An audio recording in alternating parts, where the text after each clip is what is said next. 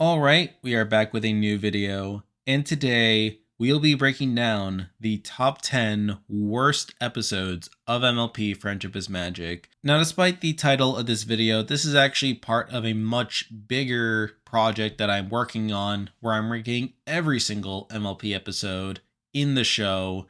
And I spent the last couple of months or so doing season episode rankings, breaking down the rankings for each individual season. And then now that that process is done, it's now time to basically combine all those lists into one big ranking. And obviously, this is going to be a pretty big undertaking. And on the face of it, it would make for a very long video. Now, before we get started with the actual list, I figured I'd lay down some criteria, lay out some ground rules for what exactly I'm ranking, and then we can sort of proceed from here. If you've already seen some of my previous MLP episode rankings, then this shouldn't come as too big of a surprise here, but I'll talk about it anyway. So for this list, I am only looking at the main series of MLP Friendship is Magic. I am not going to be reviewing or ranking anything from Equestria Girls, although I do plan on doing some Equestria Girls videos in the future, so stay tuned for those. I am also not including any movies, specials, or shorts that exist outside the main core series. So basically, I am just looking at the episodes from the main Friendship is Magic series. With that, there are 9 seasons of Friendship is Magic, with 8 of those seasons having 26 episodes, and 1 season having 13 episodes, which brings the grand total to 221 episodes. However, for those of you who are familiar with my rankings, I do count the 2-parter episodes as 1 episode as opposed to 2, and with there being 15 2-parters in this series, that obviously reduces the episode count to a degree, which gives us a grand total of 206 episodes to rank, which is obviously a bit more manageable than 221, but it's still going to be quite a lot. This is going to be quite the journey, and honestly, this is one of the projects that I've been a bit more excited about with this channel. Like, this is something I've been looking forward to for a while now, and I'm now very excited to embark on it with you. And I know that this is going to be a very long process, and I hope that through this journey, we really get to go through the history of MLP and really build our way up from the very worst that the show has to offer to the very best. And I hope that you all enjoy this journey along with me. So I guess that's something I'll leave you with as we get started here. And let's not waste any more time. Let's get right into the video. So here we go. Starting off this list at number 206. Wow, what a place to start there. But we have the worst episode in Friendship is Magic. Now, if you've seen my season episode rankings, you should have a good idea of who the contenders are for this spot. Now, I will say that for the most part, this list will largely remain true to the placements I gave to episodes in the season episode ranking, although there will be some deviations here or there as I've definitely reassessed some episodes since doing those videos, but I feel like this bottom 10 is pretty secure to me. I mean, these are some pretty awful episodes, and I'm sure if you followed along, you should expect certain episodes to be in this part per se. However, I did have to wade through and really pick an episode to consider the worst here, but let's not waste any more time here. At number 206, the worst episode in Friendship is Magic is Yakety Sax from Season 8. And again, I know that at the time I made my Season 8 ranking that this was certainly a choice. I mean, I'm sure plenty of people thought that this was a bad episode. I mean, myself included, of course, and rightly dismissed it as a pretty forgettable one at the end of the day here. However, I largely stuck to my guns at the time of the Season 8 video and declared it the worst episode of the worst season of the show, and now it's here at the bottom.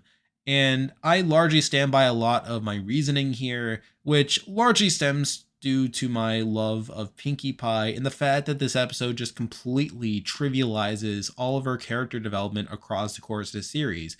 I mean, it'd be one thing if this episode was just kind of boring. I mean, and it didn't really do much to advance itself per se. However, I feel like out of all the episodes here, this is definitely the episode that really just doesn't do Pinky any favors at all. I mean, we literally see her go through all this character development across the first 4 seasons and really beyond that for of her growing from this largely happy but insecure pony that seeks the approval of others to one who definitely still likes throwing parties for others, but is a bit more secure in herself. And through that, that's a pretty interesting character arc for her to be in. And we see over the course of the series that others grow to appreciate her and they learn to not underestimate her so much, that she isn't just some party pony that just throws parties and shoots her party candidate and eats cupcakes and all that, that she's actually become someone who cares a lot about her craft. I mean, for her, parties are a source of one, making sure that her friends are happy and maximizing happiness and fulfilling the purpose of her cutie mark, but also as a way of expressing herself and really making it a craft of sorts, where we saw in episodes like Party Poop that she really goes out of her way to put a lot of effort and like mindfulness behind her parties in order to maximize happiness. It's sort of weird because it's both a craft but also a science for her in a lot of ways. So we really got to see a lot of appreciation for Pinky over the course of the series here, and we see her develop and learn to become more secure in herself, that she isn't as underestimated as she was for a lot of it. And more importantly, that she recognizes that her friends like her for who she is, that they don't just like her because of what she performs on the outside or what jokes that she can give to make them laugh at any given time. I mean, she is, at the end of the day, a very real and substantial member of the main six, which leads me right into this episode, which again feels like it completely trivializes that, where we see Pinky just suddenly pick up this hobby one day, which, again, the fact that she picks up a yak related hobby isn't the worst concept in the world. And considering that at this point in the series, we had a regular yak character in Yona around, I mean, they could have definitely had her involved in this episode, and they really could have made something out of this and really tied it to Pinky's connection with the yak culture, which was becoming a recurring storyline at this point in the series. However, we obviously see the conflict unfold here, where her playing really disrupts a lot of her friends' lives. And it's not just that she's bad at playing the Yvidophone, it's that she's practicing it in very public settings and doing it in a way that has negative and very real consequences on her friends' lives. I mean, as I said at the time of the season A video, she costs Rainbow Dash a race. She keeps all of Fluttershy's animals up all night to where she can't get any sleep, and the animals can't get any sleep because she's playing it and she scares the animals. She turns all of the apples in Sweet Apple Acres into applesauce when it isn't even saucing season. Again, just not boding well for business, not boding well for the Apple family's livelihood there. So basically, when they come to talk to Pinky about this, they have a very real set of problems to deal with here. I mean, it's not just that Pinky is playing this new thing and that she isn't very good at it, it's that she's doing it in a way to where it causes real harm. And there was a very real and practical solution to it, in which they could have either asked her to get lessons. Again, you have a yak character at this point who could be involved with the story, but just isn't for whatever reason. And then the other approach is, okay, if you're not going to get lessons, like at least play it in areas where it's not going to disrupt people. I mean, you're not going to play it in the library, for instance. You know, you could just play it at your house, or if you like want to bring it to a party, then have it be a part of that. I mean, there are other ways you could go about this, but instead, in order to create this conflict, Twilight just has to insist that the whole problem is her even daring to play the Yvidophone in the first place, and says that she just isn't good and she should stop, and that it's just all bad. Again, just not the ideal way to go about it, and really in an unnecessary way with what the episode was literally showing us here. But that's not really the main issue with the episode. I mean, it's definitely dumb. I mean, it's not something that really helps the episode per se. But what really causes this episode to go downhill is the way in which this incident just completely deflates Pinky's self-worth, and how she uses this incident to really become depressed. And the fact that she literally had this thing that she picked up just a week ago, and to be told that she's not very good at it is enough to just completely destroy her self-confidence. It's just a very bad look in my eyes. I mean, what does it say about all the character development that Pinky went through with her going through much more severe incidents, in my opinion? Like in Party of One, when she thought that her friends were ignoring her to the point where they didn't want to be her friends anymore. You have things like in Too Many Pinkie Pies, where all of her friends just assumed that she was this like flanderized version of herself when all these Pinky clones are running around and were being flanderized versions of herself. And that episode all was centered all around Pinky, like showing them that there was a very real pony behind there, that she was a very complex pony with actual emotions and stuff and actual motivations beyond just simply running around, laughing, just creating a ruckus out of everything. You have that. You have Pinky Pride, which again was the culmination of her character arc, where she had this pony pose a really real threat to her, and her just thinking that someone like that could easily replace her, leading her to think that her perception in the eyes of her friends is that they just see her as a source of comedy, and that source of comedy can easily like be outsourced and replaced, and that without her to serve that role, that she doesn't have any utility to provide. I mean, and all those episodes I just mentioned were about her coming to realize that her friends see her as more than that they actually care about her and want to be her friend, that they just aren't there to like have her parties and then go away. So we see over the course of the series that Pinky has grown in a lot of ways, and that she has grown from far more serious experiences here. But to now see all that just go out the window over something as minor as this is just completely laughable. And the episode doesn't really have any self-awareness in that regard. I mean, we just see Pinky being completely depressed and hopelessly depressed, just kind of mocking the whole idea of Pinky being depressed and becoming Pinkamena for whatever reason. I mean, again, I can understand why people may not be as upset by that as I would be, for instance. But that's really what drags down this episode for me. I mean, and on top of it being very boring, and on top of it relying on a very contrived and stupid conflict, per se, just really makes this episode not enjoyable, but also pretty counterproductive to what the show has been building up, at least for one of its main characters. And to me, that is pretty inexcusable in my opinion. And that's part of the reason why I punished this episode as much as I did. And when we're factoring in all the episodes that we're going to be talking about here, I mean, admittedly, it's not the most insufferable episode. I mean, I could definitely just turn this on in the background and not get too upset on the face of it. I mean, it's really more when you get down to what this episode means in the context of the rest of the series. That being that it kind of trivializes all this stuff that Pinky went through over the course of it. I mean, whereas other episodes are just more like not fun to watch on their own. I mean, this episode definitely does more damage, I think, to the overall series than a lot of other episodes we just mentioned, or will mention, I should say. So that's really what was the decision maker for me. And while there are definitely other pretty bad episodes we'll be getting into relatively soon, I think this episode is the perfect summation of why season 8 in general was the worst season of the show, is that it was really a season in which the writers were essentially just dumping like ideas that they probably wouldn't have used otherwise, but because it was getting around season 8, that they didn't really have anything left, and they figured that this was the best way to go about it.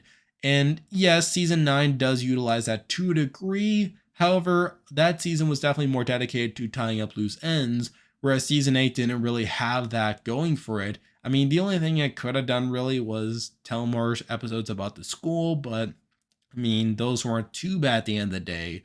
But again, season 8 just has these episodes that wouldn't have worked, I mean, and this late in the series. I mean, if they had happened in season 1 or season 2, then they could have worked better. But because all these characters had gone through so much character development by this point, it made it so that these episodes by season 8 were not working anymore, as it really just makes a joke out of these characters and really just forces them into really baffling behavior just to make the story work here.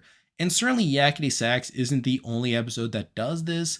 However, is the episode that I think best encapsulates this trend, and it's not a good trend for the series. And considering that it really just takes a damper on my favorite character in the show, which really just isn't good in my personal opinion. So I feel like at the end of the day, I did sum up my reasons why this is my personal least favorite episode of the series. Now I know people will definitely contest this to a degree, and again, and this really goes for all these placements on this list moving forward.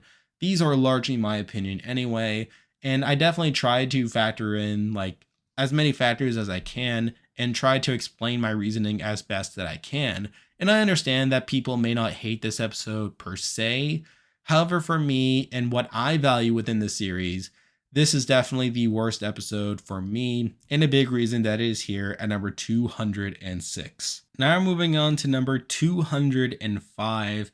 And again, we are sticking with another pretty terrible episode, and one that I'm sure people were expecting a bit more to crack this list here, but we're actually sticking with another season 8 episode, which probably doesn't bode well for that season as a whole.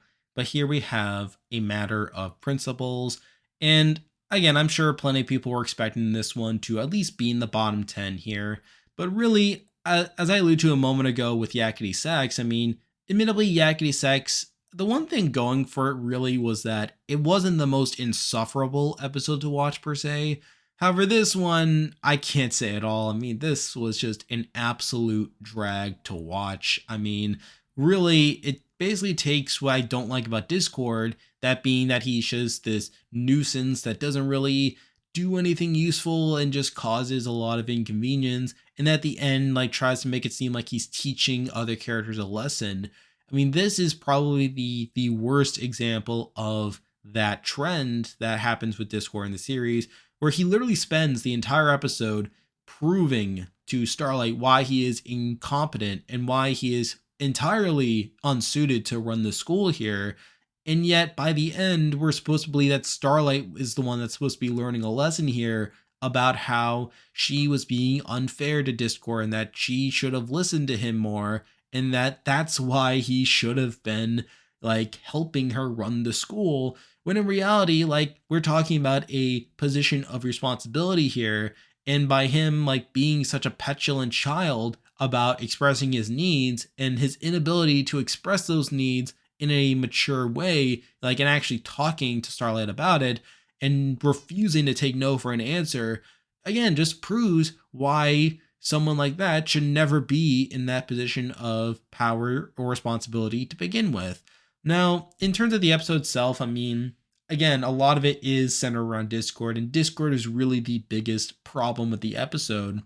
Where, again, getting right into the premise, he is the reason why the main six leave the school in the first place. He corrupts the friendship map here in order to send them on their quest, sending them into direct danger, all for a fake mission, which, again, not only endangers the main six, but especially endangers Fluttershy. I mean, we've seen in previous episodes that Discord cares a lot about Fluttershy and that he is willing to ensure that she is safe. I mean, we see in To Where and Back again that the biggest reason why he is motivated to help Starlight and Trixie on their mission is because Fluttershy was put into direct danger. And we've seen that in other episodes as well, like Discord and Harmony, where Discord was so willing to change himself just to make Fluttershy happy. I mean, this is the relationship we're talking about here, and yet he literally puts her in harm's way on a fake mission. He puts her in danger for no reason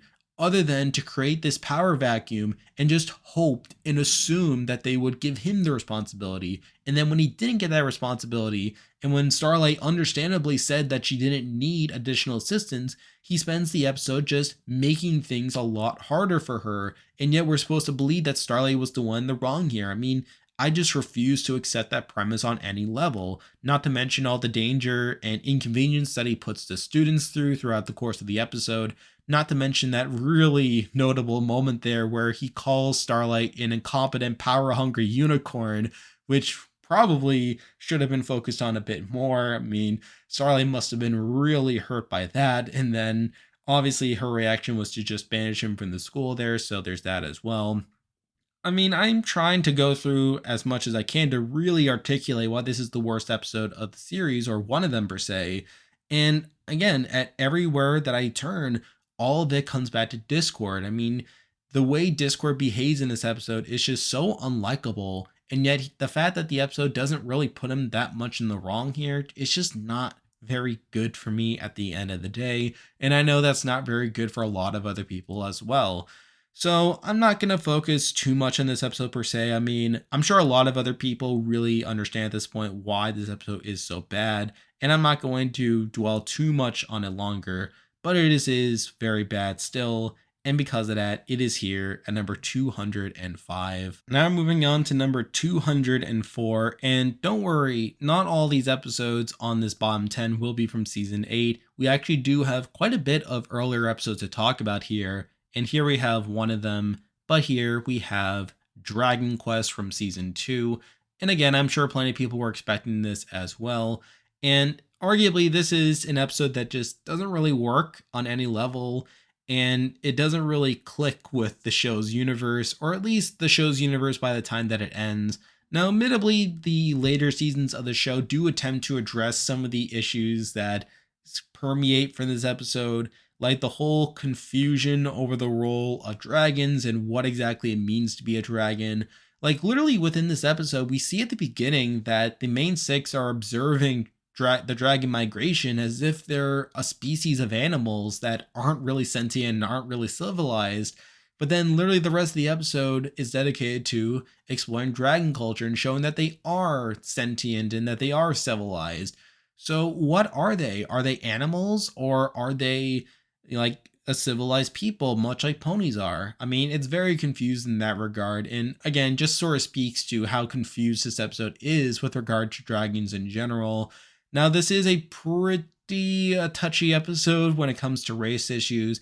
Now, admittedly, the episode does attempt to steer away from some of the more racial connotations between dragons and ponies by trying to make it more of a manly versus girly issue.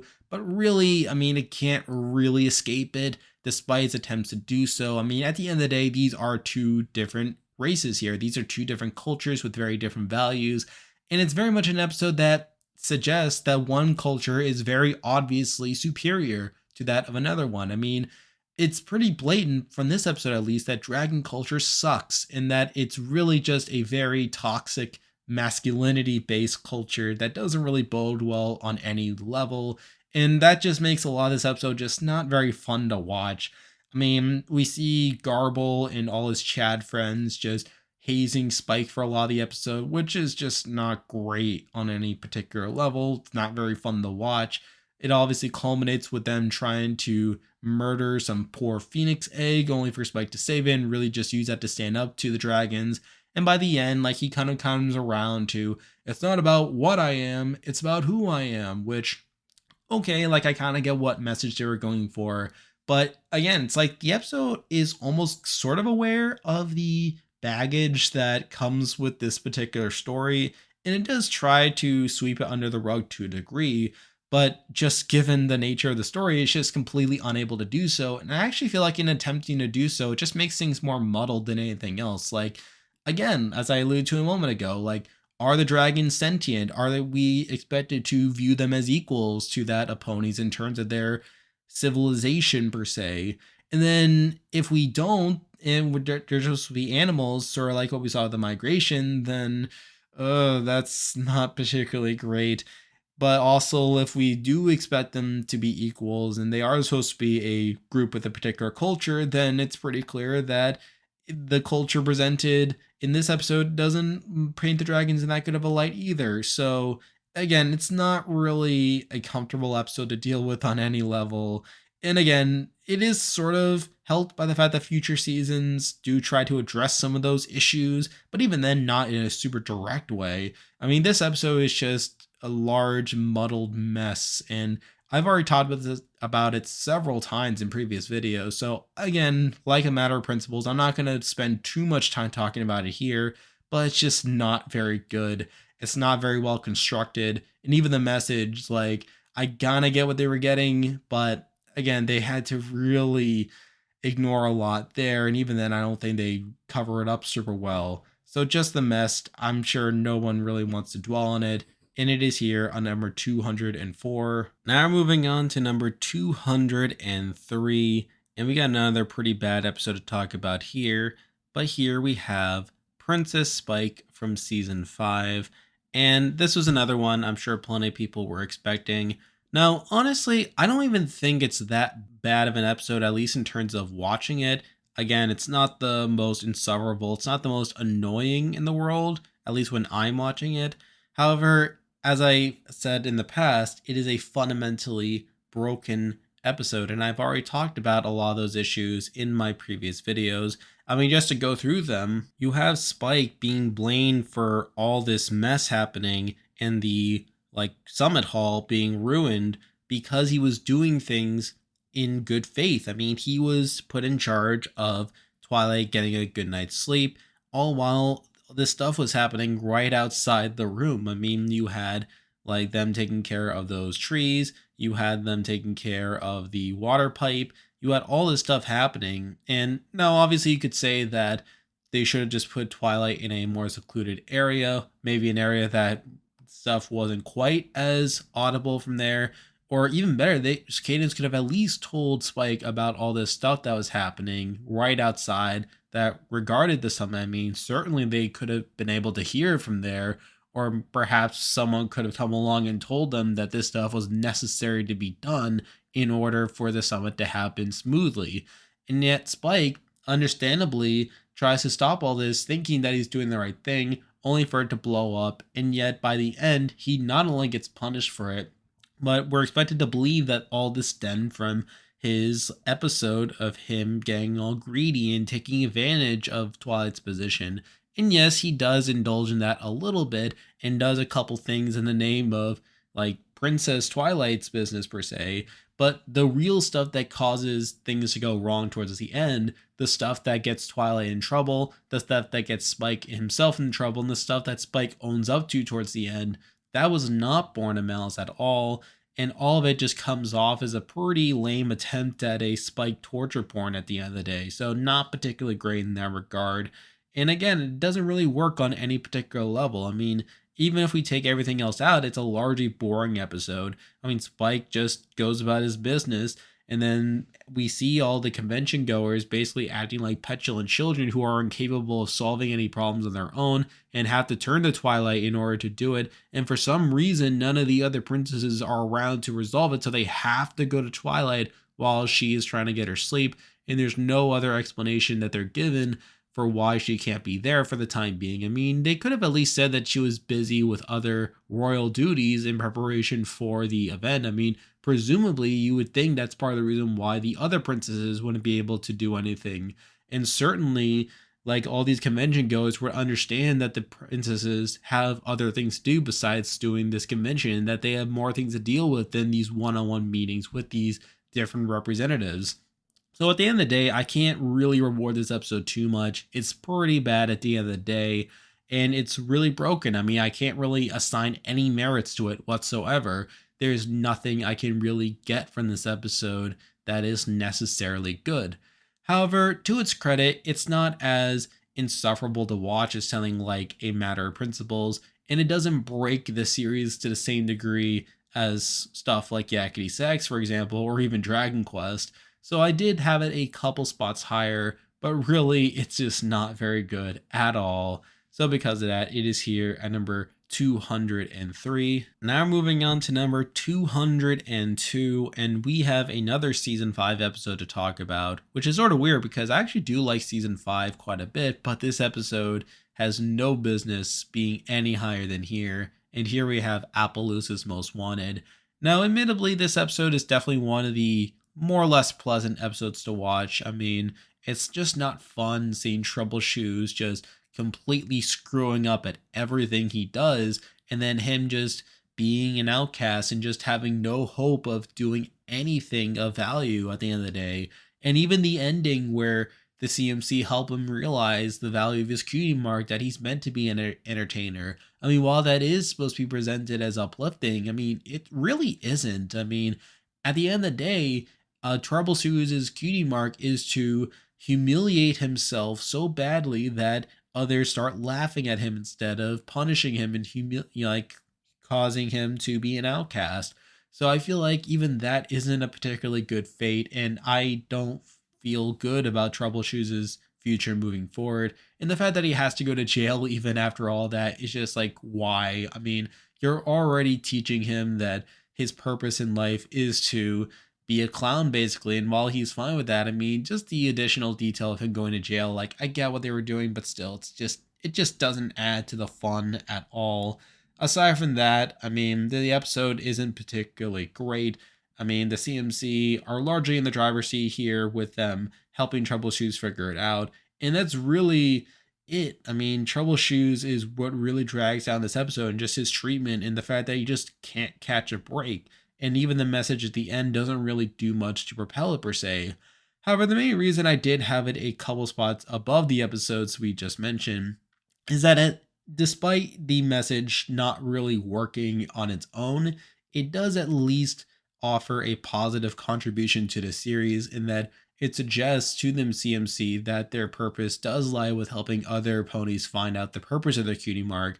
And while we see that playing out here in a not super fun way, with Trouble Shoes not really having that great of a cutie mark, it does at least set that storyline up for when the CMC do eventually get their cutie marks in the Crusaders of the Lost Mark. So at least there's that. At least it does tie into some broader story trend within the series, and at least that implication is somewhat positive in context with the rest of the series. However, the episode itself is just a drag, in my personal opinion. It's just not very fun at all. So because of that, I do have it here at number 202. Now moving on to number 201. And this is an episode that I'm a little surprised is as high as it is. However, all things considered, I mean, it kind of fits here, but it is still a pretty awful episode.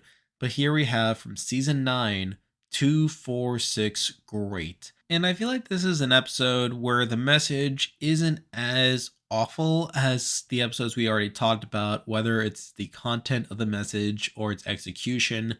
However, I still think it is still pretty undermined by a few things. I mean, for one, the fact that Rainbow never actually signed up to be the coach of the cheer squad. Now, I understand the message they were going for in the sense that you can't always do things that you want to do, and that sometimes you just have to do things for other people in your life because that's just what being a good person is. And I get that. However, there was no reason why Twilight should have looked at Rainbow Dash and thought that she would be this great selection to be, the coach of the cheer squad when it's very obvious that she was much rather do the buckball team, even though, again, they literally have 2 professional buckball players, technically 3 actually, on the team already. So I understand why Rainbow wasn't put there, but Twilight pretty much had no reason to think that Rainbow would have succeeded in this position.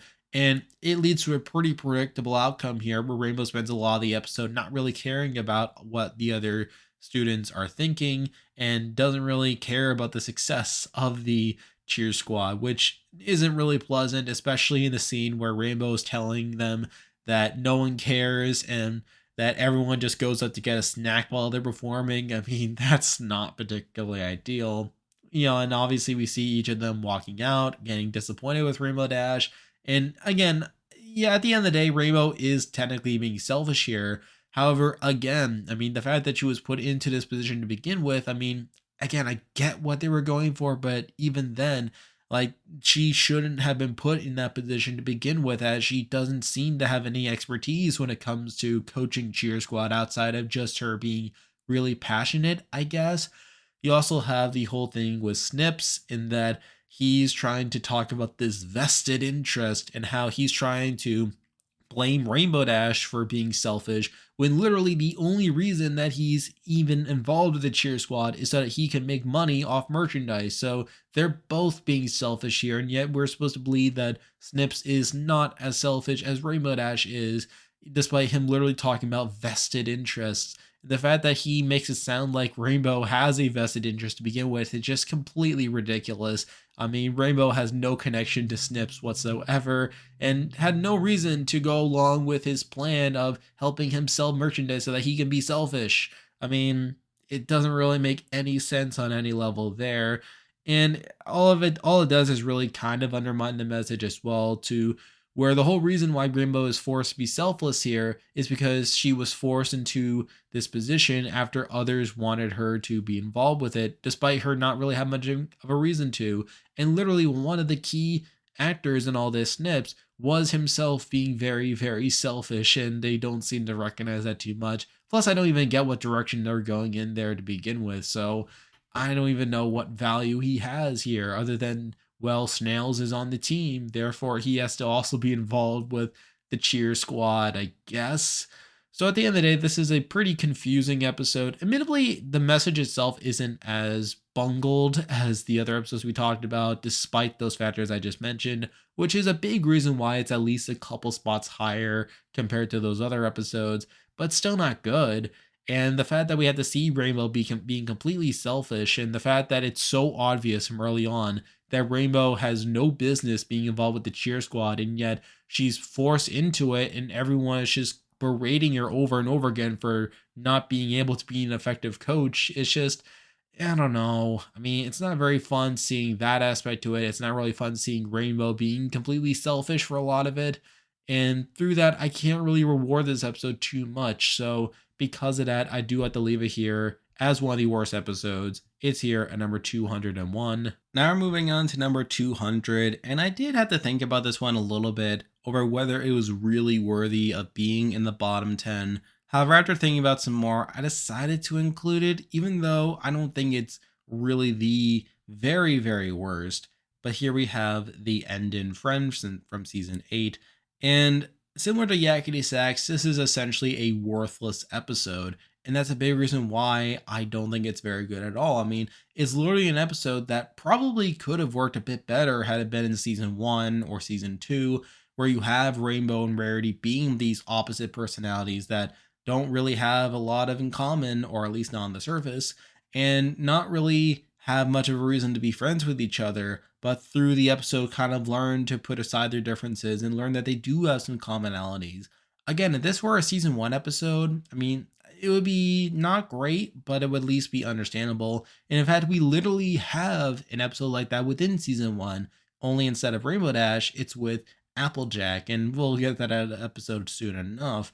But the fact that it's here in season 8, literally after Rainbow and Rarity have gone through so much together, I mean, not just with saving Equestria over and over again, but also having an episode dedicated to each other in Rarity Investigates, where Rarity literally proves Rainbow Dash wrong in terms of her seeming like she didn't really do anything and was doing things her own way, but in doing so was able to help out Rainbow Dash, like help her save her dream per se, so that we literally have seen the bond one-on-one in the past on top of everything else we've seen before. And yet this episode has them come to the quote unquote shocking realization that they don't have anything in common. And yet, despite getting along perfectly fine before then, this realization is just enough to send them into just bickering for a lot of the episode. And that's not fun at all. And it's just such a drag, just waiting for them to go off on their adventure so that they can relearn their friendship, I guess. So again, this episode is pretty bad. And like I said with the Yakety Sax, this is a perfect encapsulation of the trend with season 8 and some other later season episodes, but particularly with season 8, this trend of episodes that probably would have been used earlier, but just weren't very good and just were sort of tossed until the last possible moment. And with this episode falling here, I mean, it just falls pretty flat in my personal opinion. So at the end of the day, I can't really reward this episode too much. However, the main reason I do have it above the ones we just talked about is that despite it being completely ridiculous, the message itself, I can't say is bad at all. This is probably the first episode on the list where the message isn't completely messed up per se. As again, in a vacuum, this episode sort of kind of works, but in context, it just falls apart. So because of that, it is here at number 200. Now we're moving on to number 199. And again, we are still inside this bottom 10. and we have a pretty traditionally hated episode. Mind you, one that probably isn't as hated now, especially since it came out so long ago, but really one that deserves to be here. But here we have the mysterious Mare Duel. And honestly, coming into this project, I was a little surprised that it even made the bottom 10, as obviously it is a pretty bad episode and one that doesn't really work on any level per se. I mean, I 100% subscribe to a lot of the criticisms that people ascribe to this episode, both at the time that it came out and even now. However, I kind of thought that with time passing that it wouldn't seem as bad as, like maybe people thought it was at the time. But after just thinking about it more and more, I mean, I can't really defend this episode too much. Now, the one thing I will sort of defend it for is that scene kind of towards the beginning where we see Rainbow first get her praise and she kind of gets embarrassed by it to a degree, and her just being completely like fluttery over the idea of people looking up to her, of people giving her the attention to begin with, was a minor positive to the episode and one that made it slightly interesting in my eyes. But then afterwards, it just completely goes downhill. We obviously get the whole scheme where each of the main six take turns being the Mare Duel and really just one-upping Rainbow Dash at every single opportunity, just completely humbling her in the process. And again, people have talked about this before. This is such a ridiculous scheme to really humble Rainbow Dash. And the whole message of learning to be humble to begin with is completely undermined when each of the main six take turns talking about how amazing the Mare Duel is. Like, they literally talk in the Sugar Hood Corner with Rainbow Dash in sight, talking about, oh wow, look at the mysterious Mare Duel. Look at how awesome they are and how they're doing all these great things. And they're so humble. I mean, it's like, what are you doing at this point? So, yes, I can't really defend it too much. And as I talked about with certain other episodes before, it really highlights this degree of self righteousness that just doesn't sit well with me. I mean, the fact that these main six people are just patting themselves on the back over this Mare Duel gimmick versus actually just telling Rainbow Dash point blank that she's being too selfish and she's basking in the spotlight too much, which honestly, like the fact that Rainbow Dash is even in the spotlight to begin with, the fact that she relishes in it, I mean, it's not that bad at the end of the day. I mean, granted, I mean, it's a bit more justified, like the whole scheme compared to what we see in another episode, which we'll be talking about a bit soon on this list. However, again, like as long as Rainbow Dash isn't actively creating situations where her heroism is needed, then I mean, what bad is there to her being a little selfish other than just her being a bit annoying? So at the end of the day, I can't really defend this episode too much. I mean, the message is very questionable. I mean, in terms of its execution, the fact that the main six aren't more upfront with Rainbow Dash about how her being selfish is pretty annoying and how it's not very good, and the fact that they resort to this scheme that obviously humbles Rainbow Dash and kind of makes her sad and humiliated, but also just using that opportunity to pat themselves on the back just is not a good look either. So again, I can't defend this episode too much, and because of that, it is here at number 199. Now we're moving on to number 198, and we have an episode pretty similar to the Mysterious Mirror Duel in that it's a widely hated episode, a traditionally hated episode that's been around for quite a while at this point, but here we have One Bad Apple. And similar to the Mysterious Mirror Duel, this is a classic bad episode of MLP, and one that I can't really justify at the end of the day. And honestly, I'm a little surprised it's as high as it is, considering how it doesn't really handle the bully message super well at all. And to be clear, it is not handled well at all. I mean, the fact that Applejack fails to explain to Apple Bloom that like Babseats was bullied in Manhattan, that this was largely an escape for her. The fact that she left out that crucial piece of information that you think she would have shared much earlier before Babseats even came to Ponyville, just at the right moment to invalidate the CMC's bullying, all the pain and suffering they went through, and paint them in the wrong. It's just a really bad contrivance and one that just really doesn't bode well for me. Obviously, the whole message about the cycle of bullying and how if you bully someone who's been bullied, then you are a bully, even though that person bullied you, which in turn should give you an excuse to bully them. It gets very convoluted very quickly. Now, I do give them some credit for acknowledging the fact that life can be so ironic and how this cycle is something that's pretty bad. But the fact that Babseeds doesn't really get much of a comeuppance other than, I guess, redeeming herself by pushing Diamond Tiara and Silver Spoon to the mud just isn't enough, in my personal opinion. I mean, it's pretty underwhelming at the end of the day. Again, the fact that Applejack is very much useless in this episode and only serves to paint the CMC in the wrong by delivering that piece of information at the convenient time. The fact that she couldn't have given that information sooner is pretty bad. The fact that Applejack fails to pick up on all the bad stuff that's happening around the orchard, and the fact that Apple Bloom is very much upset about the situation, the fact that Babseeds is even sleeping in her bed. I mean, the fact that Applejack just fails to pick up on this stuff over and over again, despite there being multiple opportunities to do so, is a really bad look for her as well, and just kind of teaches this message that adults are pretty useless when it comes to bullying, and that at the end of the day, like, kids that are bullied should just try to deal with it themselves, which, again, not the best thing to teach at the end of the day, so there's that. Now, one other positive I do attribute to this episode is the beginning of the episode when Babseeds first arrives in Ponyville. Like, I do like that couple of minutes at the beginning when we see Babs, like, acting pretty nervous, like, and she isn't sure what to expect. And it's only when, like, she sees Diamond Tiara, like, causing trouble for her Apple Bloom that she kind of gets a thrill out of that to a degree. So, I mean, there's at least that aspect to it, and we see this somewhat natural progression of how a Babseeds becomes like influenced by Diamond Tiara and Silver Spoon into bullying the CMC for the rest of the episode. So I do find that aspect a little amusing. And I know some people talk about the song as well. I mean, again, the song's okay. I mean, it's not my personal cup of tea at the end of the day, but it's not like a bad song either. So for me, it comes out as a bit of a wash in my personal opinion. But it's just the fact that this episode just really messes up the message at every opportunity. The fact that the episode does do things that kind of irk me from a storytelling perspective, particularly with Applejack's role within the episode, does make it one of the worst episodes in the series for me. But it does have a couple positives that do leave it from the very, very bottom.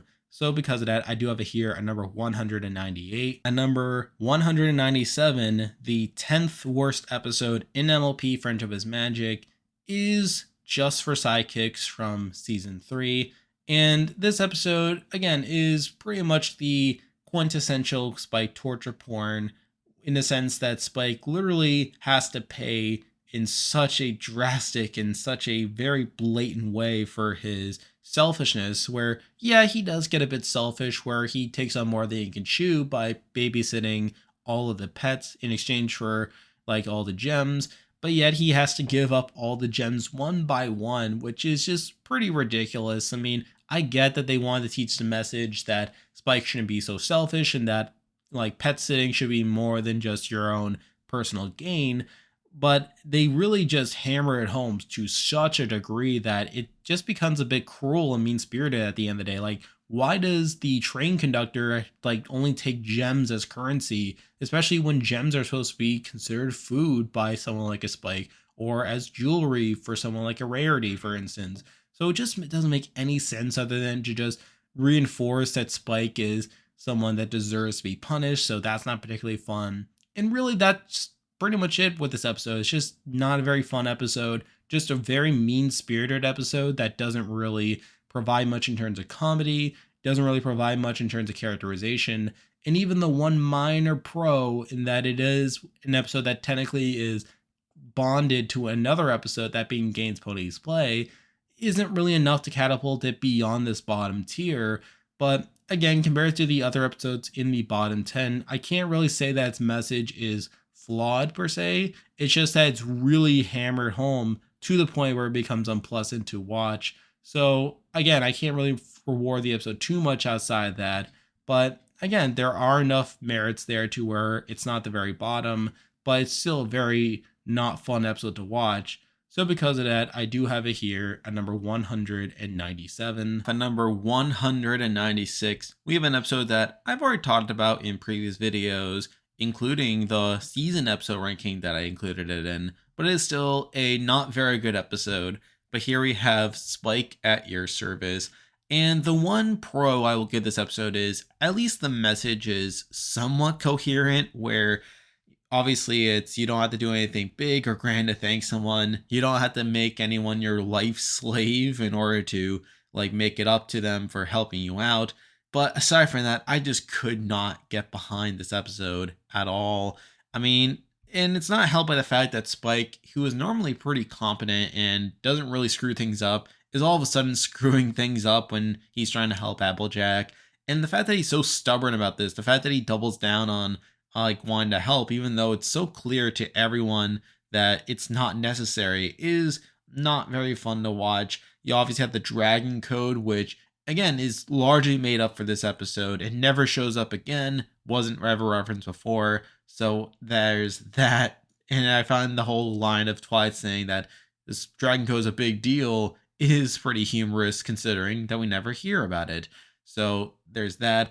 And the funny thing is, the original concept for this episode was even worse, where it would have had Rarity be the one that Spike is being a servant to, and just Rarity is indulging in it to a degree. So, actually, believe it or not, this episode could have been worse than what it ended up being, but even the final product isn't that good, and it's just an episode that I get zero enjoyment out of. But with that said, I feel like it's not as actively bad as anything from the top 10 worst episodes, which is why it is outside of there, but it's still not good. So because of that, it is here at number 196. Now moving on to number 195. And believe it or not, we have another season 3 episode. Not a good role for this season, but here we have Gaines Ponies Play, which is the follow-up to Just for Sidekicks, which ended up cracking the bottom 10. But this episode itself is not very good either. A lot of it just feels like this weird comedy of errors where we know from very early on that Miss Harshwinny is not the pony that they thought she was when the tourist just happens to come in, and they spend the whole episode trying to appease who they think is Miss Harshwinny, even though we see multiple times Miss Harshwinny just going around the Crystal Empire like trying to get a lift, only for no one to really care about her.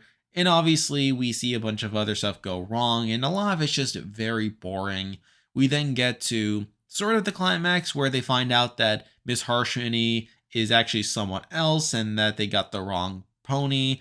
But obviously, by then, Miss Harshwinny is so fed up by everything that she obviously just wants to like fail them.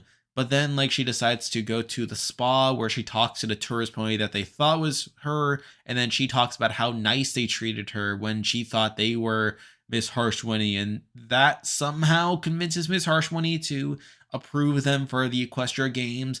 Even though really it should have been a massive red flag, as it shows how little hospitality they had for her when they didn't think she was anyone exceptional.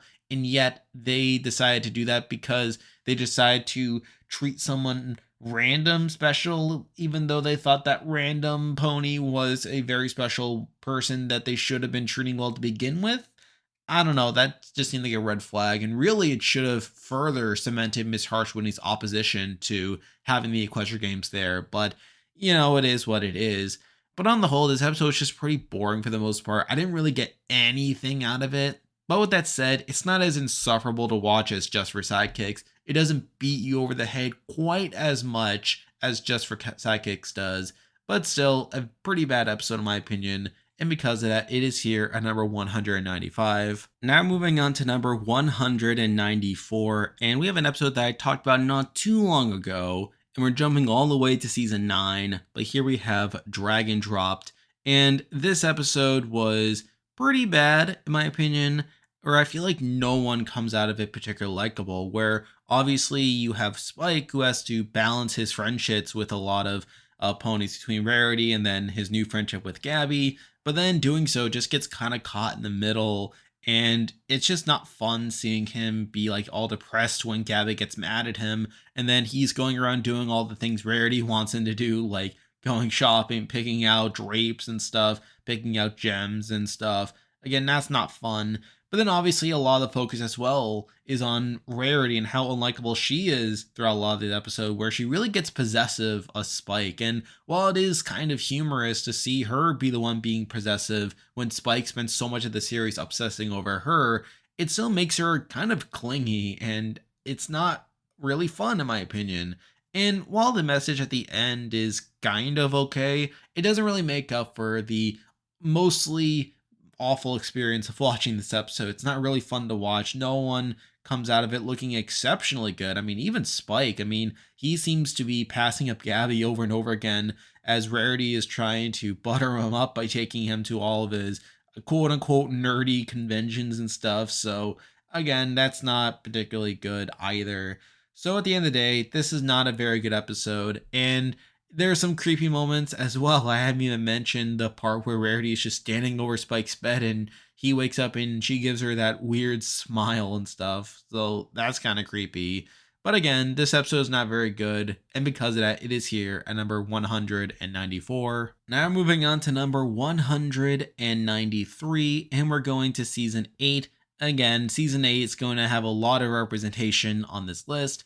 But here we have non-compete clause. And as I said earlier, this is a worse version of Fall Weather Friends in that not only does it have Rainbow Dash and Applejack retreading their old rivalry here, but they're doing it at the expense of the students, and they're actively putting them in danger in order to try to win Teacher of the Month, which again, it's not that good of a reward to begin with.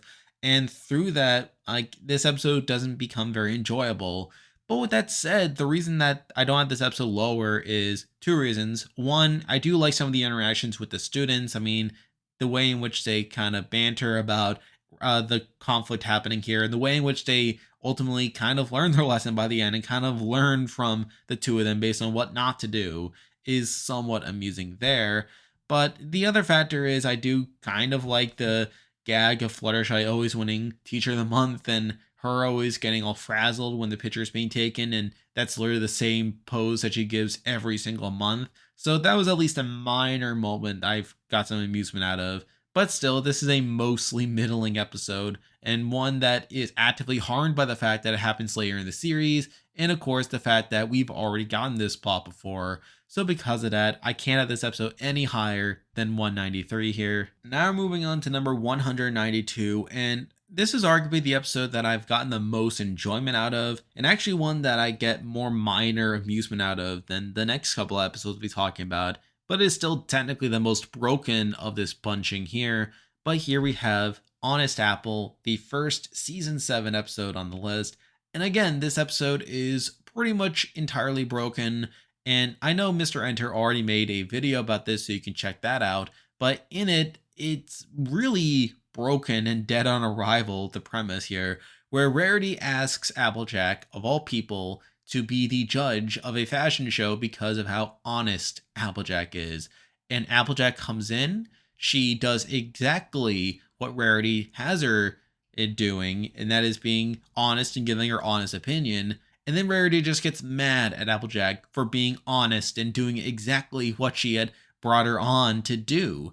And it's really Applejack the one who has to learn a lesson here by learning that, oh, well, just because it's good to be honest a lot of the time doesn't mean that it can't be hurtful, and that maybe sometimes it's better to just appreciate the effort that people put into things. You know, you obviously have that scene where she takes her to Strawberry Sunrise's house and she just tells Applejack how disgusting apples are. And then Applejack literally gets mad at her only for her to look into the mirror and realize, oh, well, it really does hurt when someone just stomps all over the effort that I put into making apples. So maybe I shouldn't be so harsh on these fashion ponies here. Even though Rarity literally said at the beginning of the episode that despite Applejack clearly over the course of the series has not shown any interest in extraneous and superfluous fashion, that she should be a judge because she's honest. And the fact that Applejack ends up learning a lesson here about why the virtue that caused her to be hired for this fashion show in the first place is actually a problem is, well, a problem. And plus, a lot of the episode is kind of boring, though I will admit the main amusement I got from the episode is meeting the different contestants in this contest. I did find them at least somewhat interesting. I did find a few of the gags about their different entries to be pretty amusing as well. And I neglected to mention this one scene from my season 7 video, but I should mention the scene where Rarity gets frustrated. She grabs the guitar from Pinky and just rages while playing it. She uses it to vent.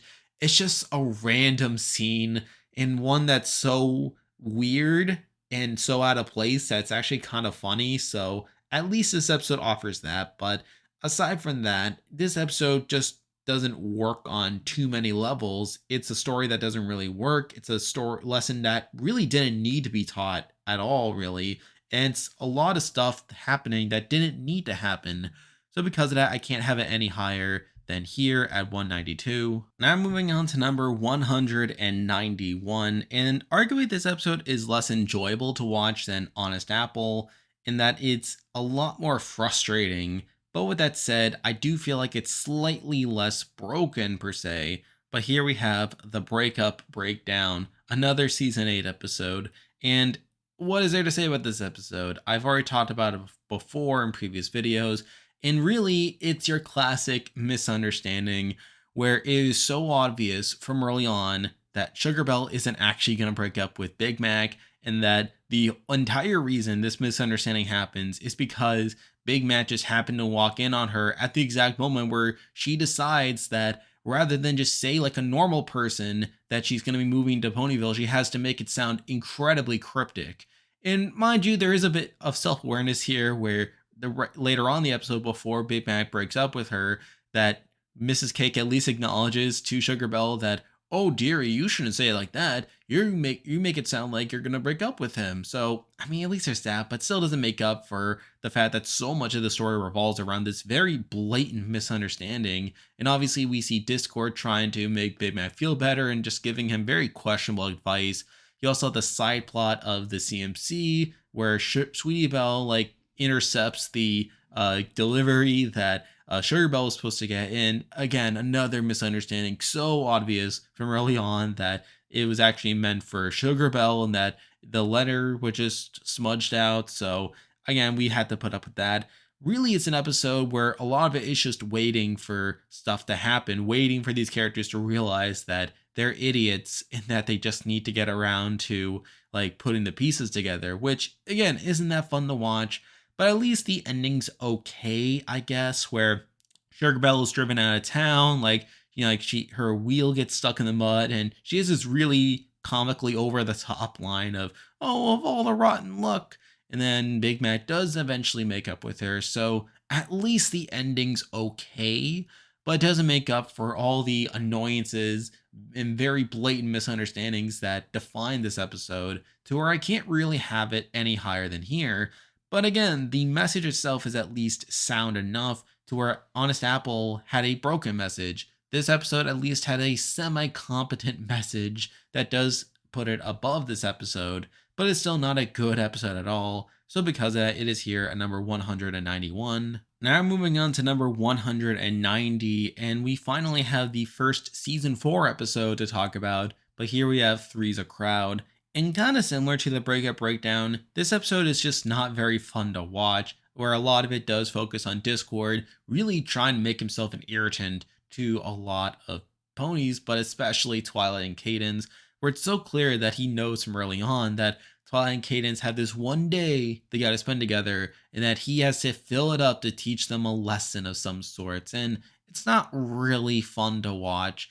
Now, I will say a couple things in this episode's favor. I mean, for one, this is technically the first episode right after Keep Calm Flutter On, so there's still an excuse for Discord being this rocky around the edges, in that while he does mean well per se, that he has a really twisted way of going about it. At least it's more justified here than in other cases, such as A Matter of Principles, where he still hasn't fully learned the lessons of friendship here. So at least there's that. Also, the pacing of this episode is really off for whatever reason, where it takes over 2/3 into the episode before they even go on the quest that involves them getting the flower that would supposedly make Discord feel better. And while I would say that is a knock in that the pacing is all off, it does kind of contribute to this episode not being as annoying to watch as it could have been, as it really sucked if the episode focused more on the actual quest and just seeing how much trials and tribulations that they had to go through rather than just having fun and Discord just rubbing it in of talking about how good of friends they're being, that they're not doing the fun things that they wanted to do, but instead doing what is necessary for him. Though the flip side to that is that at the very end, where they find out that Discord had been lying and that he is again rubbing it in, Cadence does interject and say that they did get to spend time together and that they did get the bond, which again, due to the poor pacing of the episode, does kind of make this moment a bit hollow, where I guess we do see them trying to deal with Discord before they leave on the quest, but still the fact that we don't focus more on the trials and tribulations in how they're making the most of it and still technically spending time together, it does make that line a bit weird for her to say. So I do feel like it is a mixed bag where on one hand it is technically flawed that the pacing doesn't focus more on the adventure, but it also mitigates what could have been a very frustrating episode to watch. Oh, and also the Glass of Water song is pretty overrated in my opinion. I've never really gelled with it, and I don't get why it's as big of a fan favorite as it could be, other than I guess it's just the meme song, I guess. But I don't know, I never really clicked with it that well. So at the end of the day, I did find this episode to be mostly middling as well. Again, an episode that had some weird pros and cons against it, but mostly cons that do drag it all the way down to this bottom tier here. But again, compared to the episodes we've already talked about, I feel like it's not quite as insufferable. And the message, while a bit weird in execution, is at least kind of on point. So because of that, I do have this episode here at 190. Now I'm moving on to number 189, and we're jumping all the way to season 9 again to talk about a mostly frustrating episode, though not as actively frustrating as other episodes we've already talked about. But here we have a horseshoe in, and this was just kind of a weird episode where a lot of strange stuff goes on that doesn't really help it too much. I mean, I've already made a meal about the fact that technically Twilight and Spike did already tell Starlight back in the season premiere, beginning of the end, that she was going to become the head of the friendship school. And the fact that they make it sound like in the beginning of this episode where they announce it again, like this is some big shock to Starlight, is pretty weird and not really something that I give it too much credit for. But at the end of the day, it's just kind of a nitpick. But then we get to the actual search for a vice head mayor, and we get to Trixie, and Trixie herself is mostly annoying in this episode. A lot of it is her being really entitled and her thinking that this whole interview is just a formality, while Starlight just increasingly gets more frustrated at her, despite her learning from previous episodes that she should vent her feelings and make them known to Trixie, and yet she just holds it in until the very end after she had endangered the students. And we do get to what's probably the biggest positive of the episode, which is Starlight's actual rant. Like, I always loved the way in which she built up to her yelling, her saying, "Are you kidding me?" And then the whole rant following, and then Trixie just very slow to get the hint. I do like that scene, though the rest of the episode, again, is mostly annoying thanks to Trixie. Also found the whole side plot of Starlight befriending Phyllis to be pretty weird, and again, like, sort of out of left field, and also makes the ending of this episode very jarring, where they try to make it a joke at the end with Trixie throwing Phyllis in the trash and then Starlight freaking out over that. So I did find that kind of weird, but not in a way that really helps the episode too much. So at the end of the day, I did find this episode to be not that good and not super fun to watch. But again, it does have a few minor moments here and there that do elevate it to 189. Now moving on to number 188, and we're jumping from season 9 all the way back to season 1. But here we have All's Well That Ends Well. And I'm not gonna lie, I didn't entirely know what to do with this episode. There's actually a point where I actually had it towards like the very bottom of this section of the video. Like, I had it like around like number 11 and number 12, but after thinking about some more, I did decide to bump it up a little bit, as it didn't frustrate me as much the more that I watched it than anything else. And actually, I think it does somewhat tie into broader things about Spike's character. and him wanting to impress Twilight here. But at the end of the day, this is still not a good episode. I mean, a lot of it does seem to revolve around Twilight really buttering up Spike early in the episode, calling him her number one assistant, and really just giving Spike this, I guess, ego, I guess? Or at least that's how the episode tries to present it, but it's still weird how out of nowhere they're just calling in Spike his number one assistant. But then later in the episode, we see Owlicious come into the picture and him trying to like get Owlish into trouble and trying to protect his position, but in doing so, upsetting Twilight to the point where she says that she's very disappointed in him. And obviously, that caused Spikes to run away and eventually they kind of learned their lesson there. So I did have the debate again over how bad is this really? Because it is certainly bad. I mean, like Twilight, like for example, acts like Owlicious is only helping her at night, but then we see Owlicious doing stuff during the day, like when Spike like collapses from exhaustion, and then he wakes up later in the day, and Twilight's like, "Oh well, Owlicious was kind enough to do all your chores for you," which obviously upsets Spike even more. And we obviously have later on the episode when Spike does run away, like it did feel a bit hokey to a degree. Like I felt like they could have handled it a bit better there. And really, this episode is just kind of lacking in self awareness to a degree, where again, they are kind of propping at Spike as his like number one assistant and then having to learn some humble pie here. But considering what we learned about Spike in later episodes about how he's worried that Twilight would no longer need him, is at least something that kind of makes his storyline a bit more tragic than anything else. And plus, there's also the fact that I don't like the whole master servant dynamic to Twilight and Spike's relationship. I really feel like it's better if they're either siblings or either like a mother son thing. Like, but really, this whole master servant thing is really not a fun thing to watch ever. And the fact that this episode is so heavily reliant upon that, where Spike's identity is centered around how he can serve Twilight, again, it's not very fun to watch. But with that said, I feel like compared to the episodes we already talked about, it's not as actively bad as I gave it credit for before, where it's still not good per se, but it is at least a step above these other episodes. And at the end of the day, the lesson itself is kind of sound if we're not taking into account all the other baggage surrounding this whole situation.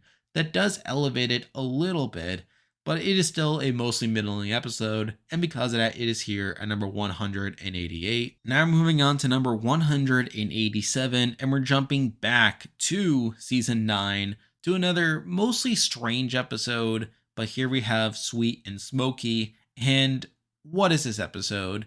I mean, I talked about before how Garble didn't really do much over the course of the series to deserve a redemption arc. I mean, he's not really that big of a character to begin with to warrant one. And even in the appearances where he does appear, I mean, he doesn't really show much redeeming qualities. I mean, he is mostly one who's entirely entrenched in dragon culture. And obviously, in Gauntlet of Fire, we were shown that if he were to become Dragon Lord, that he would invade Equestria. Again, not the most likable person in the world, and not really someone that we're expecting a redemption arc for. But out of nowhere, it seems like they decided to go in that direction for no other reason than to tie up loose ends, as that was a major goal that season 9 was trying to achieve.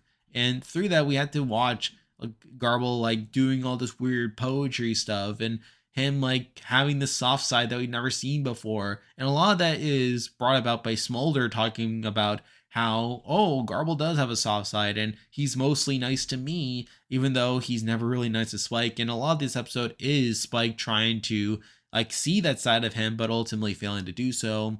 And then, of course, we also have to talk about how the conflict is resolved here, where it is so weird, where we see Garble decide to fully embrace his poetry side and really recite some stuff in front of his Chad dragon friends. But instead of like seeing that as some great inspiration, they just mock him and they just start laughing to the point where they're breathing fire and saving the day.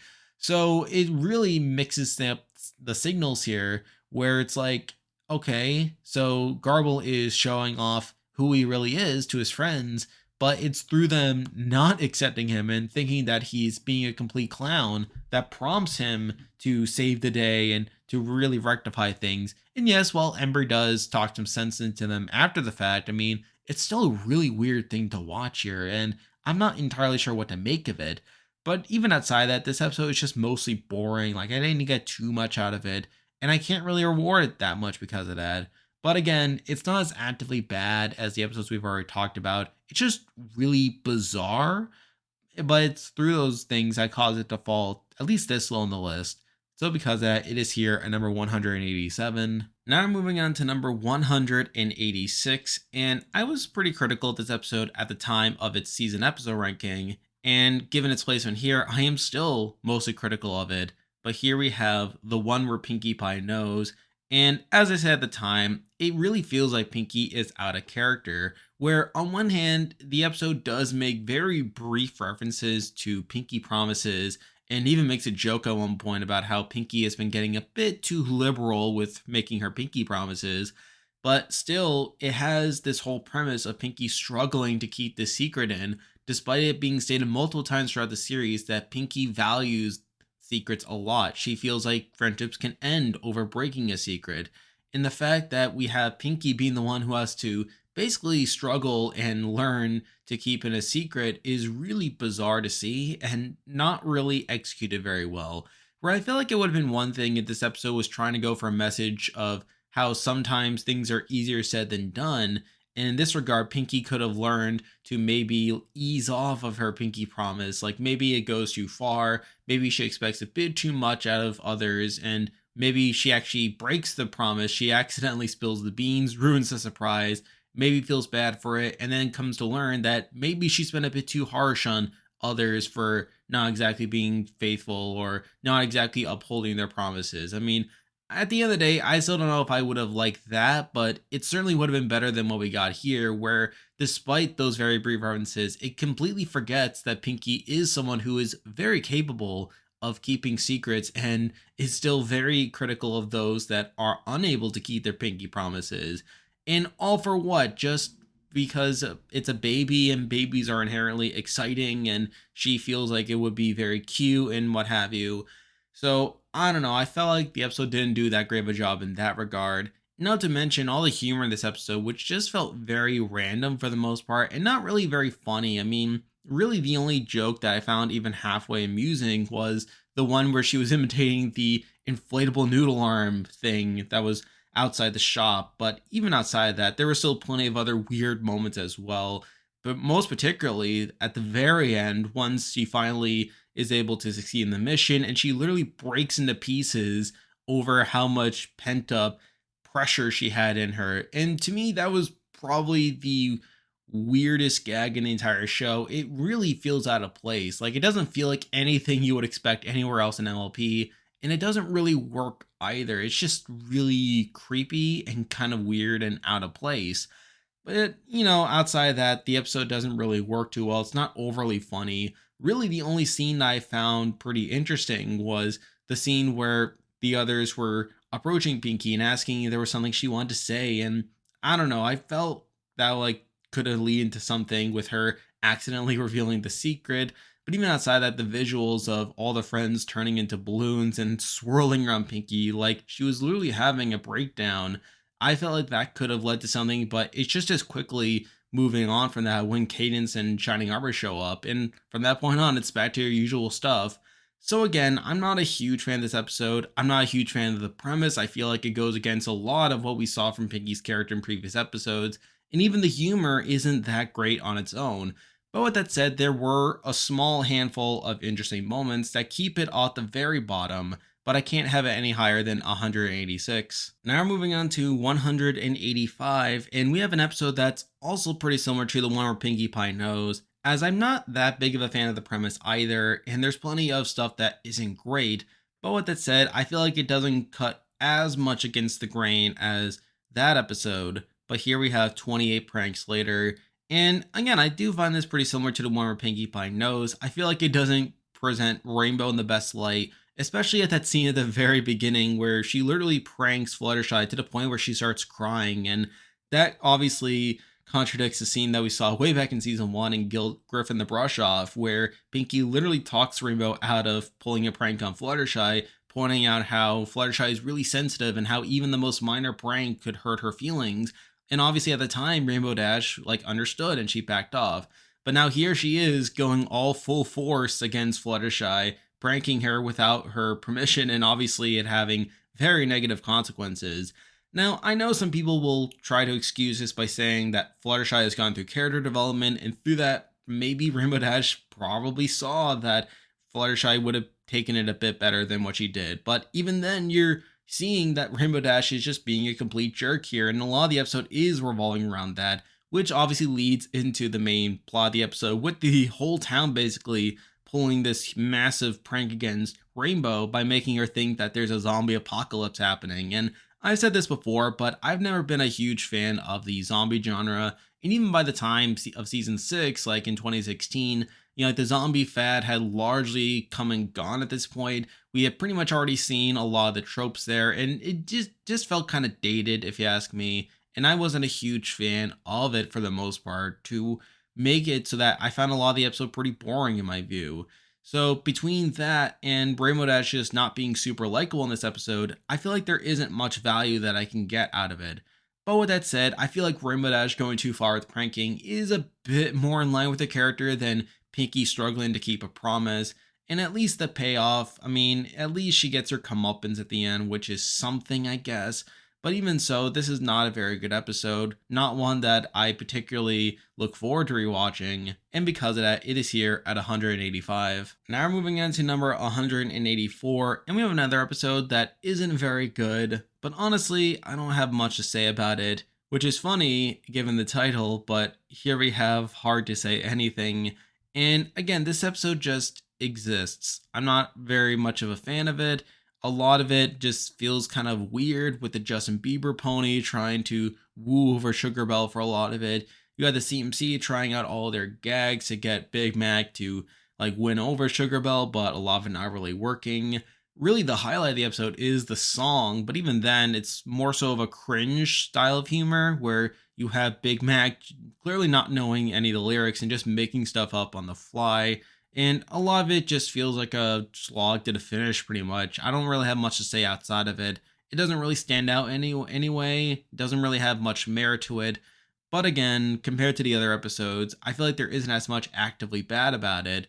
So because of that, I have it here at 184. Now we're moving on to number 183, and I'm a little surprised this episode is as high as it is, as I never really saw this as a good episode at all, and its premise doesn't really work on any level. But with that said, I feel like it doesn't offend me as much as certain episodes we already talked about, and it does at least have one good scene.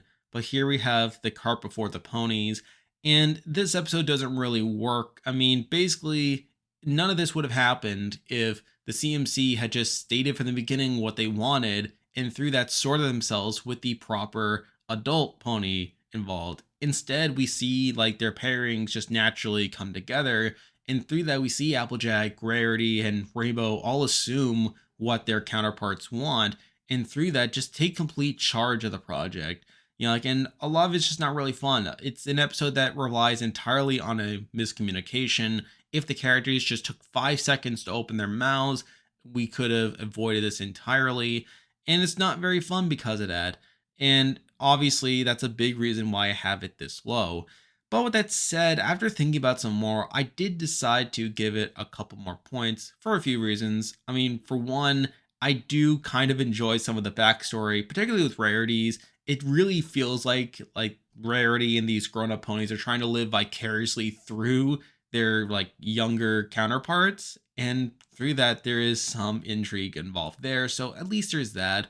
But obviously the big highlight of the episode is the actual race itself, where we have this really bopping song about derby racers, and I just find the song to be very interesting. It has a lot of cool visuals to it that is enough to make this episode at least somewhat notable in my eyes.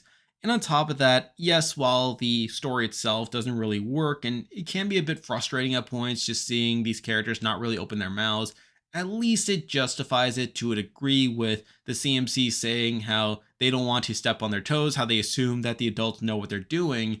And it was really only when the race came, when they decided to drive the carts that they had single handedly built, that they finally got over the edge, which does lead into the resolution after like everything crashes and they finally stand up to their older siblings, which I do find to be a bit of a cathartic moment there. So at least there's some mild enjoyment in this episode that does keep it from being lower on the list. But still, it's a mostly bad episode. It's one that relies a lot on miscommunications and characters not opening their mouths, which is why I have it here at 183. Now we're moving on to 182, and we have an episode that I know a lot of people hate and consider to be one of the worst episodes in the series. And obviously, given its placement here, I largely agree with that, and it does have some massive, massive issues. But I can't fault it entirely, and I do feel like it gets a bit of a bad rap at points. But here we have a rock hoof in a hard place, and I've already talked about this before in my season 8 video. But yeah, this is a mostly bad episode. It's one that really tries to delve into a serious subject matter, that being suicide, but doesn't seem to fully realize the implications of what it's saying here. Where obviously the main analog to suicide is rock hoof line to be turned back into stone. And I still stand by what I said in my season 8 video, where I feel like the episode seems to treat it like pretty dismissively at points, where it almost feels like Rock Hoof doesn't think much of it, and it seems really quick to resort to that as a way of getting out of his problems, to the point where he's even trying to figure out how to have the right pose in order to like look good once he turns into a statue. You obviously have like his big story at the end where he shares a story, but then just very quickly like walks away after that to be like, well, it's time to turn to stone. Okay, he doesn't quite say that, but it largely feels that way. It really feels like the episode could have done more to explore like what it's actually trying to show here. And it seems a bit shy at points, but still like treating it very dismissively, which is mostly bad. Also find some of the reasonings why Raku fails at his various tasks to be a bit flimsy, like the fact that Spike and Smolder decide to have a fire breathing contest indoors during the day. And apparently, this happens frequently enough to where no one else has ever attempted to put out the fire before, which again feels like a pretty flimsy excuse just to make Raku seem like a loser. You also have his whole sailing escapade, which is a really ridiculous scene with the hippogriffs like really like praising him for a lot of it, and it seems like he gets dismissed over a pretty like insignificant thing that could have been easily avoided, and really a mistake that honestly I felt like a lot of like people would have made. It really felt like an accident. But then we have like the captain giving this really over the top like salute as he's dismissing him, which I found very ridiculous as well. So again, there's a lot of issues with this episode in terms of its subject matter, in terms of its execution, and really in terms of its story. But with that said, I do find there to be a couple good moments, like the actual story itself, with Raku finding his purpose through storytelling. At least there's that. And again, there are a few minor moments as well that I find interesting. And plus, despite me criticizing its handling of the subject matter, I can at least appreciate the episode for attempting to handle it. And I don't feel like it was as actively bad in managing it as I make it out to be, even if I still find it incredibly, incredibly clumsy.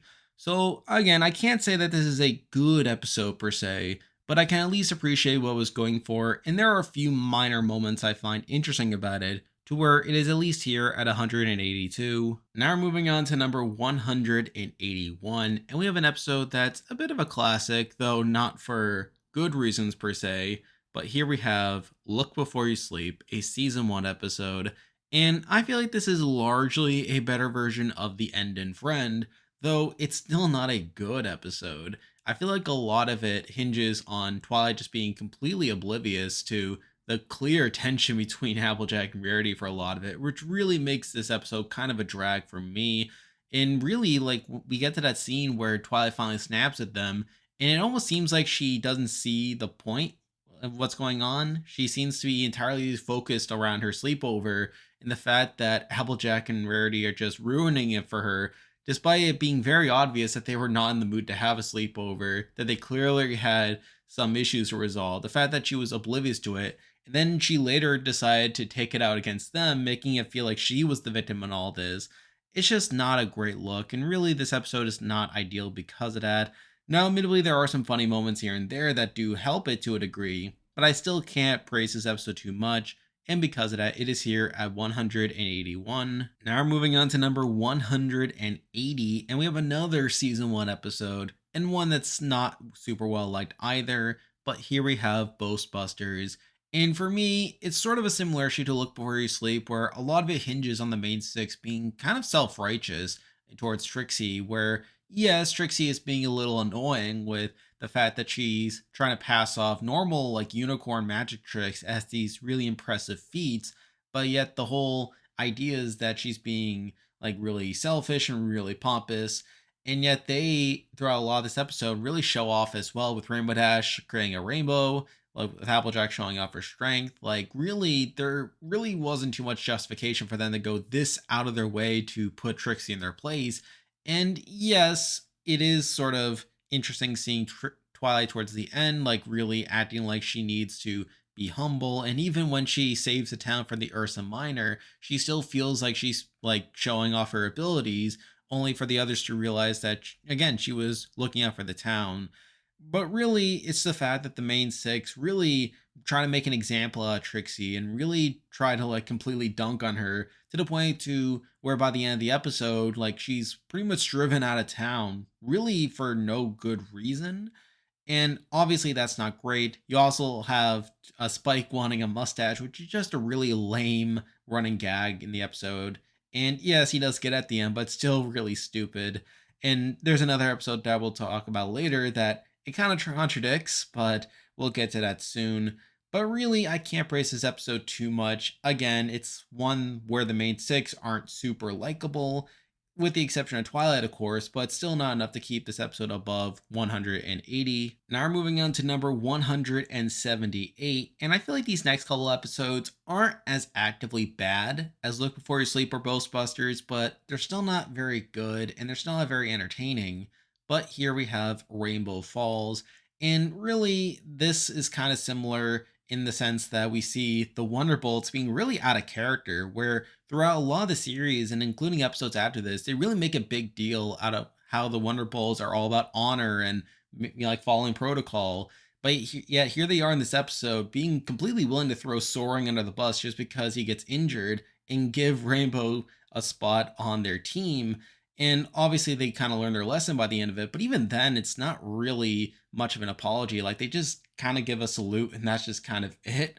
But really, it's just strange, like that they're willing to throw Soaring under the bus like that. But then in a later episode, they almost kick Rainbow out of the Wonderbolts because they thought Rainbow tried to get Spitfire out of the show so that she could take a spot over her mother's being sick when she wasn't actually that sick. So really, sort of a weird standard that they have here.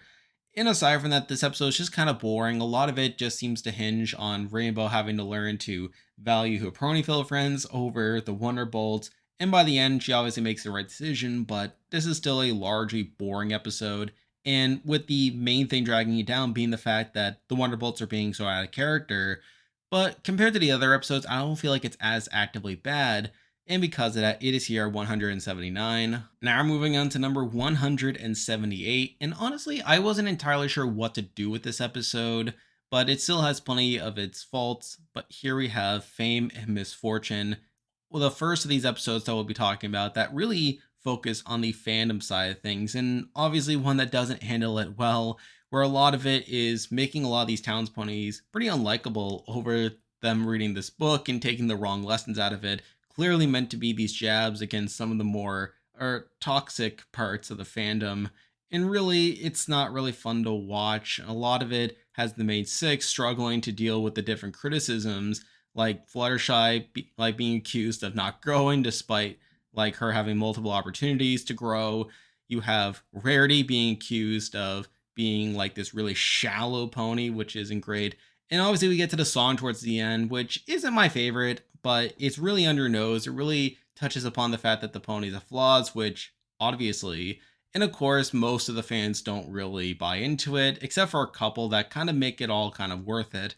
So, really, this episode doesn't really have too much to offer. And compared to other episodes that touch upon the fandom, it's just really on your nose and it's really not enjoyable at all. But considering the fact that there's at least some effort at like some self-awareness, a couple self-aware jokes here and there. I did decide to keep it a bit higher in the list, but it's still not a good episode. But it's here at 178. Now we're moving on to number 177. I feel like these next two episodes are pretty closely linked in my view, as both of them have to do with the Apple family. But at number 177, we have probably the more boring of the two, but here we have Where the Apple Lies. And this episode just feels really strange, where we see that Applejack used to be a really bad liar and one that lied all the time, while Big Mac was someone who talked a lot. But through this experience, they kind of learn to become the opposite of those things, where Big Mac learned to not be so judgmental, kind of explaining why he doesn't talk very much, and Applejack learning that like lying is probably not a good thing. Really, this whole episode just feels kind of manufactured. Like, it's sort of hard to believe that Applejack really was this bad of a liar back in the day. And it's really ridiculous seeing the extent to which these lies go, to the point where Granny Smith almost gets operated upon for some reason. Really kind of ridiculous, but not really in a way that's overly entertaining. Like, really, a lot of this episode just doesn't feel right to me. A lot of it feels pretty boring. So I can't have this episode too high. But considering that it doesn't have as many flaws outside of it just not making a ton of sense in the grand scheme of things, I did decide to have it at least this high, though not too much higher than 177. Now we're moving on to number 176, and we have a largely similar episode in that it's kind of boring, doesn't make too much sense, but I did decide to give it the edge, and here we have Going to Seed. And I guess the main thing going for it is at least it's slightly more believable than Where the Apple Lies, where that episode felt like it really, like they really just needed an episode and they just did it at any cost. At least this one has a bit more inspiration going for it by it expanding upon the world a bit with this new tradition and this new myth that we didn't know about before. And obviously, through that, we get plenty of backstory with Applejack used to believe in the Great Confluence and the Great Seedling. So at least there's that going for it. But really, this episode is pretty boring for the most part and has a really underwhelming conclusion where it turns out a lot of it was Big Mac being sleep deprived due to Apple Bloom and Applejack keep going on like missions to trap the Great Seedling, which caused Big Mac to take on most of the work. So really, this episode doesn't really amount to much. It's kind of there, pretty forgettable, but I did decide to give it the edge as at least expands a bit upon the world, but still, it's not that good. It's here at 176. Now we're moving on to number 175, and we have another not so great episode, and really a strange one when you think about it. But here we go to Fake It Till You Make It, a season 8 episode. And what is this episode? I still don't understand the premise of it, even after watching it a number of times. I mean, I guess it makes sense considering, like, if you compare Fluttershy to some real life actors, people like Will Ferrell, for example, people who have talked about being pretty shy in person, but they can put on a good character and through that develop quite the stage presence. So I guess there's that. But still, this episode doesn't make too much sense, and it really stretches with its premise with Fluttershy putting on all these characters just to be more confident and run the store, but getting carried away and getting absorbed in the characters, which really drags this episode down. Now, to this episode's credit, at least the characters that she comes up with are somewhat interesting, with the goth character, the Valley Girl, and like the Prissy Boots. So at least those are mildly amusing, but still, this episode doesn't really have much of a reason to exist outside of that. It's a really strange concept, and yes, while there's some reason to believe that it makes sense in the real world, it just feels like such a stretch, and just to see this type of story in MLP is really, really weird. So I can't have it too much higher simply because of that, but then again, I feel like there's at least some merit to it with the characters, but I had to leave it here at 175. Now we're moving on to number 174, and we have a bit of a similar episode to Fake It Till You Make It, in that it has a somewhat similar theme going on. But here we have Newbie Dash, and obviously there's similarities here with Rainbow Dash like impersonating all of her friends to try to change her reputation. But it's still a really weird segment with Rainbow Dash literally changing her mane and really trying to like act like the rest of her friends, and some of the nicknames that she wants like to be her replacement are really strange. Like she wants to be Care Mare, which again, really much of a stretch. And honestly, this episode isn't too great outside that. Obviously, the whole notion that Rainbow's nickname in the Wonderbolts is Rainbow Crash is really not that great, especially with the fact that it goes out of its way to show that this goes back to her childhood and the fact that it was a reminder of her being bullied, how her bullies called her Rainbow Crash as well. And the fact that the episode doesn't really address that outside of a quick flashback is really strange. And honestly, the fact that they even use that flashback, the fact that they even trace it back to Rainbow Dash being bullied, kind of makes the episode worse as it makes all the Wonderbolts really insensitive. And the fact that Rainbow never quite opens up about this fact to why Rainbow Crash specifically is such a traumatic nickname for her really bogs the episode down. I feel like it would have been better if they gave her Rainbow Crash as a nickname, but she was just kind of annoyed by it, slightly embarrassed. But with the addition of the bullying backstory, really makes the Wonderbolts less likable. And Rainbow Dash's acceptance of this nickname by the end of it kind of strange. I feel like they don't really address too much of the baggage associated with it. But outside of that, this episode's just kind of mediocre. I mean, nothing too bad to where it would be one of the worst episodes of the series. There are some things in it that could work, but I feel like for the most part, the fact that they included the bullying aspect to it just made the episode worse. It made the Wonderbolts less likable. And obviously, the whole segment with her impersonating her friends was really strange. But I did decide to give this episode the edge over Fake It Till You Make It, as at least this episode's a bit more necessary to the overall series in that it is Rainbow Dash's first episode as a Wonderbolt, like her finally accomplishing her dream after multiple seasons. So at least it has that going for it, but still, there's a lot of strange stuff going on in here. Nothing too spectacular. And because of that, it is here at 174. Now we're moving on to number 173, and we have an episode that isn't really well liked in the grand scheme of things, but has one really notable scene in it. But here we have from season 2, A Friend Indeed. And this episode is mostly bad, where a lot of it is Pinky not really seeing that Cranky wants to be left alone. And yes, while she does get her way at the end with Cranky opening up more with him reuniting with Matilda, it doesn't really justify a lot of her behavior beforehand, where despite Cranky really wanting to be left alone, she just keeps pushing the issue. She keeps pushing the fact that she wants to be his friend, even to the point where she accidentally ruins his scrapbook, and then he basically bans her 5 ever, which was a bit of a funny moment, but still speaks to her behavior throughout a lot of this episode. Though obviously the big highlight of the episode is the Smile song, which is one of my favorite songs in the entire series, and the fact that it comes in this episode is a bit unfortunate, as it causes it to sort of fall behind to a degree, given the fact that the episode itself isn't very good, but still enough to elevate the episode to a degree. And even some of the songs that she sings when she's first interacting with Cranky, yes, while it is a bit pushy, it doesn't quite reach into some of the stuff that we'll get later into the episode, particularly when she tries to break into his house. But some of those little songs that she sings along the way about welcoming him to Ponyville are pretty nice as well.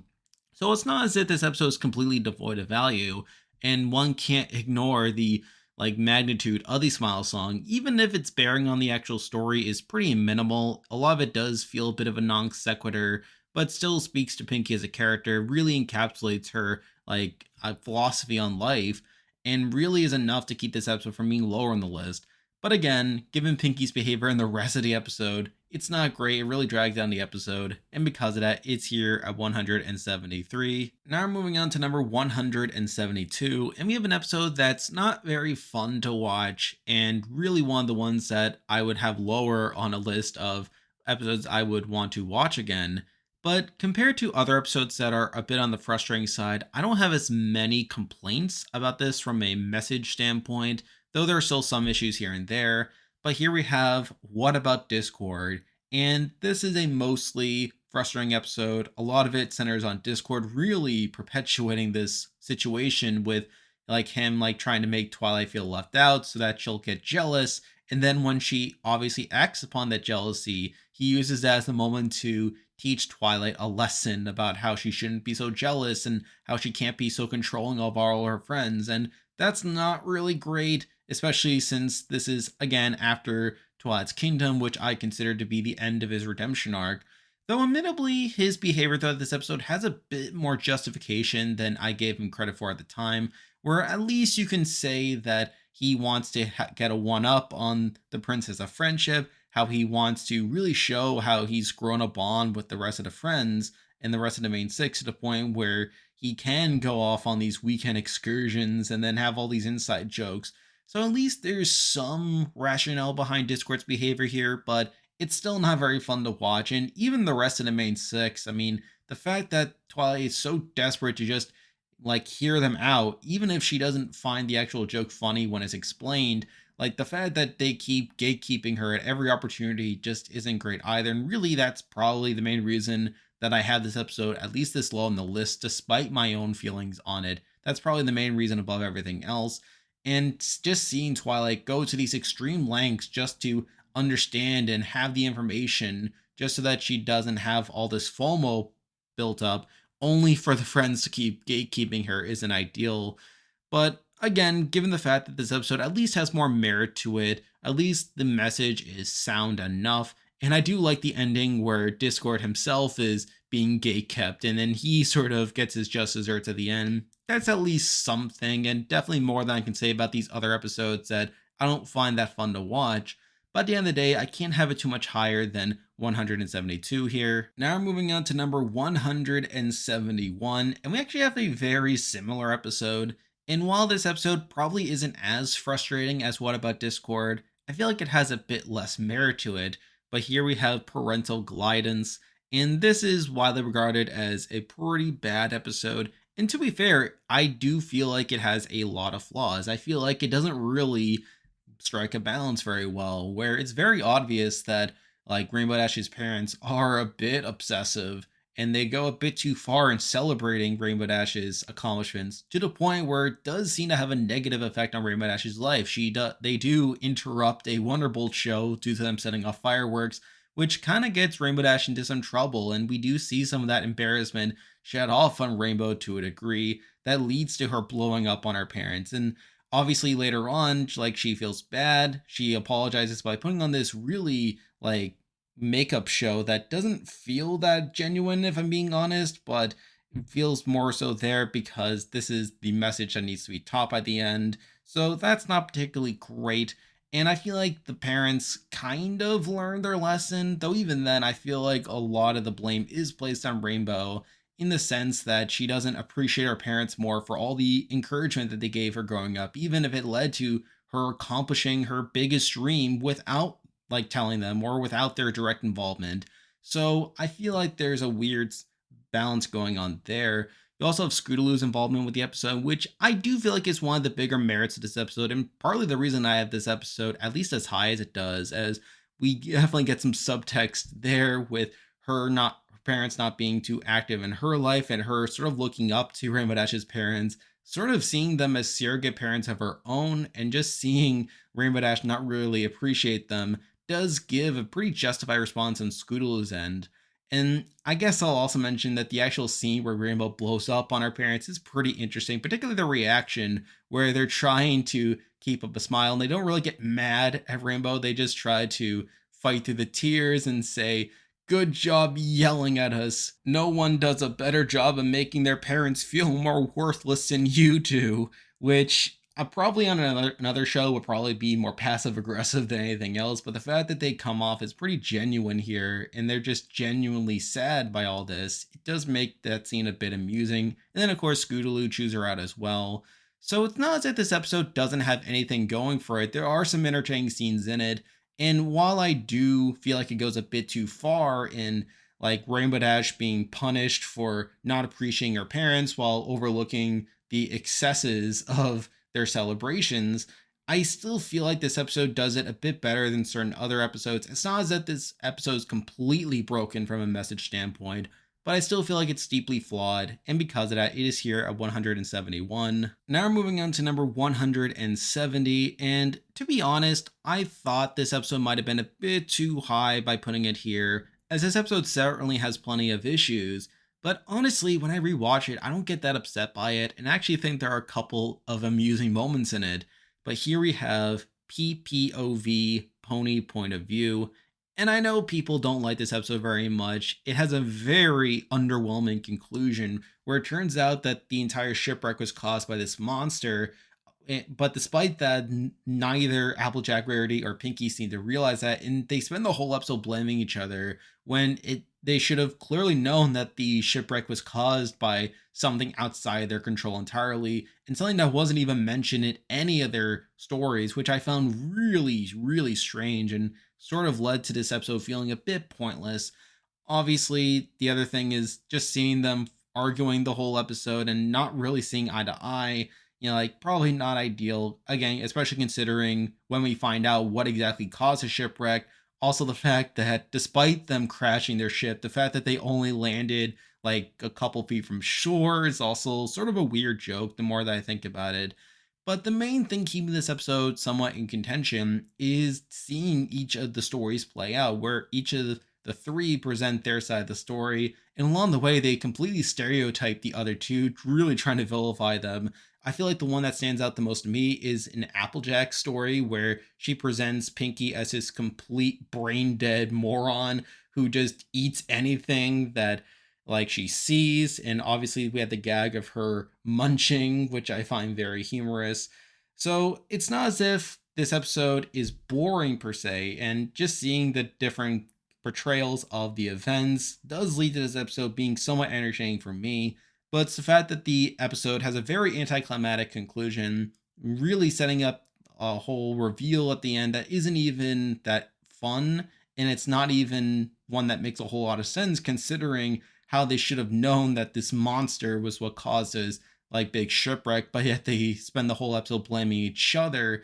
It just kind of makes the episode not work super well. But considering the entertainment value I get from this episode, plus the fact that it's not as actively bad as other episodes we've already talked about, does lead it here at 170. Now we're moving on to number 169, and we have another episode that is usually remembered pretty poorly as a pretty bad episode, though as I've said before, I never really had that much animosity against this one. It's just mostly boring for me. But here we have the Showstoppers, and honestly, looking back on it, it's just mostly boring the more that I think about it. Yeah, I know people talk about the song and how the song is supposed to be bad intentionally, but it's still very cringy, and yeah, that's true. You also have the fact that the CMC are trying out different things for seemingly no reason. It's pretty arbitrary how they're just trying out different things. Like you have Apple Bloom who wants to do the choreography for some reason. You have Sweetie Belle who's making all the sets and the costumes, and you have Scootaloo who wants to like write the music. And it's pretty clear that this is a pretty poor fit. And a lot of it still feels like the CMC wanted to have their own series. You could tell that they were trying to make the CMC their own thing separate from like the rest of the series, but it obviously doesn't quite work out in that way. You obviously have the ending as well, where they win the award for comedy, which probably should have been more of an insult than anything, and probably should have been something that hurt their feelings, but they take it pretty well. And then obviously they walk away not really learning their lesson and continuing the whole storyline of them trying out different things. So really, I know people don't like this episode very, very much, and I wouldn't say I'm a defender of it per se. I still think it's a largely boring episode and one that doesn't really contribute much other than just the show still being in season one and having its growing pains. But I do feel like there's more merit to it than people often give it credit for, and I don't feel like it's as actively bad as a lot of people say. But with that said, I can't say it's a good episode either. And because of that, it is here at 169. Now we're moving on to number 168, and we have another earlier CMC episode that's mostly middling and one that doesn't really stand out to me. But here we have Hearts and Hooves Day, and this episode just kind of exists. Obviously, there's not great implications with them literally drugging Big Mac and Cheerly in order for them to fall in love with each other, and a lot of the third act is them trying to keep them separate while they come up with the antidote, which again is mostly boring and mostly just going through the motions. I can't say it's an episode that I particularly look back on fondly, and I actually did consider putting it below the Showstoppers. However, after thinking about some more, I did feel like it was a bit more consistent than the Showstoppers, and there's at least a few more humorous moments, particularly during each of the scenes where they're trying to set up Big Mac and Cheerly on a date. Plus, there's the song, which admittedly the song isn't that good, but it's at least something. Like, it's not actively boring, and it does make it stand out a bit more than usual. So, on the whole, I can't say it's an episode that I particularly like. It's not a particularly a memorable episode either, but it's not the worst. So, because of that, it is here at 168. Now, we're moving on to number 168, and we have another episode very similar to Hearts and Hooves Day, but here we have Power Ponies. And despite it being a more thematic episode with it being superhero themed, I still find this episode mostly boring and one that I never look back on particularly well. There's actually a debate for it being somewhat actively bad with how it treats Spike, with his whole storyline this episode being how he isn't useful to the main six. And a lot of the episode is him not being very useful. And even at the end, when he sort of saves the day, a lot of the credit goes to Fluttershy. And we got that joke at the end where the main six seem pretty quick to forget that like Spike was helpful to them, and he literally makes a joke about, hey, remember how it was useful? So obviously that's not great. And really, this episode is just mostly boring. I don't really care much for the superhero theme. It's not a very memorable episode because of that. But again, I feel like compared to the other episodes we already talked about, I feel like it's not as actively bad. And plus, I find it just mostly forgettable more than anything else. So because of that, I did have at least this high, though not any higher than 167. Now we're moving on to number 166, and we have another episode that is mostly forgettable, mostly unremarkable, but still has plenty of issues. But here we have A Flurry of Emotions, and this episode is kind of similar to Baby Cakes, which obviously we'll be talking about soon. However, there's definitely a bit more issues going on. I mean, for one, a lot of it focuses on Twilight being too busy to really care about Flurry Heart, despite the fact that I actually think Twilight treats Flurry Heart pretty well during the episode. And even at the climax, when Twilight yells at Flurry Heart and then immediately regrets it, I don't feel like she was even yelling at her that badly. It's like, Flurry Heart, put us down this instant.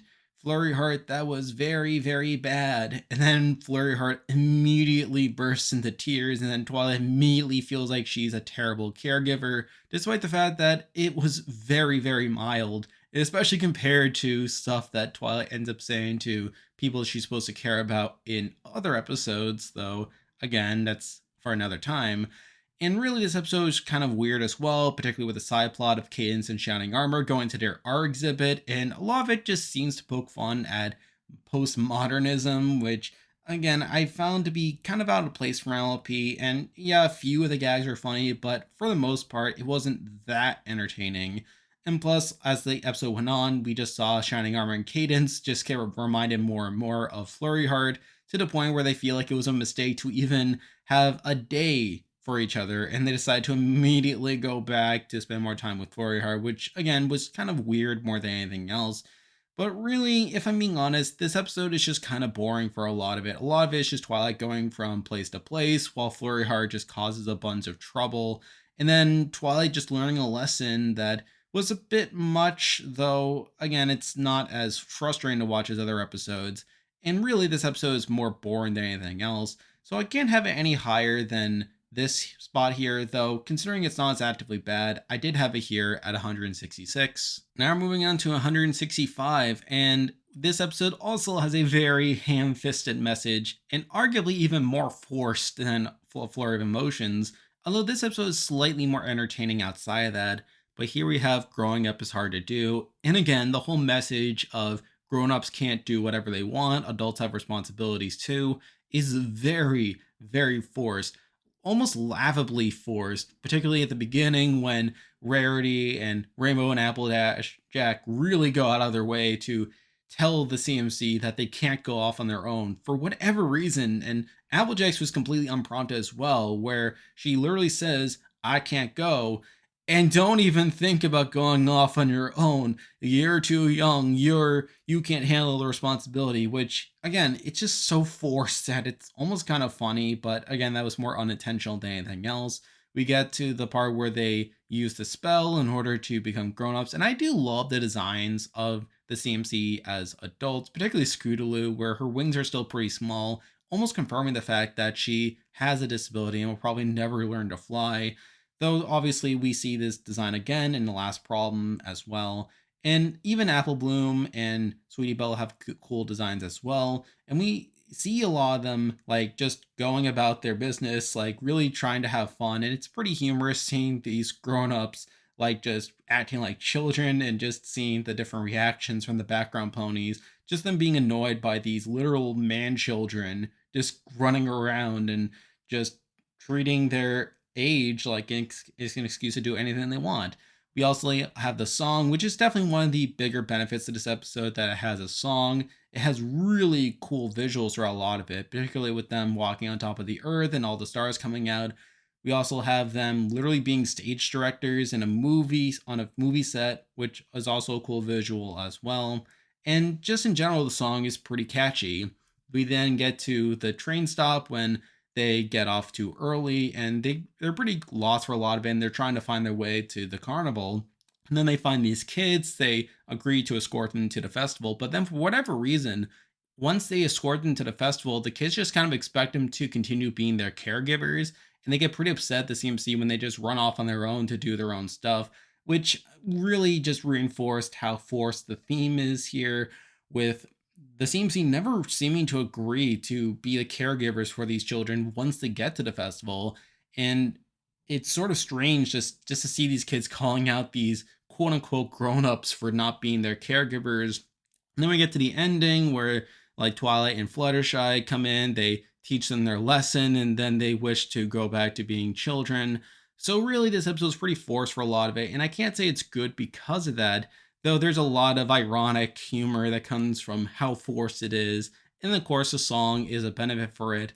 So while I can't say this episode is too great, I feel like there's enough merit to have it at least this high at 165. Now we're moving on to number 164, and we have another mostly mediocre episode, and an episode from pretty early on in the series, but here we have Swarm of the Century, and this is again, mostly mediocre episode where I kind of get the message they were going for with how you should listen to people and how a lot of this plot was triggered by miscommunication.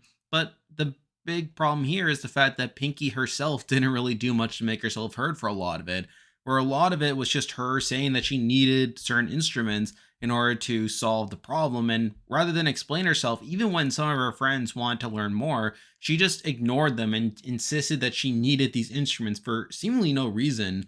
And it's so weird that Pinky herself never seems to realize this.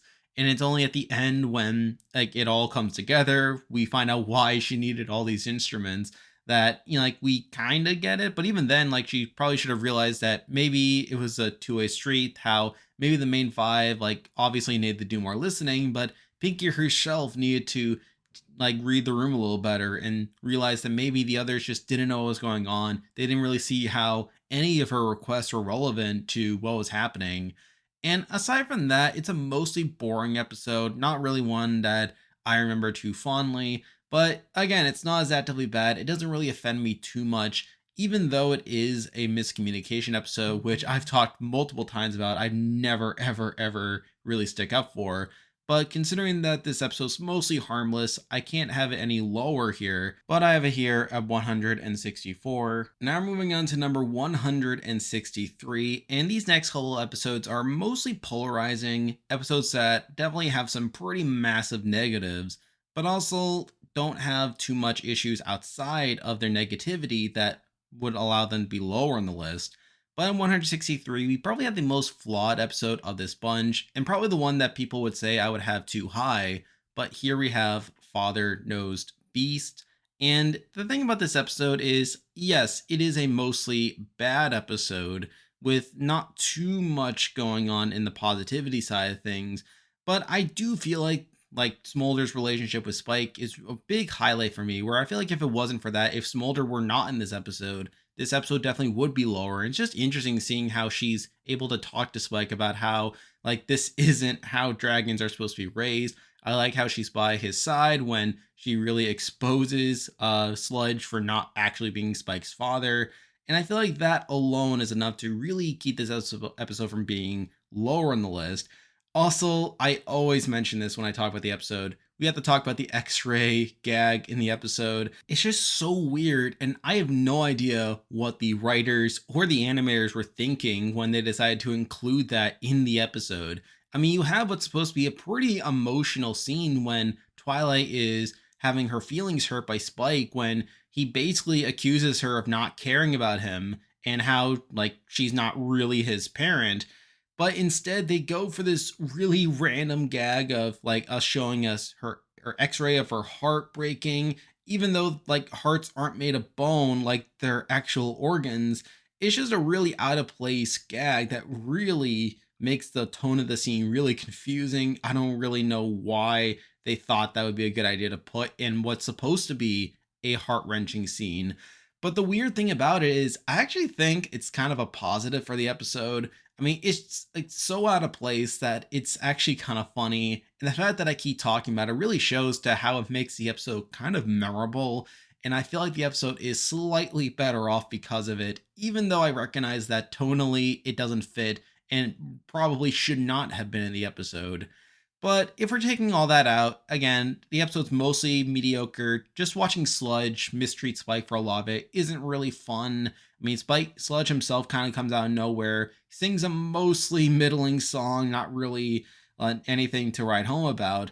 And just seeing Spike like just be so willing to like suck up to who he thinks is his father just is not really a good look for me.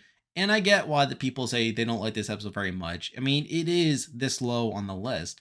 But honestly, the more that I think about it, there are more positives in the episode than I feel like a lot of people give it credit for, namely with the Smolder Spike relationship and really how she sort of softens the blow in what should be a Spike torture porn. And I feel like that alone is enough to have it at least as high on the list.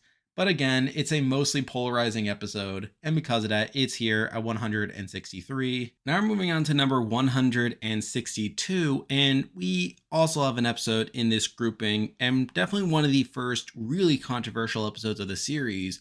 But here we have Feeling Pinky Keen. And admittedly, I was a bit more positive in my season 1 ranking about this episode than I'm sure a lot of people were.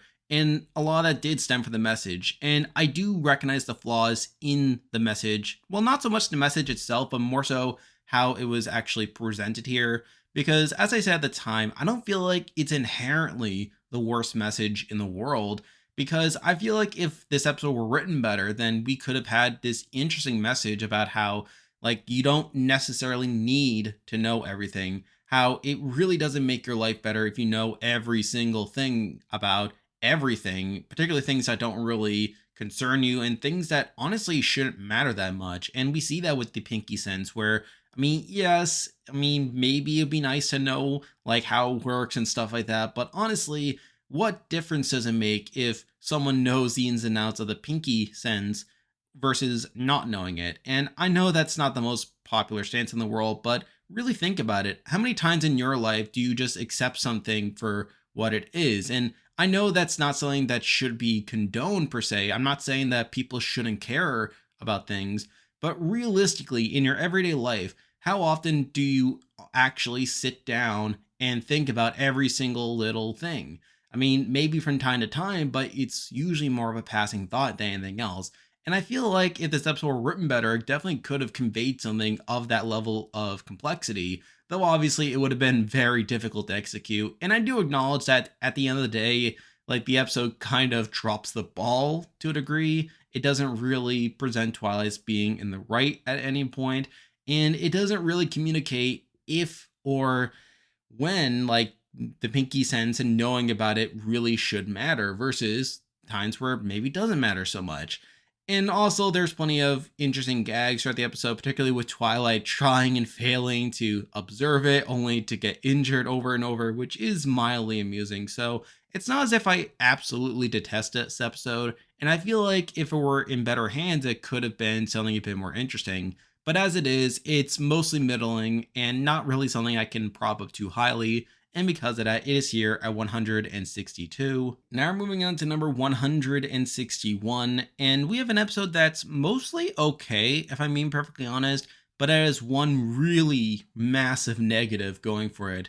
But here we have Ponyville Confidential, and for the most part, this is an okay episode. I don't have too much complaints outside the last third of it, where a lot of it is your pretty standard episode of like the CMC becoming like news editors, and through that, like they're trying to come up with different stories, and then you learn your pretty typical lesson about how you shouldn't mess with people's lives, how you shouldn't go around like trying to hurt people's feelings just to get some gossip per se.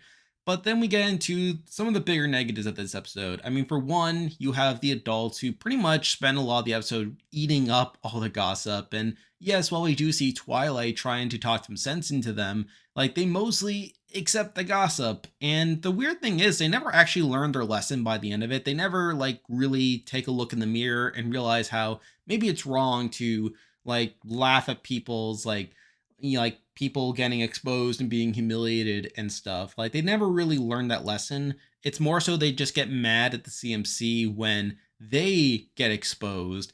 And obviously that leads into the last third of the episode, which has probably one of the worst segments in the history of the show, in my opinion, where we see the CMC realize their mistake and they try to rectify it. They try to tell Diamond Tiara that they shouldn't be publishing this stuff anymore, only for Diamond Tiara to basically blackmail them by saying that she'll publish humiliating stuff with them, which causes them to stay quiet. And despite them already like learning their lesson to a degree, I mean, outside the fact that they themselves don't want to be humiliated, like, you know, like which sort of leads into their hypocrisy. So I guess that justifies them like going through this. But we literally get the next 2 minutes of the adults in Ponyville basically dunking on them, with Rainbow Dash literally dunking water on them, with Big Mac and Applejack refusing to talk to them, with Twilight putting a huge bubble around Golden Oaks, basically preventing them from talking to her. It's just a really miserable segment, and one that single-handedly drags this episode down probably quite a bit compared to what it was earlier. But even outside of that, we obviously have the whole hypocrisy of the adults here, where despite them spending so much of the episode eating up every bit of gossip and humiliation that they were writing up when it was others, literally the exact minute that the tables turn on them, they literally realize not only that this is bad, but they literally like never reflect upon it at all, which just makes it kind of frustrating. Really makes the adults here come off as pretty petulant, if you ask me. And it's just not fun considering the fact that we already saw the CMC start to realize their mistake. And yes, while they didn't quite go all the way and doing the right thing in that particular moment, it's still not fun to see them going through all this humiliation and punishment just for no reason. And it's that scene that single-handedly drags in the episode, along with all the hypocrisy that the adults are displaying. And the fact that the adults themselves never seem to learn this lesson by the end of it is probably another massive negative going for the episode. So really, this is definitely an episode that has some pretty low lows, but outside of that is a mostly standard episode. But with that low low, it really drags it down to this tier.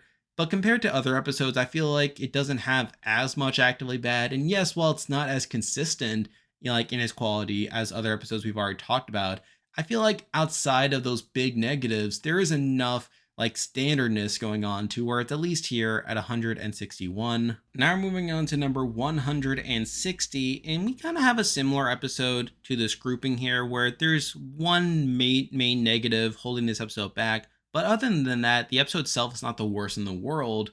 But here we have The Last Crusade.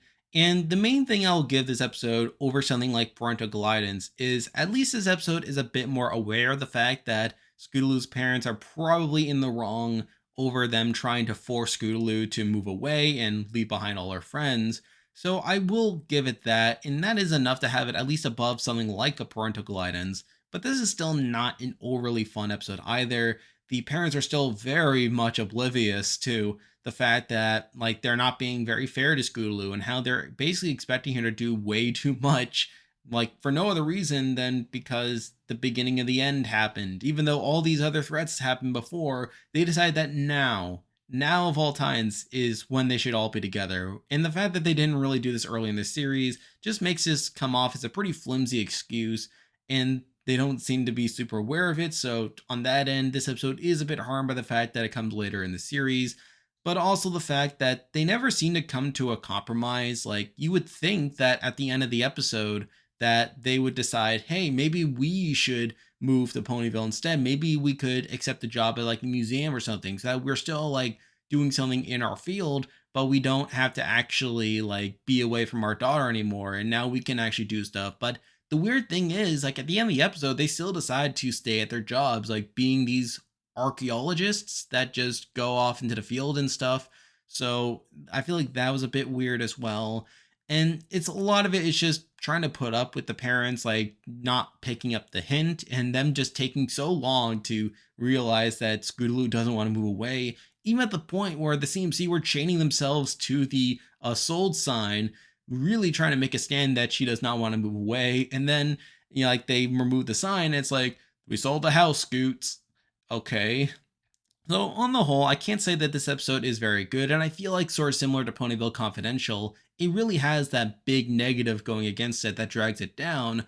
However, there are still some more positives to it, and I actually feel like it has more positives than Ponyville Confidential, where it at least shows like Scootaloo's living conditions, like we do get to meet her aunts, which is pretty interesting. And, like outside of that, this is definitely a checklist episode of meeting Scootaloo's parents, so at least there's that going for it. But on the whole, this is a mostly mediocre episode, not an episode that I particularly enjoy watching, and it is here at 160. Now we're moving on to number 159, and this episode is mainly here because I feel like it kind of falls flat on its premise. Although, if we're taking the episode for what it's worth, I don't think it's the worst thing either. But here we have the mod couple, and the main premise of the episode is, or I guess the main joke of the episode is that Pinky doesn't seem to realize the, I guess, double standard that she has against Mudbriar, where she doesn't seem to realize that a lot of other ponies recognize that Maud doesn't come off as the most expressive person in the world, and through that can be a bit boring, but she sees her as very engaging, very expressive, and very funny, which, to be fair, I mean, when you really take the time to get to know Maud, I mean, she kind of is that way, and I do feel like there is more going on with Maud than her just being deadpan all the time, so I don't feel like Pinky is wrong in that regard. But it's the fact that she doesn't get the same grace towards Mudbriar and just immediately comes to all the conclusions that like one outsider would have when they see Maud. And it's the fact that she loves Maud but thinks Mudbriar is so boring and annoying and stuff like that, which is just kind of weird and not very effective. And a lot of the episode sort of hinges on this dichotomy of Pinky not looking herself in the mirror and like her having to basically learn a lesson that there's more to someone on the inside than they appear on the outside, which you would think she would know by this point, concerning like how close she has a relationship to with Maud. And obviously that leads to a lot of not very funny jokes. And honestly, Pinky herself comes off as a bit mean spirited in a lot of the episode, with her constantly being rude to Mudbriar and her just utterly refusing to accept the fact that Maud is in a relationship with someone like Mudbriar. And obviously, that's not great. We get that weird gag when she starts running away. She basically has a mental breakdown, like where she visions her friends saying how they aren't what they seem, how Twilight doesn't even know how to read, and how like Fluttershy is all about being assertive, and how Rainbow Dash like likes to take it slow, and how Applejack thinks an apple a day is disgusting. And then her response is, "What if I don't like cupcakes?" As if that's the main character trait defining Pinky for whatever reason. So whatever, we get to the farm, like she basically gets a lesson like in geodes and how, oh, like you need to see Mudbriar for what he is on the inside, which again, Pinky herself should already know this, considering like how Maud can come off on the outside, and really shows Pinky's lack of self-awareness, which probably isn't ideal at this point in this series. And we get that thing at the end where she almost begrudgingly accepts Mudbriar, where she doesn't even like see him for what he is. Like she still largely thinks she's annoying, but now like she is able to at least appreciate that Maud makes him happy. So I feel like Pinky is probably the main thing that makes this episode not work super well. And obviously, with the episode not being effective at its premise, I feel like it can't be super high on this list. But the main thing I will give it is there are at least a couple nice moments, and I do like Maud and Mudbriar's interactions where you can really tell that they do care for each other, how they really are made for each other. And again, we do get to see like Maud express herself in her own subtle ways, which is a nice touch there. So this episode isn't boring per se, it's just pretty ineffective at what it's trying to do. And because of that, it is here at 159. Now we're moving on to number 158, and we actually have 3 season 7 episodes in a row, which is pretty interesting. Though I actually did change the order for these slightly, but here at 158, we do have Not Asking for Trouble, And the main reason I bumped this one down is I just feel like it's the most boring of this grouping of season 7 episodes. And sort of similar to the Mod Couple, one that doesn't entirely work, where the whole point of it is the Yaks are supposed to learn this lesson about learning to accept help. And obviously, a lot of that has some pretty cultural baggage with like the Yaks having this whole like culture about like being rugged individuals and pulling yourself up by your bootstraps and just refusing help from Pinky at every opportunity. But yet, the way the conflict is resolved is the main six, they come in and remove all the snow. They really help the Yaks solve their problem. But yet, rather than being mad at this, they celebrate this because apparently Pinky didn't ask them for help. They just sort of went in and did it without asking. And because the Yaks are didn't ask for help and they got the help anyway, that they're okay with it because Pinky didn't force them to ask for help. Yeah, it's a really weird and convoluted way of going about things. And really, I probably should have had this episode a bit lower if I'm being perfectly honest. But really, there isn't that much actively bad with it. And there are a couple funny gags with Pinky trying to get them to ask for help. But really, this whole premise and the way the conflict is resolved here is so like weird and circular. And I still don't understand it, if I'm being honest, that I can't really have it any higher than 158 here. Now we're moving on to number 157, and we have another episode with a really weird conclusion, but at least it makes a little more sense than not asking for trouble. But here we have Secrets and Pies, and I know some people feel like this episode should have been lower as well, as there is some mean spiritedness here, with Rainbow just refusing to take even a single bite of Pinky's pie at any point, despite Pinky becoming increasingly desperate for her to do so, even to the point where by the time we get to like the climax where Pinky finally snaps, like it's so obvious that Pinky just needed this, that she needed just to see Rainbow take an actual bite, and for Rainbow to be this insensitive about it and not even open up to Pinky about like her not liking the pies is probably not the best look, if I'm being honest. And even the resolution where Rainbow still doesn't actually eat the pies, but instead she basically makes this disaster of concrete and garbage and proposes to Pinky that she eats this entire quote unquote pie in front of her, which probably is a bit more mean spirited than it appears on the surface, where you would think, oh, Rainbow's willing to go through this much suffering just to make Pinky feel better. When really, like, it kind of suggests that Rainbow hates Pinky's pie so much that she would rather eat garbage than even take a bite out of Pinky's pie. But, you know, Pinky comes around to it. She kind of learns her lesson. There is kind of a funny joke at the end where Pinky says, "From now on, you can always be honest with me." And then Applejack is like, "That's what I said earlier." So there's at least some comedy in this episode. And outside, like some moments with Pinky, like when she blows up, there is enough comedic stuff going on in the episode to where I can at least have it this high. But honestly, it's still like not the greatest episode in the world. So it's here at 157. Now we're moving on to number 156, and we have another season 7 episode to talk about. And here we have Once Upon a Zeppelin. And honestly, this episode's probably not as fun to watch as some other episodes we've already talked about. A lot of it is involving Twilight having a massive case of FOMO here, where she's basically forced to do a whole bunch of work just to allow her family to go on this vacation. And along the way, it's just her missing out on all these experiences with her family, ultimately culminating in her missing the Northern Stars, which was set up at the beginning of the episode as something she wanted to see more than anything else. So obviously, she was just gonna barely miss it as she was finishing her stuff, which leads to her blow up, which is probably the highlight of the episode. I love the scene where she just yells at everyone for like not being sensitive to her concerns, her feelings, and her just venting. And along the way, we have her stepping on Star Trekker's hoof and him crying and him really getting probably disillusioned by the fact that Twilight is being so mean to him and him just not really know how to respond. So, you know, like that's probably one of the highlights of the episode.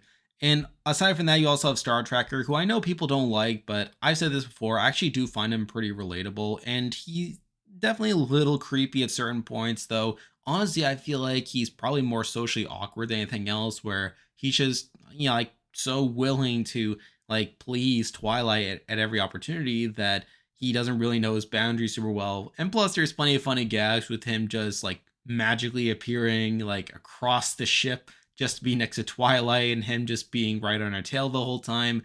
And again, the scene where she steps on his hoof, definitely a way of like that backfiring. Like, and then the resolution itself is fine, where everyone is pretty understanding of Twilight and her family wanting to spend time just with each other. So there's that at least. And this episode definitely has plenty of middling points, particularly with the whole premise of Twilight like just increasingly missing out on these experiences, which is never a fun thing to see.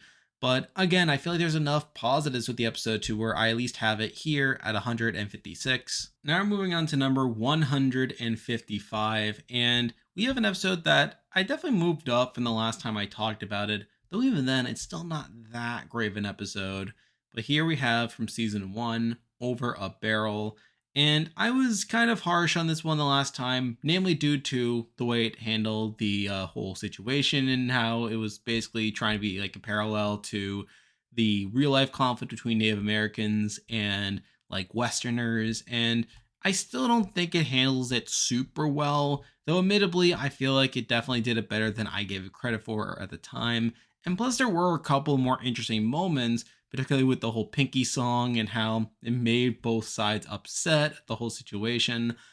Obviously, there's also Fluttershy's whole joke about how she wants to be a tree, which is funny in hindsight. So there were a couple more positives with this episode than I remember it being initially, though I still feel like it's a deeply flawed episode, and because of that, it is here at 155. Now we're moving on to number 154, and we're jumping forward to talk about an episode that probably is also not very fun, but does have some merit to it. But here we have Road to Friendship, and there are some things about this episode that I do like the song is pretty interesting. I do like how we have that visual of the male ponies having their argument while Starlight and Trixie like walk by singing, and that ends up coming back later in the episode when those same male ponies like reconcile and they find Starlight and Trixie and they say how they were inspired to reconcile because of their song, which is an interesting fourth wall break there.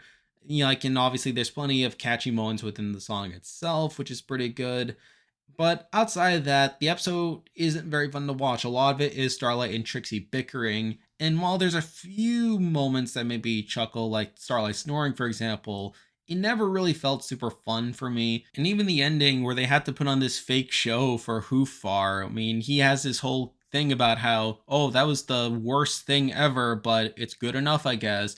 Even that didn't feel overly fun either. And really, this episode is just kind of like one that bogs me down to a degree with all the bickering going on. And yes, there are a few positives in the episode, but there's enough negatives to where I can't have it any higher than 154. Now we're moving on to number 153, and this will basically wrap up the bottom tier of episodes for me, which is really weird to talk about as this episode actually gives me more enjoyment than honestly a decent chunk of the episodes that we're going to be talking about next. But this episode still has a ton of flaws. But here we have Tanks for the Memories. And it's so weird because on one hand, yes, there's a lot wrong with the episode. I mean, the whole premise of like Tank like hibernating and how that's supposed to be an analogy for death is really, really overblown. As again, Tank himself is only going to be hibernating for a few months. And like that's obviously a very short time frame. And yes, while it can feel like an eternity, particularly with how much winter sucks, like it's still like the fact that Tank himself is going to wake up at some point. And on top of that, like you obviously have Rainbow still having her friends to interact with on a day-to-day basis. So it's not as if she's losing anything like overly significant by having Tank hibernate for the winter. But still, I can understand like what they were going for there. You obviously have Rainbow's whole scheme of trying to destroy the like weather factories so that it'll push off winter, which does end up causing a decent amount of destruction, at least in universe, but it obviously doesn't actually stop winter, as it basically causes this massive explosion that causes all the snow to just magically fall onto Ponyville. So there's that, and obviously people point out how Rainbow never gets any punishment for that, despite the fact that the main six clearly recognize that she was the one behind it all. Like, it's pretty much implied that they knew that she's the reason that this whole catastrophe happened, and yet she never gets any punishment for it, which, yeah, I get to a degree, and yeah, that's probably a knock against the episode, but really, what would have really done, even if she had gotten a punishment? But if we're taking all that out, I do feel like there's a lot to enjoy about this episode. I mean, for one, I do relate to Rainbow's struggle to stop winter from happening. I feel like winter itself is a very unnecessary, like, weather pattern to happen in Equestria, especially when they not only establish that, like, ponies can control the weather in Equestria, and therefore they can just have perpetual summer if they really wanted to, but also, like, like you have the whole heartwarming tale and how, like, winter is supposed to be the sign of the windows goes coming, and how that's supposed to be the end of the world, and why would they want a constant reminder every year that, like, this existential threat to them could be around the corner if they stop being friends? So I find it doesn't make a whole lot of sense, both from a practicality standpoint, but also from a cultural standpoint. And I know I talked about this before, but really, winter doesn't justify its existence super well in the MLP universe, particularly because of the fact that ponies can control it. I mean, it would have been one thing if it's kind of like how it worked in the real world and how it just happened naturally.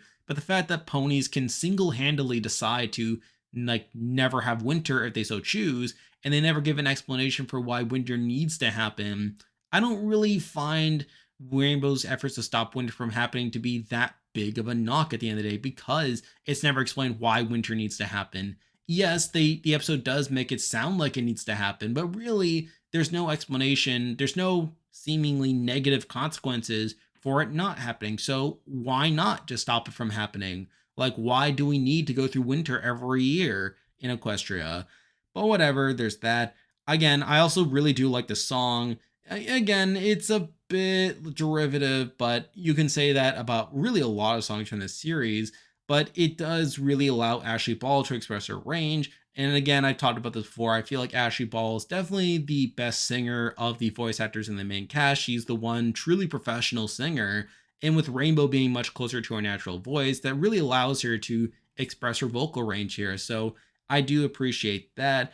And then we get to the climax of the episode, where is sort of similar to the whole X-ray gag from Father Knows Beast, where they tonally they were going for one thing, which was to make this a really emotional reconciliation, I guess, or a really emotional acceptance on Rainbow's end of her accepting the fact that Tank will need to hibernate and how her winter is going to be petless. And I know a lot of people, like, talk about how this is one of the saddest scenes in the entire series, and I get it on some level. I mean, I feel like it's largely carried by Ashley Ball's vocal performance here. She really is effective at sounding like she's crying here. And yes, it is kind of hard to hear Rainbow crying and literally bursting into tears. And to that end, I kind of see the argument. But then tonally, the whole scene kind of falls off the rails once Fluttershy starts crying because she can't bear the sound of Rainbow getting so emotional. I mean, wasn't the whole point of Fluttershy giving her brutal honesty to show her character development and how she's willing to say what needs to be said, even if it makes others upset? But then she ends up, like, caving into the emotional turmoil that she created. She caves in and she starts crying. So, like, what was the point of that even? They made a whole point about how Fluttershy grew to the point where she could be this assertive and be this honest, but then she just reverts back to her old ways. And then Rarity and Pinky start crying as well, which really felt like extra. I mean, again, to compare it to other episodes, it's kind of like in the last problem, like with the whole cry pile when Twilight, like, just chews out all her friends and basically they all start crying for seemingly no reason.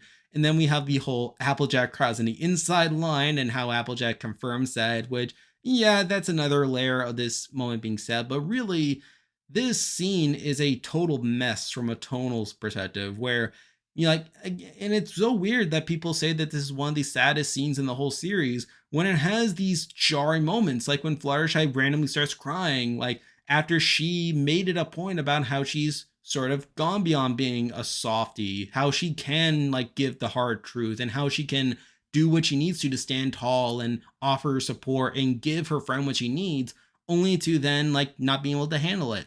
And then Rarity and Pinky crying for seemingly no reason. It's just a really weird scene.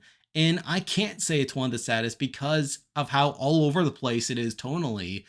But funnily enough, kind of similar to the X-ray gag, it's kind of a positive as well, where it's like it's so weird and it's so out of place and it's so just something that I think about a lot that it ends up making the episode better and more enjoyable for me. Like I'm sure people are sort of think I'm a weird person who definitely can enjoy things ironically from LLP. It makes you wonder sometimes like whether I do genuinely enjoy the series. I really do. I really do genuinely enjoy the series. And obviously as this list goes on, we'll start to talk about episodes that are genuinely good. But when we're at this tier on the list, like we have episodes like this that just have these weird moments that objectively shouldn't work and definitely are out of place and you can pick them apart forever. But they're just so out of place that they become enjoyable and they like I feel like the episode would be worse off if they weren't there. So it's sort of a weird dichotomy for me there. And obviously the episode side of that is pretty standard. So really, this episode is largely a mixed bag where objectively there's a lot of issues with it. I mean, tonally, like premise wise, writing wise, story wise, like if you take the episode on its own, it's a very flawed episode. But in execution, it's very, very enjoyable. And it's one that I can't stop talking about. It's an episode that gives me a lot to think about. And yes, while objectively it's worse than some of the episodes we'll be talking about, it's an episode that I can talk more about than those other episodes. And it's an episode that I kind of enjoy talking about more than those other episodes. And it's because of that that I do have it at the top of this bottom tier. But then again, the flaws hold it back to such a degree that I can't have it any higher than 153. So now, after whatever that was, we're now moving on to 152. And as I alluded to a moment ago, this is sort of the start of the middle tier of the list, where I feel like we're moving on from episodes that are deeply flawed or just so boring that they're practically unwatchable to episodes that are definitely more middle of the road and definitely ones that don't have as many negatives going for them.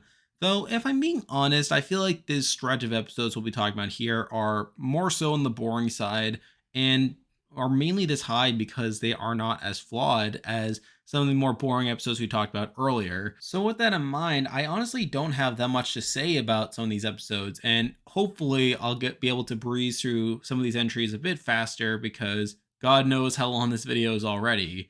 But at 152, we have one of these episodes, and here we have Bats. And honestly, I do find this to be a mostly boring episode. I mean, the song is okay, I guess, but even then, it's not one that really stands out to me. I mean, I guess you can point to the whole conflict between getting rid of the bats and trying to, like, keep a sanctuary for them so that they can feast on some of the apples, but obviously not eat all of the apples.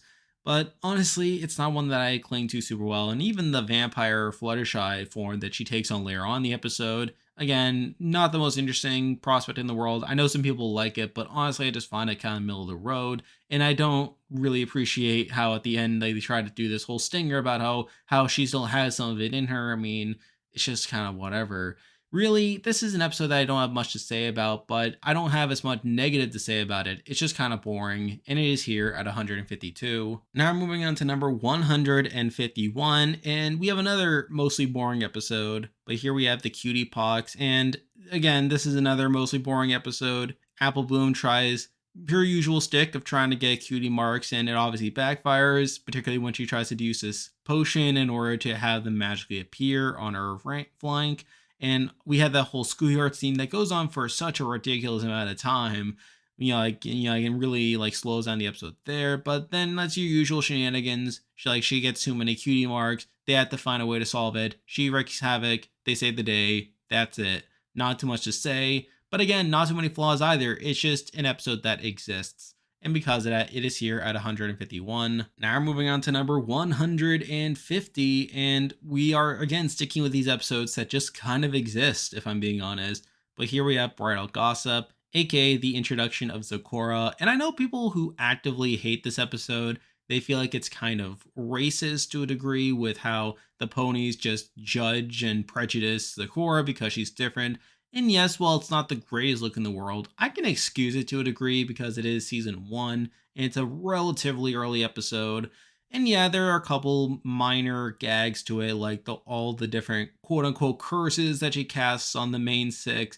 like with Applejack being small and like Rarity having all this hair and Fluttershy being Flutter Guy. And I also know people don't like this episode because there's that point in the episode where Apple Bloom just ditches Applejack, leaves her in the forest when she has no means of defending herself. But again, I just don't care that much. And really, that's pretty much this episode for me. I don't care that much. But with that said, there aren't too many issues outside that to where I can have it significantly lower. And because of that, it is here at 150. Now we're moving on to number 149. And we actually have an episode very similar to Bridal Gossip. It's another season 1 episode that I just don't care about. But here we have the Stairmaster, the other episode written by Chris Savino. But really, that's probably the only thing of note with this episode. It's just kind of there. I mean, yeah, some of the gags are mildly amusing with how Fluttershy is babysitting the CMC and how they're trying to cause all this trouble.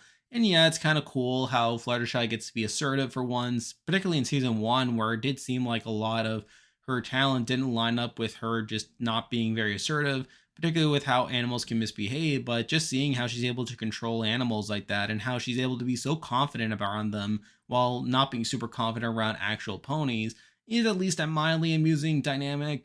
But honestly, this episode is just so boring, and I feel like other episodes are able to capture this whole dichotomy pretty well, including the pilot of all things, where Fluttershy is noticeably more confident around the animals there than she is with actual ponies.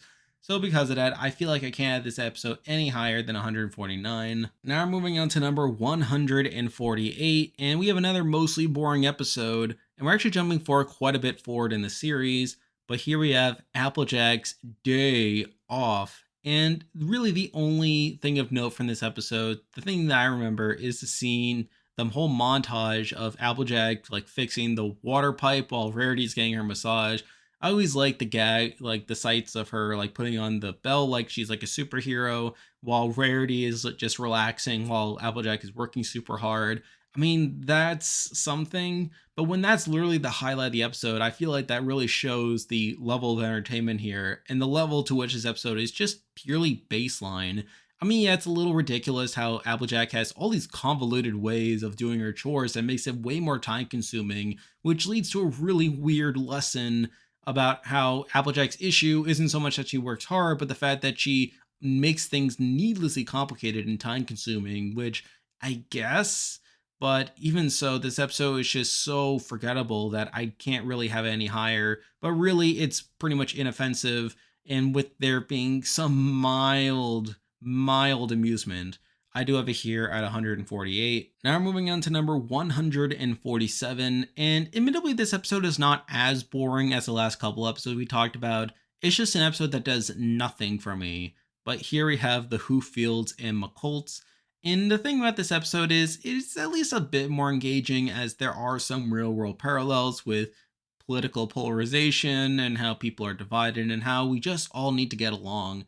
And I said this before, I don't feel like I resonate super well with a lot of episodes that attempt this moral, really because there are just so many factors going on that prevent people from working together, even if they can recognize the presence of a problem. I feel like realistically, if this plot were to happen, that the other families would just accuse the other family of being worse for the animals while they claim to be the ones that are trying to protect the animals. And then whenever the animals get hurt due to their actions, they feel like that the other family is at fault and that anything that they do in response is simply collateral damage and that they are ultimately the lesser of two evils. Like, I guess I'm a bit too pessimistic when it comes to politics in order for me to truly like resonate with the message that this episode is going for. And yeah, I do give it some credit. There is some foreshadowing earlier in the episode to the animals suffering on the head of all this conflict and strife. But really, this episode is just really baseline. It does nothing for me. I feel like it doesn't really do anything like practical in terms of teaching us a lesson. And outside of that, the episode itself is not very entertaining. A lot of the episode is just like the like two families just chucking food at each other and just wasting food. I'm actually surprised they didn't make more jokes in response to them wasting food. But again, this episode just kind of exists. And because of that, it is here at 147. Now we're moving on to number 146. And I know this episode should be higher given its premise and how this is technically supposed to be one of the more lighthearted episodes. But honestly, it just kind of blows past me every time. But here we have Castlemania, and again, this episode just kind of exists. I mean, a lot of it involves the main six accidentally scaring each other, with them thinking that the castle is haunted, and them largely like causing their own shenanigans here. And I definitely feel like this episode should be entertaining because of that. And to be fair, it is to a degree. But whenever like I'm removed from this episode for any extended period of time, I just kind of forget about it, which definitely is probably a bigger knock against it than anything else. And with it like being in line with these episodes that I don't have much to really say about or really feel about, I feel like I had to leave it here at 146. Now we're moving on to number 145, and we have another mostly boring episode, though there is a bit more to say about it. But here we have A Bird in the Hoof, and like I said, this episode is a bit boring. I feel like there's a bit more downside to it, where obviously people point out that Fluttershy is the one who steals Philomena without telling Celestia, and really should have been punished for that. Though honestly, I just don't care that much about it, though a lot of the gags involve Fluttershy trying to care for Philomena, while it does seem like Philomena is dying. And a lot of this plot could have been avoided if Celestia had just said that Philomena was a phoenix and how this is a very natural part of her life cycle. So like I feel like this whole plot could have been avoided. Though I feel like there are a couple positives going for it. I mean, for one, I do like a lot of the party scene where we see the cakes like walking on eggshells basically while they're trying to please the princess. All while Celestia very clearly shows off her personality here, with her being a bit of a prankster, like how she keeps like getting them to pour tea, even faking a sip so that when they pour it, like it overflows. You also have Pinky just eating a cupcake and just seeing the delayed reaction. Like she literally pretty much eats the entire cupcake before Mrs. Cake has this huge reaction. And you could clearly tell that they meant for this to be instantaneous, but because this is season one and things tended to be a bit more slow paced and a bit more awkward in terms of the timing, it led to a pretty ironically funny moment there. So there's that. And obviously, there's like the whole ending with Fluttershy getting pretty upset when Philomena bursts into flames and turns into like ashes and stuff. I know people have made memes about that before. So it's not that this episode doesn't have anything going for it, but honestly, it's just kind of boring and kind of like falls by the wayside a lot of times. So because of that, it is here at 145. Now we're moving on to number 144, and while I wouldn't say this episode is as boring per se, it does have a bit more flaws going against it. But here we have from season 4, Some Pony to Watch Over Me. And on some level, I kind of relate to Apple Bloom in here, where a lot of her play in the episode is Applejack being overprotective to such a ridiculous degree. And definitely one of the bigger knocks I have against this episode is the fact that this is all technically Applejack's fault, where despite Apple Bloom doing fine on her own, Applejack just decides for whatever reason to turn around just to check in on Apple Bloom to make sure she's doing fine. And it's through the surprise of Applejack just coming home so soon that causes Apple Bloom to fall down and have like the whole accident in the kitchen happen that makes Applejack feel like she came home at the right time, when in reality it was entirely her fault that Apple Bloom got into that situation to begin with. Whereas if that didn't happen, Apple Bloom would have continued to be fine. So it's a little annoying how this whole conflict starts because of a misunderstanding that was entirely instigated by Applejack. In the law of the episode, it's just Applejack just being overprotective, like to a pretty ridiculous degree. We eventually have Apple Bloom trying to sneak off on her own, like, and along the way Applejack is talking about how like she needs all this stuff in order to like make the delivery, and all of it sounds ridiculous, but then turns out when she has to go toe to toe with the Chimera, it just so happens that everything Applejack said was correct, how that was all the surprise that she would actually need, and that it was not at all an overreaction, which I did find a bit annoying, as it did kind of give some vindication to Applejack after she spends so much of the episode just being in the wrong, and how she is technically supposed to be in the wrong throughout a lot of this. So really, while this episode does have a bit of a faulty premise, I don't have too much wrong outside of that.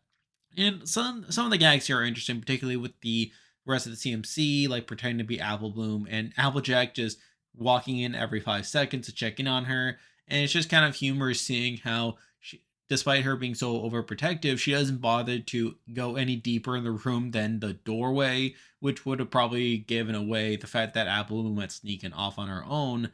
So, you know, like there's a give or take with this episode, and while I can't have it too high, I feel like it's definitely good enough on its own to where it's here at 144. Now we're moving on to 143, and we have another episode with a mostly faulty premise, though one that isn't as egregious as other episodes we've already talked about. But here we have Granny's Gone Wild, and for me, the main problem with the episode is the premise, where the whole thing, the reason why there's any stakes here is because of this roller coaster closing down, and they never give any explanation for why the roller coaster is closing, despite seeming like it's pretty popular and there doesn't seem to be any replacement in store for it. Like, I felt like it would have been better if they sort of clarified why it was closing, like whether it was because they're building a new coaster, which probably would have been a good bait and switch if Rainbow Dash were unable to ride the coaster, or maybe they just said that it was unsafe, or maybe it's under new management, or maybe under Flim and Flam, for example. Like, there were definitely excuses that they could have given for why the coaster is closing, hence why there's all this time pressure and why Rainbow Dash wants to go so badly and why she feels so compelled to ditch the grannies at every opportunity. But they don't, and I feel like that's a bit of a knock against the episode. But outside of that, the episode itself is just kind of fine. I mean, you have like the whole gag of Applejack continually popping up in Rainbow Dash's mind, like how she's just this disembodied head, and she's just giving her all these warnings about the advice she had given her about the grannies and making sure that they aren't taking it to like crazy. And by the end, Rainbow Dash kind of learns that the grannies like are a bit cooler than she thought, and from there they get to ride the coaster, which I guess is something. So again, I don't have really much to say about this episode. There's definitely the knock of its premise and not having much of an excuse for the coaster closing, but as it is, it's just kind of fine. And because of that, it is here at 143. Now we're moving on to number 142, and we have a somewhat similar episode to Granny's Gone Wild. It's actually a very early episode of the show, but here we have Ticketmaster. And, I know people can nitpick the premise here with Celestia only giving Twilight 2 tickets and her like deciding who gets to go with her. Although there is a bit of an excuse for it in the sense that like maybe this was Celestia basically like nudging Twilight along with a friendship lesson where like she was kind of expecting Twilight to come to the conclusion by the end that she had all these friends, and through that like she probably should have asked for more tickets. But even so, I felt like it was a bit of an engineered conflict, definitely one that could have gone much worse. And to be fair, it does kind of go wrong in the episode with each of the main six fighting with each other, trying to suck up the Twilight to try to get the ticket, despite Applejack very objectively having the best reason to be at the gala, like with her actually going there to try to sell like Apple products, like to help out the farm. She seems to have the only truly legitimate reason for doing so. I mean, but to be fair, like the episode does dedicate its time to the others sucking up to Twilight as well, and we had that whole scene with Pinky like being so open and blatant about sucking up to Twilight, with her like saying, "Oh, she's gonna sing a song," and obviously we had the whole gag of Twilight yelling at Pinky, saying, "Oh, at least the others were subtle." And then we had the whole like chase scene with all the townsfolk chasing her to try to get the ticket from her instead. And then we have Twilight's sort of meltdown at the end with her like admitting to her friends that she couldn't make a decision. And then she writes to Celestia saying that she wasn't going to accept any of the tickets. And then Celestia writes back saying, "Oh, why didn't you say so? Here's tickets for everyone." Okay. So really this episode was just kind of a very baseline episode. And yes, you can definitely take fault with some of the premise, but really the episode itself is just kind of fine. And because of that, it is here at 142. Now we're moving on to number 141. And honestly, I didn't really know what to do with this episode, as it definitely has some positives going for it, also some negatives, some weird stuff going on, and it has some of the similar issues to other episodes I talked about, where a part of it can be a bit annoying to watch, though to be fair, it's more justified than other episodes that fit that criteria. But here from season 7, we have All Bottled Up, and I get that this episode was meant to make Trixie a bit more annoying here to justify Starlight being frustrated with her, and honestly, that's not even my main problem with the episode. I actually think that Trixie herself is pretty like tame enough to where she's not actively annoying the audience all that much.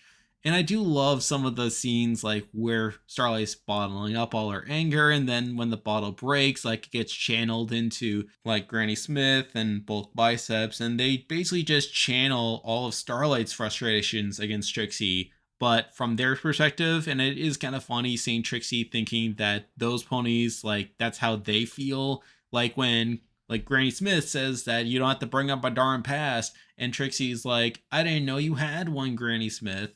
You also have her saying, you're the worst. And then Trixie says, that seems harsh. I mean, I don't know. That particular line just made me laugh a little bit. And then you have Bolt Biceps destroying his nut stand, and then he gets a big reaction when like he turns back to normal, and he talks about wearing multiple hats.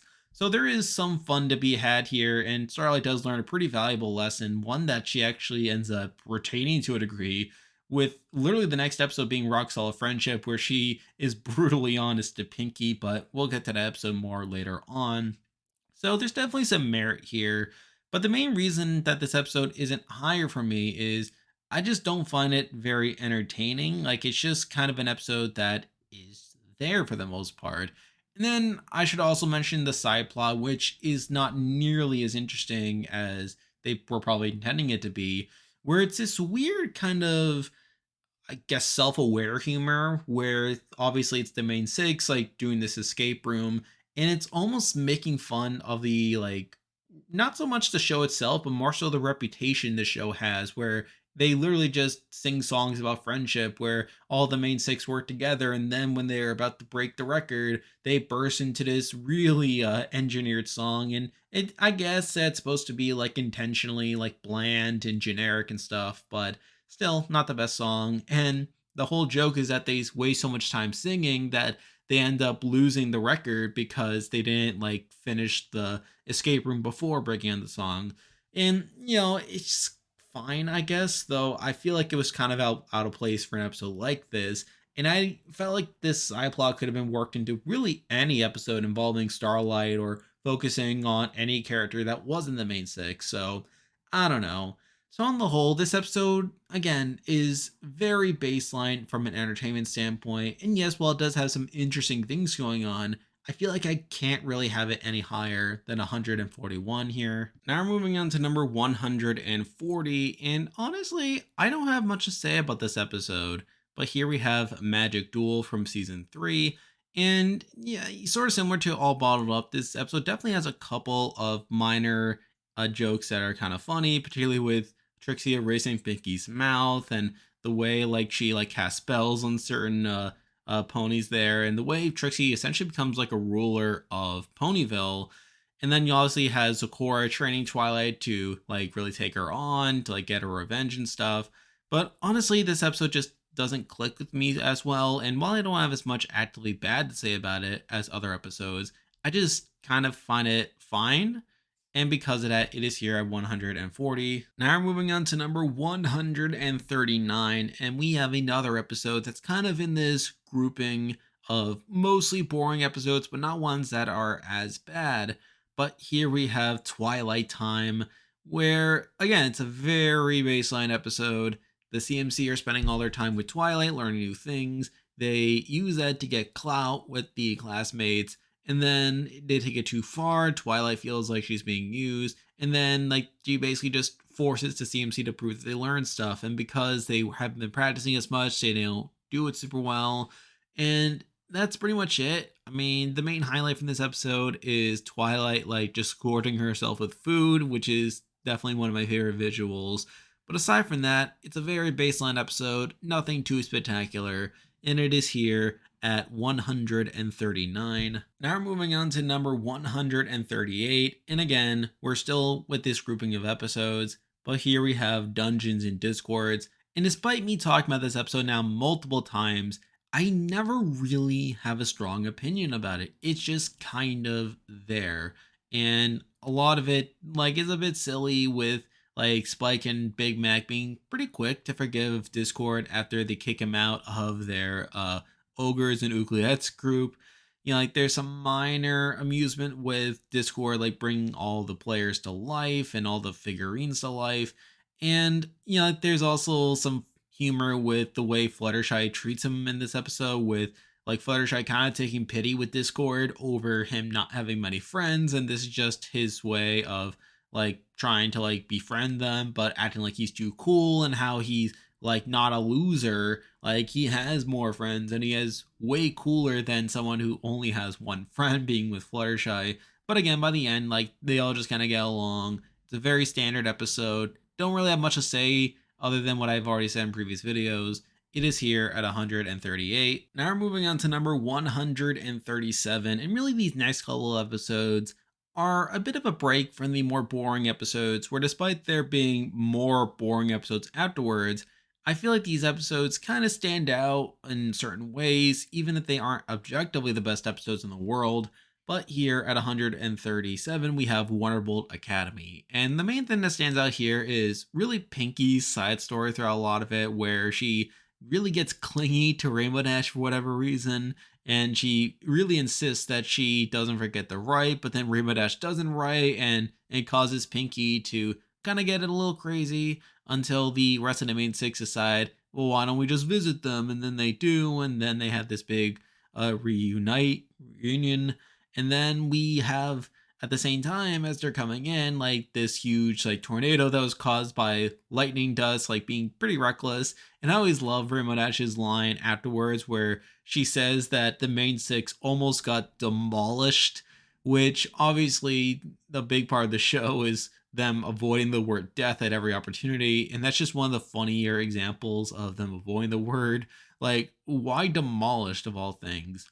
But aside from that, the episode itself is pretty basic. I mean, Rainbow Dash is just there and she basically learns to choose the honorable route over like her dream to the point where she almost quits Thornbolts entirely. And it's through that makes people like a Spitfire realize that Rainbow Dash is a point. She kicks Lightning Dust out of the Wonderbolts due to her being reckless, and then Rainbow Dash gets to stay in the Wonderbolts. So really baseline episode, don't have too much to say outside of that, and it is here at 137. Now we're moving on to number 136, and we actually have another episode centering around the Wonderbolt.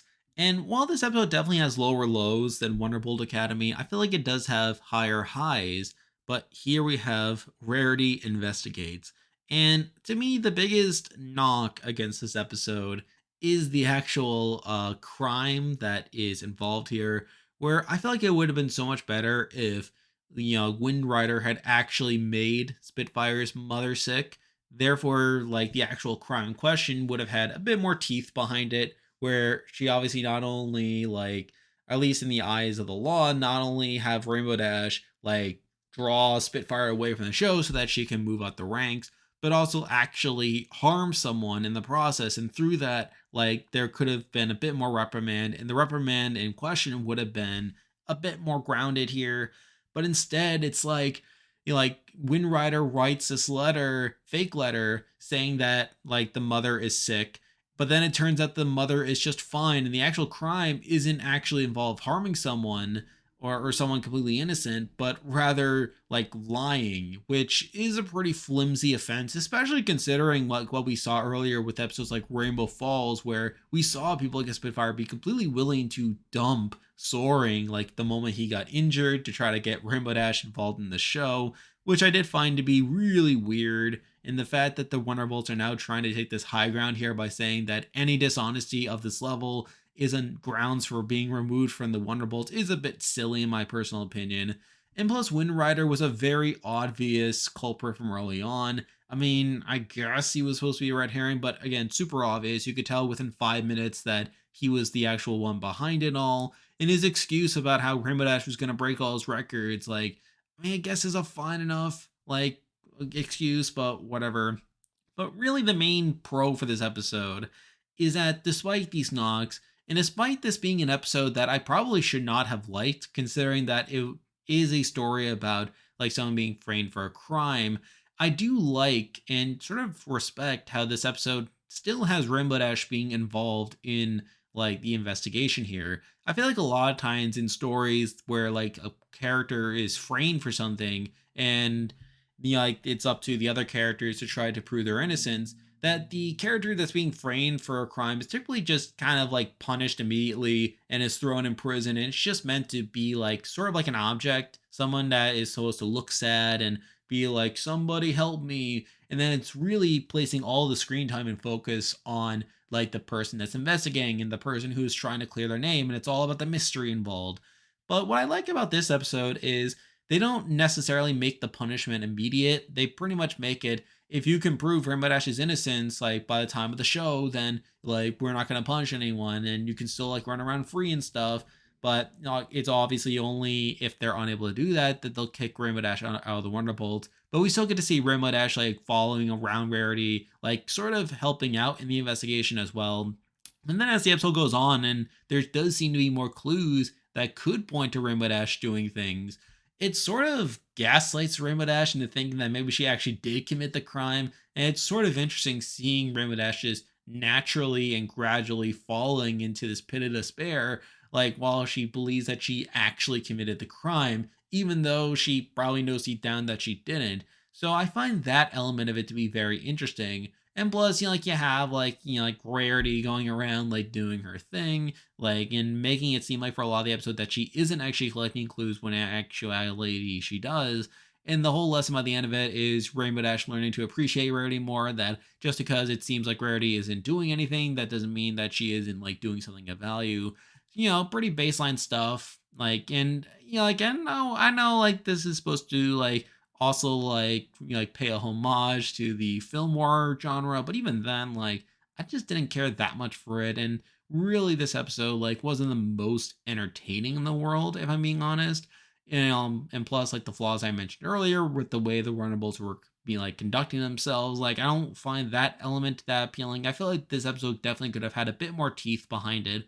But considering what this episode could have been, I feel like this episode turned out very well for itself, both in terms of how it handled Rainbow Dash, but also like how like it like handled Rarity as well. So I find that dynamic to be pretty interesting, and definitely one that makes it one of the more enjoyable episodes for me of this grouping of episodes.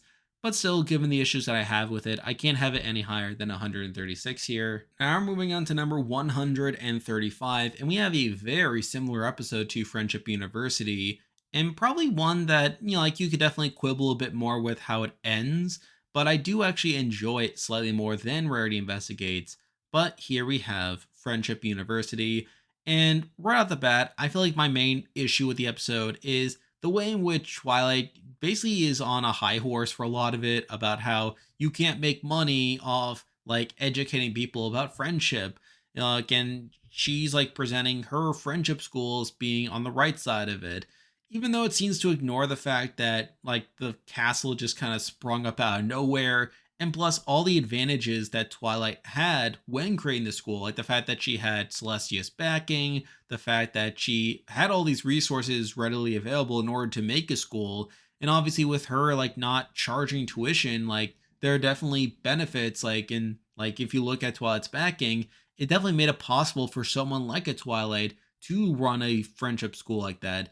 But then you compare that to the Flim and Flam brothers, like who probably don't have as many resources like that, and probably pretty much have to resort to like charging people to like get their lessons and then move up the like program per se. So like I feel like through that it kind of ignores like the way in which Flim and Flam like can't simply like create a friendship school like that doesn't charge people for in some way in order to make some money, and plus the fact that they still need to make a livelihood somehow. So like I feel like to that end, like the whole debate between like whether Flim and Flam are in the right here is a bit arbitrary. Definitely overlooks some things in order to make Flim and Flam seem to be in the wrong versus Twilight being in the right here.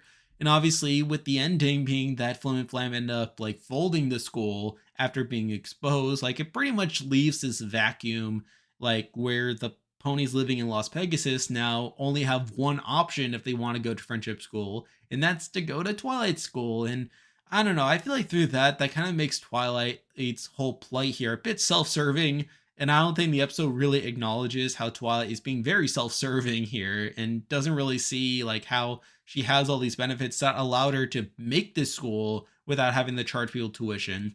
And then like her being on this moral high ground here over the fact that she doesn't charge tuition. And then by the end makes it so that she is the only place that people can go, even people that live very far away, so that they have to go to her school in order to learn about friendship. They want that type of education. So again, I just find that really weird and very self-serving and just not great. But if we're taking that out of it, and if you take it the fact that I'm taking this way more seriously than I probably should, I feel like this episode is pretty fine outside of that. I mean, I like the whole plot of how like Rarity and Twilight are the ones doing all this, how Rarity like becomes Planety and how she's like going to the school and like really testing out this new style, which is interesting. You have Twilight really seeming to, again, even though she is in the right by the end of it, I do like how she literally tries to like expose them at every opportunity, only for it to be at the end where all this like quote unquote bad stuff on Flim and Flam's end is exposed. But before then, it does seem like Flim and Flam had changed for the better. You know, like, and they even like try to expose Twilight, and they make this whole point about how Twilight is jealous and how Twilight is trying to expose the fact that like they're bad, even though there doesn't seem much evidence behind it, even though by the end they do. So I feel like it still had some promising things going for it, and I feel like they definitely could have made this a better episode.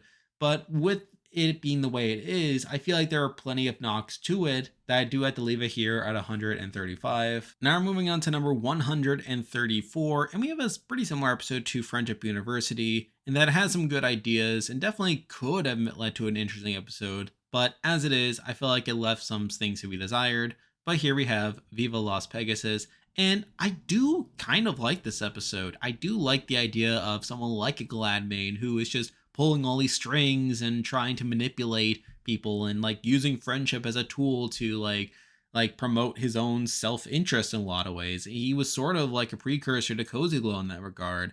And you know, it is sort of interesting how he's trying to like drive this wedge between Flim and Flam and trying to cause all this conflict with his high-end talent to prevent said high-end talent from considering the idea that they could go off on their own and make a whole bunch more money than what they probably are making under Gladmane, who I guess is pretty selfish.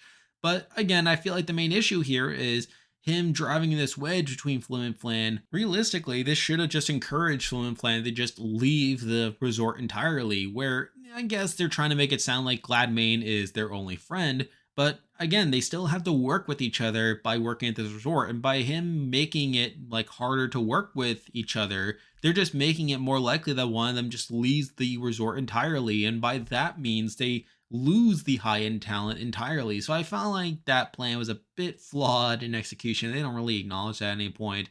And also, you know, like I've talked about this before, I don't like the whole exposure at the end with how like they just did the whole trope of Gladmane revealing his evil plan, and it just so happened that Fluttershy had her hoof on the intercom, which caused it to broadcast all over the whole resort, and everyone found out that way. I felt like it was a bit lazy, and Gladmane himself should have realized that he had this intercom that he could just use to broadcast whatever he said to everyone in the resort. So he probably should have been a bit more careful on that end. So I felt like that was a bit stupid there. So it's not as if I don't like this episode. I do feel like it has some promising ideas.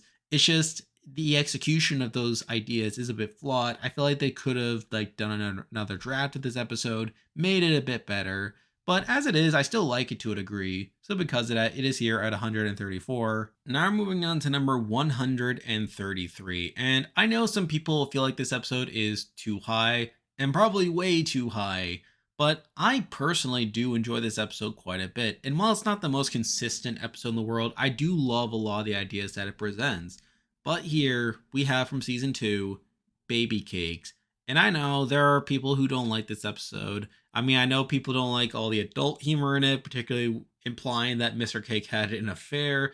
People don't like the rules for it, how it establishes babies in Equestria, of how it gives like Pumpkin and Pound Cake these unprecedented powers with their flying and their magic that are probably a bit outsized for what they are given their age, and definitely like not consistent with what we've seen with baby characters in other episodes. People don't like how it basically uses every trope in the book when it comes to babysitting. How there's a scene where you have to change the diaper, there is a scene where you have to feed them, where there's a scene where you have to give them a bath, and it basically just follows all those. There's a lot of crying as well with all the babies. They're constantly crying, and I get that. People don't like the song either, the Oink Oink song, which is pretty bad. So I get it. There's a lot of flaws with the episode, and that's a big reason I have it this low. And I actually did consider putting it down where Tanks of the Memories is. But the main reason that I don't have it lower, and the main reason I have it at least this high, is the way Pinky is presented in this episode. This episode gives us a lot of subtext for how Pinky is as a character, but also how others perceive her. Pinky is being constantly underestimated this episode. We literally see the cakes when they're going to like give some the babies out for babysitting. They literally go to every single other member of the main six, like asking them to babysit the cakes, despite Pinky's constant willingness to take care of them. And it's clear that they do this because they don't trust Pinky. They don't think that she's up for the job. They think that she's just going to be basically like their big sister and just play with them and not really tend to their needs at all. And we see over the course of the episode that Pinky does attempt to care for them, that she does attempt to like try and be like a good parent here, but obviously it comes up short. And obviously, you do have to fault the episode to a degree, in that some of the ways in which Pinky fails is a bit arbitrary, like the fact that the babies get these like ridiculous spikes in both flight power and also magic, to where it basically becomes impossible to properly care for them. But even so, the fact that Pinky is coming up short and continually being tested over and over again, all while she's probably deep down trying to prove these other people wrong. She's trying to prove to them that she's not this child, that she is capable of taking care of these babies and just being responsible. We then had the scene where Twilight comes over to try to help out, and she literally says to Pinky's face that she didn't think she could handle it. She says that babies are a lot of work and some ponies are just not cut out to handle the responsibility. And we see Pinky get deeply offended by this. We see Pinky initially being willing to accept help from Twilight, but it was when Twilight said that for whatever reason that made it personal. It made it so that from that point on the episode, Pinky's mission with taking care of these babies stemmed from this need to prove the others wrong. And I do find that scene very compelling.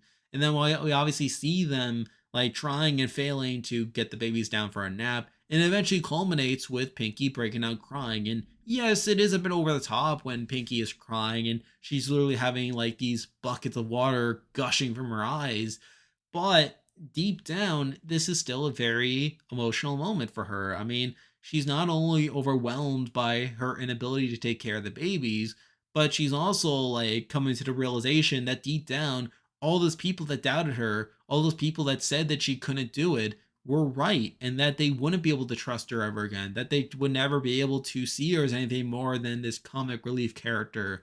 I mean, it's honestly kind of sad when you think about it. And obviously, things turn around, the babies are a bit more cooperative, and we do see Pinky afterwards working hard to like clean the house and make sure everything's all right. And we obviously get that ending where they say their first words and it's just Pinky's name, and she gets very touched by that.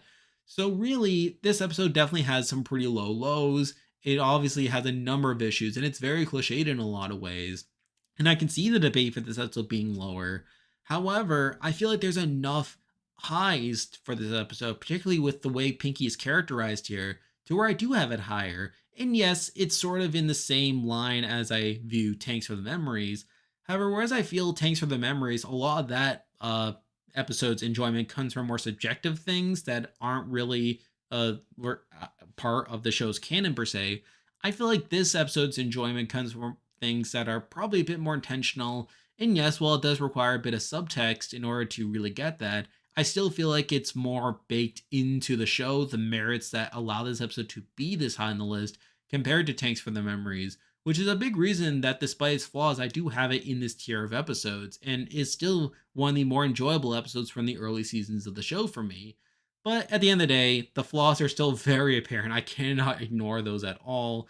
So because of that, I do have this episode here at 133. Now we're moving on to number 132, and we have two season 4 episodes to get to in a row, and both of them are pretty baseline, and ones I'll probably get through pretty quickly. But here we have Daring Don't, and this episode is just fine. I mean, it's sort of cool that A.K. Yearling actually was Daring Do this whole time, although I know people don't like that twist too much.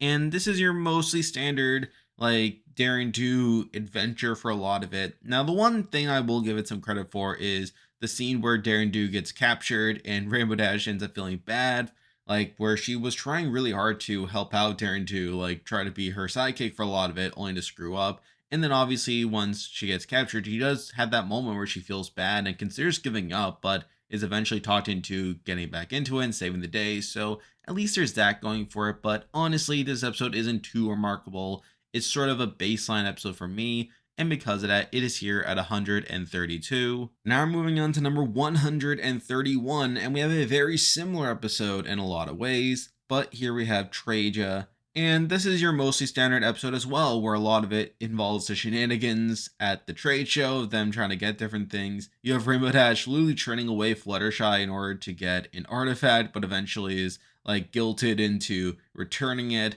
And the other iconic moment from this episode is Twilight when she decides to not sell her books from Golden Oaks because of how much memories to give her. And she has that scene of her just going through each of the books and saying how each of them reminded her of a time when she was like getting used to Ponyville and just growing along the way. Only for a couple episodes later for Golden Oaks and along with all those books being destroyed by Tyrek in a Fury explosion. And obviously, that alone makes this episode pretty iconic to me and very interesting to just go back and watch that scene. But for the most part, this is just kind of a fine episode, nothing too spectacular for me. And because of that, it is here at 131. Now we're moving on to number 130, and this episode is a little weird in some ways, and I actually did consider at one point putting it a little bit lower, but at the end of the day, I did feel like it had some good ideas, even if those ideas weren't executed super well. But here we have from season 9, Daring Doubt.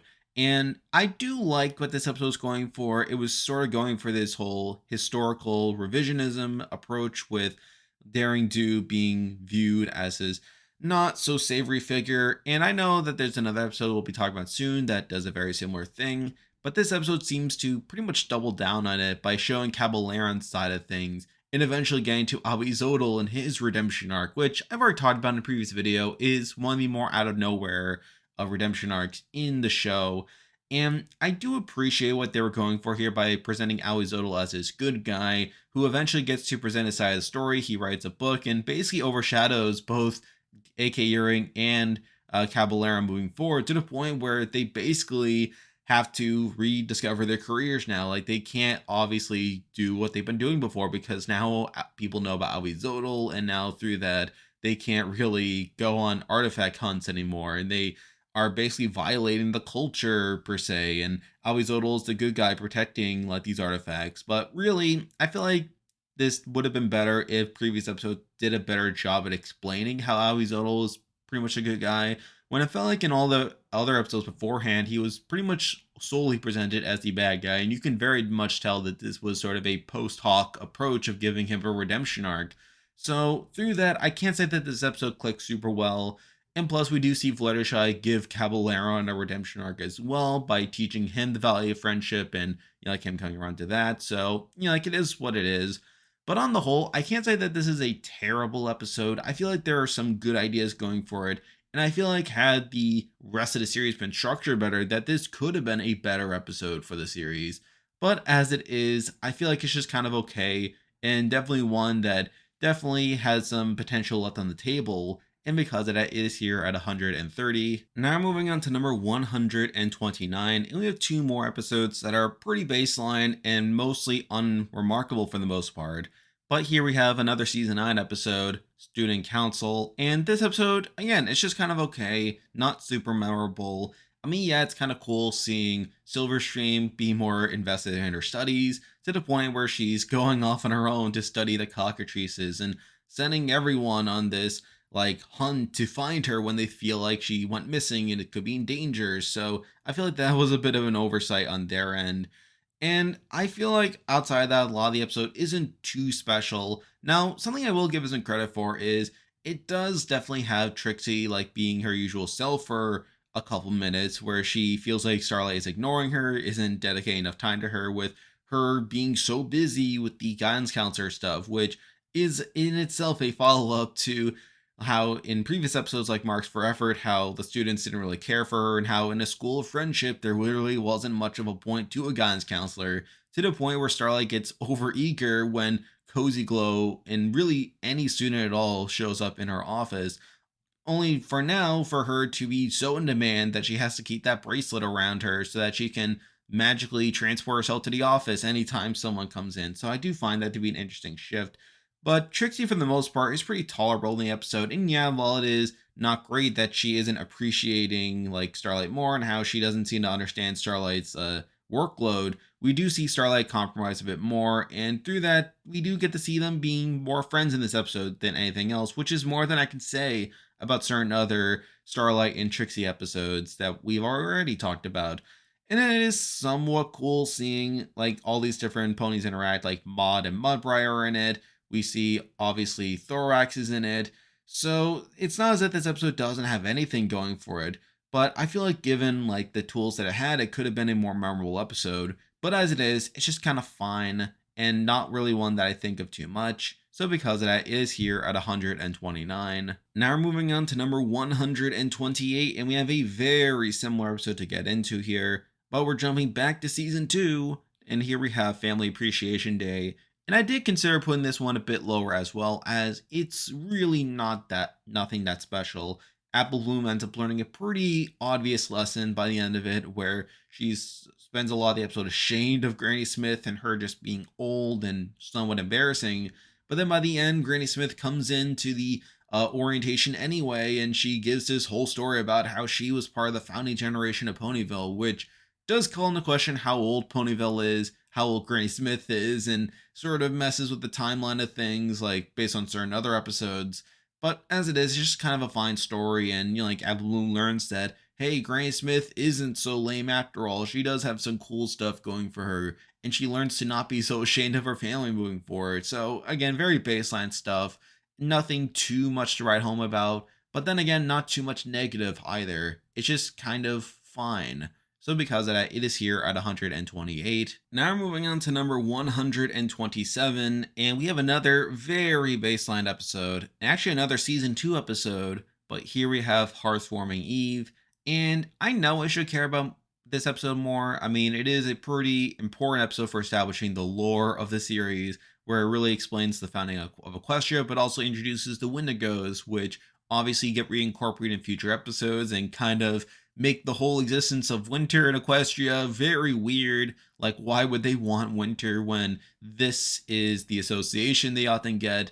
But at the end of the day, this is just a fine episode. I mean, it is kind of cool that they are presenting it as this play that they're putting on, and how they sort of learn the lessons of the play while they're performing it, with early on the main six getting into arguments and like getting all frazzled and stuff. But then over the course of the show, like as they're performing it, they end up sort of realizing that, hey, maybe these arguments we had at the beginning of the episode aren't so bad after all. And then we have that whole thing at the end where they were getting into an argument again, but then the wind howled as if they're summoning the Wendigos, which was just kind of stupid if you ask me. But really, this episode is just kind of fine. I mean, there is some humor, like how each of the leaders like are pretty incompetent, while it's really their like assistants that really see through all this unnecessary conflict, and they're the ones who are ultimately the ones that like end the winter, and they're able to unfreeze everything, and obviously found Equestria because of that. So at least there's that, and the actual story itself isn't that bad. But really, this episode doesn't do too much for me outside of that. It's just sort of a baseline episode, and because of that, it is here at 127. Now we're moving on to number 126, and I do have a bit more to say about this episode, but even then, like the actual quality of it is pretty baseline as well. But here we have from season 6, Spice Up Your Life, and this episode again is also fine for the most part. Now it does try to introduce these ideas like the whole culinary scene in Canterlot not being super interesting, how it's pretty monotonous, and we see Rarity throughout a lot of the episode trying to make the tasty treat more like these high-end dining restaurants, trying to make it more like everything else, while Pinky is trying to double down on what makes it unique and trying to like really embrace the cultural diversity that this restaurant presents. And obviously we had that song, which again is okay. I didn't love it as much at the time, but I do slightly enjoy it more now. We obviously get to the whole critic scene where everything goes wrong and all these ideas are clashing together. Pinky is the one to ultimately snap Rarity out of like making the tasty treat just like every other restaurant. And by the end, like they sort of embrace what makes it special. And we obviously see the other city folk come in and they say how they're tired of all the monotony of the high end dining and they're glad that the tasty treat is willing to be different, which is kind of interesting, but also sort of a weird jab at like this high end culinary scene. Like it like me does make you call into question like why these high end dining establishments are so popular to begin with if people are already getting fed up with them. But I guess it's just the tasty treat being more of a trendsetter than anything else. So it is what it is.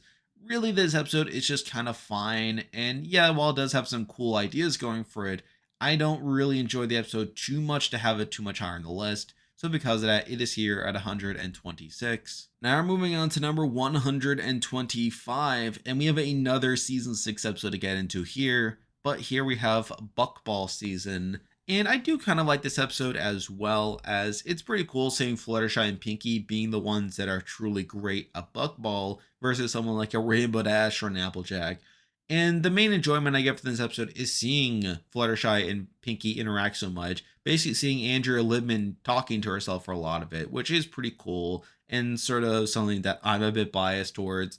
But if we're being honest, this episode is also pretty baseline. A lot of it involves Rainbow Dash and Applejack learning to not put so much pressure on the two, as it obviously causes Flutterpie to struggle a lot at Buckball when they're basically being forced to compete and practice all the time. Whereas if they're just having fun and being in their natural element, that's what truly makes them great.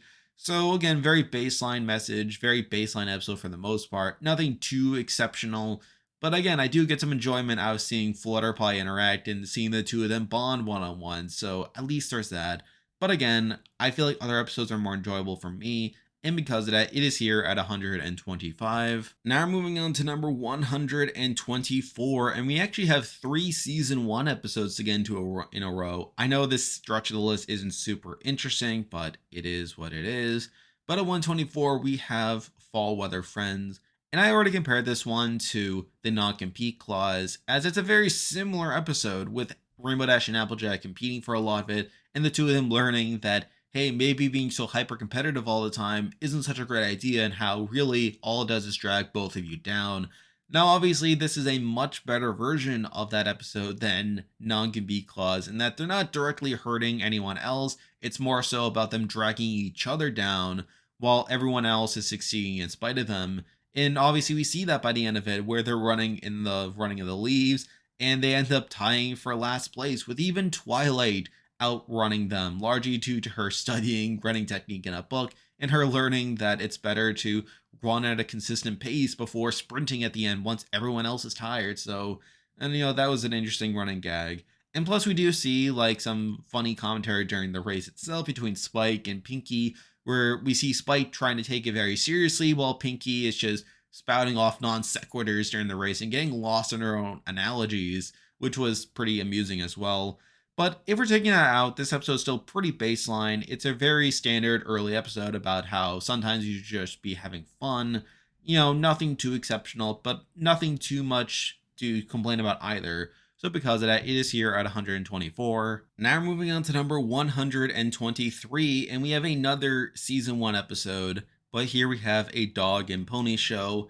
Now, I did consider putting this one a bit lower, as I know some people might find Rarity to be a bit annoying here, and they may find her whole like whining and complaining art to be pretty bad. But honestly, I find it to be alright as it is. It's a nice enough subversion to the whole damsel in distress storyline, where it turns out that the captors are the ones in distress, and it's pretty cool just seeing like Rarity just getting one up on them over and over again, just her continuing finding a way to call them out, never really being in that much suffering. Where obviously by the end, like they even try to like force her to do it after being tired of her bossing them around, but then she starts crying and they get fed up with her crying to the point where they just let her go because they're just so tired of her like doing all the stuff, and she gets all the gems that she collected along the way. So she basically got what she was looking for anyway. And along the way, there's some other stuff like Spike fantasizing about being the one to save her, with him imagining himself being very strong and just fighting off all these diamond dogs, and it's pretty cool just seeing like the visual of like the diamond dogs lunging at him only to cut to him standing still before like making his attack. I did find that another bit of season 1 awkwardness right there. But again, this episode isn't too exceptional outside of that, and I do see some of the complaints behind this episode being a bit annoying at points, but as it is, it's just kind of fine. And because of that, it is here at 123. Now we're moving on to number 122. And again, we have another season 1 episode here, and another mostly baseline one.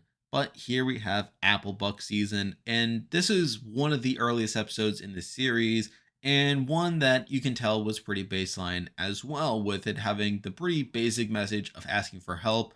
Now, I will admit that it is interesting seeing Applejack being the one who's doing all this stuff, like for others in Ponyville, like without asking for help, and it obviously gets to the point where she overworks herself.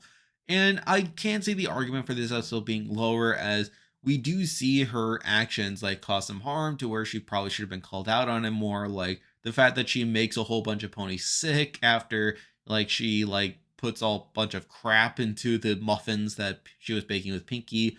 Though to be fair, Pinky herself should have probably noticed that Applejack was just putting all this unedible stuff in there to where they were turning them into baked bads, and that was a bit of a funny joke, but still, like I can see the argument for that being a knock.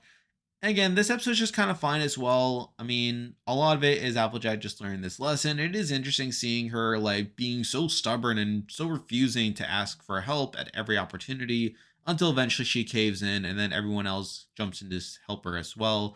But it's also cool seeing like the town just completely respecting and looking up to Applejack to the point where they are even asking her to do all the stuff for them. So at least there's that. But again, baseline episode, nothing too much to write home about, and it is here at 122. Now we're moving on to number 121, and I feel like from this point on, we are starting to move away from this really baseline tier where I really have almost nothing to say about these episodes, as I feel like from this point on, I do at least have a bit more to say about some of these episodes, whether good or bad, but at least these episodes have some more interesting elements to bring up. But number 121, we actually are jumping all the way to season 9, and here we have Uprooted.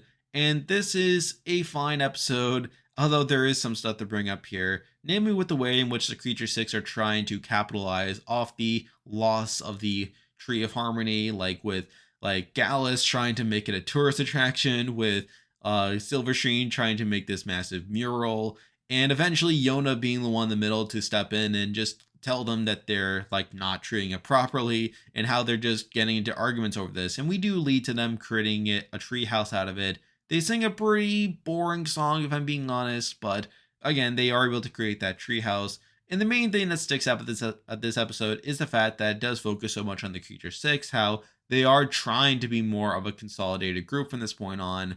And yes, while they had already gone through stuff before in season 8, this is just a all around fine episode for me. And because of that, it is here at 121. Now we're moving on to number 120. And a part of me wanted me to have this episode higher on the list, and a part of me actually wanted it to be lower than what it is now. But I feel like the two elements of it kind of equal out. But here we have Uncommon Bond from season 7. And this is a weird episode in that there are parts of it that are really, really interesting, but there are other parts that are really, really boring. Let's get the boring parts out of the way. I mean, we do have to sit through a whole bunch of montages of like Starlight, like sitting there bored while Sunburst is interacting with all these other ponies. Like, and it's the same montage every single time where we see Sunburst and some other pony, whether it's Twilight or Trixie or Maud, doing something interesting that they like, while we cut the Starlight being bored and increasingly feeling left out. Like I feel like that takes up a decent chunk of the episode and definitely drags it down to such a degree.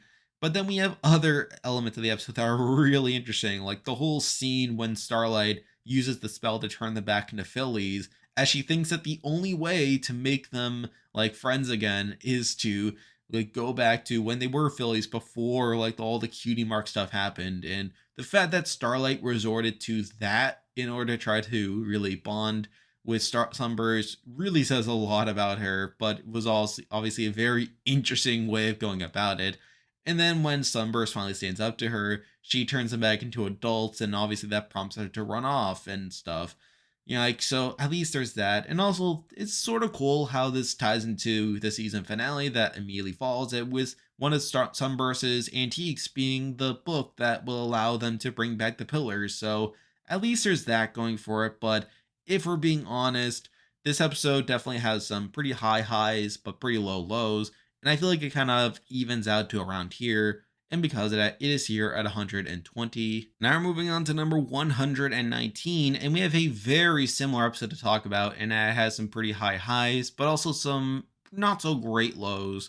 But here we have Surf and or Turf.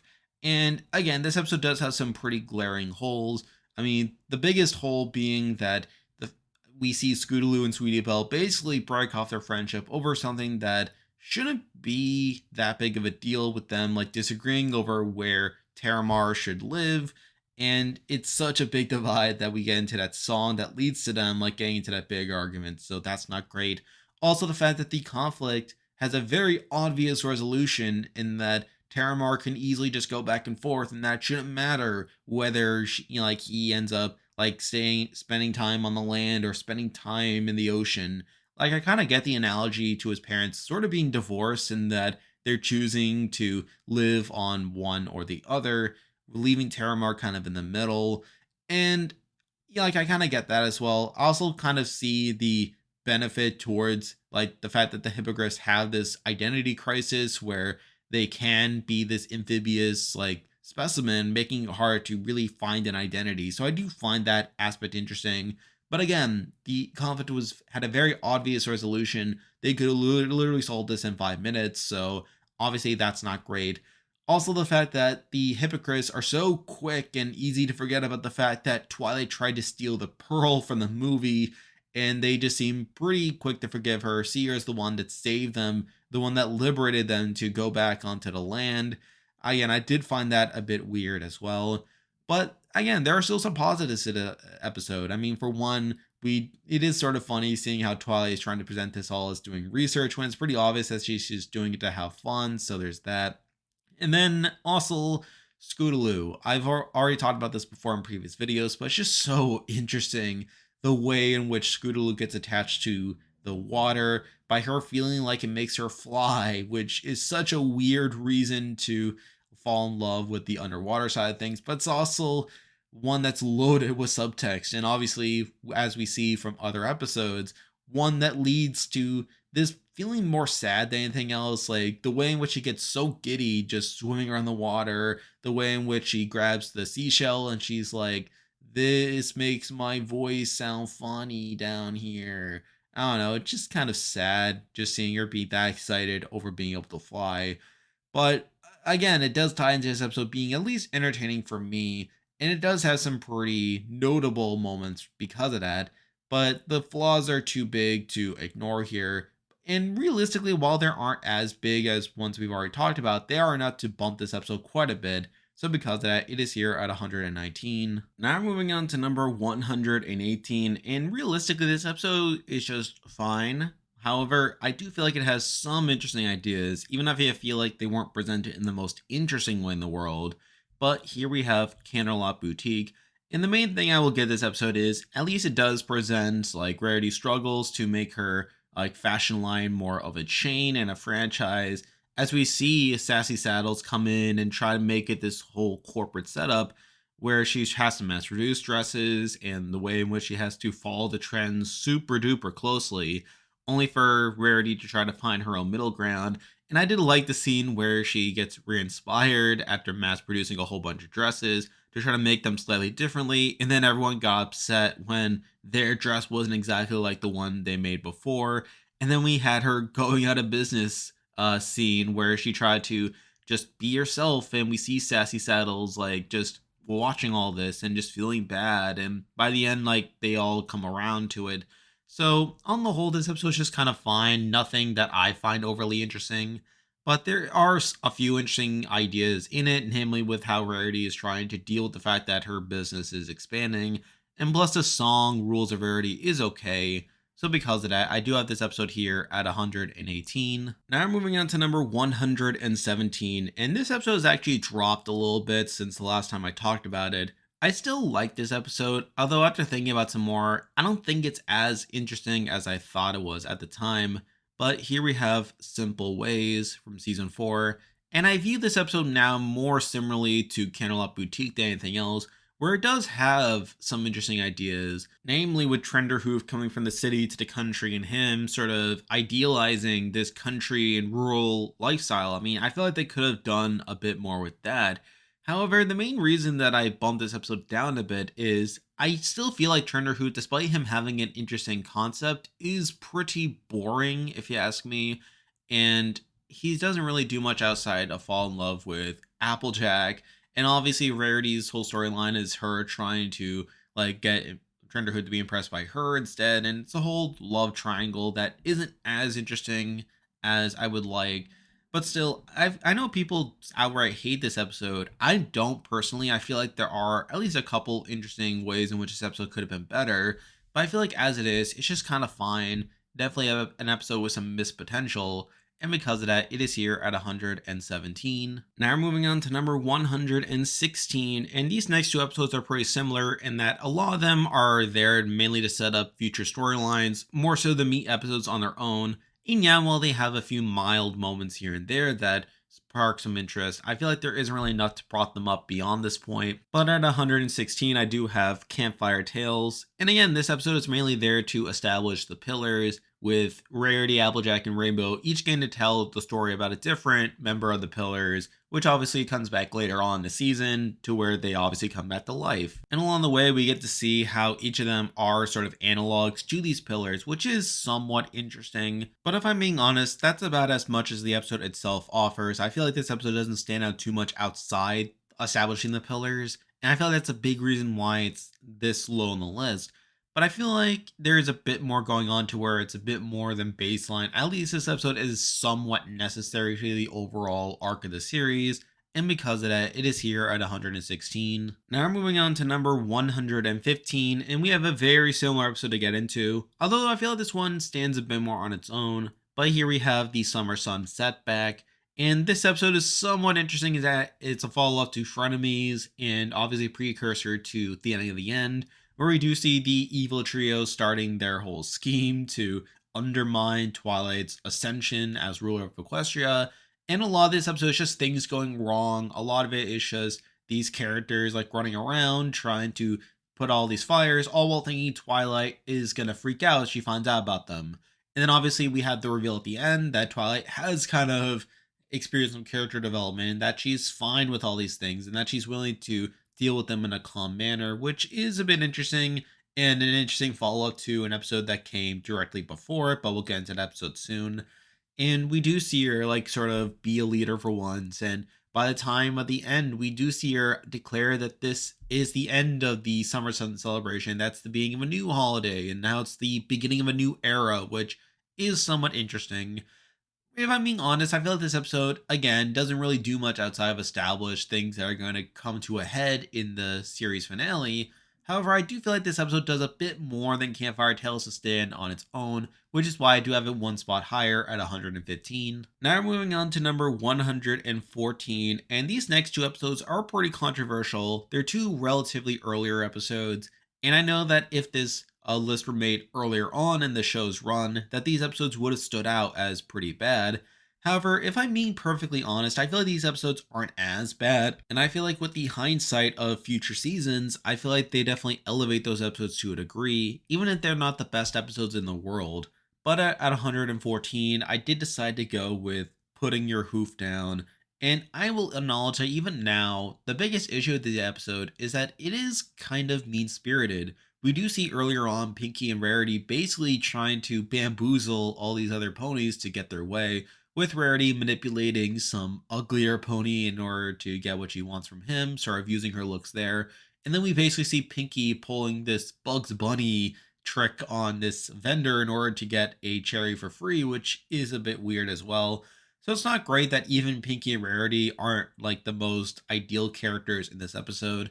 We obviously see as well, we see like Lyra and Bon Bon like not really being nice to Fluttershy. We do see some ponies being pretty rude for a lot of it, which does justify Fluttershy needing to be more assertive throughout a lot of it. And admittedly, this episode is largely baseline as well, in that Fluttershy does end up going to Iron Will's seminar. She ends up using the advice in order to like get back at some ponies. She's mean for a lot of it. And then we get to the scene where Fluttershy chews out a Pinky and Rarity for basically wasting their lives on frivolous pursuits that no pony gives a feather about.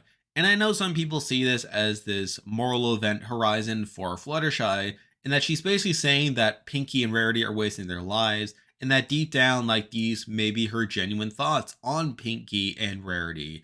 And yes, it is pretty mean spirited for a lot of it. And the fact that Pinky and Rarity are so quick to forgive Fluttershy afterwards isn't ideal in a lot of ways. I know people like Mr. Enter have talked about how this is one of the worst episodes of the series, and how this was a serious moment that made him question whether Fluttershy could be redeemed or not. However, even so, I do feel like this episode does have a few things going for it. I feel like, for one, the comedy is pretty good for a lot of it, where Fluttershy has all these one-liners that she spouts off whenever she's being assertive. So there's that. There's the whole old Fluttershy, new Fluttershy dynamic that goes on with a lot of it. And even in that scene where Fluttershy is basically telling Pinky and Rarity that they're wasting their lives, there is some subtext there. We do see how it does dive deep into their psyches to a degree.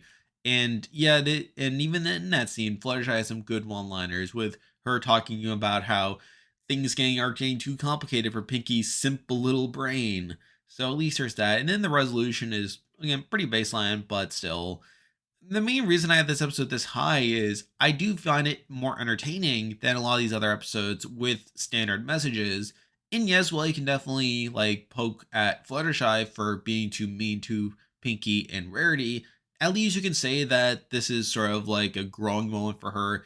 The fact that she immediately realizes that she went too far. And yes, while it would have been better if they did more to address it in the immediate aftermath, I will still take it as it is. I don't feel like it's the worst moment in the world either. So, admittedly, when we're looking at this episode, I don't feel like it's the best, and it's certainly one that gets a bit mean spirited at points, sort of similar to other episodes from season 8 that we've already talked about. But again, I feel like it's not the worst either, and for that reason, I have it here at 114. Now we're moving on to number 113, and we have an episode that I've largely linked with Putting Your Hoof Down. They're both season 2 episodes, and they're both episodes that are probably not the best if you think about some moments from them. But again, I feel like this episode isn't that bad in the grand scheme of things. And here we have May the Best Pet Win. And this episode is pretty good, although there are definitely some issues, namely with the way that Rainbow treats some of the animals throughout a lot of it. The fact that Fluttershy doesn't really step in more when she is pushing them to their limits isn't great. It's obviously very obvious that Tank is going to be the one that saves the day at the end, and the one that Rainbow obviously picks, as she spends a lot of the episode easily berating Tank for like just being too slow and just not being cut out for it. So obviously he's going to be the one that comes in and wins her over by the end of it. And the song does go a bit on too long, but to me, it is pretty reminiscent of early MLP, so I'll take it for what it is. Really, this episode is just fine if you ask me, but there are a few moments that make it stand out to me, namely the fact that it is an earlier episode, one that definitely gives me some weird nostalgia for the series, if I'm being honest, and that is what's boosting it. And I always feel like this episode is intrinsically linked to Putting Your Hoof Down, and that there are obviously episodes that have some problematic moments, but still find some entertainment regardless. So, with that, I did decide to have it at least as high on the list, though I will acknowledge that it's not the best episode in the world, and it is here at 113. Now we're moving on to number 112, and we are jumping all the way forward to season 9, and we have a pretty interesting episode to get into here. But here we have She Talks to Angel. And the main thing about this episode that really hits me is the comedy. I feel like this episode is pretty funny for a lot of it, namely with seeing Angel like basically get to express himself in words, and while it's through Fluttershy's body, it is interesting getting to hear Angel's voice and the way that he talks. And you can very tell that when Andrea Libman is using her Fluttershy voice to communicate Angel, that's very distinct from how she would communicate Fluttershy.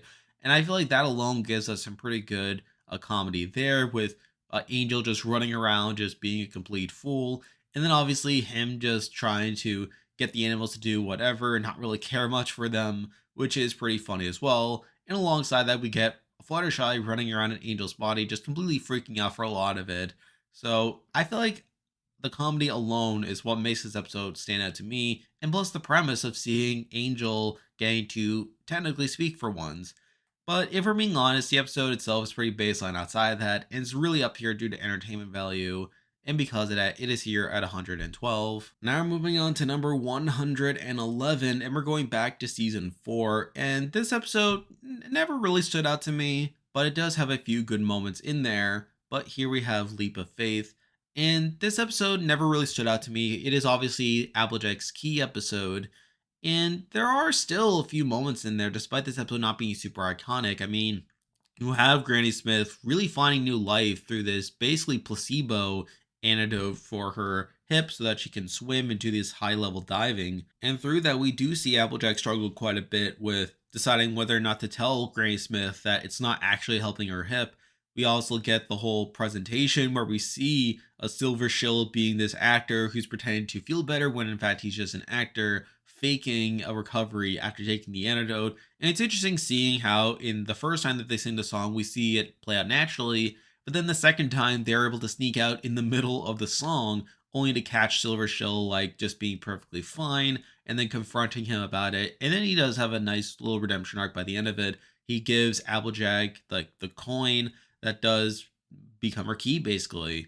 So this episode still has a few good moments in it and definitely some interesting stuff going for it, but it's definitely an episode that doesn't stand out too much to me in the grand scheme of things. And it's for that reason that I have it here at 111. Now moving on to number 110. We do have an episode that's kind of similar to Leap of Faith in that despite it having some good stuff going for it, it's not the most interesting story in the world, but obviously one that's a bit more necessary in the grand scheme of the series. But here we have On Your Marks from season 6. And this was the first big CMC focus episode after they got their cutie marks. And we do see Apple Bloom kind of being in a similar spot to where she was at the time of Call of the Cutie, where she obviously has her cutie mark now, but is now questioning what the purpose of the CMC is if they don't have to look for a cutie mark anymore. It is interesting seeing like how the three of them are trying out different things while never saying that they're no longer friends. They're obviously just trying out things just to try out things. And we see Apple Bloom getting pretty distraught over this to the point where she's just going off on her own. She has a pretty good song like of her just trying out different things but just being sad throughout all of it. And for whatever reason, whenever I think of this episode, I always think of like the very end of it where she's helping like the tap dancer getting his cutie mark. But really that is just the last third of the episode. For whatever reason, I always forget that such a significant span of the episode is them like just trying to figure out what to do, not that they have their cutie marks. And I do kind of knock that against the episode in that the episode is pretty slow paced for a lot of it. But then we just had this whole storyline of Apple Bloom helping this random pony getting his cutie mark that does lead into her realizing that the CMC can help others get their cutie marks and not just Diamond Tiara, which again is fine for what it is. This is still a good episode, but I still feel like it's not the most entertaining to watch and definitely can get a bit boring at points, which is a big reason I have it here at 110. Now we're moving on to number 109, and we have another sort of similar episode. It's another CMC episode, another one that's probably not the most remarkable in the world, but it does at least have one funny moment. But here we have Marks and Recreation. And this episode does have some positives. We have Rumble coming along to really take the whole avoiding cutie marks to its natural conclusion by basically doing nothing. And obviously that eventually wears off despite everyone like buying into initially. And the episode does end with him sort of learning that just because you get a cutie mark in a certain thing doesn't mean you can't do other things, that you can't have a full life. So, there's that. And the main moment I remember from the episode is Sweetie Belle's comments about wanting to stay calm, only to yell out, "Cutie marks make you special." So I don't know, that stands out to me. But for the most part, it's a solid episode. I wouldn't say it's that memorable outside those things. And I know that it's sort of Like I know some people quibble about whether it really fits in with the whole cutie marks, so take that as you will. But it's still a fine episode, and while I can't have it too much higher than here, I do feel like it's good enough to be here at 109. Now we're moving on to number 108, and this episode certainly has lower lows than the last couple episodes we talked about, but also some higher highs. And we're going back to season 4 now, and here we have Philly Vanilli, and the biggest low for this episode is Pinky's behavior throughout a lot of it. It really doesn't make a lot of sense why Pinky is this mean spirited for a lot of it, and how she's this unaware of how she's upsetting Fluttershy with her random speeches about how Fluttershy would embarrass herself forever if she went out on stage and failed. And the fact that they doubled down on it again in the climax really showed that the writers just didn't know what they were doing with her in that episode. So that's not great. And that is a big reason that this episode isn't higher on the list, is that negative going against it. But if we're looking at the rest of it, I mean, it's pretty solid for the most part, and definitely has some interesting moments, particularly the ending when Fluttershy does realize that she can still perform, but she's just taking baby steps, which does tie into her later character development. So overall, this episode is good and has some pretty solid moments. You obviously have some good music in there as well, and just seeing Fluttershy getting more into the performance while like feeling like no one can see her.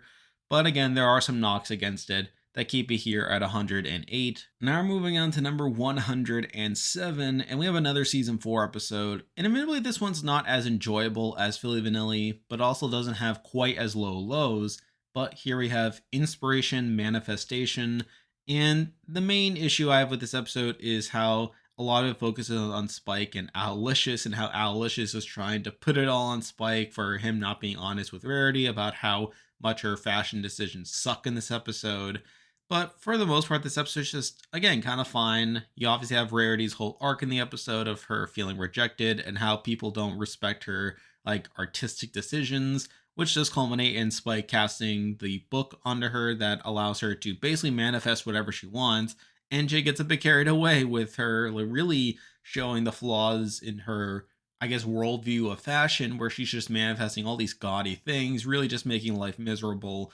And Spike just eventually comes around to stand up for himself, really tells Rarity like that what she's doing is wrong, and he just kind of learns a lesson about honesty. Again, nothing too special, but this episode does have at least some creative ideas that does make it mildly interesting.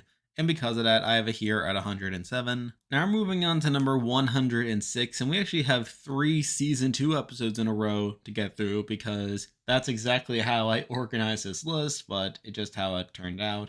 But on 106, we have the Super Speedy Cider Squeezy 6000, which is definitely going to be the longest episode title, I believe.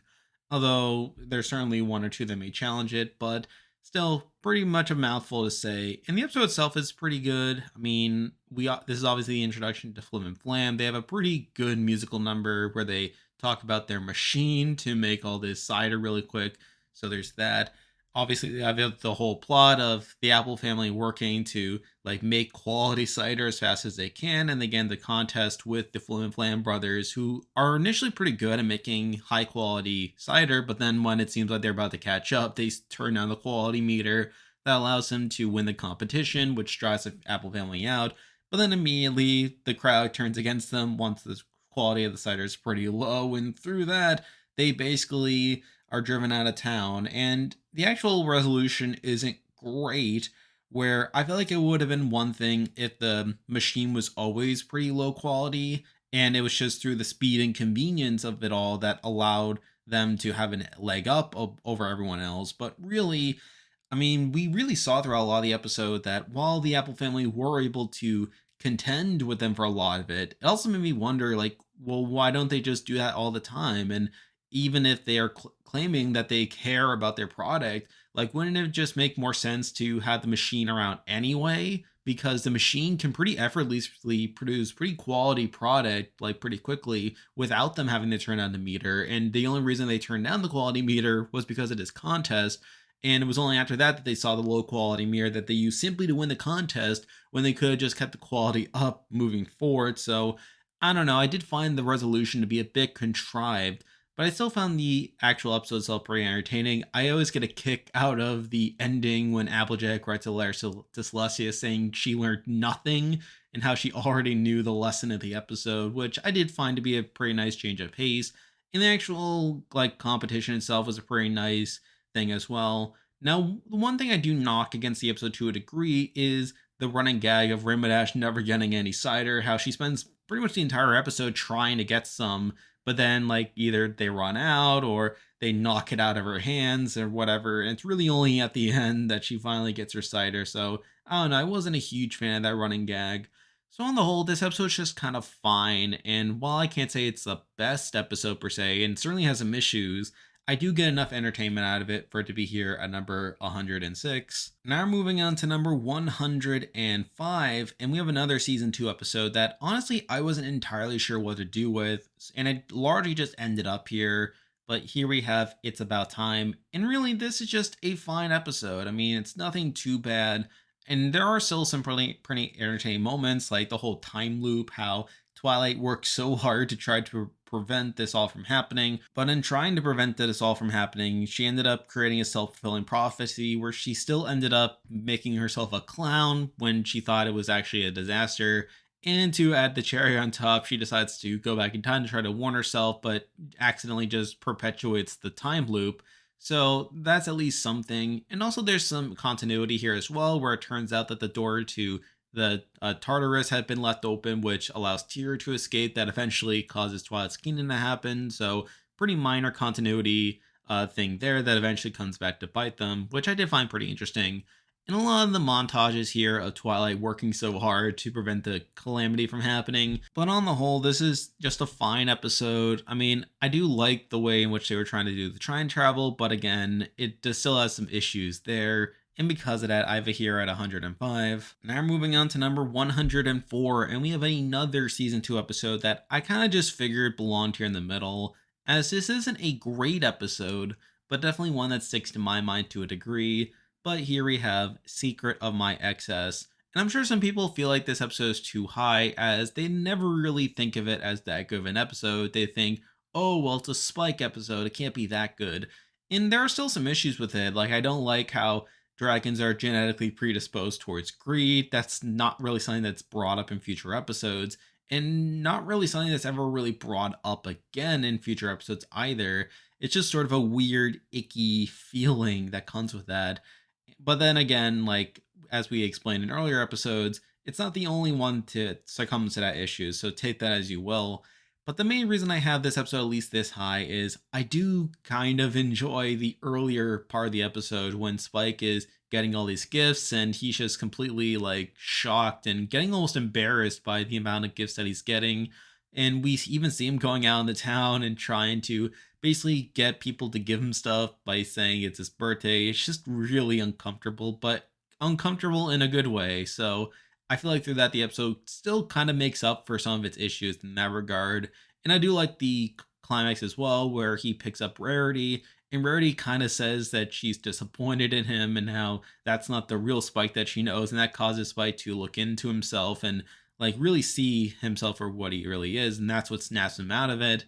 So it's not as if this episode doesn't have issues per se. I don't like the world building thing and how dragons can just become this way if they get too much stuff. Basically, sort of a weird justification for Spike being humbled. But then again, like he was taking it a bit too far, so I can take it or leave it in that regard. But because of that, I do have the episode here at 104. Now we're moving on to number 103, and this is actually the halfway point of this list. And we have an episode that's kind of fitting for that, in that it's kind of in the middle. And there are good things about it, there are bad things about it, but it all kind of evens out. But here, right in the middle of the list at 103, is Triple Threat. And I actually like this episode more than other people. Now, there are still plenty of issues with it.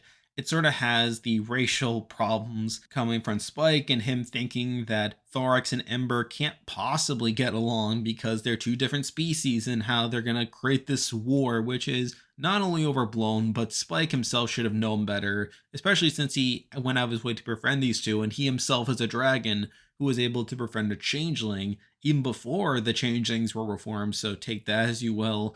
And in some ways, this episode is pretty baseline as well. It's a pretty standard message about how you shouldn't judge a book by its cover and all that jazz. So, again, in a lot of ways, this episode is pretty baseline. However, there's still plenty of funny moments from this episode, moments that really stand out to me that make it kind of worth it.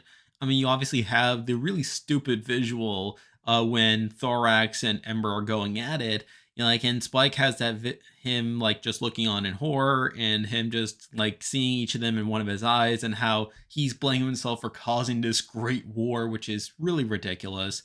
You also have immediately afterwards when Ember and Thorax bond over each other.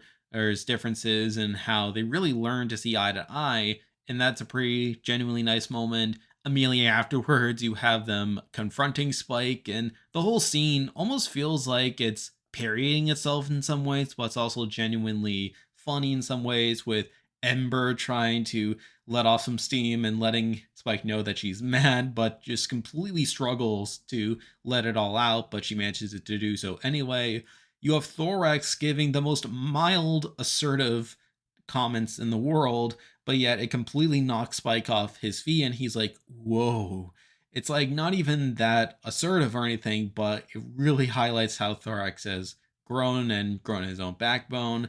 So that whole like back half of it is really entertaining. Some good reasons, some ironic reasons, but it still works out for me.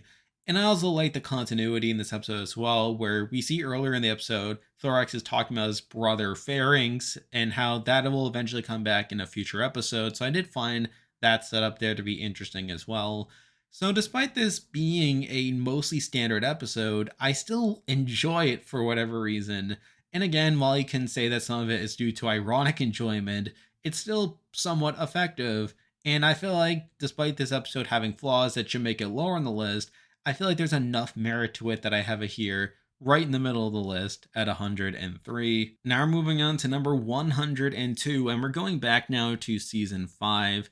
And this is an episode that I definitely like as well, sort of similar to Triple Thread, but there are some minor issues that keep it lower on the list and outside the top 100. But here we have Hearthbreakers. And I've always kind of contended with this episode to a degree. I always kind of contended how much the apples like were forced to concede to the Rock and Pie family in order to just like fuse their traditions together. And I still feel like the Pies could have done a bit more. Although even then, I still feel like they do some stuff by the very end of the episode, with them coming around, like them taking on countryisms and them doing some of the more standard, like hearthwarming stuff that the apples do. So there's that. And there's still plenty of good moments in this episode. Like, I like how Pinky is really trying to bring these two families together, and she's really put in an uncomfortable position for a lot of it, which I find pretty amusing. There's that whole moment where Applejack basically decorates the entire farm overnight, and then Pinky is just kind of nervously like trying to mend things by saying, "Yeah, all that stuff she said," like, which was pretty interesting. So it's not as if this episode lacks like strengths, and I even feel like it's better in hindsight than anything else. But really, at this point, it's not my favorite episode, and there's enough going on with other episodes to where I at least have it down here at 102. At 101 is an episode that I do like, and an episode that has some pretty high highs, but also has some pretty big issues that keep it right outside the top 100. But the final episode I'll be talking about in this part is Party Pooped. And I do like this episode quite a lot. I mean, it is a Pinky episode. It's an episode with some pretty good gags in it for a lot of it, particularly with her going off to Yakakistan trying to solve the diplomatic crisis that's afoot. There's pretty good gags along the way, like how she formed a band and how like Cadence is with her when she's about to cross that mountain pass, like, and how no one's ever survived it, but Pinky's able to get through it okay. And she literally gets right to the gates of Yakakistan, but then gets blown over by some snow, and the sled literally takes her all the way back to Sugar Cue Corner, right back when she started. So I found that all pretty amusing. And there's also the whole party cave scene when the rest of the main six discover the truth that Pinky really does take her work seriously and how she really has entertainment and partying all down to a science, to the point where she has all these data files about each pony, what they like, and what they really value in a party to make them the most happy. And obviously, there's that whole moment where Pinky does see all of them down there, and she gets a bit emotional as well, as she's saying how she's really grateful that everyone can now see how hard she works to make the parties are what they are. So I did find that moment pretty nice. But the main reason this episode is outside the top 100 is the yaks. I did find the yaks here pretty unlikable and still not overly cultured.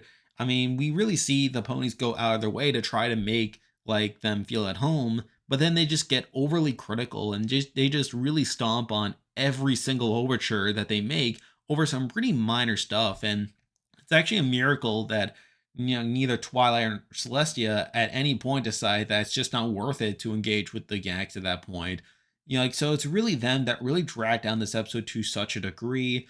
And plus, the fact that they spend so much of the episode focusing on that, I felt like it would have been much better if Pinky were just assigned with it from the beginning and more of the episode focused on Pinky shenanigans as she's trying to make things right. And the fact that the Yaks even try to declare war against Equestria over a minor slight is pretty ridiculous as well. Really calls into question why they are even bothering still trying to deal with the Yaks. So I feel like that alone makes this episode not ideal.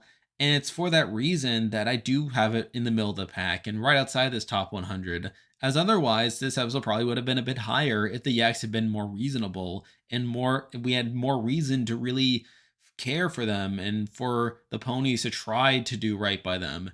But it's because the Yaks are so unlikable and we're constantly questioning why they're continuing to bother building relations with Yakistan that does bump this episode down to quite a degree. And it's for that reason that I have it right outside the top 100, and it's here at 101. At number 100 is an episode that I do like for the most part. However, it does have one pretty big glaring hole in its plot that makes it kind of redundant. But here from season 9, we have The Point of No Return. In many ways, I do like this episode a lot. It's kind of a spiritual successor to Amending Fences, where it is trying to build this whole story off something that happened really fast in the first couple minutes of the series, which is a pretty interesting prospect.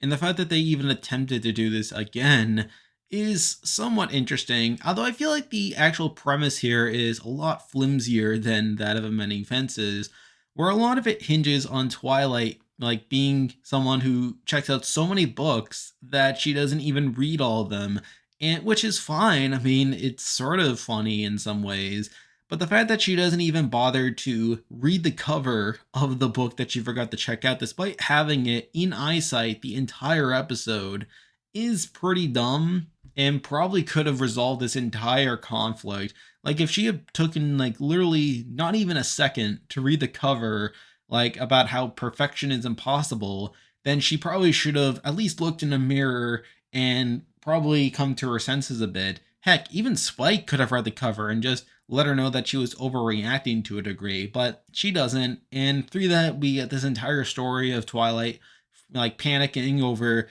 not checking the book, how she has ruined her perfect record at the library, and how she may have even caused Dusty Pages to get fired, only for Dusty Pages to be inspired by this to realize that perfection is impossible, and she ends up retiring, quitting her job, and moving to this retirement facility where she's just living her best life. And I mean, that's all fine and all, but the fact that this all stems from a library book, and one in which you literally just read the cover and just quickly realize just how this all could have been avoided, is pretty silly.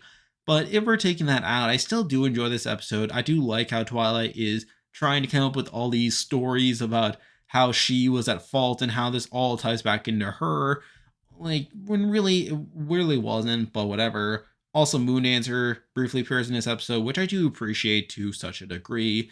And I do like how Dusty Pages really has moved on, and I like how Twilight always has a picture of her only for it to get ruined because she's just taking it out all the time, is at least somewhat entertaining for me. So this is a good episode, and I kind of view it similarly to Party Pooch, where it is a good episode and has plenty of good moments in it. And I also like how it sort of captures the tone and spirit of Amending Fences in a lot of ways.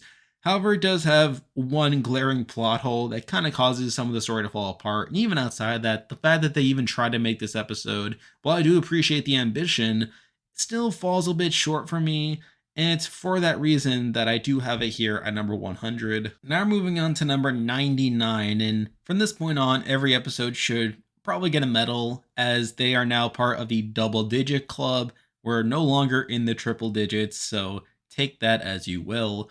But at number 99, we have a pretty good episode, definitely an enjoyable episode, but one that is a bit cliche at the end of the day. But here we have Horseplay, and this episode is your very typical honesty is the best policy story. And it's really silly how Twilight spends so much of the episode trying to lie to Celestia about how she's a good actress when she's really terrible. And it's very obvious. It's very obvious what the message is. And the fact that we're literally playing the song and dance in season 8 is probably not ideal. Even Applejack had multiple opportunities to where she could speak up, but the fact that Twilight never listens is not great. And that's really what's holding this episode back to a degree. But at the end of the day, the main reason that I like it is just how funny and entertaining it is. We obviously have all the scenes of Celestia being really bad at acting, like with her trying to say the line, "It is time for a new day in Equestria." You have her trying to dance but screwing up. She has her breaking the sets. She can't even play a game of charades. Like, it's just a big mess, and Celestia probably recognizes deep down that she's not a good actress, but she is honing her craft. We have the scene where Twilight finally explodes, and I do like the scene how it just builds up to her losing her temper, and she calls Celestia the worst actress in Equestria, and obviously that was the cue for Celestia to overhear that, and the whole scene breaks out with like Celestia getting mad at her and like flying off. So this episode is pretty entertaining because of Celestia, and it does have plenty of funny moments in the middle. And it also has Fluttershy like really building on her character development with her being in the play first as the narrator, but by the end, like taking on the lead role as Celestia, which I do like, and how she has built up her confidence to the point where she is like performing in front of everyone. So I do like that aspect to it, and on the whole, this is an entertaining episode. It's just the fact that the actual story itself is very cliche, very baseline. The message is super basic, that I can't have it any higher than this. But the entertainment value alone makes it here at number 99. Now we're moving on to number 98, and we definitely have a controversial episode here. And sort of similar to some other episodes that I talked about in part 2, I'm sure some people feel like that episode probably belongs down there. However, I don't feel like the episode handles its message as actively bad as certain other episodes, and I do still enjoy it quite a bit. And I do at least appreciate the ambition that this episode had, even if it didn't quite do it as well as it could have. But in 98, we do have Do Princesses Dream of Magic Sheep? And I know plenty of people hate this episode, and I understand why people hate this episode. But I don't. And I do appreciate the ambition that this episode had, where it tried to basically make Luna this more interesting character by her talking about how she's had all this self loathing all this time from when she was like Nightmare Moon, and how she has resorted to punishing herself so that she never makes the same mistake again. And I get the issues with them trying to go for a message like this. I mean, it does come out of nowhere. I really wish that there was more foreshadowing to it in previous episodes. And even as it is, they don't really shine a light as much on the fact that this whole scheme to punish yourself could just as easily result in like more trouble happening, particularly if the Tantabus got out, which it obviously does in this episode. So that's not great. But if we're taking that out, I do like how a lot of this episode is taking place in people's dreams. I do like how we get to see inside people's dreams for a lot of it. And I do like the idea that Luna hasn't fully accepted like herself in the post-redemption phase of her life. And I do at least appreciate what they were trying to go for here. And yes, while I don't feel like they do it super well, I also feel like they don't do it as actively bad as something like a Rock Hoof and a Hard Place, where I really feel like that episode definitely had some tonal issues. I at least give this episode some credit for remaining somewhat on point. I do at least see where they were coming from with them trying to do this more serious message. And if even if we're taking that out, there's still plenty of good stuff in there, like seeing people in their dreams, how they're using the fact that they're in a dream in order to try to resolve the conflict. And we see stuff like Big Mac, like turning himself into a super princess, which obviously has some foreshadowing there. We have Scootalooch growing these enormous wings that obviously has plenty of subtext there. And there's some funny imagery as well, like the fact that Lyra and Bonbon are like fused together, kind of like cat dog. Like there's some funny moments there as well. So it's not as if this episode doesn't have anything going for it. And I do like this episode more than certain other people. Now, I know there are people who also obviously love this episode. They feel like it really nails it pretty well. And while I'm not in that group either, like I still recognize the flaws that this episode has, both for what I was trying to go for and the way it executed it. I don't feel like I can fully discredit it either. So through that, I feel like it kind of lands here in the middle of the list. And with me getting some entertainment value out of it, I did decide to give it the edge and putting it a bit higher than some people may put it otherwise. But at the end of the day, I still recognize the issues with the episode. It's for that reason that it is here at number 98. Now we're moving on to number 97, and we're jumping a bit forward now to season 7, to an episode that I think is good and somewhat relatable, but also one that has some issues. But here we have Forever Philly. And as I talked about before in previous videos, the main issue I have with this episode is that it does go a bit too far with Sweetie Belle not really buying into Rarity's efforts to bond with her. And I feel like Sweetie Belle gets a bit insensitive as well, despite the fact that I do relate to her quite a bit. And that's part of the reason why I do like this episode, is that we basically see Rarity infantilizing Sweetie Belle for a lot of it, with her not fully accepting the fact that Sweetie Belle is a bit older now and is into different things than she was before. And in turn, a lot of the episode is about both Rarity accepting that, but also Sweetie Belle like going around a bit more, with her being less of a snob and her kind of just seeing Rarity for what she is, which is kind of a part of growing up, where you have that phase like when you get a bit older, when you feel like you're too good for everything and you are a bit like snobbish when it comes to your newfound quote unquote cultivated interests. And it's about like learning to see others for who they are, and about seeing where people are coming from, that causes you to sort of like grow up a little bit. So in that regard, I do kind of relate to Sweetie Belle, but still, I do feel like Sweetie Belle can get a bit insensitive here and a bit unlikable at points. But even so, I still do relate to Sweetie Belle and just this general story about like Sweetie Belle growing up and like the older sibling having to come to terms with that. And that is part of the reason why I do have this episode inside the top half, but it does have enough issues going with it. And plus, it's not the most interesting thing in the world either. That does leave it here at number 97. Now we're moving on to number 96, and we have another season 7 episode to get into here. But here we have Fluttershy Leans In. And admittedly, I was a bit too high on this episode in my season 7 video, where I do like the episode, and I do like the way that it treats Fluttershy and how she basically is already assertive. The fact that she never fully caves in and always has this vision from the beginning of what she wants is something that I do admire about the episode. But realistically, despite its relatively high placement on the season 7 ranking, I still find it to be a middle of the road episode in the grand scheme of things, where we obviously see each of the experts coming in and trying to tell Fluttershy how it is, only for Fluttershy to double down on like her vision of things and not really accepting that. Really, this episode isn't the most spectacular in the world. It's not the most entertaining, if I'm being honest, which is why I did drop it a little bit, but I still give this episode quite a bit of credit, and I do like the overall story that goes forward, even if it doesn't technically end with Fluttershy learning anything, and that is part of the reason that I have it here on number 96. Now we're moving on to number 95, and this is an episode I am a bit conflicted upon. There are definitely some good moments from this episode, and certainly some funny moments here, but this episode is just kind of mean-spirited, which does definitely damper my enjoyment of it to a degree, but it's still a fine enough episode.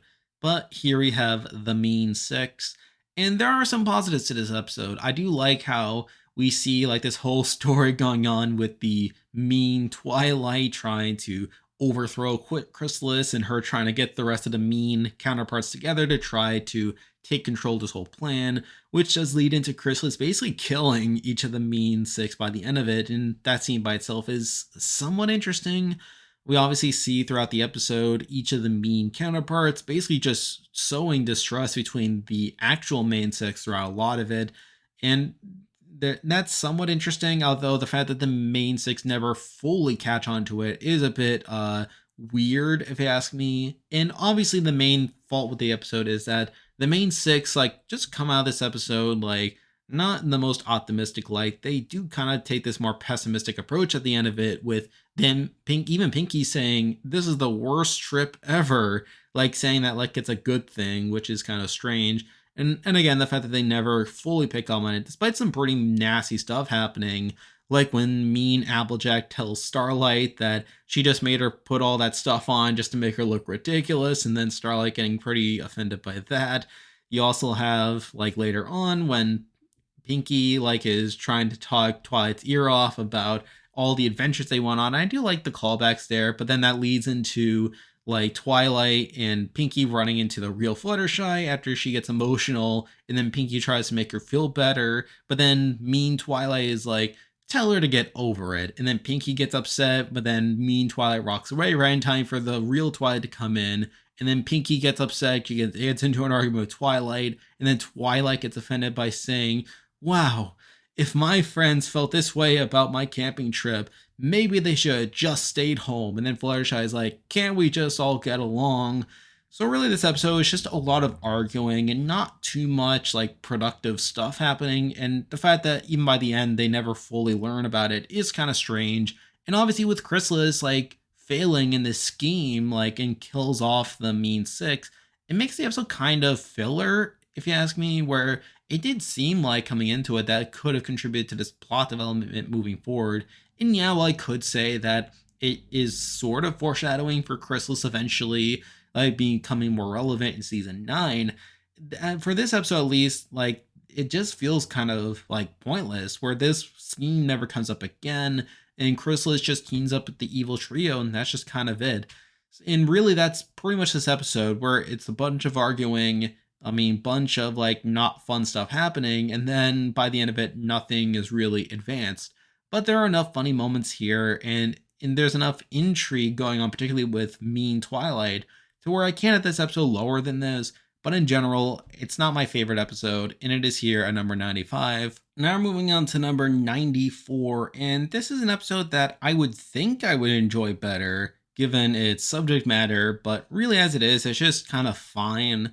But here we have Stranger Than Fanfiction from season 6, aka the introduction of Quibble Pants. And I do like this episode, and it is sort of a change of pace to a degree, where similar to Slice of Life and some other episodes we'll be getting to soon, this is definitely an episode that focuses more on the fandom side of things, that is an episode that truly acknowledges how much the show itself has been influenced by its adult fan base. And I would say it's definitely better than someone like Fame and Misfortune, which is mostly mean-spirited.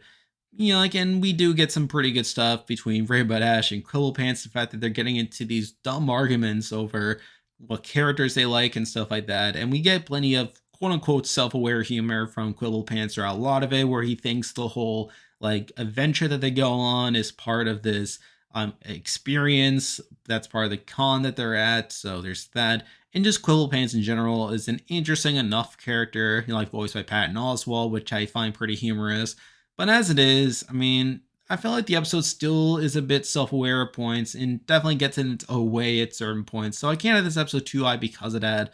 But I will acknowledge that it is better than something like Fame and Misfortune, which delves almost entirely into the negative side of fandom.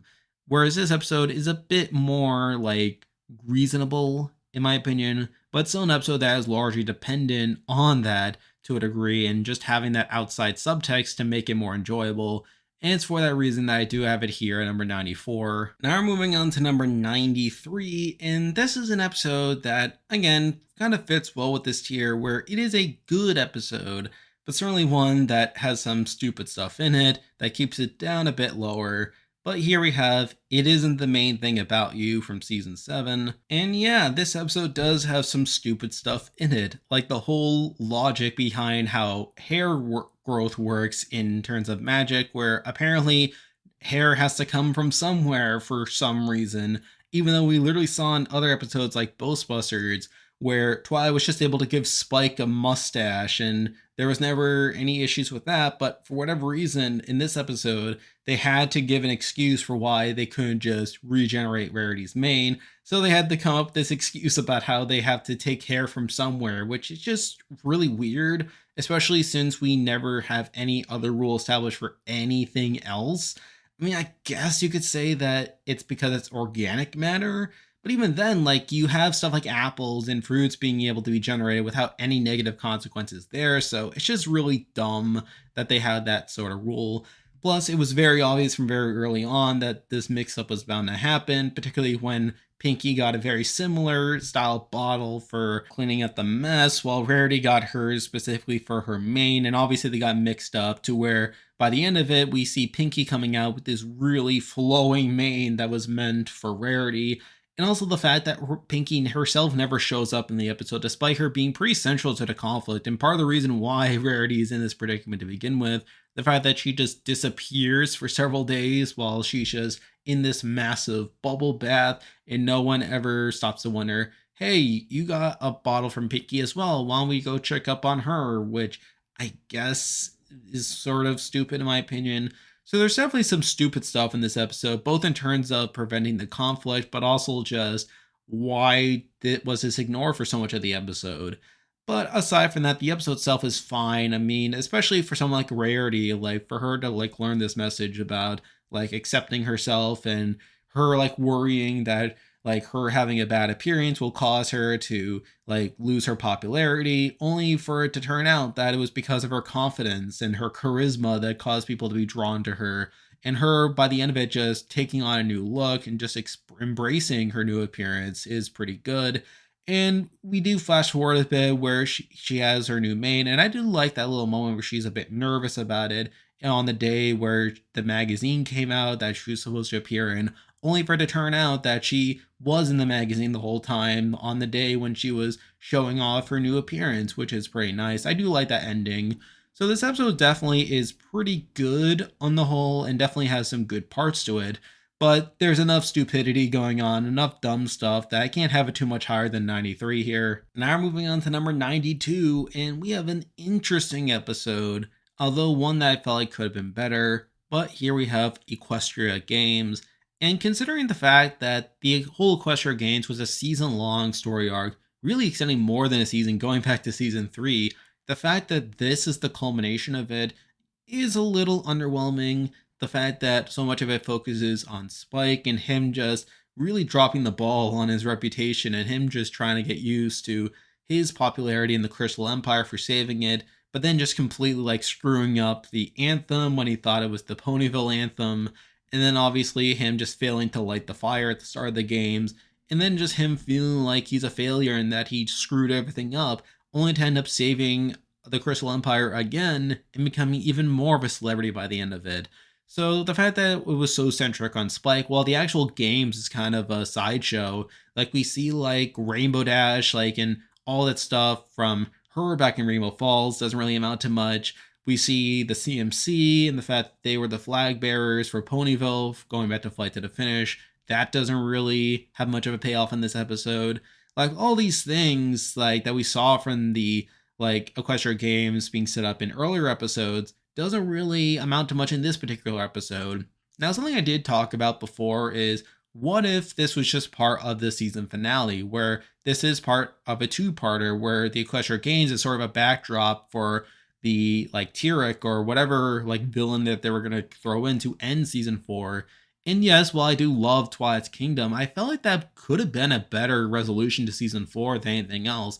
The fact that you have the games happening as this backdrop, and it's only at the start of the games when like the villain comes in and trashes everything, and then maybe at the end after you defeat the villain that we could go back to the games and maybe like have it have a new purpose or something. Like people are now glad that they came together and defeated this villain, and now they get to celebrate each other through the games, and through that they become less competitive, and that it becomes more about friendship and just good old competition and fun. Like, there are definitely ways in which they could have incorporated it better, but even so, this episode's just kind of fine. I mean, while it's not my favorite episode per se, there are still some good moments within it, and it's because of that I have at least as high at number 92. Now we're moving on to number 91, and we are finally at our first two-parter on this list. And here we have Shadow Play. Now, just as a reminder, I am counting two-parters as one episode on this list. So through that, we are counting both parts 1 and 2 of Shadow Play on this entry. And this is kind of a good spot for it, where despite me saying that this is the worst two-parter across all my previous videos, I still think it's a good episode in the grand scheme of things.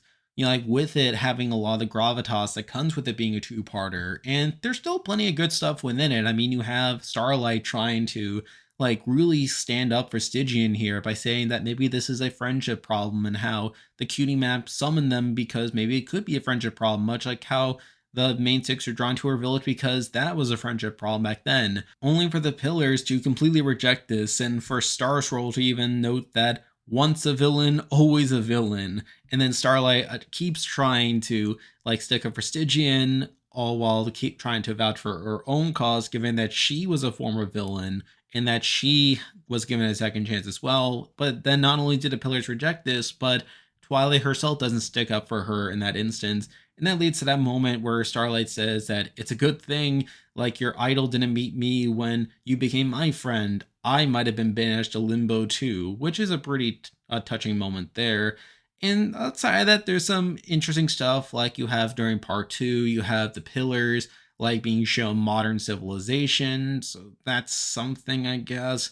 But really, this episode is probably the least remarkable of the two-parters. I mean, Stygian himself isn't a very interesting antagonist throughout a lot of it. His whole story is pretty cookie cutter based on what we saw before. And a lot of part 1 is also pretty bland, where I feel like part 2 is definitely more interesting than part 1. But even then, like, this two-parter is definitely no better than like a better than average episode of the overall series. And I feel like other two-parters like have elements of this one that are better than what we have here in Shadow Play.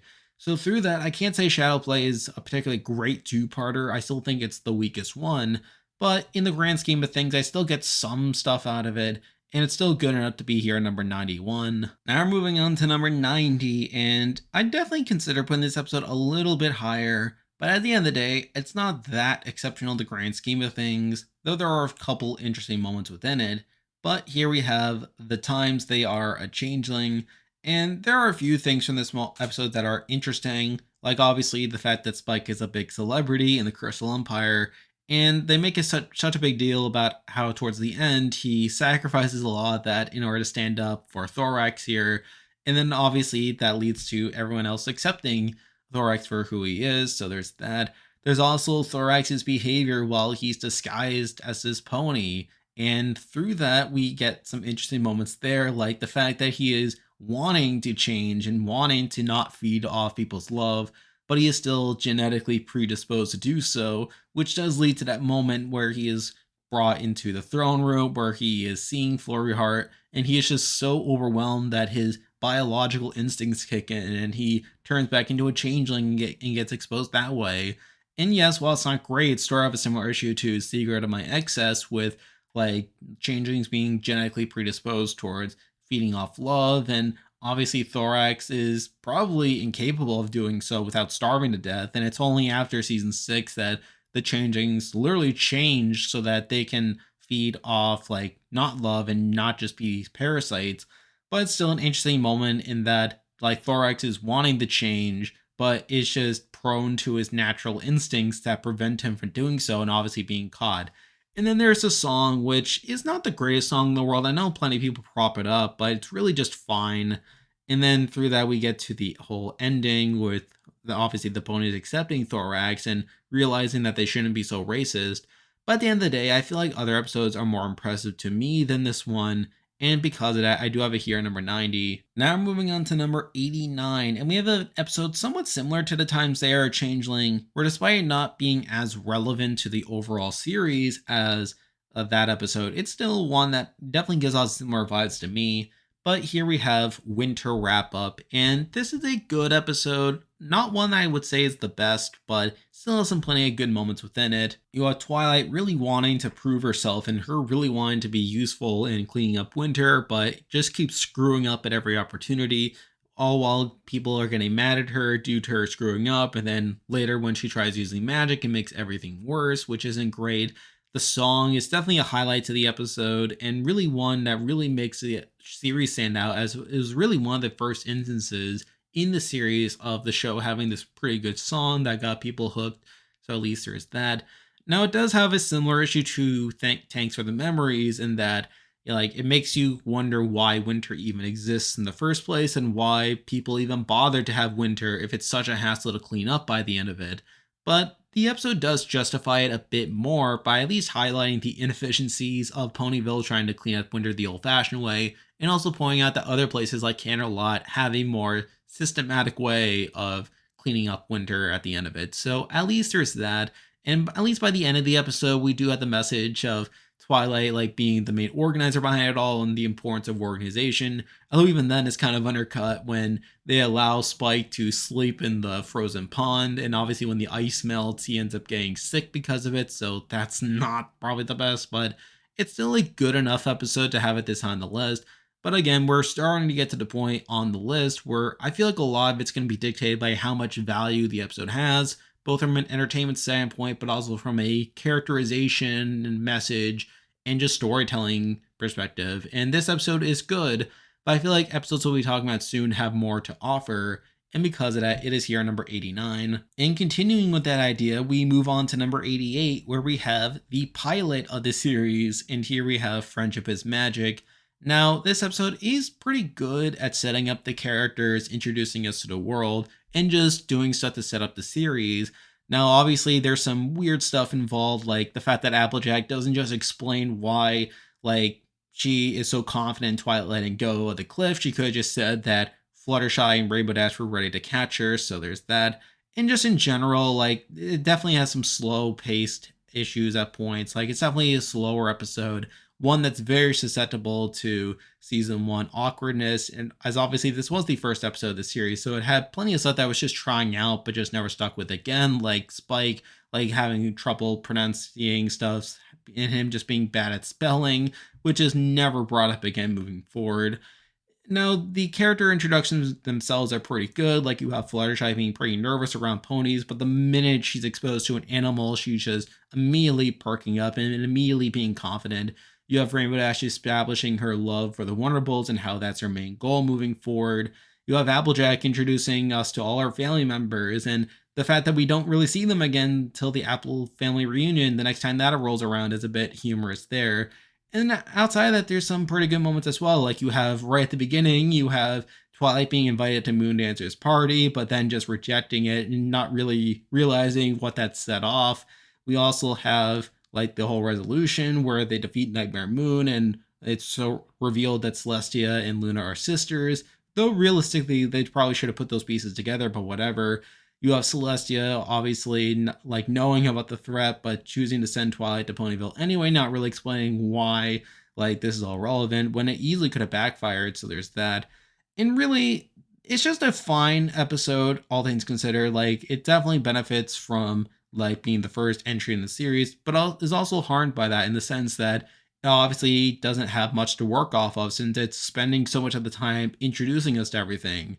So on the whole, it's still a pretty good episode, and definitely one that was good enough to keep people coming back to where we could have the rest of the series. But as it is, in comparison to everything that came afterward, I can't really have it higher than 88 here. Now we're moving on to number 87, and we actually have another episode very similar to Friendship is Magic, and it's actually another two-parter, but here we have School Days. In School Days, in a lot of ways, feels like Friendship is Magic again, only this time we don't even have much of an antagonist.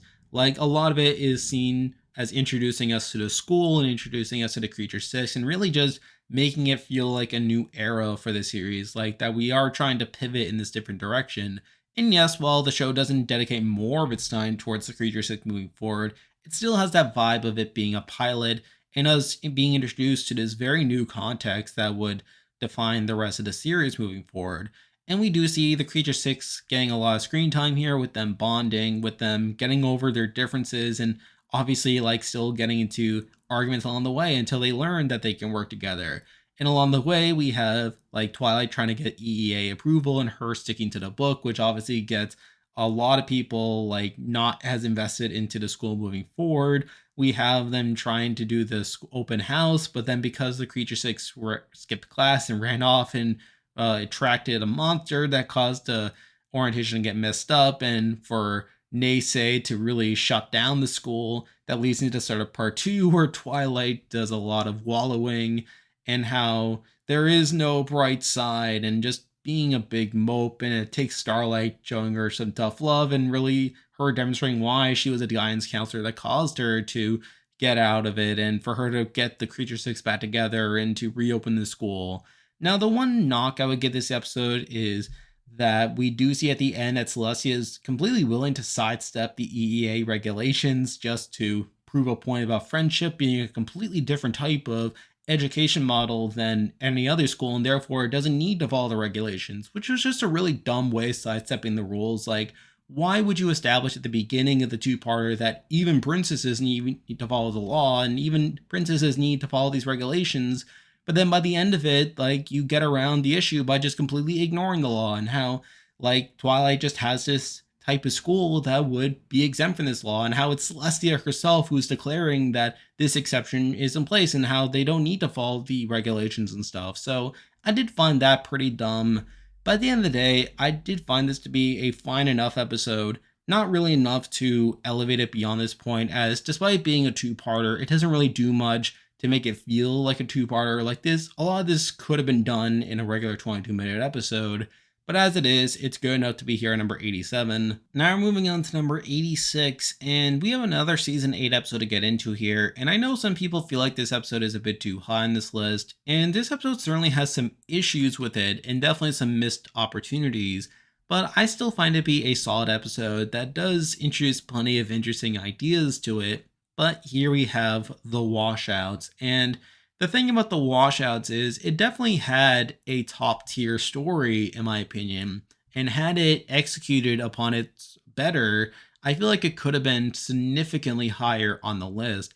But as it is, like, it is good, but it still has some issues. I think the biggest of which is the ending, where we see Lightning Dust be very quickly sent off without much gravitas, and we don't really get a very satisfying conclusion to Scootaloo's concerns, where something that was brought up is that we did see in May the Best Pet Win that despite Tank being unable to fly, Rainbow Dash was very quickly and easily able to get around that by coming up with this flying contraption that would allow Tank to fly.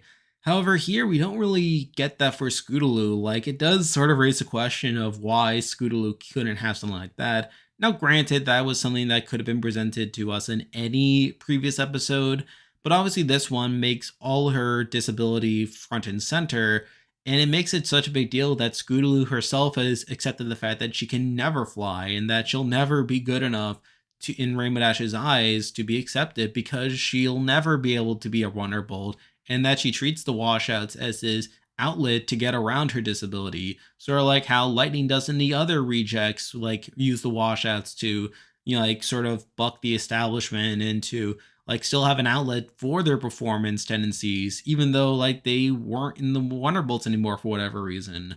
So I felt like they could have done a bit more to address that, and the whole Scootaloo addressing that she has a disability and that she isn't able to fly, I wish we gotten more time to really establish that.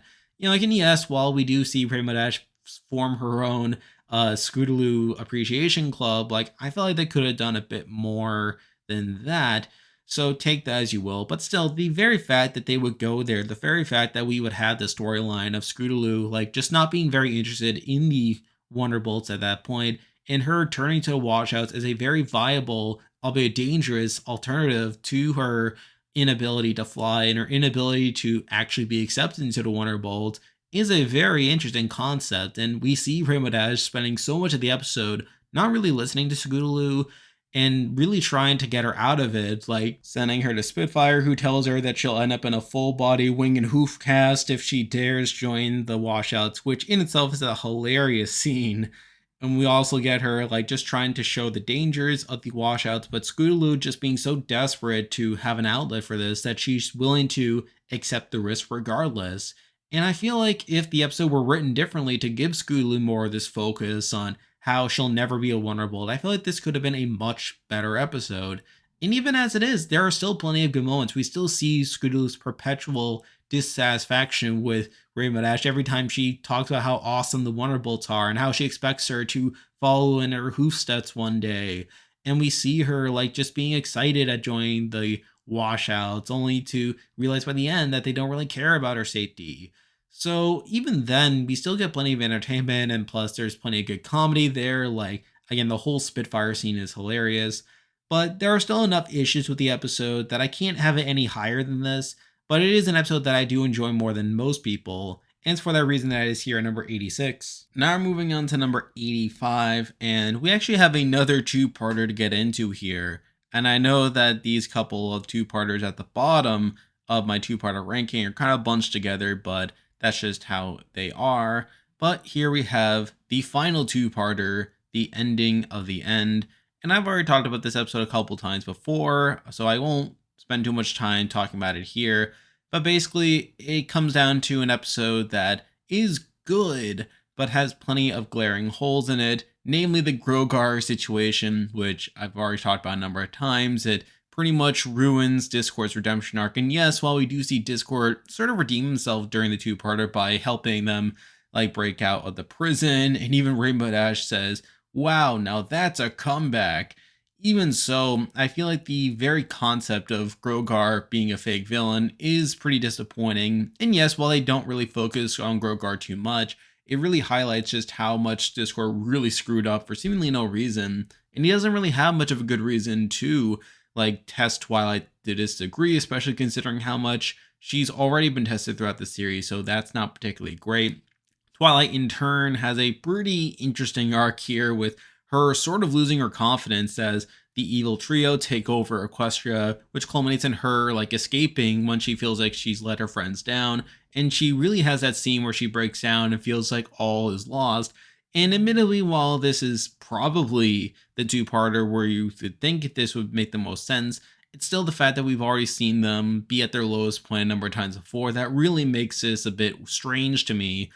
Though it is nice seeing how the friends are able to make her feel better so that they can come around to solving the problem, so there's that. We also get the whole Wendigos, which did feel a bit extra, if I'm being honest. Like, I felt like it would have been a bit better if the Wendigos had just been metaphors for how, like, friendship is necessary for civilization to survive. And yes, while you could say that about the show in general, I mean, I still would have wished that the Wendigos had remained a like work of fiction and more of a metaphor in universe than anything else. You know, but even so, I do appreciate the whole side story about how like the evil trio are able to sow all this distrust by really tapping into this racism between the different races, which considering what we end up seeing in G5 is pretty interesting as well. So it's not as if this is a bad two-parter by any means, and definitely has some high moments, but I feel like that's just it. It is a two-parter that is booned by a number of things, and with it being dragged down by other issues, namely the Grogar situation, I can't have it any higher than number 85 here. Now we're moving on to number 84, and we actually have the episode immediately preceding the ending of the end, but here we have the Big Mac question. And for me, this is a much better version of the breakup breakdown, where a lot of it focuses on this misunderstanding between like different parties, and with Big Mac trying to get engaged to Sweet Sugar Belle along the way. And there's just a lot of shenanigans that go on. Admittedly, not all of them are interesting if I'm being perfectly honest. But I feel like one of the main boons of this episode is the presentation, where we do see it in the perspective of the different characters giving these confessionals, where they basically give their side of the story almost as if this is like a documentary of sorts. So I do find that aspect pretty entertaining.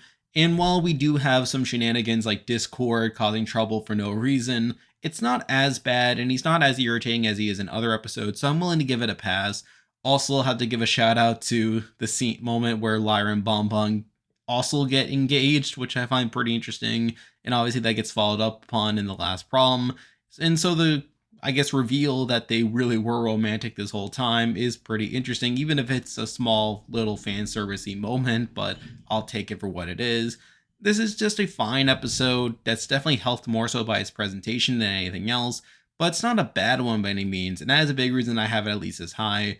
But I feel like other episodes are more entertaining for me, which is a big reason I have it here at 84. Now we're moving on to number 83, and we have an episode that's kind of similar to the last two episodes we talked about, where it's not the best episode in the world, and it's not personally my favorite, but it is helped by its presentation to a great degree. But here we have a heartwarming tale, and I know plenty of people feel like this is one of their favorite episodes of the series, and for good reason. I mean, it is a musical episode, it is very much helped by that, and the songs for the most part are pretty good. I also like seeing some of the characters as these Christmas Carol characters just walking around playing the part. And in some ways, this episode is fun in the way that we get to see these characters putting on a performance, more so than it is an episode in its own right, which is something going for it. But at the end of the day, this is your typical Christmas Carol story. And even then, like, they can't even go all the way in some regards. Like, they can't have a Tiny Tim character, they can't show them actually dying. But then on the other hand, like, they actually make it sort of darker than the actual Christmas Carol story, where by Snowfall Frost like ending her stormy Eve, she literally brings about the end of the world, which is pretty dark, but also pretty interesting as well. And it's also interesting how this all ties into the Wendigo stories. So you can see how this is a byproduct of other heartwarming stories, like the one that we saw in Heartwarming Eve back in season 2. And I guess that's enough to really make this episode worth it for me. It's a good episode, and it's good hearing the different songs, and it's good seeing these characters sort of putting on a performance. But at the end of the day, this is your typical Christmas Carol story, and even then, like, you have other things that aren't ideal with it, like the fact that Twilight is basically forcing Starlight to like enjoy the holiday as much as others, though you can justify that by saying that this is still during Starlight's redemption arc and they really want to open up Starlight's mind considering she's a student and they don't want her to just be on her own, like not really learning much about friendships. So there is a give or take involved there, but it's really the fact that this story isn't super original and it's not even one that goes all the way in some regards that makes it not the best episode for me. But there's enough going for it from a presentation standpoint and an entertainment standpoint that I have it here at 83. Now we're moving on to number 82, and these next two episodes are pretty similar in that they're both pretty large episodes in the grand scheme of the series, certainly more than a heartwarming tale. However, they have some pretty big issues that sort of keep them lower than what they probably would be if they were better constructed. And I know that these next two episodes are definitely controversial, and I'm sure some people feel like they both should be much lower on the list, but I still get enough entertainment from these two episodes that they are at least as high on the list.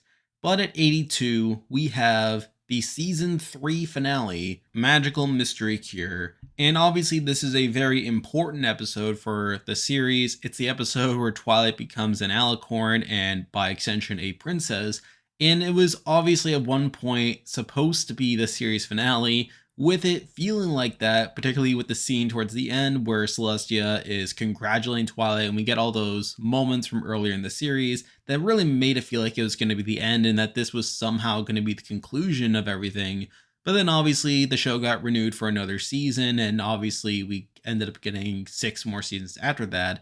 But still, this is supposed to be an important episode for this series, and one that is obviously plagued by some issues. I think for me, the biggest issue is the whole premise here of the actual spell that causes all the cutie marks get mixed up. Like the whole fact that like Twilight's cutie mark doesn't change while all the other ones change doesn't really make a ton of sense. It's also not super well explained, like how the actual spell works, like whether it actually changes their memory or like why the other ponies don't get involved. Like when Pinky is running the apple farm and Applejack just runs off, like why doesn't Granny Smith or Apple Bloom or Big Mac jump in and try to stop her from doing stuff, which is a bit silly there. Also think this episode has some pacing issues, like the fact that the actual conflict is resolved like 2/3 of the way through and we still have that entire third left isn't ideal, although I will personally accept it as sort of similar to Three's a Crowd. Objectively, the pacing is an issue, but from an entertainment standpoint, I'm kind of glad that they don't dwell more on the negative side of things and that we do get a resolution somewhat earlier on in the episode so that we can basically sort of lay back once the conflict is resolved. So at least there's that. Also, the fact that this, of all things, is what causes Twilight to become a princess, like her just solving some random spell, and especially after Twilight had made the problem so much worse by casting the spell without knowing what it did, and the fact that she got rewarded for basically coming up with a solution to a problem that she herself created. Again, I know I made jokes about that before in my April Fool's video, but it is still a legitimate problem and sort of weird how Twilight created new magic and that's how she became a princess. Like, what about Starlight, for example? Why didn't Starlight become a princess after all her machinations with creating spells over the years? So I don't know, I did find that excuse a bit arbitrary as well. So there are definitely issues with the episode, tons of issues in fact, that make it hard for me to put it much higher than this. But it's still an episode that I enjoy quite a lot. It's sort of similar to A Heartwarming Tale, where a lot of the music is pretty good. There's a lot of good numbers in there. A True Friend is this really great climax for the series up to that point, with Twilight really getting all of her friends together and saving the day, which is pretty good.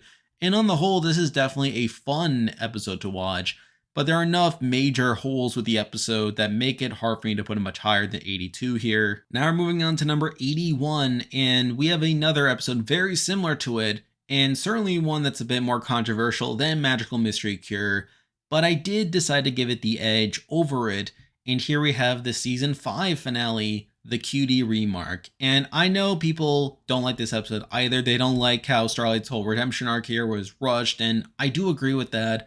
I feel like the actual backstory is not only presented to us really fast, but the actual concept itself of Starlight becoming evil because like Sunburst left her is pretty flawed, especially with the knowledge that Starlight not only gets her own cutie mark eventually, but even gets a cutie mark that's somewhat similar to Sunburst, which really raises the question of whether the issue stemmed from the cutie mark itself or whether it was just the timing of everything. Like, I felt like it would have been much more impactful if Starlight's cutie mark was completely different from not only Sunburst, but what she wanted, and was just her parents like drifting her away from Sunburst due to the light trajectory that her cutie mark that probably wouldn't have been related to Sunburst would have brought her along that caused all this resentment to take place. But again, I know that that probably would have taken a bit more than the 30 seconds that they dedicated to on the show. But I felt like it would have really hammered home the whole point that Starlight's whole issue isn't just like the issue of timing when it comes to cutie marks, but the fact that cutie marks can sometimes send you on a trajectory that leads to unhappiness, like losing friends and not being able to dedicate as much time to doing things that you want. And obviously, there are other issues as well, like why didn't Starlight ever write letters to Sunburst? Like, I feel like they could have definitely unpacked that a bit more, so that's not great about that. And then obviously we have the whole ending of Starlight choosing the good side in things was also pretty rushed as well, but the actual scene where Starlight breaks down crying while she's threatening to tear up the spell, all while Twilight is really trying to talk her off the cliff here, is still a pretty impactful scene and one that I personally enjoy. And that leads into some of the positives as well, like all the different timelines that this presents, even though it has all the issues of most time travel stories, where a lot of the changes that are made are pretty arbitrary, but they lead to arbitrarily like drastic results. You know, like it sort of makes you wonder like all the different trajectories that we lead to based on like certain things. And it does have this essentialism involved where it implies that the only good timeline is the one that we got, and that any little change can not only lead to different outcomes, but that those different outcomes can lead to inevitably worse outcomes most of the time. So that's not particularly great there. But again, I still like the creativity involved with the different timelines, seeing all the different villains from throughout the series rise to power. And on the whole, I will admit that a lot of the placement of this episode here on the list is due to bias. I do personally enjoy this episode quite a lot. I do like seeing Starlight like chasing Twilight around, creating all these new timelines, and just being a much bigger threat here than what she was before. And just seeing all this culminate like with her random cameos throughout season 5 and her running off at the end of the Cutie map, all culminating in her personally getting revenge on Twilight. Not so much because it will actually fix the problem of her losing her village and her support system, but just to get back at Twilight. And I feel like that alone was pretty interesting on its own. And obviously, we see the consequences of Starlight's own decision here, and that it doesn't even lead to a future that benefits her. Like, we even see, like, in the really bad future where everything is destroyed, that she recognizes that, like, this all is personal and that it doesn't really help her in the long term, that destroying everything just to get revenge isn't going to make her better off, and she does start to feel bad. And obviously that does lead to her like stepping down and agreeing to be Twilight's student by the end of it. So while I see the flaws in the episode, and that is a big reason that this episode is lower here, I do personally enjoy it more than a lot of the other episodes, and I did decide to give it the edge over Magical Mystery Cure because I feel like despite the issues throughout the episode, I still personally enjoyed it more than Magical Mystery Cure, which is why it is at least one spot higher. But on the whole, I feel like these two episodes are pretty closely linked, both in terms of their like significance to the series, but also in terms of their issues. That does lead this episode here at number 81. Now we're moving on to number 80, and we actually have an episode that's sort of in the similar ballpark to the Cutie Remark, in that it definitely has its flaws. However, while people are generally higher in this episode than the Cutie Remark, I'm personally not, even though I still do like this episode. But here we have Slice of Life, another season 5 episode, and obviously the 100th episode of the series, though technically not based on how I'm counting the episodes, but whatever. And this is just a fine episode. I feel like a lot of your enjoyment from this episode will come down to the amount of fan service that you enjoy here and the amount of references that you end up enjoying here. As if I'm being perfectly honest, like I don't like all the references and gags here. Like I could care less about the Big Lebowski and through that whole storyline. I could care less about Doctor Who, and through that Doctor Who's a lot of those jokes just seem to exist for those fans who like to write fan fiction about Doctor Who's there. So it's not as if this episode is necessarily for everyone. And even like the smaller stuff, like the fact that Gummy has his own monologue about this whole existential stuff, like I don't even find that personally funny. So there's that. But on the other hand, there are still other fan service stuff that I do enjoy. The whole Lyra and Bonbon scene is hilarious, especially with all the subtext and what we know about them from later on. Obviously, we have Octavia and Vinyl Scratch having their moments as well. We then get to the wedding where we see Celestia and Luna having a bit of an argument, and just the whole message of how everyone has a story and how everyone is the hero of their own story and how everyone matters is one that I do resonate with and one that I do enjoy quite a bit. So admittedly, I do like this episode a decent amount, and I do feel like it's certainly a better objectively than the Cutie Remark. But if I'm being honest, not all the jokes land for me, and I feel like your mileage may vary with this episode. So with that, I can't have it too much higher than here, but it's still a good enough episode to be here at number 80. Now moving on to number 79, and we have a very similar episode to Slice of Life, and here we have Sparkle 7, the 200th episode of the series, though again, if we're going off my counting rules, technically it's not quite 200, but it is supposed to be 200 if we are counting the two-parters as 2 episodes. And I do feel like this one's slightly better than Slice of Life in that it's slightly less dependent on fan service and outside references.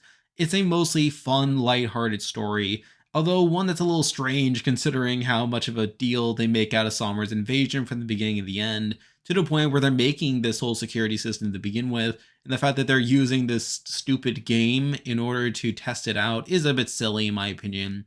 But there's still plenty of fun to be had here with Spike and Luna building this alliance to undercut everyone so that they can win the game, which was pretty funny. And a lot of the gags here are also pretty funny, particularly with how much Twilight's freaking out over winning this game, which is also something. And we do get plenty of minor callbacks as well, like we have Rarity becoming a detective again. We also have a scene with Zephyr Breeze in it. So there's definitely some fun to be had here, and unlike something like Slice of Life, I feel like you can definitely enjoy this episode more without like having as much context with the fandom and with some of the references involved. But at the end of the day, I mean, it's still a mostly lighthearted episode, and one that can get a little weird at points and can be a bit self-congratulatory at points, which is a big reason I have it still not too high, but it is here at number 79. Now we're moving on to number 78, and we actually have two season 5 episodes in a row that are pretty similar in my opinion, in that they're mostly good episodes, but aren't necessarily my favorites, and I don't really feel like they fit into this next grouping of episodes that we'll be talking about here. But at 78, we do have Brother Who's Social. And obviously, this is a good episode and definitely is known for its ending, particularly with some of the subtext that we got beforehand, like in Two Princesses Dream of Magic Sheep, when Big Mac literally imagined himself as a super princess in order to be the hero of his own story. And then obviously, with just him in this episode saying how he used to be the apple of Apple Bloom's eye until Applejack really stood out due to her being part of the Elements of Harmony and saving Equestria a whole bunch of times, and really just overshadowing him in every way, to where now he feels like he needs to do more to impress Apple Bloom, which I do resonate with a good amount, and the ending alone is a big reason that this episode is at least this high on the list. But outside that, the episode is just fine. I mean, I know people can take it or leave it with Big Mac's whole cross-dressing thing. I'm personally in the middle, where it doesn't offend me too much, but it's also not the most interesting thing in the world. Although I do like the reveal how everyone knew that Big Mac was just cross-dressing the whole time, but due to their loose definition of sister, they let him compete anyway, and it was only through him making a mess out of everything that got him disqualified. So I'm at least glad that they went with that approach over everything else. But still, if we're taking the episode for what it is, it definitely has some good moments in there, but it's not the best in the world outside of that ending. So because of that, I do have it here at number 78. Now we're moving on to number 77, and this episode is obviously better than Brother Who's Social. It's definitely a more consistent episode, but I didn't really feel like it belonged anywhere else on the list, so I did decide to leave it here. And here we have Make New Friends But Keep Discord. And this is a fine episode, not my favorite per se, but really, it's just an episode that is there. I mean, it's pretty cool seeing like Fluttershy trying to make new friends, and then Discord is really spending a lot of the episode trying to pretend like he has other friends and that he is Mr. Popular, only by the end of it for him to basically learn his lesson that he shouldn't try to like make Fluttershy jealous of him.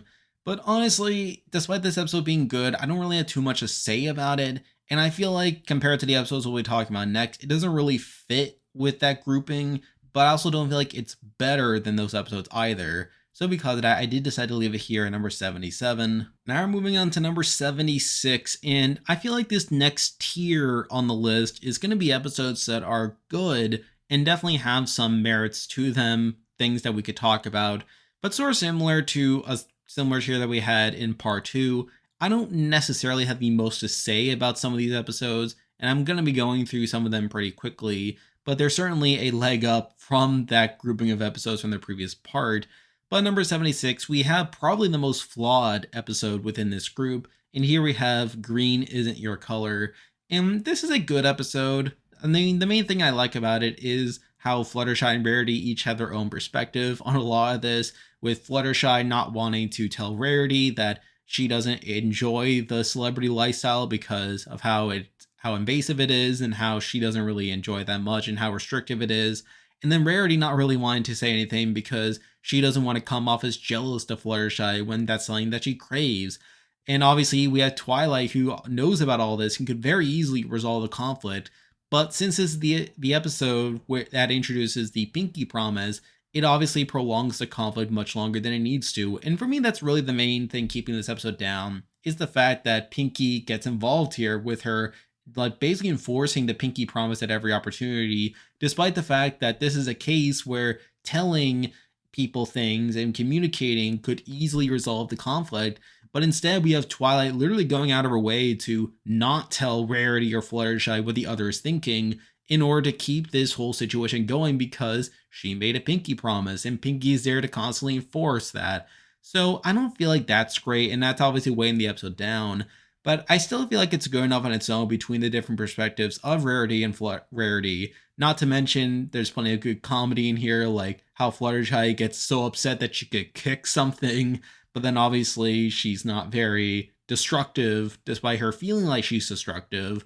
So there's plenty of good stuff to be had here, but I feel like the other episodes edge it out. And because of that, it is here at number 76. Now moving on to number 75, and we have a largely similar episode to get into here. But here we have Pinkie Apple Pie. And whenever I think of this episode, you would think it would be a better episode than what it really is. It has a good song in it. It has a pretty wholesome story for the most part. And it does have a decent conclusion, although one that's not very satisfying if you ask me. But the main thing holding this episode back is that a lot of it does seem pretty standard for a lot of it. You have the different Apple members like getting into arguments with each other, but all trying to keep under wraps so that Pinkie wouldn't want to be ashamed to be part of their family. But then deep down, Pinkie herself doesn't really care. And a lot of it is just things going wrong in this journey to Golden Delicious's house, like the fact that they take the wrong turn and they lose the map and the ship falls apart and stuff. So, like pretty standard stuff that isn't the most interesting in the world. And also the ending, I mean, I know is pretty obvious and probably the best conclusion, but personally, I don't find it very satisfying the fact that the records are smudged as well, so they can never really know for sure. But at the end of the day, it's a good episode, and plus it is noteworthy because of its song. But the actual episode itself isn't the most thrilling in the world. And because of that, it is here at 75. Now we're moving on to number 74, and we have an episode kind of similar to Pinkie Apple Pie in that I think of it as a better episode than what it actually is, but it's still not a bad one. And here we have Sisterhoof Social, and this episode is mostly fine. Now I do have some minor issues with it, like how Sweetie Belle is constantly in the wrong during a lot of the beginning of it, even when she goes out of her way to clean Rarity's studio, Rarity still gets mad at her by her saying that it was organized chaos and how it was her mess. I don't know, I just felt that was a bit arbitrary, even though it was kind of funny. And obviously that leads to Sweetie Belle feeling like she's never making Rarity happy. That causes her to spend all of her time with the apples and her wanting the apples to be her family instead. And obviously that's not great. And then obviously we get later on in the episode, Rarity sort of comes around seemingly out of nowhere. She realizes that what she was doing was wrong and she tries to make things right with Sweetie Belle. But Sweetie Belle isn't impressed by Rarity, and it only takes her competing in the event in order to really win back Sweetie Belle. But something I will give this episode some credit for is we even see Applejack see through all this and see how it isn't right for Sweetie Belle to sort of disown Rarity like that. And the fact that Applejack is that good of a sport, even with Sweetie Belle accepting her and wishing that she were her big sister instead, is pretty nice to see. But honestly, I feel like this episode is good, but not great, as I'm sure some people might see it.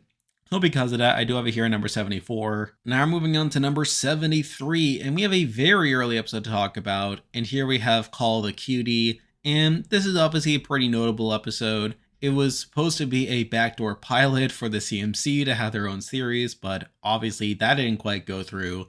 And this is a mostly good episode as well, with us being introduced to Apple Bloom, and along with that, her trying to find her cutie mark only to come up short. And obviously by the end, she ends up being the CMC. She's able to get a 1-up on Diamond Tiara during her quinceanera, and that's just kind of it. I feel like it's a good episode, not too much bad to say about it, but it's just kind of there. And I feel like other episodes are more actively good than it, and I can't really have it higher than number 73 here. Now we're moving on to number 72, and we have another pretty similar episode in one season afterwards, but here we have Read It and Weep, and it's a pretty standard episode.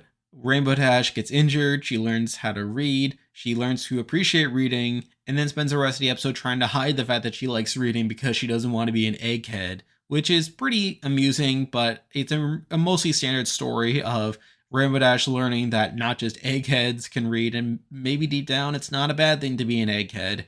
It is sort of amusing how she's willing to go so far as to break into the hospital to steal the book when she very easily could have just gone to Golden Oaks and gotten it there instead, but she didn't want to be caught. And I do like some of the segments as well when she's reading the book, and it's sort of like a movie with us seeing Daring do in action and her going on the adventures, and Rainbow Dash just slowly falling in love with the series and the very concept of reading. But at the end of the day, it's a very standard story, and while it is executed well and while it is somewhat entertaining, it's nothing too special, and because of that, it is here at number 72. Now we're moving on to number 71, and we actually have another early Rainbow Dash episode, but one that's a bit more interesting. And here we have Sonic Rainboom. And the main thing I will give this episode is it does present Rainbow in an interesting light here, with her increasingly getting stage fright due to these bullies, like just reminding her of how much she was ridiculed as a filly. And in general, the whole backstory of Rainbow Dash being someone who used to be bullied despite her vibrato is an interesting one. Now, along the way, we also get that whole side story of Rarity being the only one that can actually fly, because it turns out that that spell that Twilight cast was like only good enough for one because of how energy intensive it was, while she was able to come up with a much better spell that allowed the others to travel across Cloudsdale. But Rarity herself didn't want to get that because she liked how stylish she looked. And in general, Rarity just being overconfident in a lot of the episode and only making the problem with Rainbow Dash worse, to where Rainbow Dash doesn't feel confident at all, and Rarity even enters in the contest feeling like her flying ability and just beauty will allow her to win herself over. But then by the end, she just looks really gaudy with all her makeup and the way in which she's just flying too close to the sun, which eventually causes her wings to break, and for Rainbow Dash to swoop in, regain her confidence enough to not only save Rarity, but rescue the Wonderbolts and create the Sonic Rainboom that she created as a child, and just in general impressing the Wonderbolts in the process. So again, mostly solid episode. Not really one that stands out to me as a great episode, but certainly a good enough one to be here at number 71. Now we're moving on to number 70. We actually have an episode that has dropped a good amount since the last time I talked about it, as it's still a good episode, but probably not as great as I measured it the last time I talked about it. But here we have Dragon Shy, and this is still a good episode. It's still fun seeing Fluttershy being nervous for a lot of it, all while the rest of the main six are trying to build her confidence, only for at the end for Fluttershy to build her confidence and just yell at the dragon when she sees the rest of her friends getting hurt by the dragon just messing with them. So it's still a good episode in that regard, but I think the more that I think about it, this episode is not as entertaining as I gave it credit for. I feel like there's a bit more slow periods within it. And yes, while there's still some good stuff in it, like Pinky's hop, skip, and a jump song and stuff like that, there's also the element of her friends basically forcing all this upon Fluttershy. The fact that they're not really so much encouraging her initially, and that they're basically just sending her here against her will, and how they even come around to see Fluttershy as a hindrance and how she's holding them back. And, that's not ideal. So I feel like through that, I definitely dropped the episode a good amount because of that. It's still a good enough episode and a good enough early episode to where I at least have it here at number 70. Now we're moving on to number 69, and we have another episode very similar to Dragon Shy, where it's in a relatively early episode, and one that's good, but not all-time great. And here we have Sweet and Elite. And I do like this episode as well. Now, the actual message is a bit standard, with Rarity kind of learning to not be ashamed of her friends despite their rustic roots. And I do feel like, to a degree, it's not great that they play up the whole rustic roots in this episode, with them being complete slobs, and even Twilight just completely making a fool out of herself whenever they go to the garden party. And obviously it has the whole thing of Rarity going back and forth between the birthday party and the garden party, sort of a classic gag of her going back and forth and having to keep up appearances, all while not really enjoying either of them because she's so busy going back and forth. But on the whole, it's still a good episode. It has a decent song by showing just how Rarity is impacted by her feeling like an important pony. And obviously it's pretty good at the end when she admits to the fact that these are her friends, and she never fully sells out the main six despite her not wanting people to know that she's friends with these buffoons. And I do like how Fancy Pants does accept her by the end of it. And we obviously see those other ponies like basically being a bunch of sycophants and really showing just how like obnoxious a lot of the high society is. So it's definitely a good episode, but not one that I would have in too high a regard. And because of that, it is here number 69. Now we're moving on to number 68, and we are jumping a bit forward now to another episode that is mostly good, but honestly, I don't have too much to say about it. And here we have Rarity Takes Manhattan, and this is a good episode. Now, admittedly, it's not my personal favorite. Like, there's still some good moments in there, like we see like Suri take advantage of Rarity's generosity by basically stealing all of her designs after she extended some help. There's also the song, which is pretty good and really highlights Rarity as a character, which has a pretty nice follow up later on the episode with the reprise and the ending where Rarity basically gives up the competition or walks out of it, only to find out at the end that she won and that Coco quit her job. So there's some plenty of good stuff in there. Now, there is also some negativity in here, like when Rarity basically forces her friends to work overnight to make a new line. And then at the end, when like they are able to put on a new show, I mean, that's also a pretty good moment, you know, and a good way to make up for what Rarity did and how she basically let a lot of her own hubris get to her head there. But it's still a good episode, and while it's not my personal favorite, it's still good enough to be here at number 68. Now we're moving on to number 67, and we have a very similar episode to Rarity Takes Manhattan, and here we have To Change a Changeling. And I do like this episode a good amount. It has some good moments in it, particularly that Feeling Forum scene. You also have Starlight's big rallying speech towards the rest of the changelings once Pharynx leaves, only for no one to really show up. And in general, this is a pretty solid episode. And while it's not necessarily my favorite, it does have some good moments within it. And because of that, I do have it here at number 67. Now we're moving on to number 66. And admittedly, this episode is more flawed than the last two episodes we talked about, but one that I do personally enjoy more. But here we have Testing, 1, 2, 3.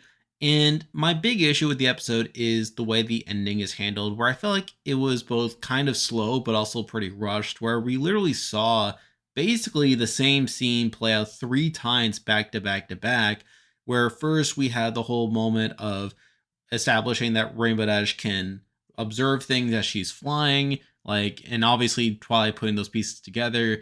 Then she has Rainbow go on another like flight with her while Rainbow Dash is observing like all the like prep materials and all the content being presented on the ground. And then we literally rewind again to show all the content playing out and establishing that Rainbow Dash was absorbing all the material that she needs for the test. Again, we basically have the same scene playing out several times in a row, and I don't like how that's presented there, but to be fair, I'm not too sure how they could have done it better than that per se. But still something that slows down the episode. And the actual test is handled very, very quickly, where she takes the test, the proctor just gives her the A, and then the episode immediately ends afterwards. So very weird ending to that. But I do like this episode, all things considered. There's a lot of funny scenes where each of the main 6 are trying to help Rainbow Dash study for the test. You have Rainbow failing to connect with each of the approaches. All the while, she increasingly feels like she's too stupid to be a Wonderbolt and how she's going to lose out on her dream because she can't learn and that she thinks her head is full of rocks. So, which is pretty relatable and is sort of hard to watch at points, but again, it's part of what makes this episode really interesting in my eyes. And also just seeing the different techniques in play, like how Twilight is trying to use a more traditional classroom method, while Rarity is focusing all in on the costumes. Pinky makes like in this 90s style rap to try to get her to remember the material. And it's just interesting seeing how Rainbow Dash reacts at each of this, eventually culminating in her realizing that she has her own way of learning. And I know there are plenty of fans that resonate with this episode to a degree. I'm one of them, and I do like Rainbow Dash's struggle throughout this episode. And that's a big reason I have it at least as high on the list. But admittedly, there are still some technical issues with it, particularly the way the ending is handled from a pacing standpoint, which is a big reason that this episode falls to number 66 here. Now we're moving on to number 65, and we have an episode that I like. However, it's not the best in execution. But here we have Daring Done. And I do appreciate this episode in that it does introduce the idea that maybe Daring Do's work isn't always as heroic as it seems, where we see this village getting very upset that Daring Do destroyed this statue of Sonambula and how Sonambula meant a lot to this town, given how she always had hope and she never gave up hope. And it's such a big deal for them, like this whole story. And I do like how they use this to set up Sonambula and introduce her, which obviously comes back later in the finale. And I do like how the town's ponies have a point here, and that like a lot of Daring Do's work can come off as a bit like destructive to local cultures. Now, the one knock I do have against this episode is we do see at the end that like Caballeron was behind it all, and how he was the one peddling all this anger, and how once this whole conflict is resolved, that seems to make all those problems go away. So I do knock it because of that, but I still like the idea that they were going for, and I am glad that it is later followed up upon in season 9, so at least there's that.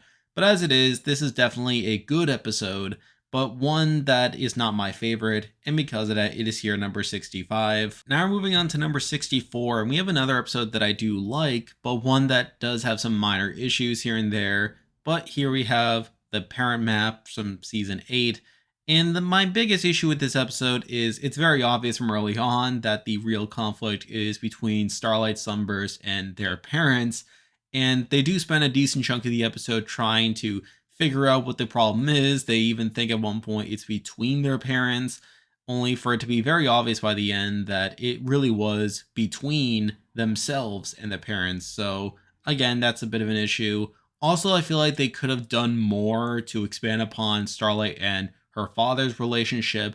I feel like there was much left on the table in terms of like Fireflight's reaction to the fact that her daughter like not only like lost track of things but went on to become this evil like leader of a cult basically. I felt like they could have done more with that. They could have done more with like showing like where things went wrong. And yeah, we do get that minor like sight of like Starlight's old room, where it did seem like she went through an emo phase, probably in response to her not having any friends because Sunburst left.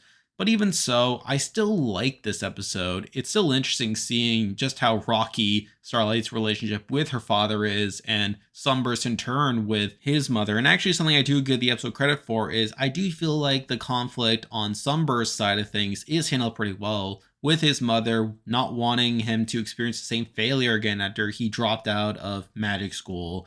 While I feel like more of my issues stem from Starlight's side of things, which I felt like could have been much more interesting. But as it is fine. Like, I do like this episode, but with it having some missed potential, I do feel like I had to leave it a bit lower on the list. And because of that, it is here at number 64. Now we're moving on to number 63. And I'm a little surprised that this episode is as high as it is, given how I don't have that great of an opinion on it.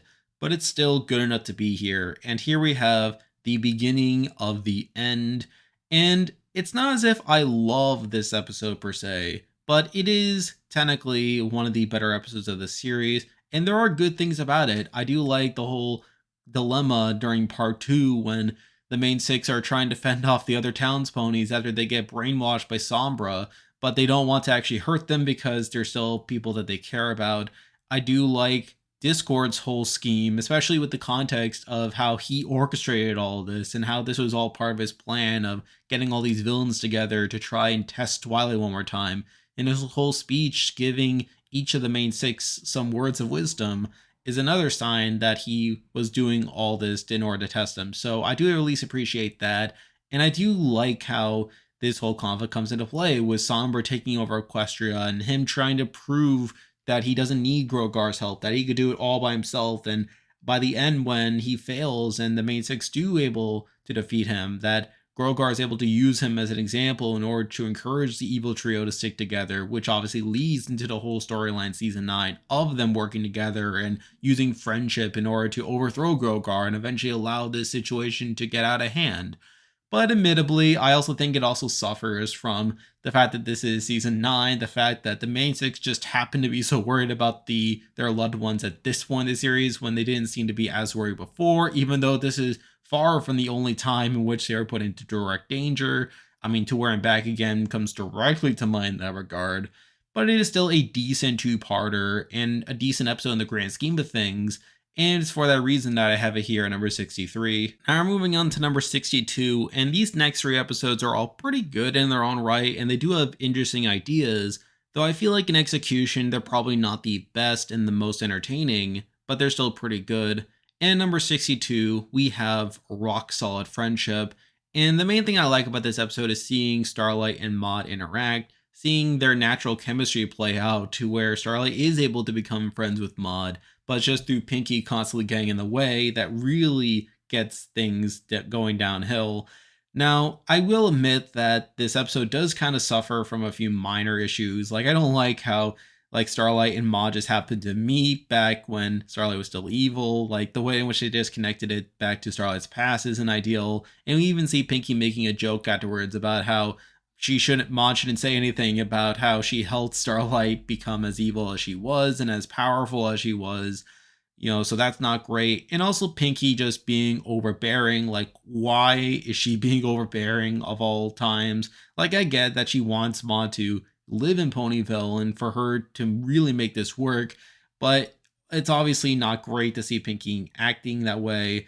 And outside that, this episode probably isn't as interesting as certain other episodes we'll be talking about soon, but I still feel like it executes pretty well. Like, I do still like seeing Starlight and Maud interact. I really love Starlight really calling out Pinky for all her actions later on the episode, where she tries applying the lesson that she learned in All Bottled Up by being completely honest, but just completely hurting Pinky's feelings in the process, noting how she kinda, sort of, got in the way, and then Pinky gets offended by that, and then she tries to recover with, let's go with, you ruined everything all the time, which is pretty funny. And then Starlight tries to make it sound like, ta-da, friendship lesson learned.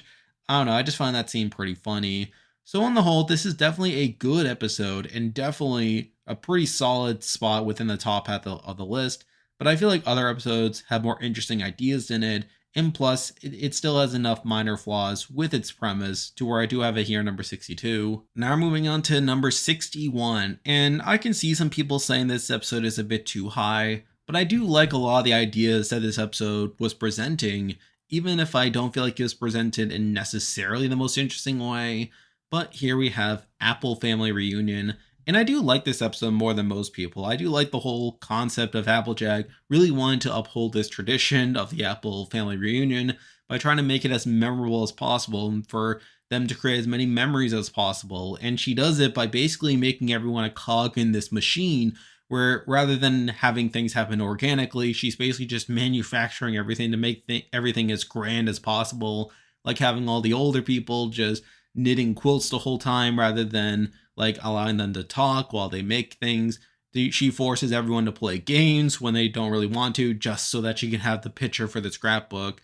And in general, just seeing all this come together does present some interesting ideas about how nostalgia works, how traditions are made, and how people ultimately remember things. I mean, I guess to connect this to my own life, I sort of remember when I was younger that our town had greater traditions, and usually when I thought of it, I would think of everyone as playing their own part and everyone just doing what they needed to make these grand things to come together, all these grand activities and all these grand gestures within it, rather than seeing these people as individuals who, still did things on the side, people who weren't solely focused on the acts, but were focused more so on their relationships. And I guess I could see that drive by Applejack to try to make this all come together.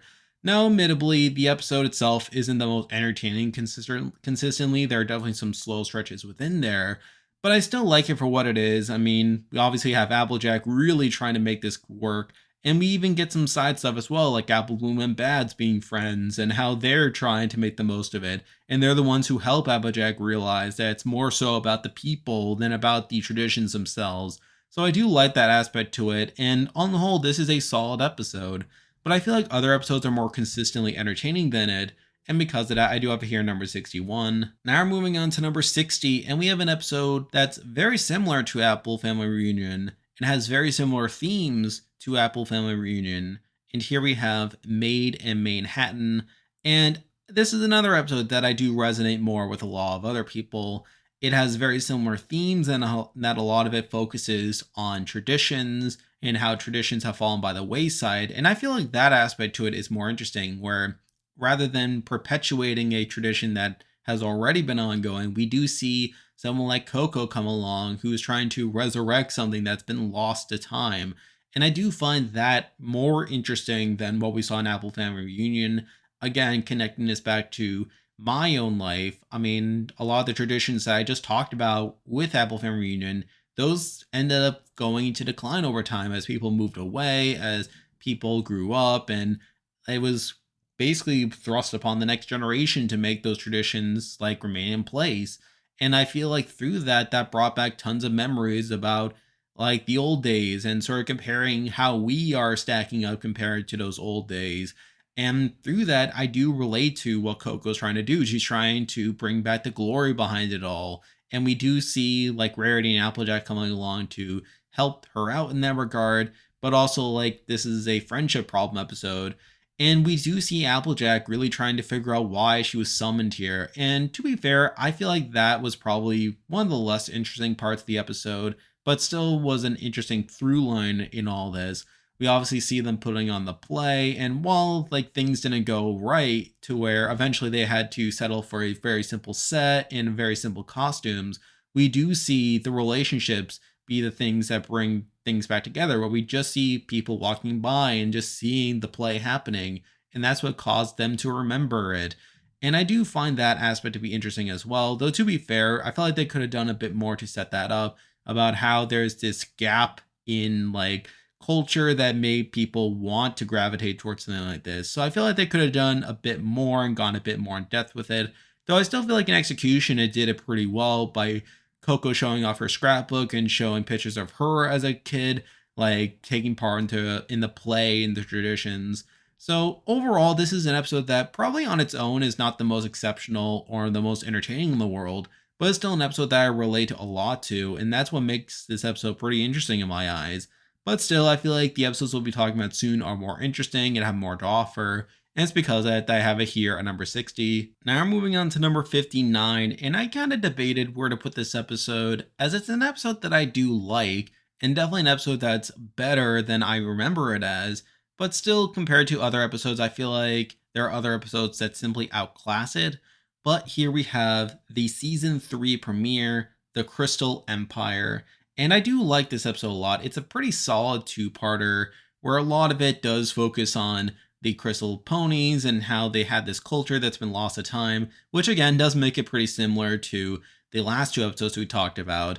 However, something that I do hold against it to a degree is how Twilight is taking this as a test. And through that, you could see that maybe she's not taking the concerns of this mission as seriously as she probably should, as she's focused more on the test side of things than anything else. But still, this is your typical two-parter. So through that, you have plenty of increased stakes. Like you have plenty of fun villains, like with Sombra here, like threatening the Crystal Empire. And it's sort of this slow burn where rather than it being like this big attack, we do see Sombra slowly closing in on the Empire. And a lot of the episode is about not only restoring the Crystal Hearts so that they can ward off Sombra, but also trying to keep the Crystal Ponies ignorant of the fact that they don't have the Crystal Heart, as a big reason why Sombra is able to remain out is because the Crystal Ponies are retained to some level of hope, which again is offering some protection to the kingdom. So I do find that interesting. We then get to the nightmare door where Twilight has to face her worst fear, being rejected by Celestia, and Celestia outright disowning her, which is a pretty iconic scene. But then immediately afterward, we have an even more interesting moment where Spike gets to see the door and he lives out his worst fear of Twilight rejecting him and being kicked out and no longer having a family. And I always love how we don't actually see that fear playing out. We just see Spike's reaction to it and how he's just yelling and crying, like he's just walking back in terror the whole time. Like, I do love that visual as well, and the way they present that is pretty strong. And I do like how Spike is the one who is ultimately able to save the day. How a lot of the lesson here is Twilight letting go of her ego and just letting Spike be the one to save the day, as he's the only one that's able to do so after she's incapacitated. And then Spike's able to save the Crystal Empire, ward off Sombra, and become a celebrity in his own right, which is obviously a key element that comes back in future episodes. There's also like the whole song. Both songs really pretty good. Like there's the failure song that plays at the beginning, but also the Ballad of the Crystal Ponies that plays towards the end of part one, which I feel like is a pretty solid song there.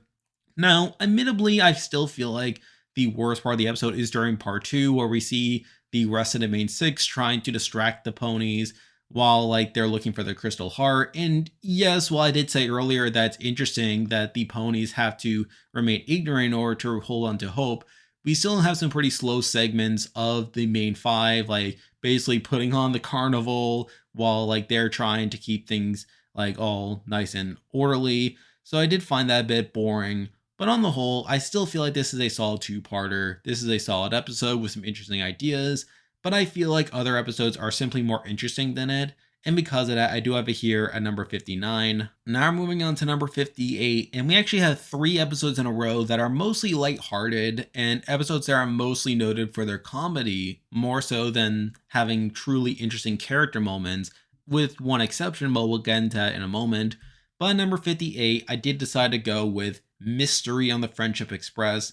And I know people don't like this episode as much, and there are certainly issues with it, namely the fact that the main five like couldn't really contain their own appetites, and they should have realized that like this was a very big deal and that Pinky was really taking it seriously to make sure that this cake got to Canterlot in one piece, only for them to give in to their own temptations and obviously mess everything up. And even the compromise they come up with at the end by forcing all the other competitors to like cobble together their creations to make it one entry when I'm sure they all wanted to try to win it for themselves is probably not ideal. So there are definitely issues with this episode that keep it lower on the list. But the main reason I have it at least as high is it's still very entertaining. It's still very fun seeing Pinky trying to get to the bottom of it, while Twilight is the one who's actually finding out a lot of the clues. It's interesting seeing Pinky coming up with all these stories about how each of the suspects was able to like distract her or incapacitate her while they're able to take a massive bite out of the cake.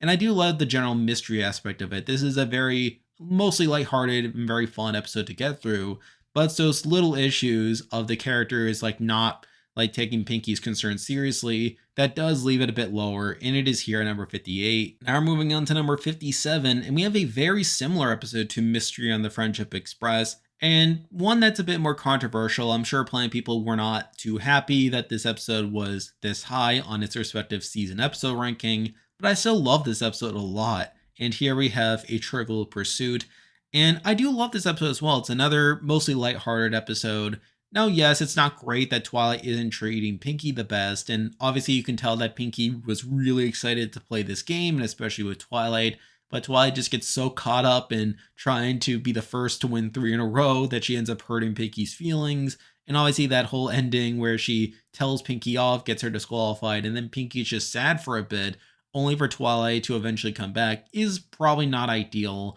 But this is still a very funny episode, very lighthearted for the most part. A lot of really funny faces. I know I already made such a big deal about the faces and how this is very iconic for season 9 to have this really wacky animation style, and that this episode really doubles down on that. And plus, there's plenty of fun callbacks to the rest of the series as well. A lot of fun banter between the different teams, like particularly not just with the rules, but also the different like questions that are asked. So there's plenty of fun to be had in this episode, even if Twilight herself comes off as a bit mean-spirited at points. And it's for that reason I do have this episode at least here at number 57. Now we're moving on to number 56, and this is another episode that fits within this tier of mostly lighthearted episodes. Although this episode definitely has a bit more character behind it and a bit more serious stuff going on, but here we have The Gift of the Maud Pie, and this episode is another really funny one. I mean, you have that entire scene of Rarity freaking out after Maud decides that she's excited by a crack. I mean, you have Rarity literally bouncing back and forth, trying to get Maud all this stuff, like asking if she's impressed by any of it, only for Maud to say that she was impressed by the crack, and just how long it takes for Maud to say this, to pick up the camera and take a picture of it, the fact that it flashes, and then once the flash like recedes that it cuts to Rarity's face as she slowly like twitches and tries to make sense of it all, and then she eventually yells, "What?" Like just exasperated that out of all the great stuff that she picked out, that Maud just happened to pick the crack was very funny on its own. You also have stuff like Maud just magically transporting herself. You have the fact that Maud is asking Pinky like what happened to her party cannon, and then Rarity is accidentally spills the beans, like accidentally leaks out the truth, seemingly out of nowhere, where she's saying, "Oh, look at all the stuff that Pinky had to give up in order to get this pouch for you." And then like Maud just demands to know, but then Rarity ends up leaking more information. And then later on, when she goes to get the party cannon back, she keeps like magically appearing from off frame, really showing the similarities between Maud and Pinky in that regard. So I do find that aspect pretty interesting. And just in general, the way that Rarity is hyping up Maud as this really scary and intimidating person that allows her to get the party cannon back is all very funny. There's a lot of good humor in this episode, but also good character stuff as well, where Pinky is really preoccupied with making sure that she gets the best possible gift from Maud. She gets really self-conscious about the fact that Maud always gets her the best gifts, but she's never able to reciprocate, which is something that I very much relate to, where I feel like I'm never able to give back when I get so much from others. So I do relate to Pinky in that regard, and I can really sympathize with the extent that she's willing to sacrifice in order to get Maud what she wants. And then when Maud like refuses it and gets back what Pinky wanted, but gives up the thing that she got in the process, Pinky again gets very self-conscious, and it really just highlights how strong their relationship is. The way that Maud is able to reassure her by saying that it doesn't matter what you get me, like it's really just the thought that counts, and just being here with you is what matters. So I do like that. And really, this is a pretty wholesome episode. A lot of good humor and a lot of good character stuff as well. But I still feel like other episodes top it, and I feel like it sort of belongs in this mostly humorous category of episodes. And it's for that reason I do have it here at number 56. Now we're moving on to number 55, and admittedly, I don't have as much to say about this two-parter as anything else, but it's still a good episode. And here we have School Raise. And I do like this episode. Now, admittedly, it doesn't stand out to the same degree as other two-parters that we'll be getting into soon. However, it still has some good things going for it. You have Kozuko really implementing her idea that friendship can be used as a tool, though admittedly I feel like this idea is expanded upon more in other episodes, but we'll get into those soon enough.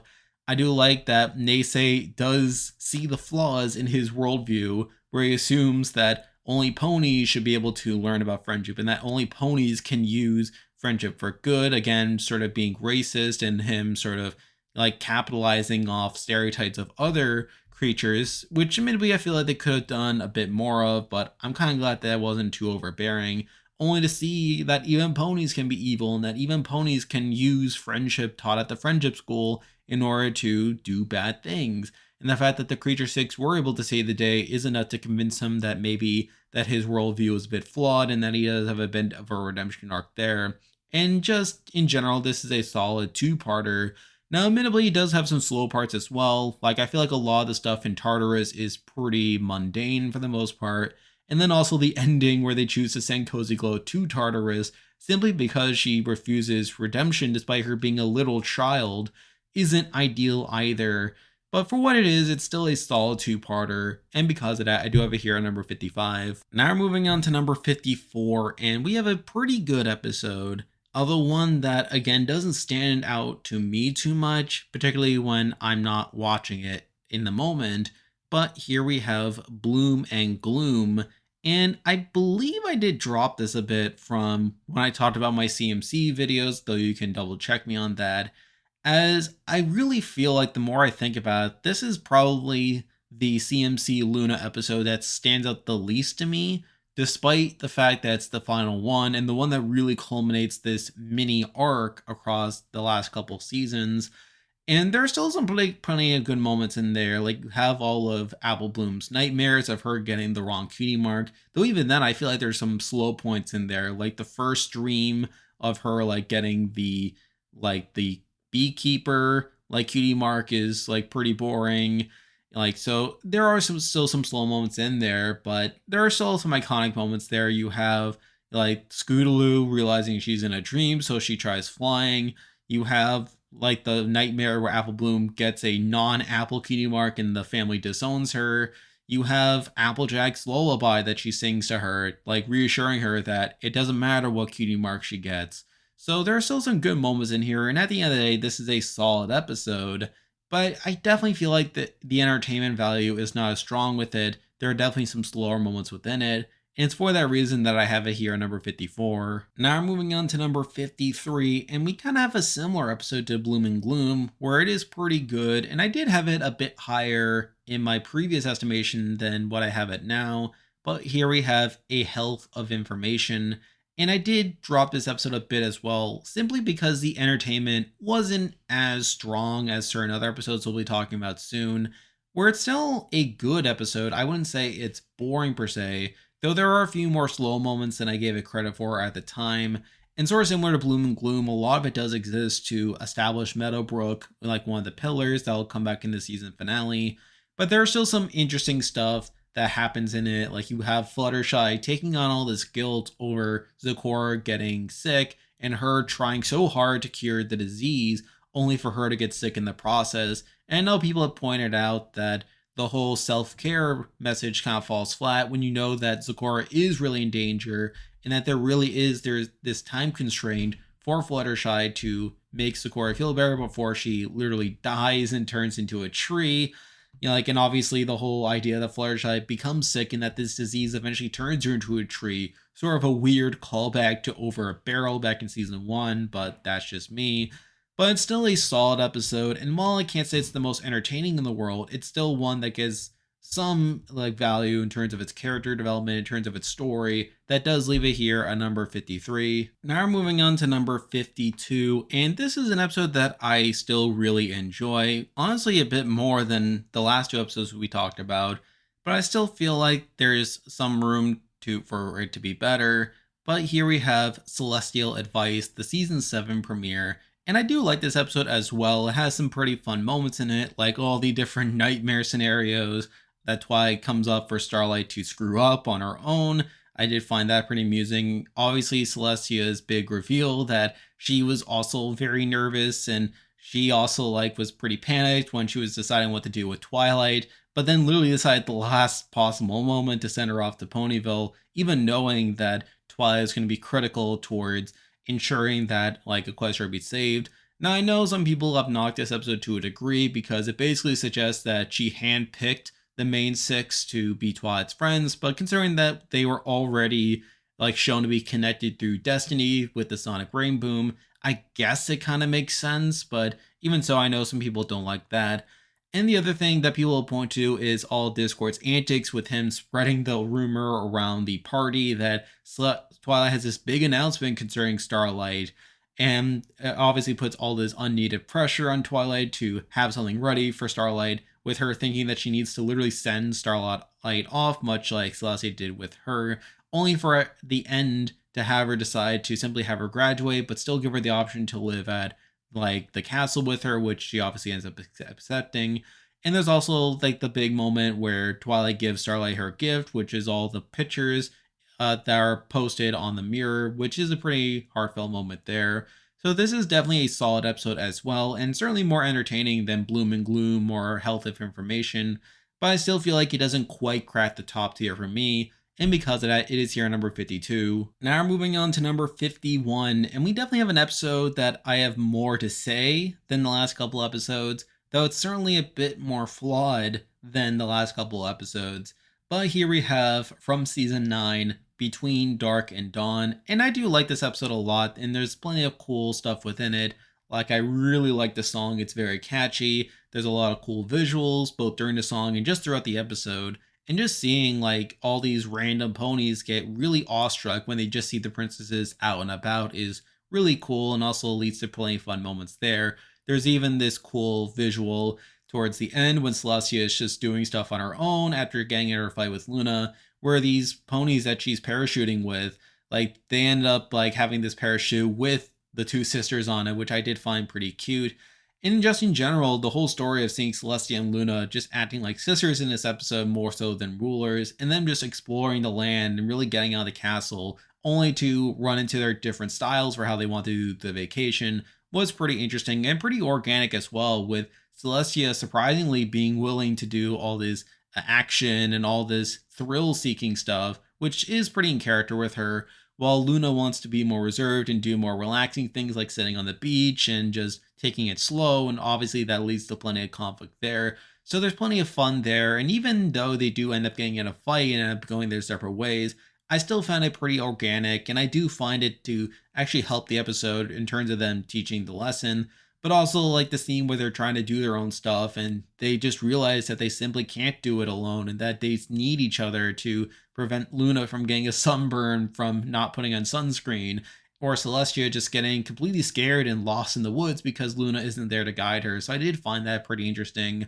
Now, admittedly, the main thing that slows this episode down, the main reason that it's lower on the list, is the side plot with Twilight having to take over like their responsibilities while they're away, and really her dropping the ball with putting together this gala and her just dismissing the committee thinking that she has to do it all by herself, and then like her just completely screwing everything up, and then her eventually realizing that she literally doesn't have to do everything by herself and that she could simply delegate. And there's that whole moment where she delegates and she has that really evil look on her face as she says, "Now this is delegating," which is pretty funny, but really this whole side plot is pretty boring if you ask me, and a big reason why this episode isn't more entertaining than it is. But obviously it does make up for it by the end, especially with Twilight trying to switch between the sun and the moon, but her completely screwing up the spell there, and her just getting more funny faces as she's trying to use the turner but breaking it, which is pretty funny, but also like pretty consistent with her storyline there. So this is a pretty consistently entertaining episode, and I do like it quite a lot.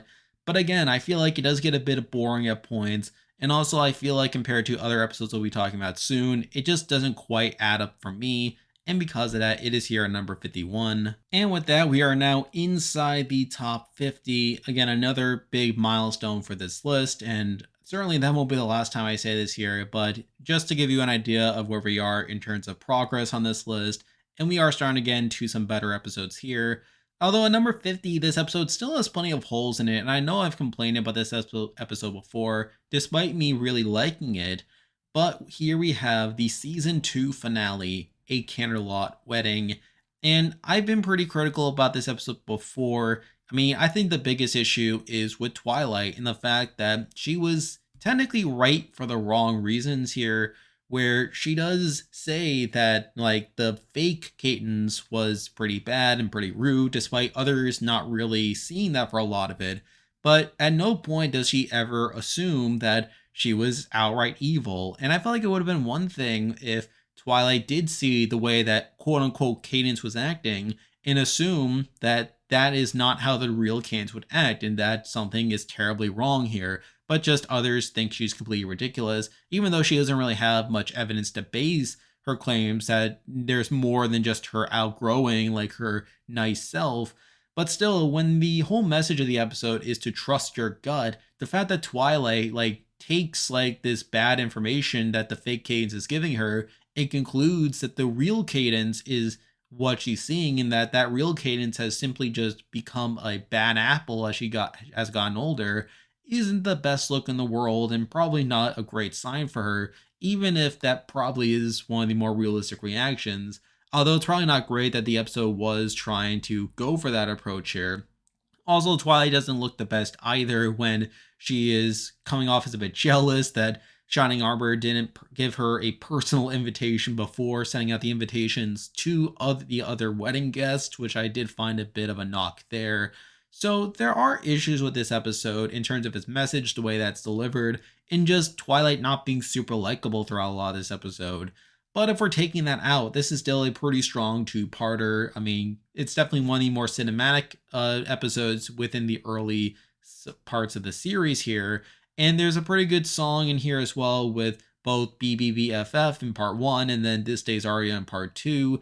We obviously get introduced to Cadence in this episode. And when it was interesting seeing Twilight initially assume that she was evil, only for the real Cadence at the beginning of part 2 to quickly prove that she was the real deal and that she had really been this good person this whole time, despite what the fake Cadence was getting off during a lot of part 1. So at least there's that. And I know also people say that the ending of part one wasn't the best either, with Twilight coming in with all these wild accusations, and then everyone just getting completely mad at her and completely ditching her, which obviously has been the source of many fan fictions written after the fact. And honestly, if I had been part of the fandom at the time that this episode was coming out, there's a good chance I could have been one of those people writing fanfics about this particular episode. But again, a number of people beat me to the punch there. So, really, this episode is pretty solid for the most part, and I do feel like it benefits a lot from it being a two-parter in terms of its story, in terms of its scope, and in terms of a lot of the action that's taking place during it. But it's those big knocks of Twilight not being the most likable person throughout a lot of it, and plus there just being a disconnect between the message and the way that's delivered during a lot of it, especially when you consider the fact that obviously the other ponies other than Twilight were going off their gut reactions as well during a lot of part one, but were obviously proven wrong. And it was Twilight who was technically right, but didn't have all the information, but yet the episode wants us to believe that she had all the information to make the proper judgment. That does knock this episode to a degree, and it's for that reason that I do have it here at number 50. Now moving on to number 49, and we have another episode kind of similar to A Camelot Wedding, where it is mostly good and it is pretty entertaining throughout, but it is a bit messy as well and probably not ideal. But here we have Every Little Thing She Does, and I will admit I am a bit of a defender when it comes to this episode. I do find it interesting how Starlight is so obsessed with the individual tasks and how she feels like she needs to do well at the tasks in order to pass the friendship lessons and to make the others like be happy with her performance, and she completely loses sight of everything and literally resorts to magic in order to like mind control the ponies into just going through the tasks and trying to get all the friendship lessons done at once, which is pretty humorous. I do like the way that the mind controlled ponies act while they're under mind control, like particularly Pinky, where she has this really pleasant but robotic sounding voice, which is both pretty funny but also pretty like creepy when you think about it. And obviously the fact that they're pretty literal minded. In fact, they'll do pretty much exactly what Starlight does, nothing more, nothing less, which does lead to plenty of issues when Starlight is unable to properly communicate just what she wants them to do, which obviously causes everything to go wrong.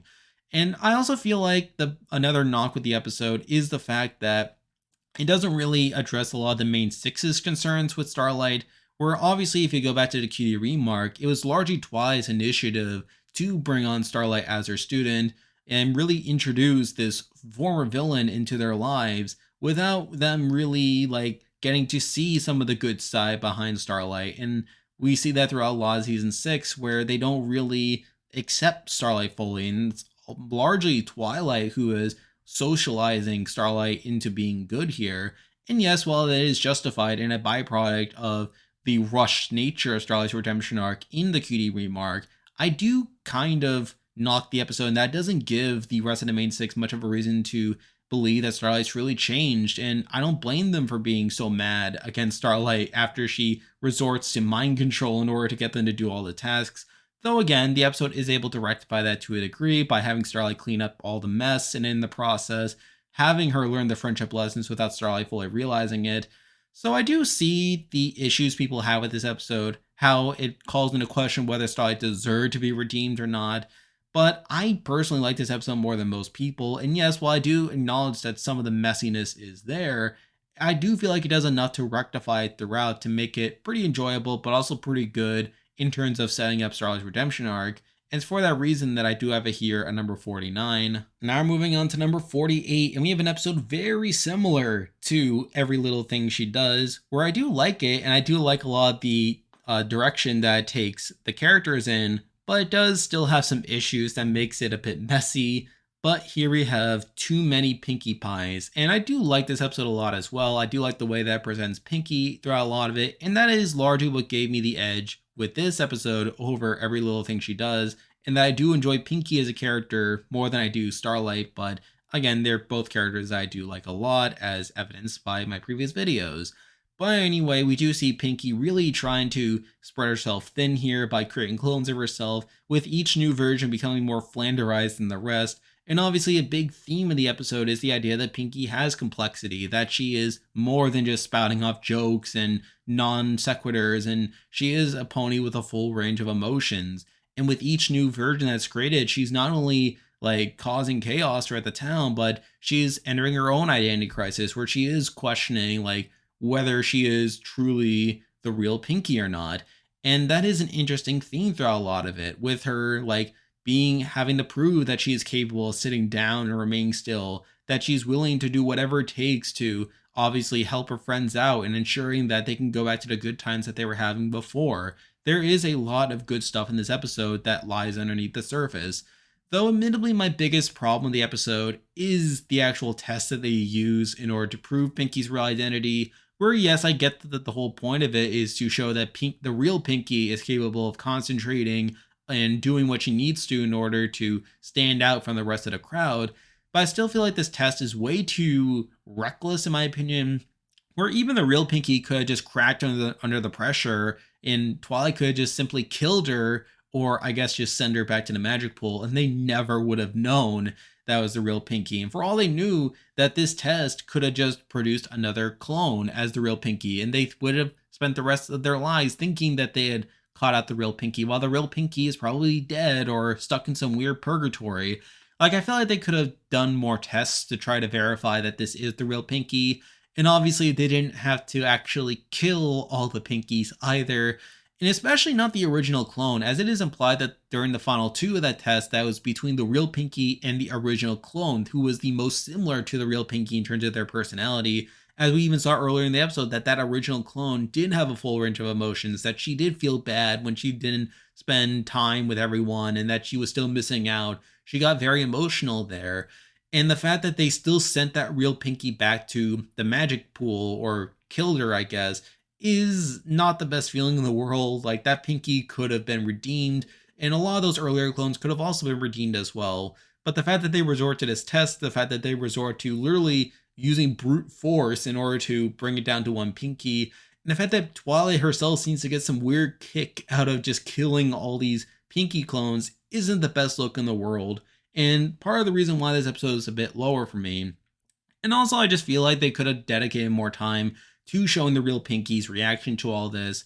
But as it is still a very enjoyable episode for me. And yes, while the actual resolution to the conflict isn't ideal, I still find that this episode has a lot of good content in it, a lot of good Pinky content, and it's for that reason that I have it here at number 48. Now we're moving on to number 47, and these next couple episodes are pretty good and definitely have some interesting stuff within them, but sort of similar to episodes I've already talked about, they're probably not the most entertaining in the world.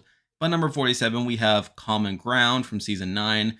And to me, the most interesting part of this episode is the fact that it not only has Patton Oswalt in it, but also the fact that the daughter is voiced by his real life daughter, and that his new girlfriend is voiced by Patton Oswalt's real life second wife, which is an interesting dynamic that adds some interesting context to this episode. And on the whole, this is still a solid episode with a solid message. Seeing Quibble Pants trying really hard to impress Wind Spirit, only for her to increasingly see through his act the fact that he doesn't know anything about buckball or really sports for that matter, and him just beating himself up over not being good at sports, and also seeing him trying and failing to show his knowledge of sports, even scoring a goal against his own team during the demonstration, which is pretty funny. But it all leads to a pretty heartwarming conclusion where, like, Clear Sky and Wind Spirit, like, they really come to see that Quibble Pants knows nothing about buckball, but is willing to learn, and is willing to just do what she wants, and that he's trying to spend time with her in that way. So I do find that pretty good. And really, this is a solid episode and one that I do like, but I feel like other episodes definitely have more going for them and are certainly more entertaining for me, which is a big reason I have this episode here at number 47. Now we're moving on to number 46, and we have a very similar episode to talk about. And here we have For Whom the Sweetie Belle Toils. And this is another pretty good episode, though admittedly not the most entertaining for me. I mean, it is cool seeing Sweetie Belle getting all jealous against Rarity when it seems like people are more focused on Rarity and are increasingly more impressed by Rarity than anything that Sweetie Belle is doing. And we do see Sweetie Belle's whole plan to ruin the headpiece that Rarity had prepared for Sapphire Shoals, only for her to have this dream where she is being given this award, but then Rarity is there to rain on her parade, which does lead into Luna being involved here and really teaching Sweetie Belle a lesson. but also showing that Rarity does care for her, and that the reason why it did seem like Rarity was overshadowing Sweetie Belle wasn't so much out of malice, but because Sweetie Belle was boring the kids at her birthday party, and how she was really trying to make the costumes at the play the most impressive that they could be. So it is nice seeing that misunderstanding getting cleared up. And then Sweetie Belle and the rest of the CMC spend the rest of the episode trying to go into the rehearsal to fix the headpiece before it gets exposed as being broken. And admittedly, that's probably one of the slower parts of the episode, but it still leads to a pretty nice conclusion. Sweetie Belle admits to her mistake, they fix the headdress, and it turns out to be alright. So, pretty good episode, all things considered. And I do feel like it's a bit more entertaining to watch than something like Bloom and Gloom. But admittedly, I still feel like there's some room for it to be better and some room for it to be more entertaining for me. And because of that, I do have it here at number 46. Now we're moving on to number 45, and we have another very similar episode, pretty solid and has some good moments in it, but I feel like other episodes are simply more entertaining and have more to offer. But here we have Meltdown, and I know that I've been very hot on this episode before, and it's still a pretty good episode, with Spike spending so much of it trying to avoid like people seeing him, particularly Rarity, while he's going through this molting process. And we even see him bonding with Smolder, who really helps him understand what's happening, which does eventually culminate in him like turning into a cocoon and then coming out with his wings. And I always love that scene where he does freeze up, and for literally 10 seconds, it just shows that distant shot of his just cocoon just there, and there's no noise or anything. And then eventually he does crack out. And I always love that moment. Again, very solid episode, and sort of fits with this grouping of episodes here that are solid and have some good stuff within them, but are probably not my personal favorite. And it's for that reason that I have it here at number 45. Now we're moving on to number 44, and we are continuing with this grouping of episodes that are pretty good, but not my personal favorite. Although this one definitely has the most interesting message of the group.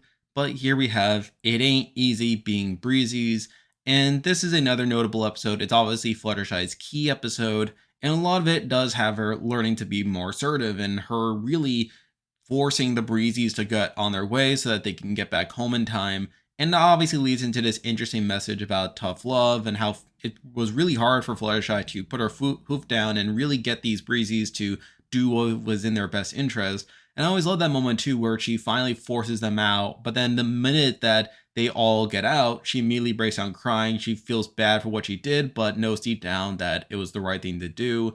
And we do see them eventually help them getting back home, even turning into Breezies in the process. So it's still a solid episode, and one that is definitely within the top half of episodes for the series, and has a very interesting message, which is a big reason that I have it at the top of this grouping. But again, it's not my personal favorite, and I feel like other episodes are more consistently entertaining and more memorable in my eyes.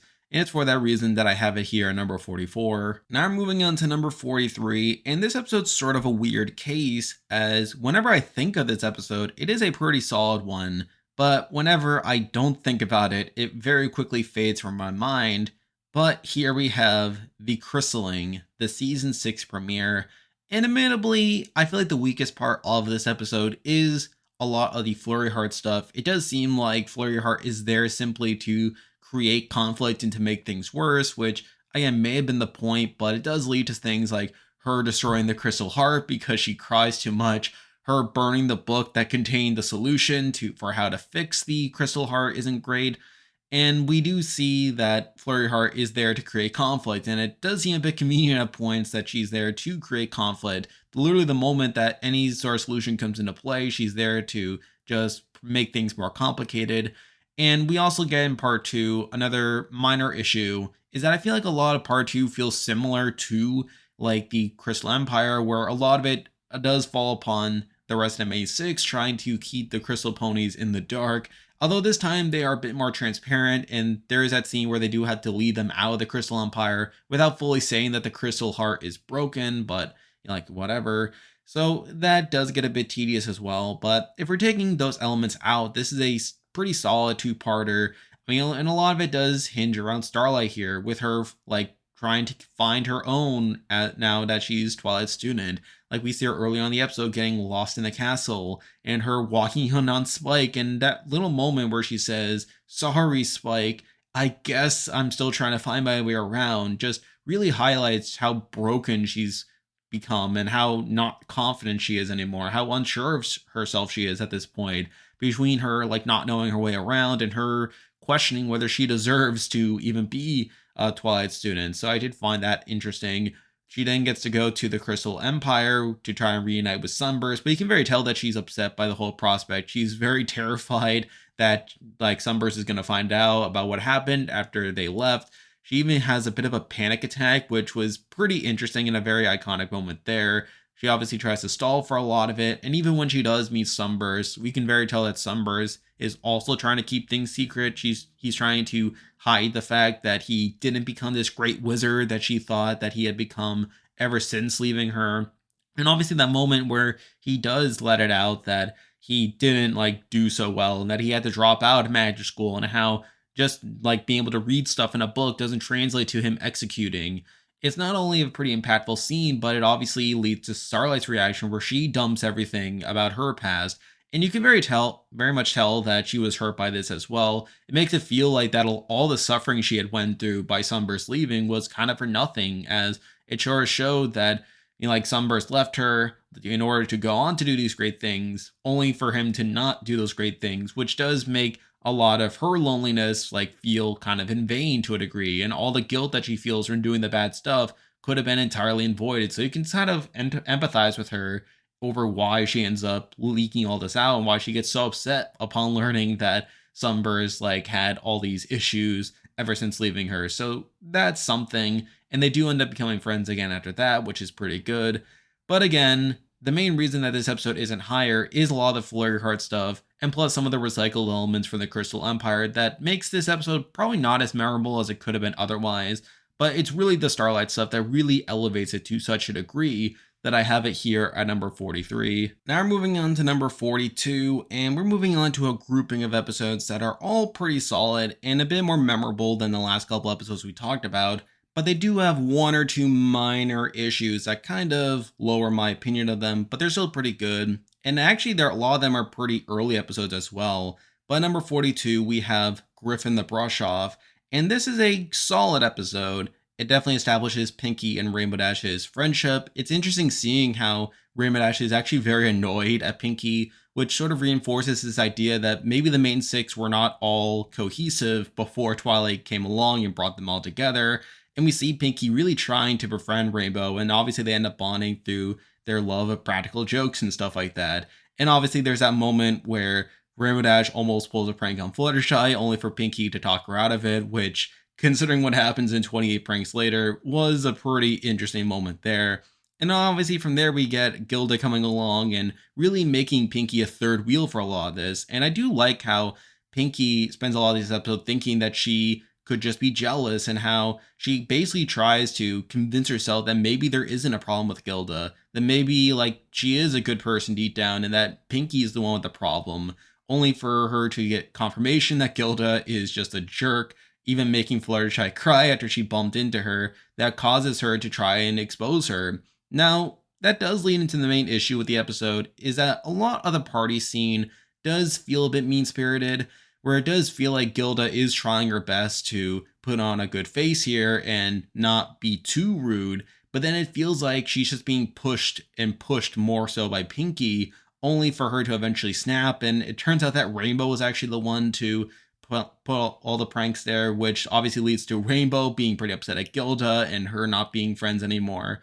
So I did find that a bit mean-spirited, where it did feel like Gilda was being pushed over the edge, and it was really like that whole setup that made her feel trapped in a way. So I did feel like that was a bit of an issue that knocks the episode to a degree, but this is still a very solid episode of the series and definitely one of the more enjoyable ones, but still that minor issue that keeps it off from being higher, and it is here at number 42. Now we're moving on to number 41, and we have a very similar episode to get into here, but here we have The Last Roundup, and this is another pretty good episode. Now, admittedly, there are more flaws with this episode than Griffin the Brush Off. Like, there's obviously the whole opening scene with Derpy destroying the town hall, which basically makes this episode have a bit of stakes here, with Applejack feeling like she has to win the contest in order to raise money to rebuild the city hall that Derpy destroyed, which obviously isn't ideal.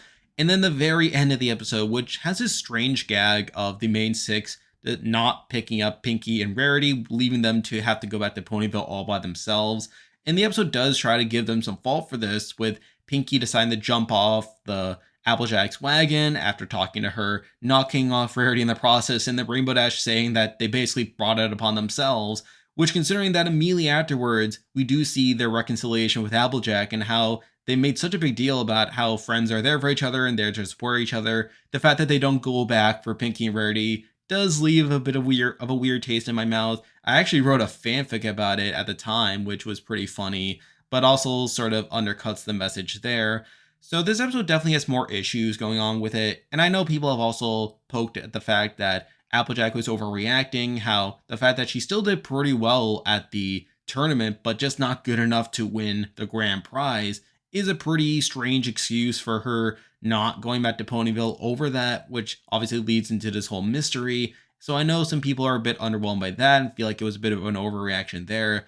But this is still a solid episode. It's interesting seeing Applejack trying to hide like the truth for a lot of it. It's also interesting seeing how she basically exposes a loophole in the Pinky promise she made with Pinky, to where she said she would say everything at breakfast, but then because she runs up before they can go to breakfast, she was never there for breakfast to begin with, and therefore she didn't actually break the Pinky promise. That was sort of a creative thing there. And obviously the whole like scene at the end, taking out the fact that they basically ditched Pinky and Rarity, is still a pretty heartfelt moment where even Rainbow Dash is getting all mushy.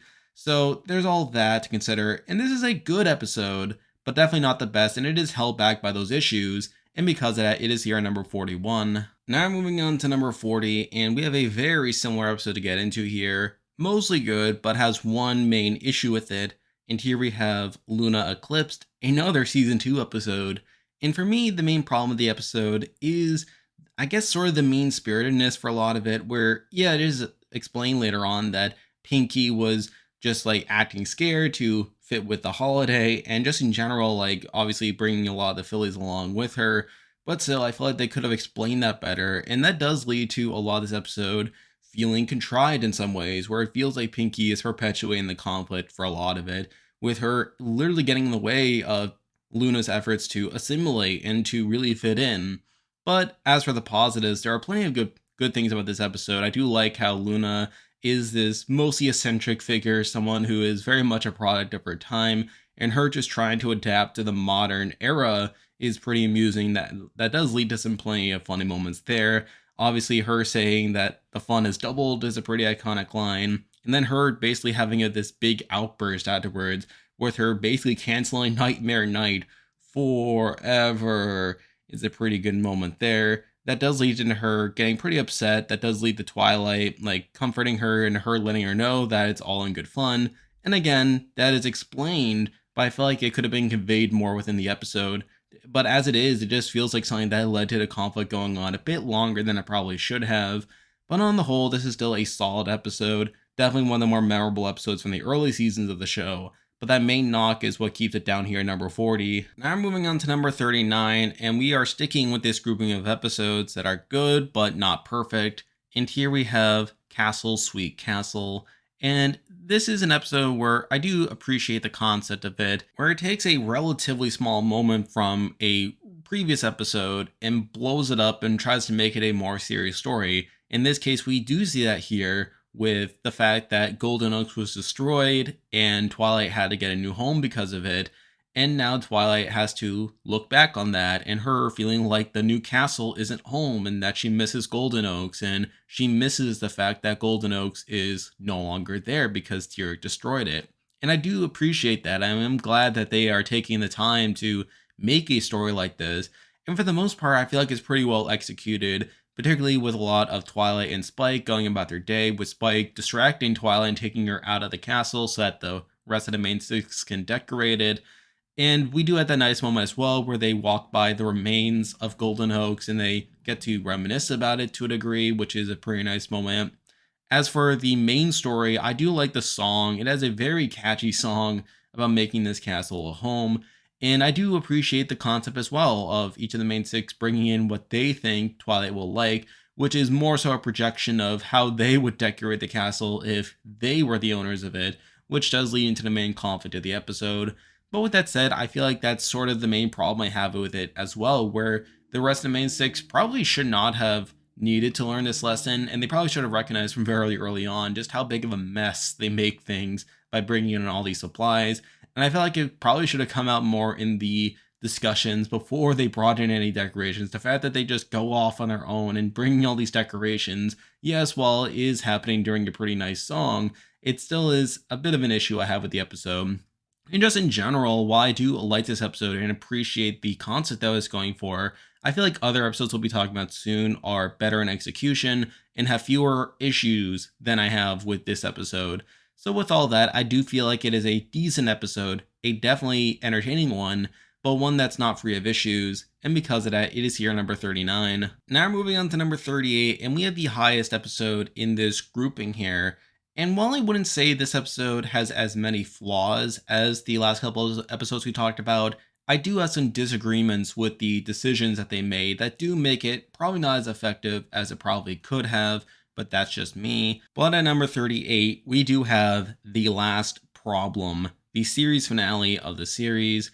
And I do have some disagreements with this episode. I don't like how they treat a lot of the coronation as this joke, as a lot of it just seems to be there to subvert expectations, where we saw back in Magical Mystery Cure that Twilight's ascension to be an alicorn was treated with a lot of gravitas there, and just in general, we saw plenty of bigger moments here as well. So for this episode to literally treat like Twilight's biggest accomplishment in her life to be treated as a joke, and for a lot of it to be perpetuated by her own fault, where she basically threw a massive hissy fit right before leaving for the coronation, that distracted the rest of the main six from doing their preparations that they were working so hard on, was a pretty weird way of going about things, where they were definitely trying to make this a big emotional moment, but also trying to deconstruct it in some ways by showing how Twilight's emotions, while well founded, do lead to this big moment where everything goes wrong because they couldn't prepare everything accordingly. And I don't know, I just don't feel like it worked as well as it could have. And that entire scene just is kind of boring, if you ask me. Sort of weird seeing how everything is going wrong here. But again, I can at least appreciate like that afterwards we do see them laughing about it, how it didn't tear apart their friendship like Lesser Dawn thought it would. And, like you could take it or leave it. But aside from that, this episode is pretty solid. It does largely what it needs to in terms of wrapping up the series by showing how the main six can still be friends, even if they are going their separate ways, with Pinky having to do all the banquets from now on, and Rarity being more focused on her franchise and stuff like that. There are plenty of interesting stuff going on here, and plus plenty of nice ways of tying up loose ends, like we see Lyra and Bonbon did get married. We do see Rainbow and Applejack having this weird, ambiguous, but heavily implied romance going on there. We also see Pinky and Cheese getting married, which is pretty nice as well. And just seeing like the follow up to each of these characters now that they're much older is pretty nice. Like you have them being noticeably older, which does have a tinge of sadness to it in the sense that we do see that Twilight's probably going to outlive a lot of them, which isn't great. We have Spike growing up, being much bigger now, and him being the royal advisor still, which does lead to Lesser John making plenty of jokes where she doesn't seem to recognize it, and Spike just overreacting to everything is pretty humorous as well. And admittedly, I do feel like a lot of it is being propped up by the fact that it's the final episode, and the fact that it does have all these things that it needs to accomplish just handed on its plate. And while I do have some disagreements with the way it executes some of those things, I still find this an enjoyable episode, and that entire ending sequence, like seeing the final song, The Magic of Friendship Grows, is a pretty impactful one, and one that does have plenty of good moments in it, a lot of good visuals in it, particularly during that final chorus. And admittedly, that final shot of them looking off in the sunset is very overused, and I actually really went out of my way to use a different screenshot for there, but it's still a nice visual, and obviously it leads to the bookend of the book closing as we zoom out, sort of a callback to the very first episode. So this is a very nice and satisfying conclusion to the series, although one that I do have some disagreements with, and admittedly, I feel like other episodes are more entertaining than it, but still a solid enough episode to where I have it here at number 38. Now we're moving on to number 37, and these next couple episodes are pretty good, and they don't have as many issues, or at least not as many blatant issues as other episodes. Although, admittedly, I feel like a lot of their appeal and a lot of the reason they get brought up are because of their world building elements, or at least those are the most impressive elements to those episodes that do keep them a bit lower in my view. By number 37, we do have the episode that has the most flaws in this group, but still a pretty notable one. And here we have Princess Twilight Sparkle, the season 4 premiere.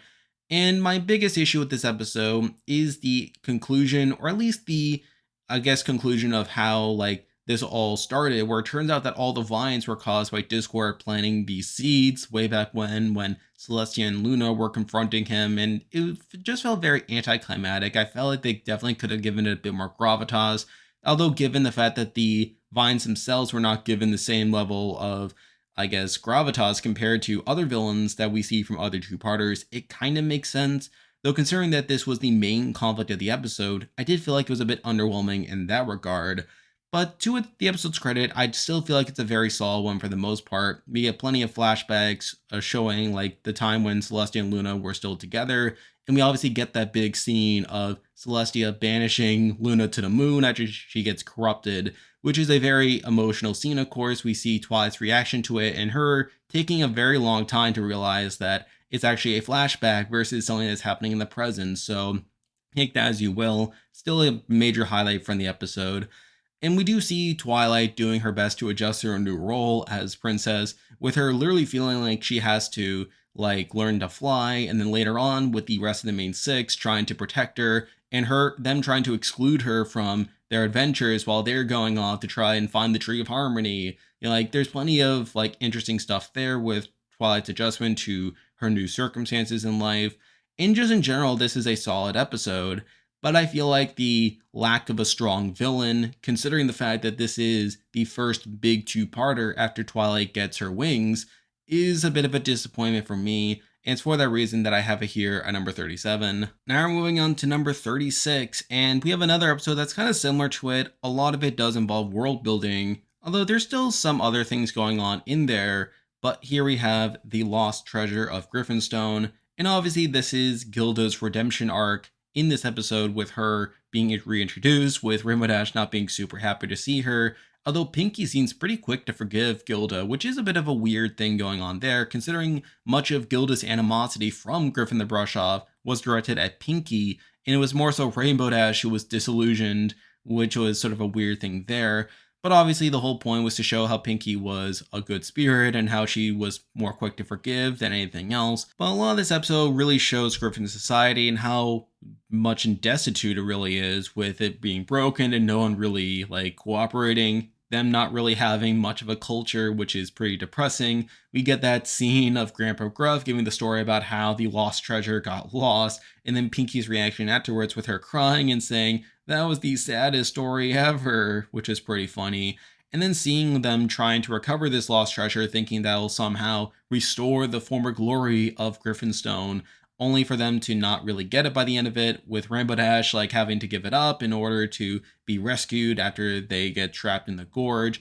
And along the way, we get Gilda's redemption arc, with us having this backstory showing how she was pretty lonely when she was sent to flight school, but then Rainbow Dash was one of her few friends, which really should have been more of a knock against Griffin the Brush-Off, in that it really shows Pinkie as really driving this wedge and really costing Gilda her only friend. Though to be fair, Gilda wasn't the most pleasant person in the world either. And really, this episode really showed a lot of the reasons why, with her being raised in a culture that didn't really value friendship or working together as much. And we do see by the end that Rainbow Dash and Pinkie are able to help Gilda, making small steps towards restoring Griffinstone, which isn't through restoring the treasure or anything, but just by promoting the ideas of friendship and Gilda making those tiny steps.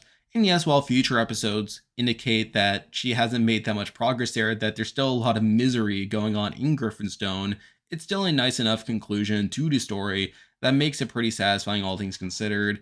So really, when I think of this episode, I feel like it's one that is largely there for world building, not only for establishing Griffinstone as Griffin society, but also by giving us Gilda's backstory that does lead into her redemption arc. But still, if I'm being honest, this isn't the most entertaining episode either. It's just a very solid one for me. And while it has some moments that make it stand out compared to other episodes we talked about not too long ago, I feel like 36 is about as high as I can put it. Now we're moving on to number 35, and we have another largely similar episode, and one that really comes to mind when I think of world building for the series. But here we have Gauntlet of Fire from season 6. And this episode is largely here to establish more dragon culture and really seeing it in a more positive light. We obviously get introduced to Ember in this episode, and she does have a bit of a growth arc in this episode, which is pretty interesting to see, with her starting to open up to Spike as the episode goes along, and with Spike agreeing to help her like pursue the quest to become the Dragon Lord. So all that's pretty good. And really, this is just a all-around solid episode, with Spike and Ember working together, becoming friends along the way, and ultimately stopping Garble, who wanted to become Dragon Lord so that he could invade Equestria. And yeah, they gave this guy a redemption arc after that, but whatever. It's really a solid episode for me, and a big reason that it is this high on the list. But admittedly, I feel like other episodes are more entertaining for me, and because of that, I do have it here at number 35. Now we're moving on to number 34, and this episode literally exists as world building, but still very solid for me. And here we have the Cutie Mark Chronicles. And obviously, this is a very basic story, with it basically just showing the backstory for each of the main six, showing how each of them got their cutie marks, all while wrapping them up in this destiny element where they were all forged together by the sonic rain boom, how they all got their cutie marks at the same time, which does sort of imply that they do have this rendezvous with destiny that allowed them to get together, which is all pretty solid. I do like each of the stories as well, showing how they each went off about different paths towards getting their cutie marks, and there's plenty of subtext there as well, like Applejack thinking that she was better cut out for the city and moving to Manhattan, only to be pretty homesick there and moving back and getting her cutie mark that way. You obviously have Pinky like being shown on the rock farm and her being very unhappy there, until the rain boom inspired her to create a party in order to keep the happiness going. And obviously that made a lot of her family very happy when she threw her first party. So there's obviously that to consider. You have Fluttershy and her entire thing of falling out of the sky only to be rescued by animals, and then her singing a song about how there are so many wonders, and her just sounding like Pinky the whole time as she's singing, which is pretty humorous there. You obviously have Twilight, who is trying to take the test to get admitted into the school, and she has to hatch Spike in order to do so, and she was about to fail the test until the rain boom made her rattled so that she spout off all this magic, and Celestia was walking by, and that caused her to see her potential there. So there's that.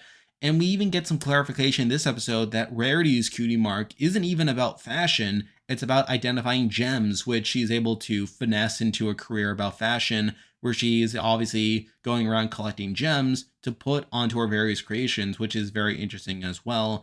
And then obviously there's Rainbow Dash, who's really the one who brings it all together, with her going on this race to restore Fluttershy's honor, and in doing so creates the Sonic Rain Boom. And obviously this gets referenced back in future episodes for obvious reasons. And just seeing this realization at the end is all very heartwarming as well, where they all like see how they were all bonded get together, only for Scootaloo to have a pretty funny reaction there. And just in general, I do like how this episode is framed as well, where we see the CMC spending this entire episode trying to look for Rainbow Dash, but then along the way they end up bumping into the rest of the main six. And on through that, they end up sharing their stories, thinking that they're going to help them out there, only to meet Rainbow Dash by the end. And it was pretty clear that the rest of the main six told Rainbow that the CMC were looking for her specifically for a cutie mark story, which is pretty interesting there. All around, this is a very fun episode, very solid episode, a lot of entertaining moments to have there. And of course, this is a pretty important episode for building each of the backstories for each of the characters there.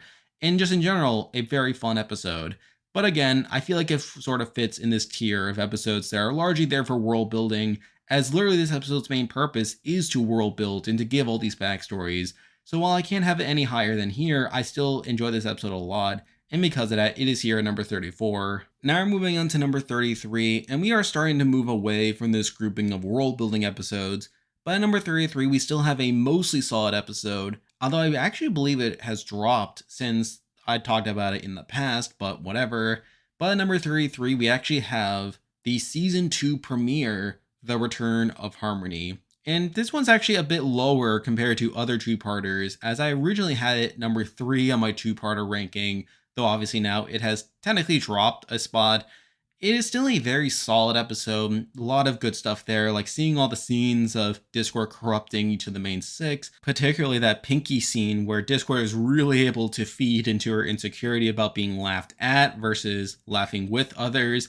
And then just all the balloons laughing at her suffering and everything that leads to her becoming pretty bitter. And just in general, Discord's whole scheme of corrupting each of the main six by really capitalizing on the flaws of their respective elements, taking them to their logical conclusions and showing how each of them respective virtues can be flaws in a lot of ways. So that was pretty interesting. And just a lot of part one is just seeing all these trials being played out. And then in part two, we basically had Twilight not really knowing that each of them got corrupted and her thinking that they were still going about their business, even though like stuff was clearly wrong, which does eventually lead to her realization that all her friends have become complete jerks and that she wants to just get it over with so that she never has to deal with them again. But then it obviously fails because one, Rainbow Dash ran off, but also like they obviously don't embody their elements, which obviously leads to Twilight losing hope and her kind of becoming corrupted. But then they're able to turn things around by like realizing that something was wrong with them, and then like they're able to basically get everyone back together, basically uncorrupt them, and then they defeat Discord. So it's still a very solid episode, very solid story from beginning to end. Although I will admit that upon further like examination, I feel like it's not as entertaining as other two-parters. I feel like the top three two-parters all have more going on within them than this one. As I've always said that I've never been a massive Discord fan, and I feel like with this episode, with its focusing so much on Discord, I mean, yes, he is supposed to be the villain, and how a lot of the joke there is that he's supposed to be so random by creating all this chaos, but even then, the chaos itself isn't that interesting. A lot of it feels like your typical 2011 random humor style of things that doesn't really age super well, but personally, that's my own preference.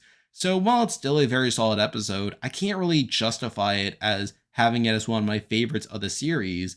And it's for that reason that I do have it here at number 33. Now we're moving on to number 32, and I really considered putting this episode higher on the list as it's very enjoyable for me and has a lot of great moments within it.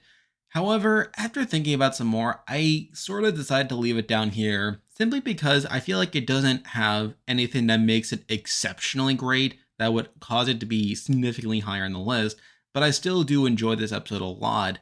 But here we have Marks for Effort from season 8, aka Cozy Glow's introduction episode. And this is a very consistent episode, I would say, where a lot of it has some good humor in it, like all of the CMC's like ploys to get admitted into the friendship school, like Apple Bloom not doing her chores, and Sweetie Belle's whole scheme to put on a play where they stage this big fight. And obviously that leads to like this really bad acting job by each of them. But for whatever reason, Fluttershy and Pinky seem to believe it for a lot of it, where they do seem like they're saying stuff like, it's almost like they forgot their friends. Really, that whole scene feels like it was staged, like almost as if like Fluttershy and Pinky didn't actually believe it and that they were just playing along. But it almost does feel like they believe it, which is even more hilarious. And obviously, they end up screwing at the plan because they end up getting too excited by how much it was working. So obviously there's that. And then we get to Cozy Glow's introduction, which does come a bit out of nowhere. She does just sort of appear out of the blue. And you can tell from very early on that she's supposed to be this twist villain, which I do kind of knock against the episode, where you are supposed to almost believe that Cozy Glow is supposed to be this good person, but the foreshadowing is clearly there. I mean, you have her whole accent, like how she like turns her R's into W's, like which was a very clearly a fake voice, as she seems to talk normally when she isn't crying, but the moment the tears come about, that's when she starts to do that, and that's obvious that it's just an act. You obviously have that scene as well when she's studying for the test, and she has these weird moments like when she sees the element of magic and thinks that stands for control. Again, very much a Freudian slip there. And then like when she's mastering the flashcard, she ends up getting the element of magic stuck in her pupils, which again is very good foreshadowing there. And she has a pretty sinister look as well, which is additional foreshadowing.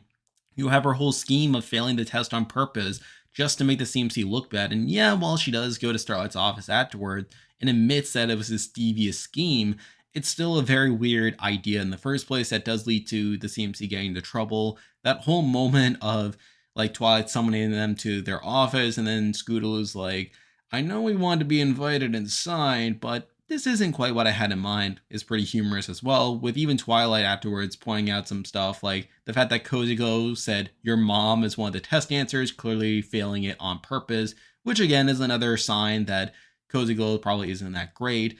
We also have the scene where Cozy Glow goes to Starlight's office, and the whole joke throughout a lot of the episode is that Starlight's just really excited to have even one student come into her office, and she knows how there isn't really much of a need for a guidance counselor at a school for friendship. And then like she gets overeager to help out, and she has these plenty of funny moments there, like her offering Coco, like with her like wondering if Cozy Glow heard her talking to herself. And then obviously the very classic moment of her saying, sounds devious. I mean, I see. Again, very funny moment there. So really, this episode is very entertaining from beginning to end. And it's sort of weird because you think of this episode as is very important episode for the story, where it does introduce Cozy Glow and it does start to lay the seeds of her being a villain, though it doesn't really double down until What Lies Beneath, but we'll get into that episode soon. But the weird thing is, I actually like this episode because of the comedy. Like, there's a lot of really funny moments there. And admittedly, some of them are a bit ironic in my view, where some of it just stems from the weird things that I find funny versus anything that was overly intentional on this episode's part. But still a solid episode in that regard. But again, I feel like there's more episodes that do more for me. And while this is a very solid episode, I feel like it's lacking something that would cause it to be at the very top of the list. So because of that, I can't really have it too much higher than here, but it's still a very good episode. And it's here at number 32. Now we're moving on to number 31, and sort of in line with Marks for Effort, I feel like these next two episodes mainly stand out for their comedy, but also just being pretty lighthearted in general. And while that's pretty great for them in terms of them being this high on the list, I feel like it's not really enough to justify them being higher here. But at number 31, we have the Saddle Row Review, and obviously a big factor for this episode is the presentation, where sort of similar to the Big Mac question, it is sort of presented as this documentary where we have lots of confessionals. A lot of the characters are sort of recounting what happened, and that leads to some pretty funny moments, like the part where Pinky takes a big bite of the pancakes, which reveals that one of the clones like got away and is still alive, which is pretty humorous. There's a lot of good comedy here as well, like with Twilight in her sweeping song. You have Pinky wanting to go upstairs to keep the noise down, but her sort of giving in to her temptations and her having like a good angel and a bad angel on each of her shoulder, which is pretty good. You have Verity being pressured to hire the landlord's daughter as well. So there's a lot of good shenanigans here. And again, I feel like it is propped up by the entertainment in the presentation here. I don't really have anything bad to say about this episode, but I feel like sort of similar to Marks for Effort, there also isn't too much to make it too much higher than here. And I feel like a lot of it is being propped up by its presentation more so than anything else, which is a big reason that I have it here at number 31. Now we're moving on to number 30, and we have a very similar episode to the Saddle Row Review. A lot of it feels very lighthearted, and a lot of it's pretty entertaining because of that. Though again, I feel like there isn't too much to prop it up beyond that. But here we have Discordant Harmony. And I do like this episode as well. I do like a lot of the premise here where Discord is getting pretty self-conscious over how weird he is and how he's prone to not being the most likable character in the world, which does prompt him to try to make himself as much of a normie as possible in order to impress Fluttershy, or at least not completely offend her when she wants to go over his house. And there's a lot of good shenanigans when he's trying to get the house ready, like him going to the store and running to Pinky, and then Pinky saying that because he knows him so well, that like he'll be able to just appeal to her at every opportunity. And then there's obviously Pinky's like whole thing afterwards about her saying if the store has any flying napkins, and the fact that she just yells it is pretty humorous to me as well. Obviously Discord like cloning himself in order to make the house ready and make it like not have stairs that lead to nowhere, which is pretty funny as well. You have him dressing up as basically this Mr. Rogers figure while Fluttershy goes over, and she gets pretty easily like weirded out by it. She feels like it's pretty awkward. And then we get to the climax of the episode where Discord starts to die because he's not doing anything random, and it's such this big calamity because he's not doing anything random. And it basically leads to this whole sequence of him learning to let go again. And we even see Fluttershy letting go as well, which is pretty interesting and also pretty endearing as well. And it does lead to this nice message at the end where Discord learns to accept himself and that Fluttershy accepts him for who he is more so than anything else. And admittedly, Discord probably should have recognized this from earlier on in the series, but again, for what it is, this is a still solid episode. Plenty of lighthearted moments, and I do love the ending where the two of them are just embracing the chaos in order to prevent Discord from literally dying. And I do find that whole justification for why he is the way he is to be pretty funny as well. But again, I feel like there isn't something that makes it a top tier episode. I feel like despite being very solid, that there isn't too much to really give it that extra boost for me. And that is a big reason that I have it here at number 30. Now we're moving on to number 29. And I actually wanted to put this episode higher. And actually, when I talked about this one in my season episode ranking, I actually did have it higher. But again, it did drop largely due to other episodes going up.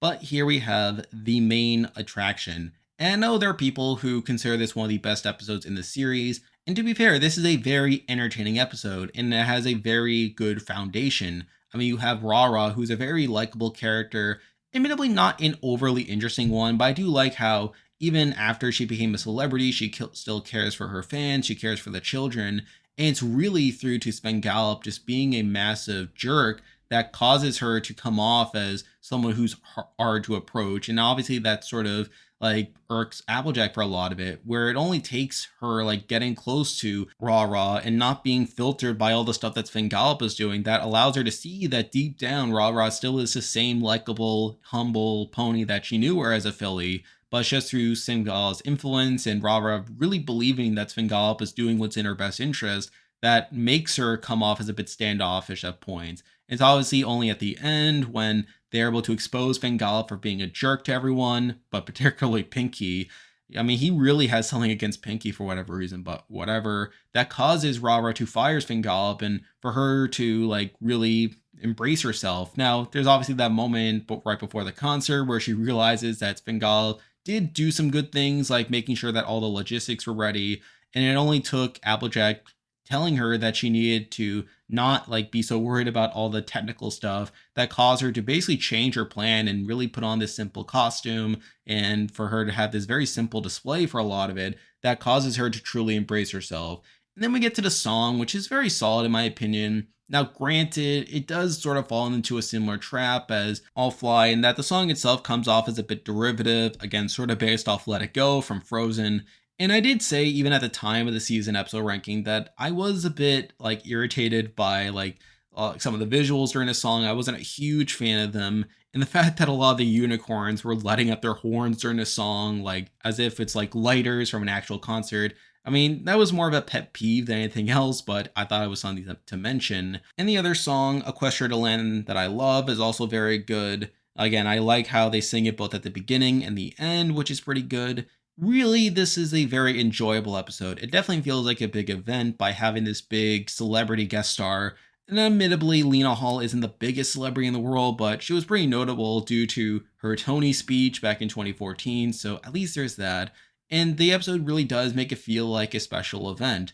But again, I feel like that's just kind of it. I feel like it doesn't have anything that makes it truly elevated beyond this point. I feel like at the end of the day, this is a very basic story of be yourself and like people like Aurora coming around to just realizing that she doesn't need all these fancy sets and this like big producer like being elitist and everything to really just be yourself and to express herself and show the world what she's made of.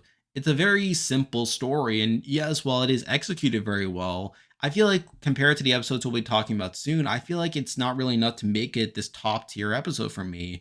And because of that, I do have to leave it here at number 29. Now we're moving on to number 28, and this episode did drop a little bit. I actually had it at number 1 of its respective season episode ranking at the time, but after thinking about it a little more, I did decide to bump it down just a little bit.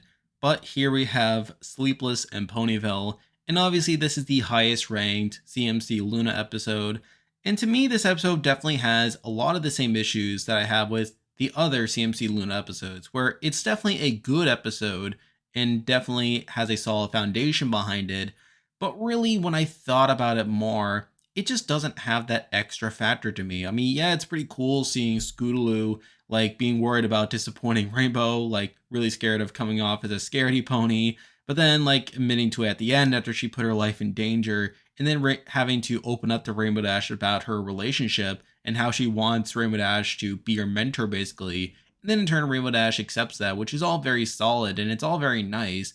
But when we're comparing it to the best of the best, I just don't feel like it adds up quite to that degree. And even compared to the one episode left from season 3 that we have left to talk about, I just feel like there just isn't as much intrigue behind it as that episode. So because of that, I did leave it here at number 28. Now we're moving on to number 27, and we have a pretty early episode to get into here. And here we have Suited for Success, and this is another pretty solid episode. I don't really have that many complaints about it. I mean, it's a pretty interesting story, really highlighting Rarity's character and really showing just how much she is a artist when it comes to her sense of fashion, very much more than she is a consumer of fashion, which does lead to her wanting to make her friends look as good as they can. But obviously, we see the rest of the main six like trying to impose their own visions when they don't really have an eye for fashion the same way Rarity does. That does lead to a lot of their outfits being pretty ridiculous. And then obviously, Rarity does take a bit of a hit when she's the one credited for creating these ridiculous outfits. And from that, we get a pretty funny scene of her wallowing in her own self pity. She eats some ice cream. She passes out on the couch. She even considers running away. And even in that scene where she's considering it, like you can see how she's like fretting over the details, really showing how much she is putting on an act more so than anything else. The song is pretty good as well. This is just a very all around good episode for me. But again, I feel like compared to other episodes we'll be talking about soon, it doesn't quite add up for me. And because of that, it is here at number 27. Now moving on to number 26, and I did consider putting this episode higher as it's really good. It has a really solid message, also has a really good song in it. But after thinking about some more, I did feel like it was held back by some pacing issues that does cause it to fall here. But here we have Sounds of Silence, which I always end up confusing for Kieran Tale, as that sounded like a more fitting title, but again, that's just the name of the song. This is a really good episode. It has a really interesting message as well about how it's important to be angry sometime and how you can't always like let the fear of anger or upsetting others get in the way of truly expressing yourself, which is a much better like message compared to the rest of the series. And it's sort of similar to All Bottled Up in a lot of ways. And we do see the way in which the Kieran go about it to the point where they're literally willing to silence themselves along the way. But the main reason that I don't have this episode higher is the pacing. I feel like there's a bit of big pacing issue at the beginning where all the big stuff that I imagine when I think of this episode, like the song and all the stuff with the Kieran, that all happens like towards the back half of the episode. We have a lot of stuff early on about Fluttershy and Applejack just getting to the village, and it's pretty slow, particularly like there's that whole montage of Applejack literally going all this way all by herself, but then she realizes she forgot something, so she has to go all the way back to find Fluttershy, who had never really gone along, which is kind of dumb. So those are some minor things that do hold this episode back for me. And plus, I feel like we could have gone a bit more from the other side, where a lot of it does focus on Applejack bonding with Autumn Blaze and getting her side of the story. And then when they go back, they are immediately confronted by Fluttershy, who just got the Kieran side of the story from off screen, which was a bit disappointing. But as it is, this is still a very solid episode, and definitely one of my favorites. But I feel like those technical issues hold it back to a degree. And because of that, I do have it here at number 26. Now we're moving on to number 25. And believe it or not, we actually have the highest ranked season 3 episode left on the board, which I think kind of says a lot about season 3, but that's just me. But here we have Keep Calm and Flutter On. And I did decide to bump this one up, mainly because I feel like there's a lot of interesting stuff going on between Discord and Fluttershy, with Fluttershy really trying to give Discord a chance here, while the rest of the main six outright distrust him. And it's also pretty interesting how Discord is basically trying to use a lot of the principles regarding the main six in order to keep giving him more and more chances, with him saying that they're all about friendship and how this was a part of a redemption mission, and therefore they can't be too mean about him because they're giving him a chance and they're trying to teach him about friendship. And he's really trying to manipulate Fluttershy during a lot of this to keep it on going and keep giving him more chances. And I do find that aspect of it to be very interesting in my view. But the main reason that I did bump this episode down compared to the rest of the episodes we'll be talking about is one, I feel like the premise wasn't super well explained. I mean, I know that's been compared a lot to fan fiction, where Celestia and Luna just seemingly decide out of the blue that Discord should be redeemed simply because he's powerful and could be used for good one day. So I felt like they could have done a better excuse for this story to exist in the first place. So I feel like the episode doesn't justify its existence as well as I would like. But also, I feel like the ending's a bit rushed, where Fluttershy eventually gets fed up with him and basically declares that she's not his friend. And then for half a second, Discord seems to buy into this, but then almost immediately afterwards, he regrets it and he says, "Well played, Fluttershy." Like, I felt like that was a bit rushed and could have been paced a little better there. So there are some minor issues with this episode that keep it from being higher, but I still love it. It's still a fantastic episode.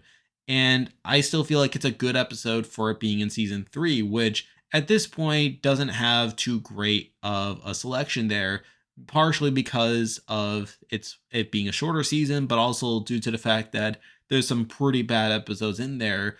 But ultimately, it is still the highest ranked season 3 episode for me, and because of that, it is here at number 25. Now we're moving on to number 24, and we have an episode that I did bump down from the last time that I talked about it, simply because I feel like I have a personal preference over the episode that I put it above. But here we have The Best Night Ever, the season 1 finale.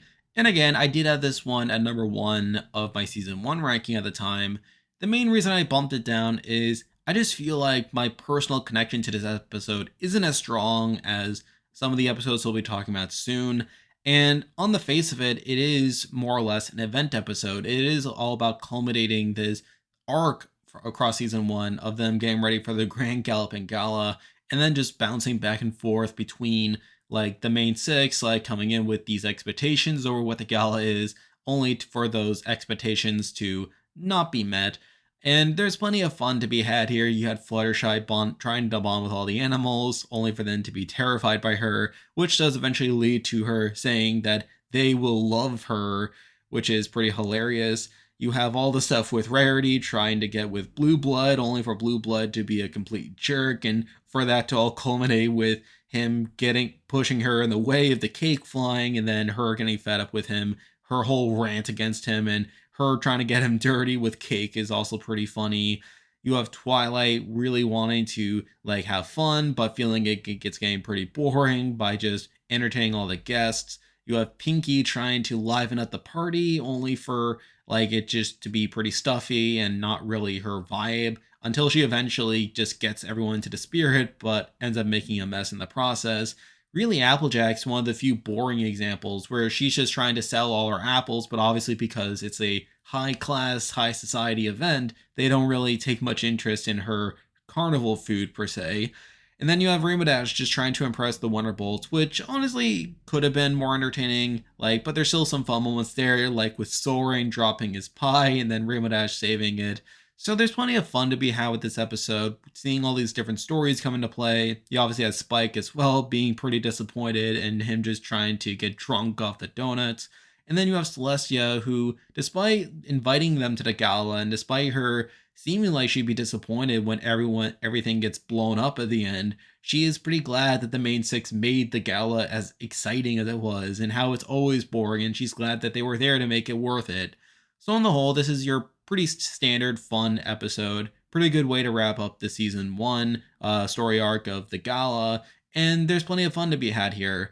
But again, I just feel like my personal connection to this episode, while it is pretty good, I feel like it sort of pales compared to some of the episodes that we talk about soon. And with it being more of an event episode, I can't really have it too much higher than here, but still a very solid episode. And because of that, I have it here at number 24. Now we're moving on to number 23, and this episode did kind of move up or at least in relation to one list, but actually on its season episode ranking, I believe it's remaining around the same spot. But we actually have the season 5 premiere, the cutie map, and I did bump it above the Return of Harmony. As really the more that I think about it, this is kind of a pretty solid episode. Where my biggest complaint with it for a while was how Starlight was exposed as his hypocrite and how she didn't actually get rid of her own cutie mark but was simply disguising it, and how she got very power hungry and hypocritical when she was confronted about it. I feel like they could have handled that scene better, where she could have been apologetic about it, maybe been a bit ashamed of the fact that she has had to resort to this in order to get rid of the cutie marks. But maybe she could have tried to promise that once all the cutie marks were gone, that she would get rid of her own. But obviously, that would still fail at the end of the day. So that was more so of a nitpick for me. And really, I think if we're taking all this in the context of what we know about Starlight from later on, it kind of fits that Starlight would want to be this power hungry, that she probably wouldn't want to get rid of her own cutie mark, especially when she doesn't have any practical means of ensuring that the cutie marks could be removed otherwise. So I think at this point, I don't have as big of an issue with that aspect to it as I did before, but again, it's still something to bring up. But really, this is an all-around solid episode. I mean, obviously, they go to the village, they get introduced to Starlight and her way of life. They get introduced to all these townspeople that are considering betraying Starlight, but not really betraying Starlight, more so just them being fascinated by cutie marks and being fascinated by the main six, only for them to sort of rat out Starlight by telling them about the cutie marks, and how Starlight eventually decides to get rid of their cutie marks just for safekeeping. And obviously in part 2, once Starlight gets exposed, there's this huge chase scene where Starlight is trying to run away with the main six's cutie marks, and while she is unable to hold on to them, they eventually get their cutie marks back anyway. There's obviously that confrontation at the end where Starlight tries to blast Twilight, but then Twilight uses the shield spell, and Starlight's like, I studied for years and I never could figure that spell. And then Twilight tries to turn that into a friendship is magic moment. Starlight says that she should spare her all the friendship talk, and then she just runs away into the cave. Again, pretty nice way to wrap things up there and setting things up for the cutie remark, which obviously didn't quite pay off as much, but again, it's still good enough. Really, this is a pretty solid two-parter, and I feel like I enjoyed it more than The Return of Harmony. As time goes on, I feel like it just sticks to my mind more. And yes, while I do have that nitpick against it, it really isn't that big of an issue at the end of the day, which is a big reason why I do have it at least this high on the list. But again, I feel like it's not the best episode, and because of that, it is here number 23. Now we're moving on to number 22, and we actually have another two-parter to get into here. We have the episode that I had number 2 on my two-parter ranking, and it is still here, but here we have To Where and Back Again. And I do still like this episode a lot. It's interesting seeing how this is all the culmination of Starlight's redemption arc. And I do like how Starlight spends a lot of it really being nervous about the whole village and being reunited with them, with her going back to the village and feeling like she was going to be rejected, and her using Trixie to go along with her to offer some support, only for her to get there and for her to be accepted contrary to her expectations. But then that's still leading to her getting very anxious when she feels uncomfortable with them putting her back in a leadership position, so much so that she literally has a panic attack in that moment and tries blasting them away. And I did find that entire segment of the episode to be very interesting. She obviously gets back and notices that all of the ponies left in Ponyville are pretty off. And yeah, from that point on, it was kind of clear that they were obviously changelings pretending to be the rest of the main six. And I do like how that was sort of the reveal, how they didn't really imply much of the changelings plotting this invasion. It was only through them acting strange that Starlight starts to put the pieces together, with even Twilight, or I guess Twilight, claiming that Starlight should just forget about her issues, which was pretty interesting there. And then we see from here just Starlight getting Trixie and Discord and Thorax all together, all these misfits and all these people who were previously villainized, but then just working together to save the day. I did find that whole prospect pretty interesting, and it was a pretty entertaining episode from that point on. There's plenty of fun moments there, with Discord, thinking that he's found Fluttershy, only for all the changelings to put on this Fluttershy disguise, so he doesn't really know which one's which. You have Chrysalis's whole confrontation with Starlight towards the end, only for Starlight to push back and really be the one to save the day there. You have all the changelings being reformed as well, and them like changing their biology so that they no longer have to feed off love, but can be a bit less parasitic there. And in general, this is an all around solid two-parter. But I feel like in comparison to the cutie map, I feel like it's still pretty better than that, but only slightly. I feel like they're both roughly around the same level at this point. And with me getting into some pretty great episodes at this point, I feel like this is about as high as I can put it, but it's still a very solid episode. And because of that, I do have it here at number 22. Now we're moving on to number 21. And essentially, these final 11 episodes are the honorable mentions for the top 10. And actually, some of them were even in the top 10 during previous versions of this list, but along the way were cut or jumbled around to where they're not in the top 10. I feel like all 11 of these episodes are very solid. They all have varying strengths to them that made them strong contenders to be in the top 10. But again, there were just some issues along the way that caused them to fall out of it. And essentially, how I'm going to be breaking this down is I'm going to be talking a lot about the merits of these episodes, but I'm also going to try to articulate why they didn't make the top 10 or things they could have done to be in the top 10 but aren't because they didn't. So at number 21, we have the first of these episodes, and funnily enough, this episode was in the top 10 despite its placement, but it just kept sliding down further and further until it's here. But here we have the Heartwarming Club, and I do like this episode a lot. It's very entertaining, it's very wholesome from beginning to end. Obviously, a lot of it is about Gallus and how he was the one to concoct this whole scheme, only for it to be revealed towards the end that he did. And he reveals that it's because he didn't have a family and that he felt like by getting everyone else in trouble that they could be stuck at the school with him, so he didn't have to be spending Heartwarming Eve alone.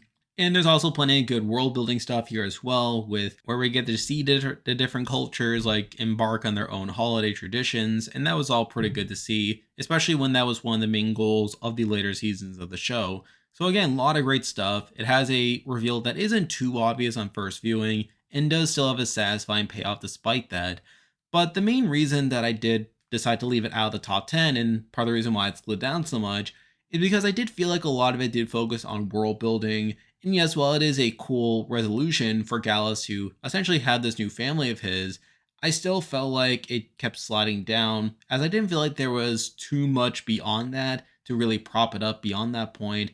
And it's for that reason that I did have it here at number 21. Now we're moving on to number 20, and we have another episode that was actually on the list at one point, but again just kept sliding down. And here we have a royal problem. And I've always been a big defender of this episode. I feel like there's a lot of interesting stuff in here, like the way Starlight resorts to using magic to solve her problems when that was one of her big character flaws. You have Twilight getting really antsy whenever Starlight is dealing with the royals, as that's evidence in other things, like other episodes, showing how that's still a weak spot for her, how she always treats them very formally, and how she's always worried that even with her elevated status, that at any point they could just punish her or send someone to Tartarus or whatever. So I was fine with that. And then just seeing the sisters like interacting and just doing each other's thing is pretty interesting, especially with Luna and how she made such a big deal about how she cost the students their field trip because she didn't smile during the picture, which admittedly was a bit of an overreaction on her end and really just made it so that she was more guilty than she probably was. But still, I still like how they made a whole meal about that and how Luna just struggled so much to get over it, and how she very much struggled to like do stuff without thinking about it and just feeling guilty about it. So I do like that aspect of it. But the main reason why it's not on the list either is I feel like it's just a bit messy at points. I feel like I don't have as many issues with it, but I feel like there's enough messiness with it, like the fact that Starlight hasn't fully learned her lesson with using magic when she had already technically learned that lesson in every little thing she does. The fact that Twilight at this point should probably know better than to overreact, and just the overall negativity that parts of this episode have with the sisters getting into arguments. While it does have some funny moments, it's still not fun just seeing them getting into arguments like this, and also just seeing Twilight berating Starlight at every opportunity. So I felt like there were enough points that I didn't like in this episode to where I did slide it down to number 20 here. Now we're moving on to number 19, and these next three episodes were never really on the list to begin with, but they were more so episodes that just significantly went up in my estimation the more that I thought about them, to where they ended up here for whatever reason. But again, I just feel like they don't quite measure up to the top 10. And at number 19, we have one of these episodes, and here we have Scaremaster. And admittedly, this is definitely the episode on here that is the most influenced by my own bias, as I really do relate to the message here of Fluttershy not really resonating with Nightmare Night and not really wanting to partake in it. And despite her spending so much of the episode giving it a try and trying to make her friends happy and trying to make this a positive experience for them, that by the end, even after trying it and even after getting enough into the spirit to scare her friends, she still decides that it's not good enough for her and that she just has to accept the fact that she's not always going to have experiences to have with her friends. But that doesn't mean that she can't still have other experiences, even if they aren't related to her. And I know some people don't like the episode because of this message. They don't like how Fluttershy doesn't actually learn anything. But really, I still find this a very powerful message.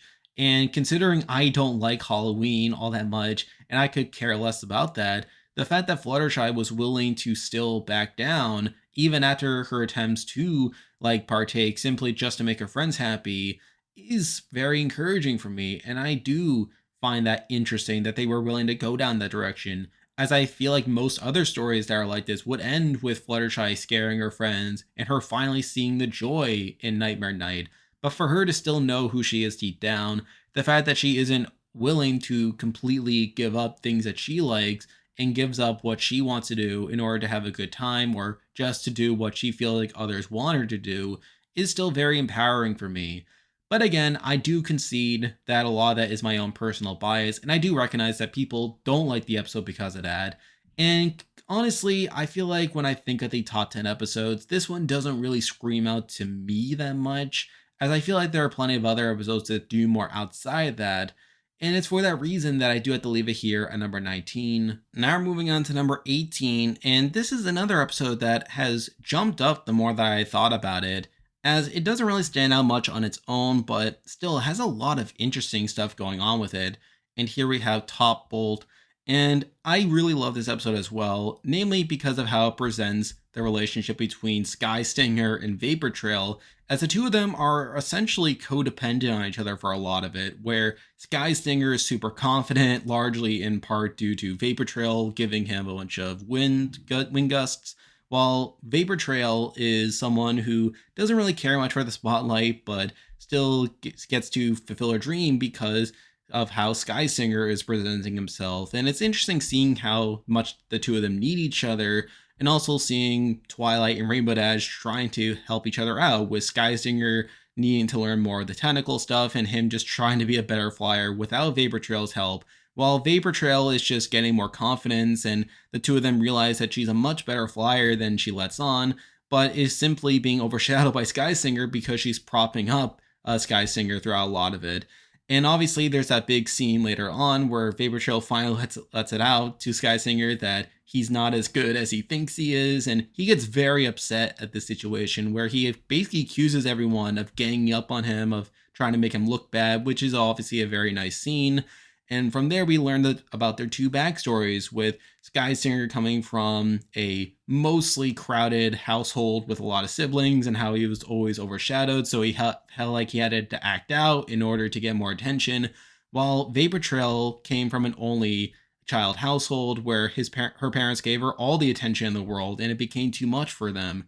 So it's through that the two of them became friends despite their differing personalities, to where they basically give each other what the other lacked, with Sky Singer getting all the attention that he so craved because he never got it as a child, and Vapor Trail getting to be more under the radar, as she always wanted to be more in the background after her parents gave her all the attention in the world. And it's interesting how the two of them are able to come together to basically both become more level individuals, but also able to both get into the Wonderbolts on their own. And I actually am a bit disappointed that these two never show up again after this episode, as I felt like it would have been interesting to see the two of them get a follow-up in a future episode, but that's just me. And it's also funny seeing the joke in the episode where Rainbow Dash gets summoned to go to the Wonderbolt Academy, like after she's been summoned for a break, and she's like, "Oh, but I was just there." And then at the end of the episode, after they resolve the conflict, she finally gets to go back home to relax, and then only for Spitfire to summon her back to the academy again. And she once again says, "But I was just there." I don't know. I found that very hilarious. So, really, this is a solid top tier episode. But really, compared to the top 10, I feel like it's still lacking something in that regard. And I think the fact that it didn't pop off to me more and doesn't have too much beyond that character dynamic, that I did decide to leave it out of here. And plus the fact that I never saw it as a top contender outside of that, but it is still a very, very solid episode. And because of that, it is here at number 18. Now we're moving on to number 17. And while this episode did stand out to me more than the last two episodes, I feel like it's another episode that did go up the more that I thought about it. And I know people like have complaints about this episode, but I still feel like it's a genuinely strong episode. And here we have Flutter Brother, another season 6 episode. And this is another very solid episode. I mean, I know people don't like Zephyr Breeze, and honestly, he can get a bit annoying at points, which is one knock against the episode. But it's still interesting seeing his character arc throughout the episode, where he is basically a freeloader, and a lot of the episode is showing how he's increasingly like getting out of doing hard work, like how he basically tricks other people into doing his jobs, like how he basically tricks Spike into doing all the cleaning for him by basically just asking him to demonstrate, and then he just sort of sat back and let Spike do it all by himself, which is pretty funny. He obviously tries to get the cat to do all of Rarity's work for him, but that completely backfires as well. And it's just really funny seeing Zephyr Breeze just trying all these different things only to give up right away. And that is his character arc in the episode, with him admitting that part of the reason why he's unable to complete a task is because he's afraid of failure, and how he's afraid of like being put in a position where he is inferior and not like breezing through something, and he just gives up at the first opportunity, which does lead into Fluttershy and Rainbow Dash helping him out by encouraging him to finish the like hairstyle thing that he was basically going to school for until he dropped out, because like the teachers there, like they didn't like how he was a free spirit and how he didn't follow the instructions. And it is a pretty nice song with some very strong visuals. Like I always love that visual of Rainbow Dash and Fluttershy flying directly above him at the beginning of it, which is pretty like amusing there. And it's just a pretty simple song, not a overly amazing song or super catchy, but it's still a very solid one that does fit right into Zephyr Breeze's character arc of him learning to not give up and just finish the task. And at the end of the day, it is a basic story for sure with a basic moral, but still one that is pretty interesting considering the type of character that Zephyr Breeze is, and how he is someone who has his very like big ego and someone who puts on this big front, but deep down like he is someone who can't really do anything on his own, and in general just struggles to push through adversity per se. Not to mention that this episode's pretty funny as well, where again I alluded to all the gags with Zephyr Breeze tricking people into doing like the jobs he was assigned to do and just completely failing in that. But also other stuff like him thinking that Rainbow Dash has a crush on him. I always find those gags to be pretty funny as well, and just him being a freeloader and pretty annoying. But again, I feel like that's one of the knocks against this episode is the fact that he's not the most likable character in the world. And yeah, while that is partially the point, it also makes this episode not as enjoyable as I feel like it could be. And I feel like compared to episodes we'll be talking about soon, I feel like the overall message, well, it's a pretty strong one. I feel like it's not as interesting as what we're going to be getting into soon. And I feel like it doesn't have the same amount of layers that those episodes do. And then because of that, I can't really have it any higher than 17 here. Now we're moving on to number 16. And these next two episodes were never in the top 10 at any point, mainly due to one issue that they have that I recognized from pretty early on and was enough to keep it out of this top tier here. However, these are still very solid episodes and ones that are among my favorites in this series. But number 16, we do have She's All Yak. And for me, the main thing holding me back from putting this episode higher is I feel like it doesn't go all the way with its premise. Something that I really give it a lot of credit for is that in addition to it being your standard be yourself story, that it has all this baggage of Yona like feeling like yaks are inherently uncivilized and that ponies are basically viewed at as the pinnacle of civilization. In that by taking part in a tradition that has historically been pony like, that she herself has to literally turn into a pony to not only participate in that tradition, but also to appeal to like Sandbar, who is himself a pony. And we see her going to Rarity and Pinky and Fluttershy and Rainbow Dash, trying to be more like a pony. And yes, while they don't really see the issue in Yona thinking that ponies are the only civilized group, they still like take it on because they assume that that's what Yona wants and that they, despite their concerns, they went along with it because they felt like it was going to make Yona happy. Like Rarity makes Yona like look beautiful and meet her definition of beauty because she felt like that was what Yona wanted. She made her like eat Brussels sprouts and trying to speak all articulate because Rarity herself comes from a background where she looks up to the high class and high society and feels like Yona would be also happy if by like embracing this that she'll feel like she's sophisticated as well. You have Pinky who sees how disgusting Yona's like meal is that she has prepared and figures that she would be better off making cupcakes or something that's delicious, or at least delicious to the taste buds of ponies. And then you have Fluttershy and Rainbow Dash who are literally teaching her how to dance by following the steps. So like we see all these instances of Yona trying to embrace pony culture, and that alone adds this interesting layer to this Be Yourself story that I felt like could have made it a top 10 episode. But my main issue is that I don't feel like it goes quite that far, or at least it doesn't go as far as I feel like it should. And granted, some of that's because they probably didn't want to completely like discuss all the racial issues that the previous seasons had, to where stuff like that requires a decent amount of subtext. But even so, I still feel like this is a very solid episode. As a really great song with Fit Right In, which is a bit of a travesty that like G5 decided to have another song called Fit Right In that people now associate with that name, but that's for another video.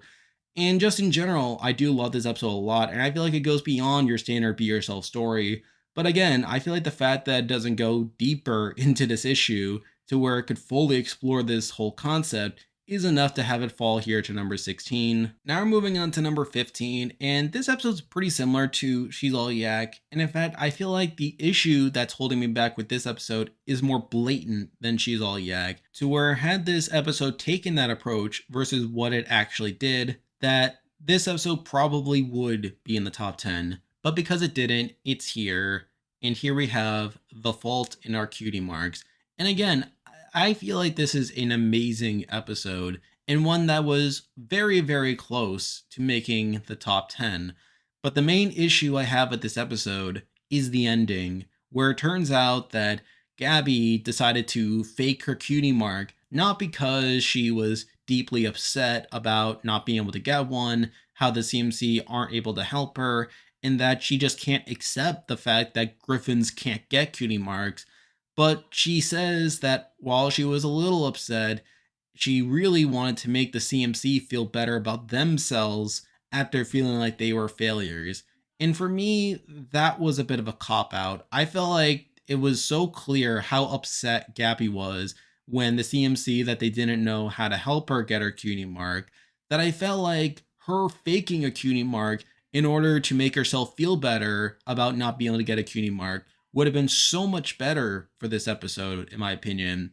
And with her being confronted by the fact that she is unable to have her cutie mark, I feel like her behavior from that point on in the episode was so consistent with that storyline. And we even see the CMC speculate about this and feel like that was the reason she was trying to show off her cutie mark and then run away before they could examine deeper. But again, they just backed out at the last moment and went for this more subversive approach. And it's not as if the subversive approach is bad. I mean, I get why Gabby would want to make the CMC feel better, but I felt like it would have been so much better if Gabby herself was still in denial And the ending was more so about us seeing the process of Gabby accept the fact that she can't get a cutie mark. But even so, she can like take on the spirit of a cutie mark by giving herself a life's purpose. I feel like if we had seen that acceptance happen on screen, that it would have been a top 10 episode for me. As if we're taking that out, this is an amazing episode. I mean, the whole premise of someone like a Gabby coming along, approaching the CMC about wanting to get her cutie mark, only for her to be incapable of doing so, and in doing so, also challenging the CMC to try and find a way around this, all while they were trying to tell themselves that maybe there is a way Griffin could get a cutie mark. But then, as they just see her trying everything, only for none of those things to get a cutie mark, that they just come to terms with that reality. And of course, not to mention all the subtext there with Scootaloo trying to defend all this by saying that maybe it'll be like her trying to fly, where it seems impossible, but maybe if we try hard enough, it could be possible. Again, the fact that that was even an element in the episode is pretty good, in my opinion. And of course, the song is also pretty catchy as well. So, really, this episode had a lot of makings for a top 10 episode, but it's just that decision at the end to back out of what should have been a pretty good resolution that was just served up to them on a platter, and for them to have that resolution of Gabby accepting her inability to get a cutie mark, for that to take place off screen, and for us to not even see that is a bit of a letdown for me. And for me, that was enough to keep this episode outside the top 10. But if we're taking that out, this is still a great episode. And because of that, it is here at number 15. Now we're moving on to number 14. And this episode was also never really in the top 10 at any point, but it is an episode that has jumped up quite a bit since the last time that I talked about it, which is a bit strange because I do love this episode. But after thinking about some more, I think it's even better than what I gave it credit for before. And we actually have the highest ranked season 1 episode left to talk about. And here we have Party of One. And my main issue with this episode before was the fact that Pinky forgot her own birthday. And that was obviously an issue that I had with the episode for the longest time. But after reevaluating it some more, I actually no longer think that's that big of an issue. As when you really think about it, a lot of this episode is focusing on how Pinky is always caring for others and is always interested in throwing parties for others. Where even in the episode where she is like losing her mind and thinking that her friends have ditched her, despite the fact that it was her birthday, she wasn't upset that she was throwing a party for herself and the others were simply ignoring her, maybe because they were just playing their own party for her. It was because she was throwing a party for Gummy, and an after birthday party, in fact. So it was just further going out of its way to show how Pinky is so focused on throwing parties for others, of being there for others, that she kind of can forget about herself at points. And I feel like with that interpretation, the episode does become a bit more interesting to me. As even if we're taking it out, this is still a fantastic episode that has a very good mix of both drama and comedy, with the comedy coming from the ways in which Pinky's trying to get some answers out of her friends, only for them to not give her any. Like the fact that she goes to Applejack, and Applejack is just having to lie about how there's nothing going on in the barn. And the fact that they're exchanging all these funny faces while Pinky's becoming more suspicious is pretty hilarious to me. There's also the after birthday party scene itself, where Pinky has turned to Pink and Mina, and she's literally like pretending that she is having all these friends over, and she's like role playing all these friends when they're all inanimate objects, and just losing her mind that way. That's also pretty funny. And just in general, like the interrogation scene when Spike is just completely oblivious to what's going on. He fails to see just how seriously Pinky is taking this, and it's just trying to get out of the conflict at every opportunity and to get the gems. And literally, like, he says exactly what Pinky wants him to say by saying how her friends are ignoring her because they don't like her parties and they don't want to be her friends anymore. And then when Pinky just admits that this is a good thing because it's confirming what she already believed, only to lose all hope afterwards, like, Spike just completely ignores her and just goes straight for the gems, which I do find pretty funny, but also pretty sad. But really, the center of this episode is about Pinky and her just increasingly giving in to her insecurities. That the moment her friends are not spending time with her and are literally coming up with all these really terrible lies in order to like not be around her, like she very quickly comes to the conclusion that they just don't want to be her friends anymore. And when you add that in with that little moment right after Gummy's birthday party, when Twilight's leaving and she's trying to get her to stay by saying, "Oh, there's some cake left," you can see the sadness inherent in Pinky and just how terrified she is at being alone, and how she's willing to go to these great lengths to avoid being alone, and how she's demanding of answers when like her friends aren't giving her the time of day, and it's very obvious that they're going out of their way to not spend time with her. It's not as if Pinky is just naturally going into the state because she's not surrounded by others. It's the fact that her friends are coming up with all these lies to like go off and like prepare the surprise birthday party for her, while Pinky is just feeling like it's her friends actively ignoring her, and she is obviously led to come to these conclusions about why they're not spending time with her and coming up with blatant lies to not spend time with her. So I feel like this episode is definitely more perfect upon re-examination than I give it credit for, even at the time of the season 1 episode ranking. But I feel like compared to the top 10, I feel like it doesn't quite go all the way in that direction. Like even like the stuff where Pinky is like demanding that Spike say that her friends don't want to be friends with her anymore. Like I felt like that was one of the few moments where that insecurity was really brought to light.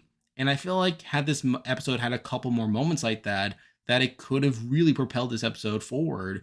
But I feel like as it is, it's just a very solid episode with the very minor flaw of Pinky forgetting her own birthday and the fact that she doesn't come to that conclusion. But even then, I felt like I was able to cover that up pretty well. And it's for that reason that I have it here at number 14. Now we're moving on to number 13, and sort of similar to Party of One, we are actually wrapping up another season here, believe it or not. But unlike Party of One, this episode was at least in the top 10 at one point, and it was only later that I took it off. But here we have The Perfect Pair, which is the highest ranked season 7 episode left to talk about. And this is obviously another great episode, very solid episode, and one that really does a great job at summarizing the story of Applejack's parents and showing how they fell in love and how it became about these star-crossed lovers, and how we literally see Applejack's mother disowning her family in order to be with her father. And I also love the presentation as well, where we see each of the Apple siblings like getting pieces of the story by going to these different people like Mrs. Cake and Mayor Mare, and eventually Grandpa Pear as well. So I find that aspect of it to be pretty interesting, not to mention the song, which is pretty strong. And then we also have the ending where we see like the tree that was that they planted years ago to show their love, of showing how these two families have intertwined and crossed together and wrapped each other around each other, embracing each other to create this grand thing that's bigger than the sum of their parts. So this is still a very solid episode, and I get why people consider this one of the best episodes of the series. But honestly, the reason I bumped it off the top 10 is simply due to personal preference, because while this is an amazing episode, I feel like I have a better personal connection to the remaining episodes left to talk about. And plus, I feel like some of the things that people prop it up for, like the presentation and the song, are all things that are pretty good. But I still feel like the core of the episode is relatively simple. Like the actual story of them being star-crossed lovers isn't the most unique in the world. And plus, I feel like it doesn't really give me as much to grasp onto. But still, that doesn't take away from how amazing this episode is. And it's for that reason that I have it here at number 13. Now we're moving on to number 12. And I also seriously considered putting this episode on the list. However, after thinking about it, I did decide that the other episodes were simply more interesting than it. But here we have The Last Laugh from season 9. And this is another very, very strong episode. I like the concept of Cheese Sandwich creating this factory in order to mass produce his gags and to maximize the amount of happiness and laughter, but in doing so, he ends up depriving himself of his spark and him just being pretty miserable throughout a lot of it. I like that dichotomy between Stan Smirks and Cheese Sandwich, where you can very clearly tell that Stan Smirks is much better suited to run a factory and to mass produce like laughter and to treat it like a science than someone like a cheese sandwich who has to be out in the field in order to do so. And I particularly appreciate how Stan Smirks is never actually a villain at any point, despite him seeming like he could have been one. Like, I could have seen like Cheese Sandwich trying to back out of the factory, only for Stan Smirks to point to their profit margins and how like he can't leave the factory because he's the president or whatever. But really, we see Stan Smirk just be a complete ally to Cheese Sandwich the whole time, always looking up to him as the more comedic figure, always looking up to him as a source of inspiration. And even towards the end, when Cheese Sandwich comes to his senses, he regains his laughter and chooses to leave the factory. Stan Smirk is by his side and he's happy to accept his role as the new owner of the factory. So I like that dichotomy. I like the chemistry between Pinky and Cheese and how Pinky herself has come to Cheese in order to help find her purpose. And the whole concept of Pinky feeling like she needs to find her own purpose once she sees her other friends like going on to bigger and better things, like Rarity like building a franchise, and Rainbow Dash becoming a Wonderbolt, and Twilight becoming the ruler of Equestria, and Fluttershy like owning a sanctuary, and Applejack owning the apple farm. Like, she feels like she's in the same spot, and she also needs to have this big transformation, only for her to learn at the end that she's fine the way she is, and she kind of self actualizes in that regard as well. And obviously, with the foreshadowing that Cheese and Pinky would eventually become a romantic couple is another interesting aspect to all this. The song is also very strong. There's a lot of good humor here as well, like a lot of gags and all the stuff that Pinky tries out in order to help Cheese Sandwich try to regain his laughter. I like how at the end we literally have Pinky like recounting the story and how she included the part where she decided to go back and tell them about the story, sort of breaking the fourth wall that way. There's a lot of fantastic stuff in this episode that made me seriously consider putting it in the top 10. And it's really just due to the competition of these top 10 that I did decide to leave it out. But it's still a very solid episode and one of my favorites of the series. And because of that, I do have it here at number 12. At number 11, this episode was literally on the list before I hit record. But then I did some last minute shuffling and I did decide to leave it out. But this is still a great episode. But here at number 11, we have from season 2, Hurricane Fluttershy. And I was very, very close to putting this one on the list, as a lot of people love this episode, and I love it as well. I love seeing Fluttershy's character grow throughout this episode, how a lot of it is tied to her having stage fright, and how she feels like others will bully her or judge her, like, for taking part in the ritual, and her like trying so hard to improve her speed only for her to be unable to do so. And we see people like Spike pointing this out. We see like when she like does the test that the others chuckle at her the moment she gains any semblance of confidence, that causes her to back off and obviously lose enough speed to where Spike points out, isn't that less than one? Which obviously makes Fluttershy very anxious. There's that whole visual of all the eyes staring at her, which causes her to run off crying. And they ask her if she's really going to give up like this. And then with tears flowing down her face, she says, yes. There's the whole scene afterwards of the animals comforting Fluttershy, and that she gets motivated to try again to become stronger. But even so, like, she doesn't improve the speed enough to where she feels good enough to participate. And a lot of the episode is focusing on her trying to build the confidence to like participate. And even when she tries, she still gives up at certain points. And it's really coming down to her at the end of the day, to where it's ultimately coming down to her like deciding to fly, because she at first determines that she's not going to be enough, but then they tell her that every little bit counts, and she does fly up. And despite her not being the strongest flyer in the world, it's just enough to allow all the water to go up to the clouds, and she's able to be the hero at the end. So this is still a very inspirational story. It's one that's very central to Fluttershy's character development, and it's in general a very wholesome episode. But again, we are now at the point now where I do have to factor in just how much these episodes have to offer. How much enjoyment do I get out of these episodes? And how much intrigue is there going on in these episodes? And Hurricane Fluttershy offers a ton of that. It's clearly does so, as it's number 11 on this list. But after thinking about it some more, I figured that it just missed the cut here, and it is here at number 11. At number 10, This episode was definitely the most controversial of the bunch, and the one that I had the most debate over including, as I know there are people who definitely disagree with this placement. There are people who don't think that this is the best episode of the series, but I still love it a lot. I feel like there's a lot going on here. But at number 10, we have from season 6, No Second Prances. And I get it. There are definitely issues that people have with this episode. They don't like how Twilight is basically going back on her word by like saying that she trusts Starlight to make her own friends, only to not trust her to actually be friends with Trixie, as she thinks she's gonna have a bad influence on Starlight. People don't like how there's this double standard here where Trixie did arguably less wrong than Starlight and posed less of an overall danger to the world than Starlight, and yet Twilight doesn't extend the same level of forgiveness towards Trixie as she does with Starlight, of course. And I fully understand where people are coming from here, but honestly, it's not even that big of an issue, in my opinion.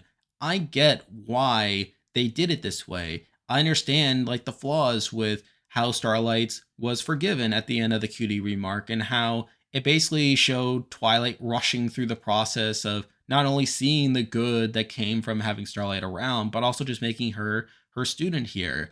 And I feel like this episode is basically trying to pick up the slack from the cutie remark, where it is showing some of the byproducts of Twilight taking on someone like a Starlight without properly taking the time to like examine all the issues with her. And I feel like through that makes this episode very entertaining, with Starlight trying her best to be friends with people that Twilight would approve of, only for those things go wrong. Like she tries to befriend Big Mac, for example, but because she struggles to understand him and because she struggles to build a conversation with him, she resorts to using magic, one of her old tricks, in order to get Big Mac to talk, which obviously causes things to go wrong.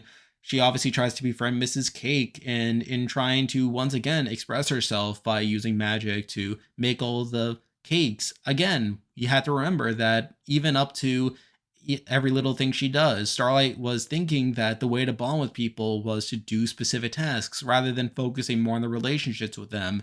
But when she does this in this instance, Mrs. Cake grows jealous of her and feels like she's going to drive her out of business. Like there's also Rainbow Dash trying to befriend Starlight as well. And then Starlight is trying to pick up on her, but only for her to not even know what a Wonderbolt is. And then when Rainbow Dash makes this really funny face as she's asking Starlight, where has she been all this time? Starlight's like, enslaving villages, I guess. And then Rainbow Dash is like, right. And then all this shows how Starlight didn't necessarily turn to someone like a Trixie at a first glance, but was more so through Starlight not being accepted by others and by her weird behavior turning people off that eventually led her to Trixie, someone who understood where Starlight is coming from, and someone who has a very similar background, someone that Starlight herself could connect with.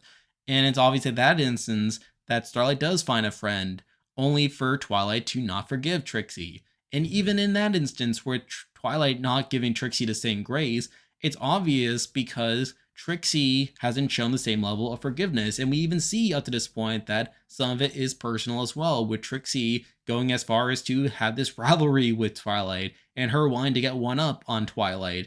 And obviously, this all gets confirmed in Twilight's mind later in the episode when Trixie sort of admits that part of the reason why she became friends with Starlight was to get a one up on her and to basically like be Starlight's friend, with getting back at Twilight is just a bonus. And that entire scene with Trixie like trying to back herself out of this corner that she's put herself in is very, very emotional, and one that leads to Starlight getting pretty upset. And considering what we saw earlier with Starlight's inability to befriend a lot of the ponies in Ponyville, she felt like even Trixie wasn't good enough, that even in that case, she wasn't good enough to be accepted. That obviously causes Starlight to run off. And then Twilight confronts her, having confirmed everything that she felt she knew about Trixie, by saying, well, you've won. I hope you're happy. And then Trixie sort of reveals herself a little bit, where she tries to act like she's back to her normal self, even though at this point, even Twilight is starting to see that Trixie has sort of gone back to the good side. And then we have that whole moment of Trixie basically trying to kill herself. Now, I know people have read a bit much into that, but even so, like, it's still a pretty reckless act of Trixie to do, which again only reinforces how much she has struggled throughout a lot of this. And all the while, we have Starlight sort of just watching off in the distance, and Twilight finally comes up to her and admits that she should have given her the same freedom to make friends as Celeste gave her when she moved to Ponyville. And that's all a very touching scene, and it leads right into the conclusion with them working to save Trixie and pull off the trick. So, on the whole, I do find this to be a very riveting episode from beginning to end. And while I see the issues that other people have with this episode, I simply don't. And I feel like it's a very crucial episode towards Starlight's redemption arc, not only in trying to address things that weren't properly brought up in the QD remark, but also progressing certain storylines like Twilight learning like how to become a teacher in the process and her learning to trust Starlight more, and also Trixie entering the picture and her starting to be more of a secondary character. This episode is very great and a big reason that it is in the top 10. But admittedly, I do still acknowledge some of the minor issues that people bring up with it. And I feel like it's not as effective and not as clear in addressing those points as the episodes we'll be talking about soon.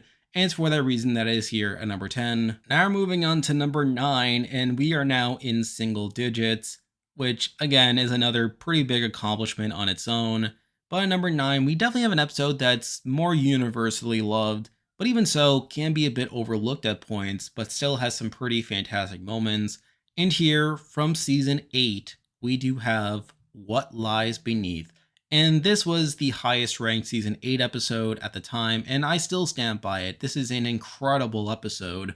And yes, while one could see it as world building, it really at its core is a character based episode, with the Creature Six each getting their own challenge and test along the way to sort of rise above themselves to a degree. Now, earlier on in the episode, we get that really interesting scene with Cozy Glow approaching each of them and basically being racist against them, where she basically says that outside Sandbar, all the others are behind on friendship and how it's against their nature, and really playing into all these racial stereotypes that have been intentionally or unintentionally brought up over the course of the series. Well, with dragons being greedy, with yaks being prideful, with changelings being parasitic, with hippogriffs basically being used to like being afraid and hiding away, and you have even griffins like being inherently lonely and selfish. And the fact that all 5 of these non-pony characters just eat everything that Cozy Glow is feeding them, the fact that they just buy all this at face value, really says a lot about the cultures in which they grew up in and some of the doubts that they've had in enrolling in the school, and just the prospect that all these different creatures could even become friends in the first place, and that the friendship school could even help them. All of that comes to a head here, which does lead to them getting irritated by each other and then being sent down into this dungeon where they basically had to complete all these tasks. And each of the tasks are pretty interesting, with my personal favorite being Silver Streams and how she has to basically stand up to the Storm King in order to get over her fear.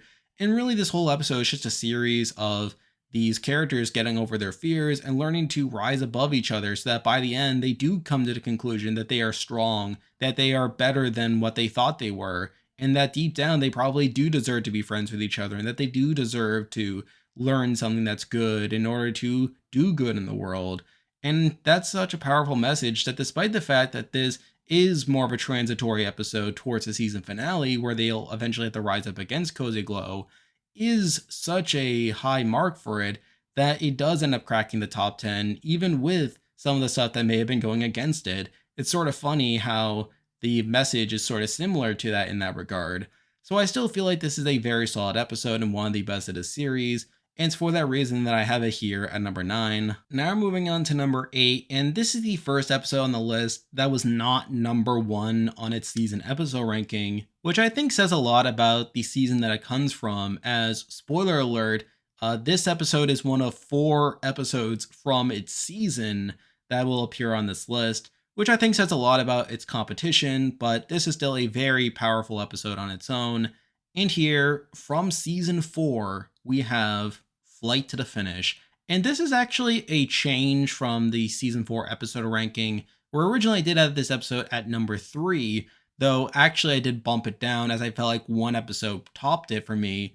But that doesn't take away from how amazing this episode is as well, where it basically places Scootaloo's disability front and center, with Scootaloo herself not even having that big of an issue with it up until Diamond TR and Silver Spoon bring it up, and they basically make it such a deal about how their act is supposed to reflect how Ponyville has different types of ponies, yet they have a Pegasus that can't even fly. And it was that moment, that thought, that really made Scootaloo self-conscious of her disability from that point. And we see how it affects her, where almost immediately she basically tries to switch up the act, which isn't helped by Rainbow Dash like trying to hold back, which is the result of a running gag where Miss Harshwini is trying to stop Rainbow Dash from being quote unquote unprofessional. And while it is supposed to be a funny gag, I do like how it does tie into the story by making it seem like the CMC's first run wasn't that impressive, as Rainbow Dash wasn't freaking out over it. And with Diamond TR and Silver Spoon's comments, that only makes things worse, to where Scootaloo is convinced that they have to completely rechange the act and they have to make it more about her flying. And we see how she tries over and over and over again to fly, only to be unable to. And it gets to the point where even Sweetie Belle and Apple Bloom are annoyed by her. And even they, like when Diamond TR and Silver Spoon were making those comments, they basically told Scootaloo to don't not think about it, not worry about it. Basically thinking that Scootaloo would have been strong enough to try and push through and not be bothered by it. But then when Scootaloo does get bothered by it, they're pretty quick to call her out by saying that she's making the act all for herself, and how Scootaloo is just trying to show that Pegasi can fly and that she herself can fly. And then it culminates with Apple Bloom and Sweetie Belle leaving so that Scootaloo can work on the act by herself. And she literally spends all night trying to fly. And it's only the next morning when she tries one more time and she sees a butterfly like float past her that she says, "I can't fly." And then she goes to the train station where Apple Bloom and Sweetie Belle are waiting for her, and she admits that she can't fly and that it would be a shame for her to come to the event and participate with them, and that they deserve better than to have a Pegasus that can't actually fly. And rather than this being the climax where you would think that Apple Bloom and Sweetie Belle would be quick to reassure her, that they'd be quick to like teach the lesson more or less, they actually get mad at her and they basically act like children in this instance. And this is actually a case where it's actually in character for them to be like this, where they are right to call out Scootaloo for being selfish, and how she's being even more selfish in this instance because she's depriving them of a key actor in their show, and that the show will be significantly worse off because Scootaloo couldn't let her pride get out of the way, and for them to work together to make something that they could collaborate on and be proud of. And through that, they part ways, only for Rainbow Dash to knock some sense into them. They go back, and we see Scootaloo like trying to throw away her scooter and her posters and all that, really sort of giving up on life and giving up on the whole idea that she could ever fly, only for Rainbow Dash and the others to come back and reassure her. And Scootaloo does present the question, what if I never fly? And then Rainbow Dash points out, whoever said that you had to? And Scootaloo points out how Rainbow Dash, like she was the flag bearer when she was a filly, and how she had to fly, and she felt like she had to do what Rainbow Dash did. And Rainbow Dash does assure her that Scootaloo can be herself and that she doesn't have to fly in order to make things right. Now, the one nitpick I can give this episode is the fact that we do establish from previous episodes, like May the Best Bet Win, that there are flying contraptions that Rainbow Dash is willing to give people like a tank, like so that they can still fly with her. And I was a little disappointed that this episode didn't present that idea, that maybe Rainbow Dash could offer like a flying contraption for Scootaloo so that she could fly with her. Though, to be honest, even that's not that big of a deal, because I'm sure Scootaloo would not have been very happy with that. She probably would have preferred to fly on her own ability and on her own strength than to rely on some contraption in order to fly instead. So even then, I don't even feel like that's that big of an issue. And through that, we get to a very satisfying conclusion where they go back to the Crystal Empire and perform the act. And in turn, like they even impress Miss Harshwini to the point where she freaks out, and Rainbow Dash has to point out that she's being unprofessional. And that's a pretty funny joke there that comes back. So really, this is a very strong episode, and one that is one of my favorites. Like, it focuses squarely on Scootaloo, who is one of my favorite characters of the show, and focusing on the single most interesting part of her character and handles it very well. Not only with Scootaloo being self conscious over her disability, but also seeing how the other characters react to her, namely Apple Bloom and Sweetie Belle, that really makes this episode stand out in so many ways. And it's because of that I do have it here in the top 10. But again, I do feel like there are some minor things like with the timing of things, like why Scootaloo wasn't sleep deprived from staying up all night, or how they got back to the Crystal Empire so fast. So like little things like that sort of keep it a bit lower. But realistically, this is one of the best episodes of the series. And it's for that reason that I have it here at number 8. Now we're moving on to number 7, and we actually have the earliest episode left to talk about, which is a bit weird, as was expecting there to be a bit more early episodes on here, but that's just how the list turned out.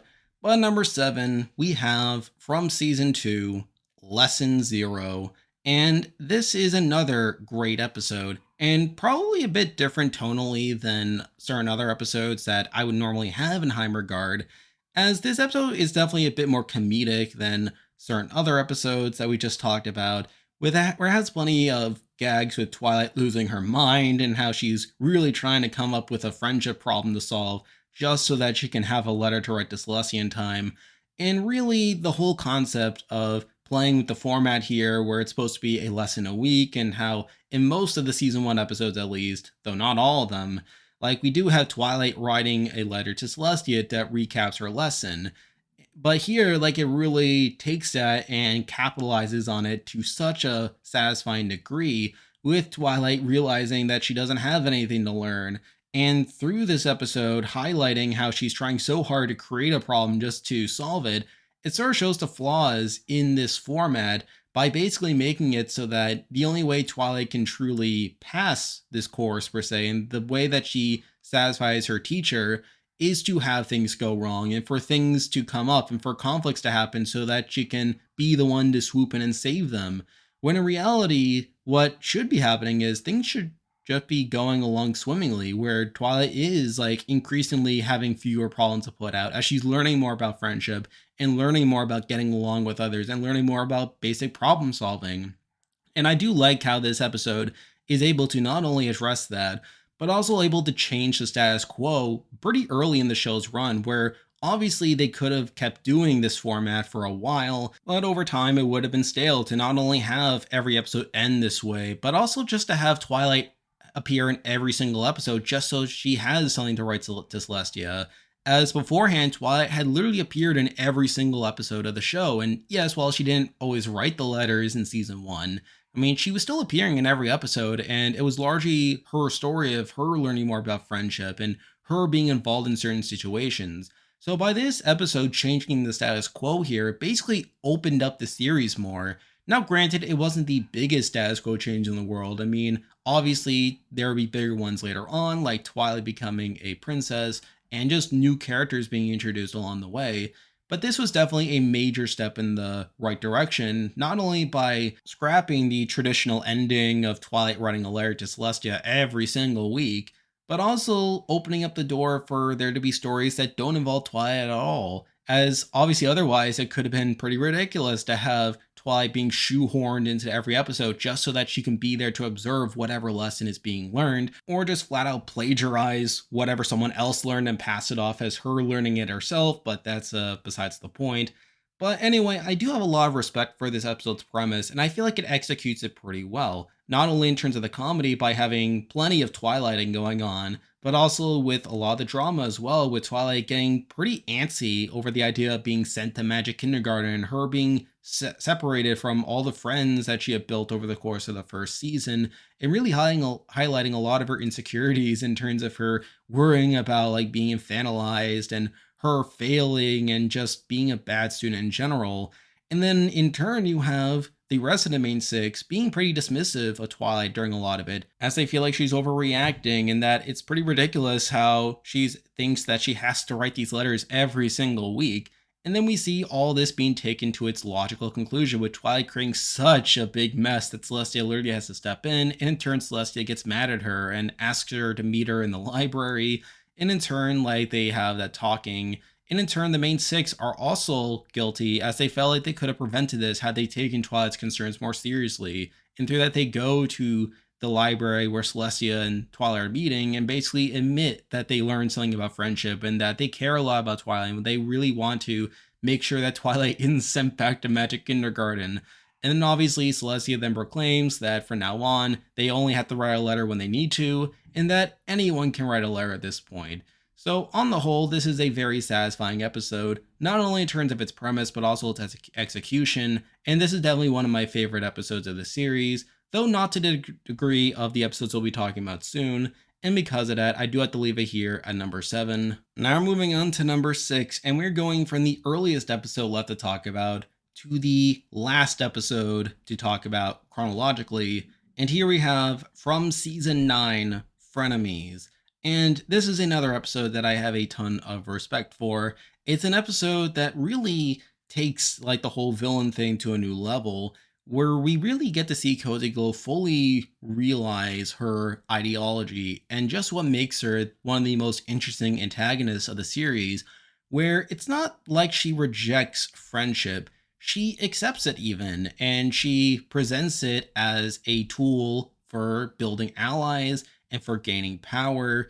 And she really takes advantage of that in this episode, where she really encourages Tyrek and Chrysalis to work together. Now, granted, she herself doesn't go along with it fully, and takes her a while to be able to get Tyrek and Chrysalis on her side, but it's still an interesting concept where she is able to basically use friendship, this thing that's been promoted as a assumed good throughout the entire series, but now it's being used for nefarious purposes, where she is able to befriend Tyrek and Chrysalis, and they're able to eventually get Grogar's bell that is able to be used to gain their power and obviously make them such a big threat come the series finale.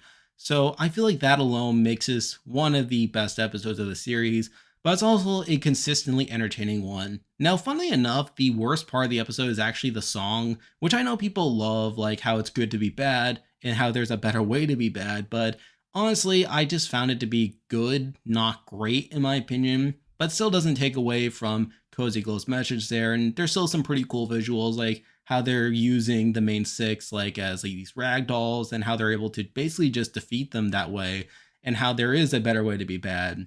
Along the way, we get other shenanigans, like seeing each of the villains trying to like find their way to get to the bell themselves, but coming up short, with Cozy Glow's approach being very funny, where she's literally able to use her looks in order to appeal to the guard mounting the mountain, but then like he refuses to let her go, and she like immediately drops the act, and she yells so loud that it causes an avalanche, which is just hilarious.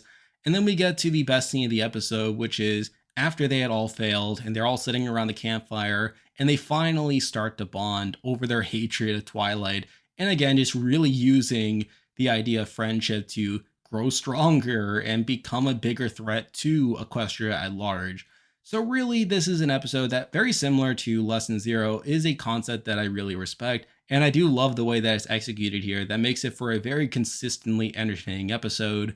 But again, I feel like the top 5 episodes are ones that are even more entertaining, but also still have the level of complexity behind them that make them intriguing to me. And it's because of that I do have to leave this episode here at number 6. Now we're moving on to number 5, and this is where the list starts to get a bit weird. As from this point on in the list, all 5 of these episodes are from the same 2 seasons. I didn't intend for it to be this way. I really wanted there to be more representation from the history of the show and from other seasons. And while I did get that here, this top 5 could come off as a bit boring, simply due to the fact that they are all from the same general era of the show. But I also think that highlights just how strong these 2 seasons are and how they have produced some of the best episodes of the series. So through that ended up making this top list kind of stacked, in my opinion, but it is what it is. But at number 5, we have from season 5, The Crusaders of the Lost Mark. And this is definitely an episode that I'm sure some people were expecting. This is an incredible episode, a very consistently entertaining episode from beginning to end, where literally from the opening seconds, like you can tell that this was going to be a special episode with the CMC breaking out into song about how they'll make their mark, which just lead right into the election. And something that I always like to bring up is that in the lead up to this episode coming out, that they made such a big deal about how this episode was going to focus a lot on the election and how it made it seem like it was going to be your standard episode of the CMC helping Pipsqueak run for student body president. But when it becomes clear early on that this episode will be a musical, as we literally have two musical numbers in the first 5 minutes, not to mention that the whole election is wrapped up very, very quickly, it quickly became apparent that this episode had a lot more ambition than that, which does lead right into Diamond Tiara's redemption arc, where we see her, like, her true home situation, where we learn that she has a bit of an abusive mother, where she is so obsessed with status and not associating with blank flanks or undesirables that does lead Diamond Tiara down this lifestyle, only for her to be deeply unsatisfied and her wanting to be somebody else. And I know people have knocked this to a degree, as it does feel like too little too late for making Diamond Tiara likable, especially when one of the episodes I just talked about had her doing one of the most dastardly things she's ever done by literally like shoving it in Scootaloo's face that she's disabled.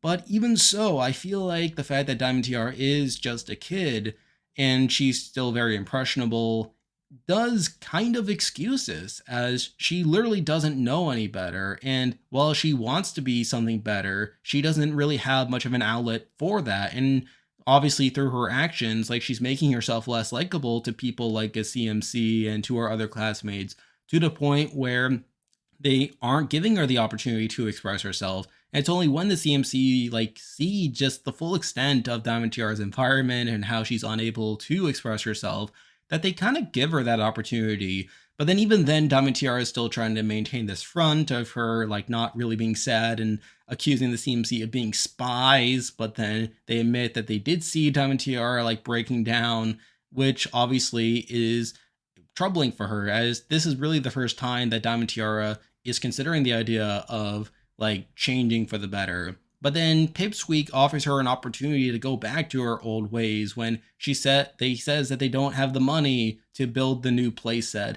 And Diamond Tiara feels like this is an opportunity for her to go back to the student council and to admit that like Pipsqueak is unqualified and that she should be the president. Now, realistically, I don't know the logistics of how that would have worked. I mean, how would that have even worked? I mean, it's unclear how that is there, but Diamond Tiara takes that and she tries to essentially go back to her old ways. She tries to reject all the warmth that the CMC have just given her. But then, like, the CMC are still like talking in her ear, and we get that song of her having this internal dilemma of how there could be a better way.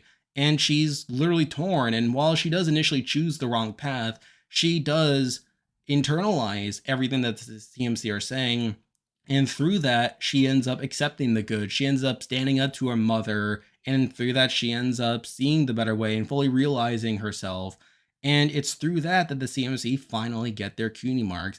And that's something that I've always really liked. The idea that Diamond Tiara was always the central figure behind the CMC's struggle to get their CUNY marks. They obviously got together at first because of Diamond Tiara's quinceanera, and they bonded over Diamond Tiara being super annoying and elitist and stuff like that. Diamond Tiara was also a constant force in some of the other episodes earlier on when they were trying to get their CUNY marks, only for her to be a bully and get in the way of a lot of things. And in the end, it's through them helping Diamond Tiara realize the true purpose of her CUNY mark. Like, that sort of makes it a callback to that quinceanera, which should have been the moment where Diamond Tiara thought that she knew everything about herself, that she thought she knew her life's purpose because she had gotten her CUNY mark. But it was basically in this moment that the CMC helped her rediscover that purpose, that that purpose was wrong, and basically making all that come full circle that makes the CMC finally get their CUNY marks. And I think that's always a really cool thing that they did. And that's a big reason why, despite this coming off as this big event episode, that it was still a top tier episode for me. Not only that the music was great, but also it had some very strong characterization and some very strong story behind it. Now, admittedly, the closest flaw I could point out from this episode is the fact that Diamond Tiara never has a meaningful appearance again after this episode. Like, we never see Diamond Tiara after this point really being her reformed self, other than like a few background appearances here and there.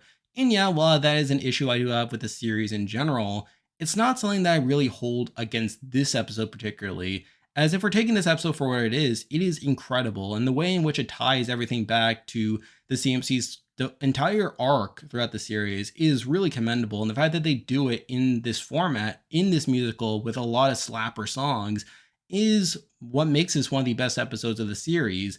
And it's for that reason that I have it this high at number 5. Now moving on to number 4, and this is a bit of a weird episode to have this high on the list, as I know people love this episode and it's generally well regarded. However, I'm sure some people feel like this is a bit too high for it, but really, after thinking about some more, I did decide that it belonged here.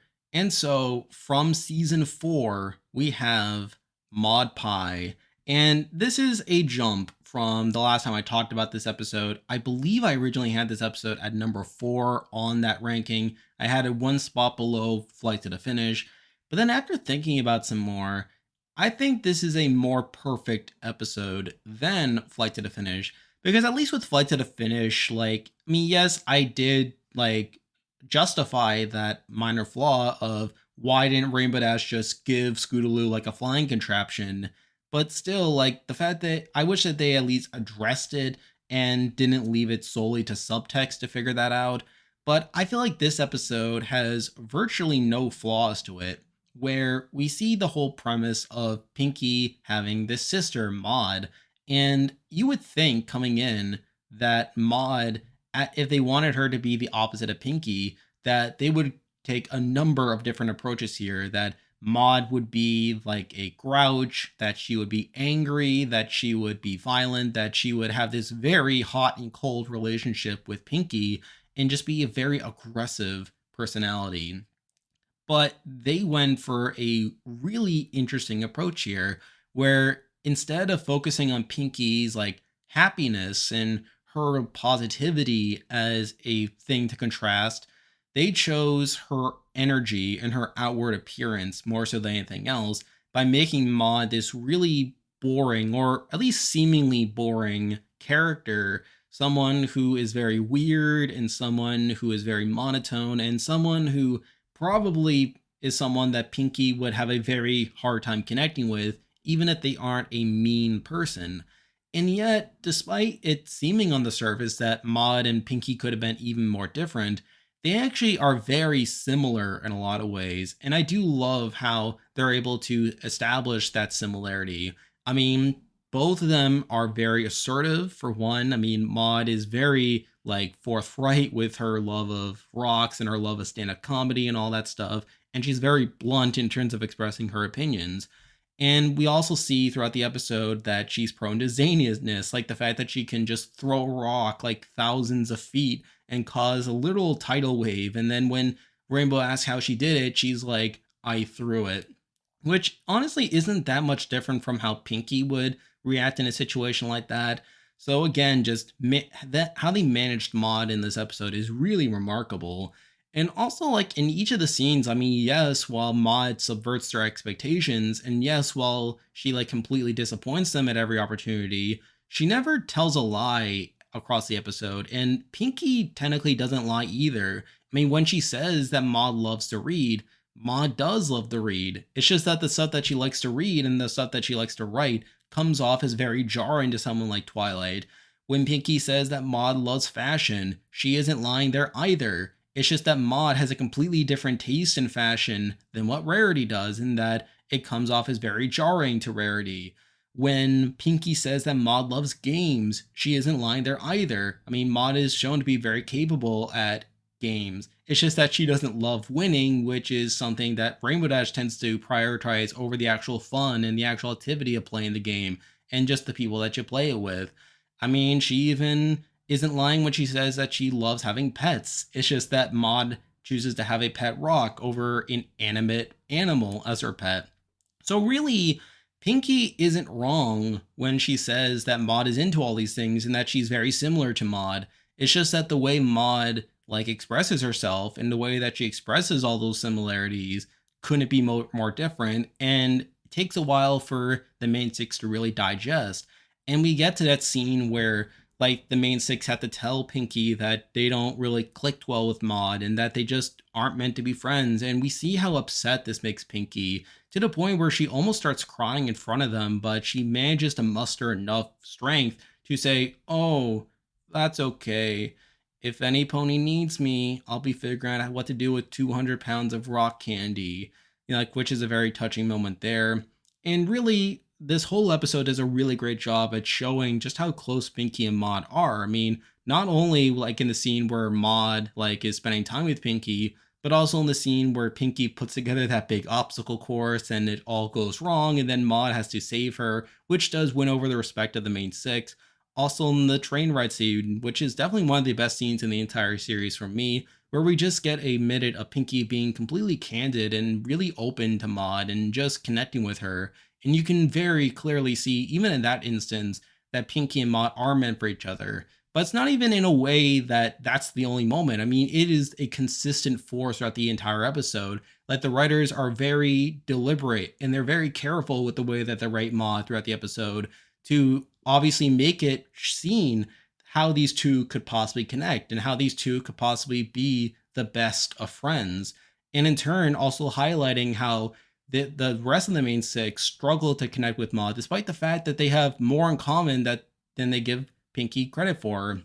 So really, this is a top tier episode.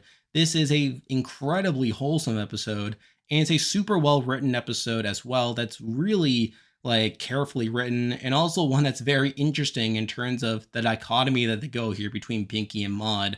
And admittedly, I do have a bit of personal preference here as well. This is an episode that I personally enjoy watching a lot, and one that is one of my favorites of the series. So it's for all those reasons that this is one of the best episodes of the series for me, and a big reason that it is here at number 4. But again, it just misses the mark for me compared to the top 3 episodes, and because of that, I do have to leave it here at number 4. Now we're moving on to number 3, and honestly, this top 3 is pretty definitive. I knew coming into this list that these were going to be the top 3, and despite all the chaos that happened when putting the rest of the list together, like trying to figure out what was even going to be in the top 10, what was even going to be inside the top 50, and all that stuff, I knew that these 3 episodes were the best of the series. These are the 3 episodes that I turn to when I think of the series. And these are the 3 episodes that I have the most confidence in saying that they're not only the best episodes, but they're also my favorite episodes of the series. And now it's time to order them. And this was fun. I really enjoyed like figuring out which was going to be number 1, 2, 3, that type of thing. But at number 3, and I have sung my praises about this episode before multiple times across my various videos on MLP. But here we have the season 4 finale, Twilight's Kingdom. And this was easily my favorite two-parter. I was very high on it at the time, and I am still high on it, and I still stand by everything that I've said about it before. And I know that people agree with me. I know people look at this as one of the best episodes of the series. It is by far the most epic, it is the most cinematic, and it is the one that has everything going for it that you could ever ask for a two-parter here. I mean, just to go through it, I mean, you have the entire arc of Twilight coming to terms with her role as princess, which was definitely touched upon to a degree in Princess Twilight Sparkle, but obviously is now taken to its full realization in this episode, where after spending an entire season with her wings and just being a princess, that Twilight comes to the realization that her life hasn't really changed all that much, despite this big change in her life. And she acknowledges that, and she tries to explain to the princesses why she hasn't done more since becoming a princess. And they explain to her that she'll play her part, that she'll eventually rise up to that role. It's just that the time needs to come. And the song that they sang during that scene, You'll Play Her Part, is one of my favorite songs in the entire series.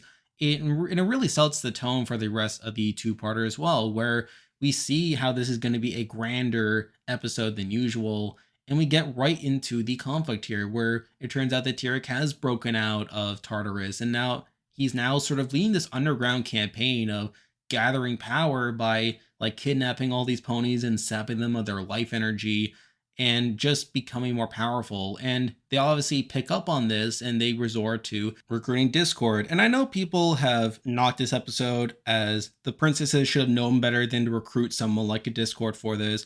But remember, if we are taking the previous episodes into account, the whole reason why they reformed Discord back in Keep Calm and Flutter On was for a situation like this, because they thought, like justified or otherwise, that Discord could be used for good, that his various powers could be used to save Equestria one day. And yes, while it had been a bumpy road throughout season 4, this was precisely the time to put that notion to the test, where they were giving Discord some trust after he had already gone through some episodes of learning about friendship in order to potentially stop this threat. And when you add in the fact that Tyrek was someone that Discord already knew and they probably had a history together, there's a good chance that Tyrek could have trusted Discord enough to share information about what he was doing and just how he was going to do it. And even Discord, like, yes, while he is ultimately manipulated by Tyrek into doing bad stuff, he is doing it under the guise of friendship. He's not doing it just to be dastardly. He's not doing it for world domination. He's just doing it to prove to this guy that he has a history with that he isn't a loser, that he hasn't gone soft, that despite him still believing in the idea of friendship, that he wants to like be accepted by this guy. So it's more of this like high school sort of situation than something that Discord sees as this subversive plan. And we do see that later on in the episode when the two of them do team up together and Tyrek becomes more powerful. We get that like panel of glass where Tyrek is holding a sword and he is wrapping his arms around Discord, who has like a sub sandwich as a sword for whatever reason. Discord clearly meant for this to be a sign of friendship and for him just extending whatever he learned before about friendship to someone who, again, could maybe learn about it or at the very least just to get this guy's approval. And obviously that eventually sets up his betrayal, where Tyrek does eventually turn on Discord, but not before like the main 6 also feel betrayed by him. And in turn, like Fluttershy is very disappointed in him. So all that's pretty good. And it does feel like this is the culmination of Discord's redemption arc in this episode, where after being rejected by Tyrek and betrayed by him, that he finally sees who his real friends were, and that when he says that he has learned his lesson, that he is telling the truth. And that is a very powerful moment when he hands Twilight her key that allows them to save the day at the end. And obviously, some of that is like undercut by stuff that happens afterwards, particularly the entire Grogar situation. But again, that's not even the fault of this episode. I sort of view that similarly to how in The Crusaders of the Lost Mark, that is the last episode where Diamond Tiara had a meaningful appearance. And yes, while the Grogar situation ties back to Twilight's Kingdom, it's not a fault I have against that episode. And especially considering how far out Twilight's Kingdom is to season 9 and how far removed it is from when Discord decides that turning into Grogar was a good idea. So again, I do not hold that against this episode. And when you view this episode as the culmination of Discord's redemption arc, which stems back from when he was first let out of his statue and Keep Calm Flutter On, it is a very powerful redemption arc and really realistic as well for Discord to be kind of jaded but still understand like what he's supposed to be learning, and him like still coming off as the same character. And I feel like this is a very natural conclusion for that redemption arc as well. So that's another big boon for this episode. We also have Twilight and her trying to take on all the responsibility of being a princess and her absorbing all the magic that the princesses have, so that when Tira comes to invade Camelot, that he isn't able to get all the princesses at once that he thought that he did, until it turns out that this new princess that he had no idea about had taken it and run.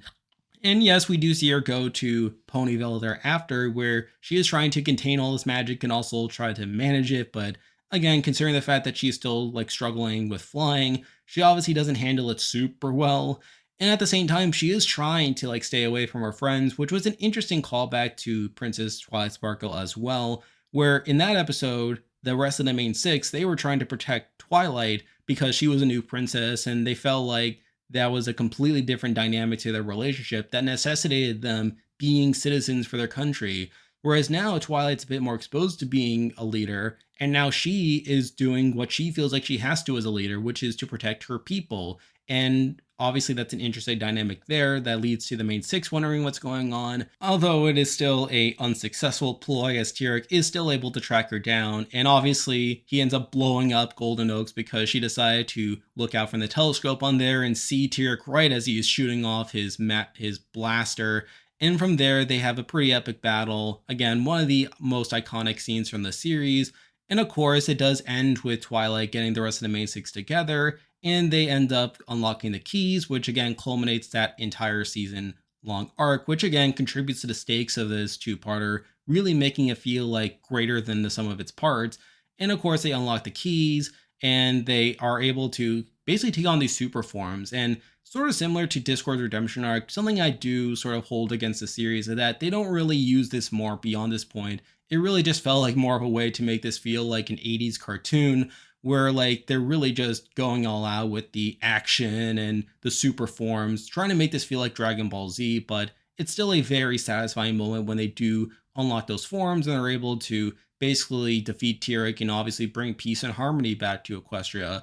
And then, of course, it all ends with the keys being used to create Twilight's castle, which she ends up living in for the rest of the series. So, all in all, this is a very incredible two parter. It literally does everything that I would want a two-parter to do. It has impressive stakes, it does things that I feel like other episodes couldn't do. It has great action, great music, great characterization, and it really gets to profit from all the like culmination of stuff that have been built up over the course of the season. And in general, it's just very entertaining consistently from beginning to end. I could endlessly rewatch it, this two-parter. And it's for that reason that I do have it as one of the best episodes in the entire series. And there was never any doubt that this episode would be in the top 10 either. I know some people feel like that this episode is a bit overrated, as a lot of it does stem from the cinematic feel from it and the way in which this episode does capitalize off of things that it was always going to have to begin with. But that still doesn't take away from how much it is able to execute upon that. And when you compare it to every other two-parter in the series, it is able to capitalize on it to such a degree while still being consistently entertaining that I have to have it up here. But if I'm being honest, I feel like the top two episodes are more entertaining for me from a personal standpoint. And I feel like they have a bit more going on. And I do have a bit of a personal preference as well that does cause this episode to slide here to number three. And while I have consistently talked about how great this episode is, I actually do not think it is the very best of the series. And it's because of that that I have it here at number three. All right, now we are at number two, and this is technically the final time I have to make a decision in this video series. And I've already had to make a ton of close calls and cuts along the way. But now we have two episodes left, and this is interesting because these two episodes are each from different seasons, and they were both number one on their respective season episode rankings. So there's not going to be much spoiler in terms of one of these episodes being above each other from a previous list. And in fact, I don't think I've even ever talked about these episodes on the same video, as at least with Twilight's Kingdom, I have compared it to an episode in this top two. So it was obvious that that episode was going to be above Twilight's Kingdom. But now compared to that other episode, and this is where things get interesting, and I know I'm going on and on, but you know what? Given how long this entire video series has been, I think that this definitely deserves a bit more suspense giving up to it. But I do love both of these episodes. And it's so weird because these episodes are pretty different in a lot of ways. I mean, one of them has a very different style than the other, while the other one is definitely more unique in a lot of ways. It has more interesting ideas. And in general, it is an episode that I resonate with quite a lot, which is saying something because I resonate with both these episodes a lot. And these are my favorite episodes of the series. But at number two, the second best episode of Friendship is Magic is Pinkie Pride from season 4. And obviously, this episode was above Twilight's Kingdom the last time that I talked about it in my season 4 ranking. But even beyond that, I did have it above Twilight's Kingdom in the musical episode ranking as well. And I am still putting it above Twilight's Kingdom in this video because I feel like it is an episode that I personally resonate with more. If there was anything that I can nitpick about Twilight's Kingdom, it's the fact that Pinkie plays a very minimal role in that episode. And in fact, when you go on the TV tropes page for Twilight's Kingdom, one of the tropes that they use is Shoo Out the Clowns, as it alludes to the fact that because this is a more serious episode, that somehow Pinkie herself doesn't have a role in this episode because she is supposed to be this comic relief and she is supposed to be this character that would just muddle with the tone if she so much as appeared in it. And so she had to be shooed out so that the more serious characters could have time dedicated to that.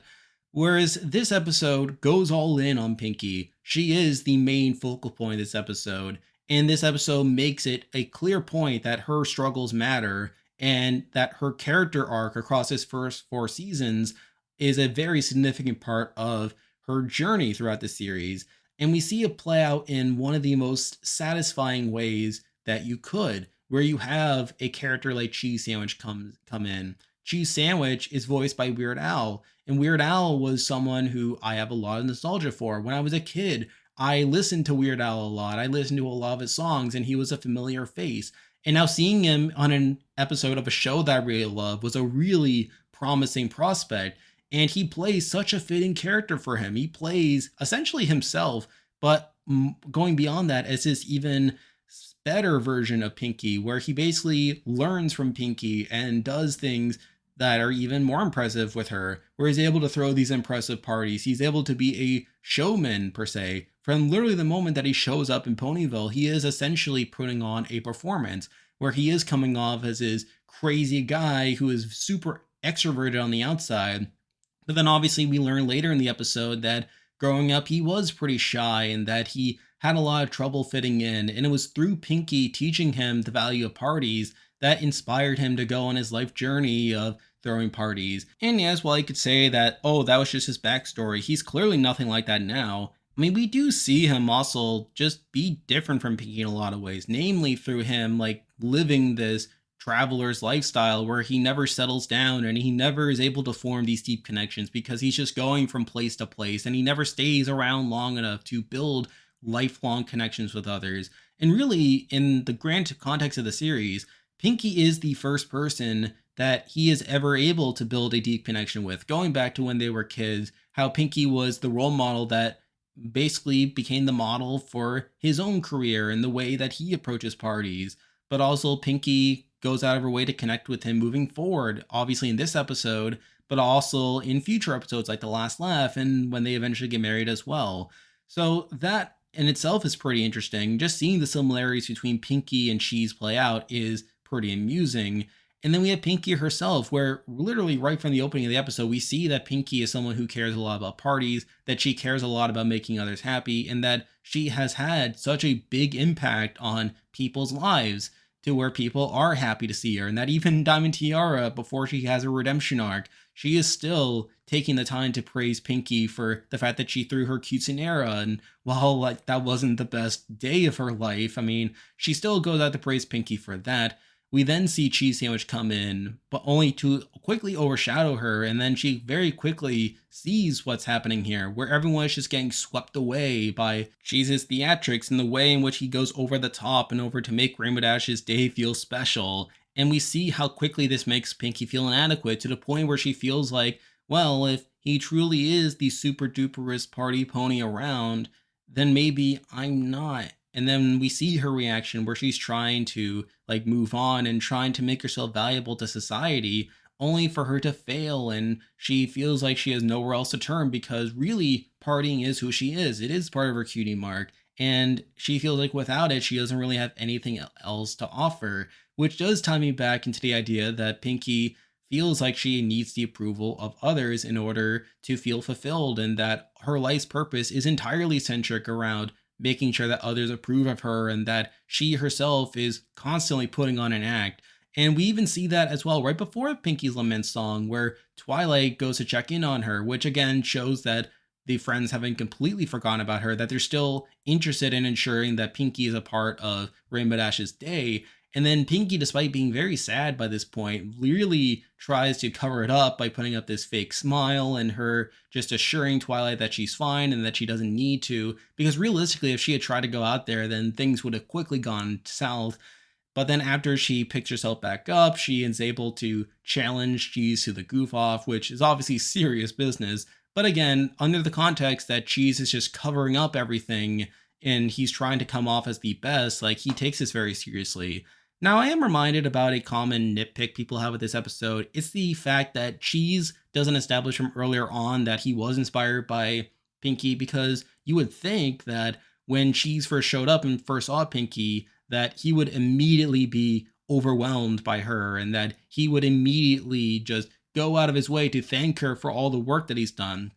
But remember, this is all under the context that Cheese is constantly putting on an act himself, and that from the moment he entered Ponyville, that he was putting on this act, and he worried deep down that if he wasn't coming off as his character that was super zany and avoided being super, for lack of a better word, cheesy, then he would be failing, and that he is basically just sticking to his own script. So through that, even that flaw isn't really that much of a flaw and really something that I can excuse.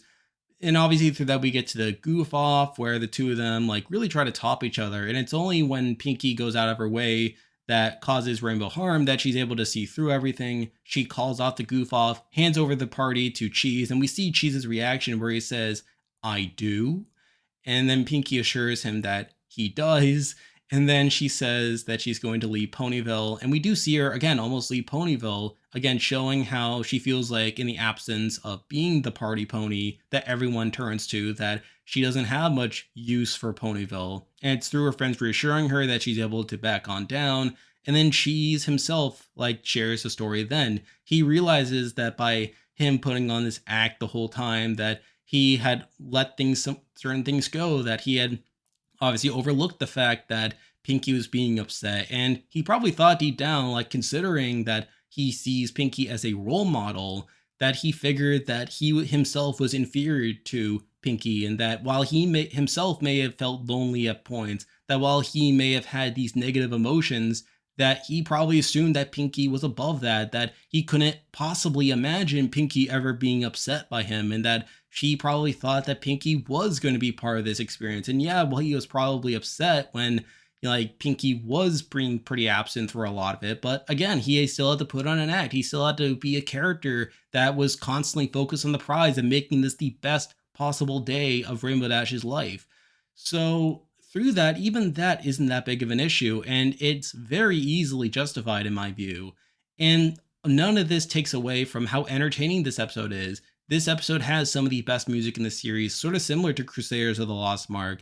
It has very great characterization. It has the culmination of Pinky's character arc, where by the end of it, she is pushed to her absolute limit, where she almost leaves Ponyville forever because she felt like she was being rejected and that she no longer had a purpose to fill in Ponyville. But then in that moment, not only does Cheese admit that she inspired him, but the main six are able to communicate that she is Ponyville's permanent party pony, that she will always have a role here, even if they were kind of swept away by Cheese. And even then, like we saw from Twilight's check-in, that they didn't completely forget about like Pinky either. They were just so impressed by the novelty that was Cheese that they sort of lost sight of things temporarily, not permanently. So on the whole, this is a very, very, very, very strong episode, and I'm sure all those uses of the word very probably dilutes the meaning of it. But again, we are at this point now where I'm talking about episodes that I love, that these are episodes that I connect with a lot. And this episode absolutely slaps in every single way. It features my favorite character. It has the culmination of her character arc. It shows Pinky in all her glory, both her strengths as a character, her insecurities, and the way in which she is both an entertainment presence, but also a genuine character that is worthy of the depth and treating with seriously that other characters are handled throughout the series. And on top of that, you have like a guest star on the caliber of Weird Al playing this really fascinating character as well. And you have music that absolutely slaps. And it's for those reasons that I do consider this one of my favorite episodes of the series. And it's an episode that I resonate more than with Twilight's Kingdom. And I feel like compared to those two, I do give Pinkie Pride the edge over Twilight's Kingdom. This is an episode that absolutely stands out to me. And it is an episode that I constantly turn to when I want to watch a good episode of MLP. But if I'm being honest, while it is a very strong episode, and while it is an episode that I do connect with a lot, as it does feature my favorite character, it's not the most unique story in the world either. And it doesn't have the most subtext, it doesn't have the most meaning behind it, and it doesn't have the most intrigue going on. And while it is a very enjoyable episode, and certainly one that I enjoy more than so many other episodes that we've already talked about across this series, I do feel like there's an episode that I still enjoy almost on the level of Pinkie Pride, but all that other stuff makes it better than Pinkie Pride. And it's for that reason that Pinkie Pride is not number one on my list, and it is here at number two. And with all that out of the way, we have made it to number one. The best episode of MLP Friendship is Magic. May be a bit surprising that this one is number one, especially since I had just talked about both Pinkie Pride and Twilight's Kingdom, as well as Crusaders of the Lost Mark, in addition to that, as those episodes are definitely episodes that stand out in a lot of ways and episodes that are consistently viewed at as one of the best in the series. And I'm sure some people may see this as a bit of a downgrade. And I know this episode is generally well liked. People do like it for the most part, and I know there are people that do defend it to such a degree. But I also know that there are people who see this episode as overrated, that people feel like there are issues with it, and in general just isn't that remarkable at the end of the day. And it's also an episode that I haven't really talked all that much about on the channel either, and especially not to the same degree as Twilight's Kingdom or Pinkie Pride. I have only talked about it once. However, ignoring the fact that this episode was number one on its season episode ranking, and considering all the little hints that I've given throughout all my various videos, I think I made it kind of obvious that this episode was at least going to be very, very, very high on my episode ranking. But obviously now with this reveal, it is obviously number one. And so at number one, the best episode of MLP Friendship is Magic from season 5, we have Amending Fences. And I get it. I know that people think this episode is overrated, and I know people point out the fact that Moondancer had other friends, that she could have easily befriended those other ponies, and therefore Moondancer overreacted, and that she wasn't being grateful to those other friends by not really accepting them, even when they did go to her party.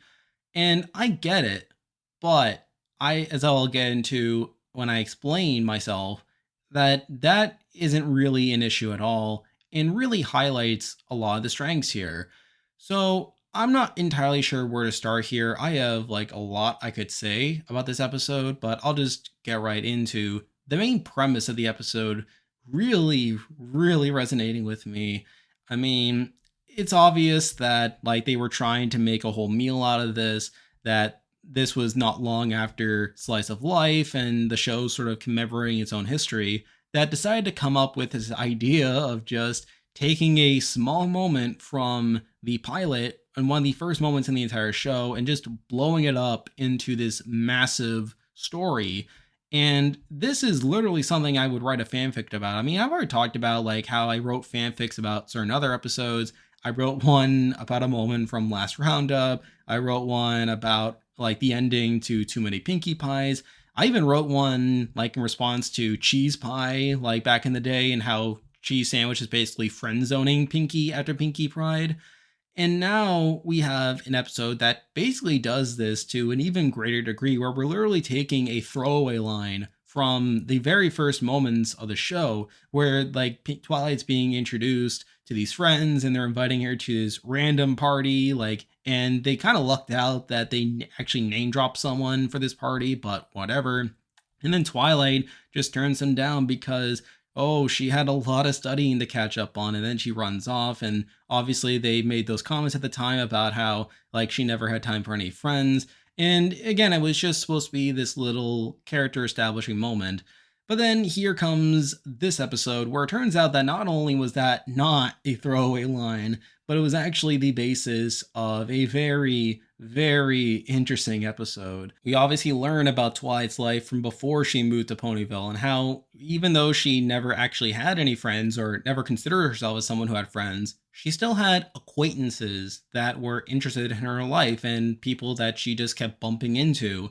And it's established from pretty early on that these were never meant to be like close friends, or at least they never were close friends.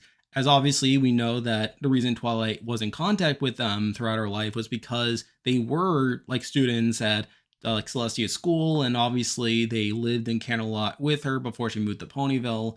But even beyond that, the episode, one of the biggest strengths to this episode is the way that the friends interact with each other, where you can very clearly tell that they're very friendly people, like Minuet and Twinkleshine and Lemon Hearts. They're very friendly people that definitely are people that you would want to be friends with, people that you feel good hanging out with.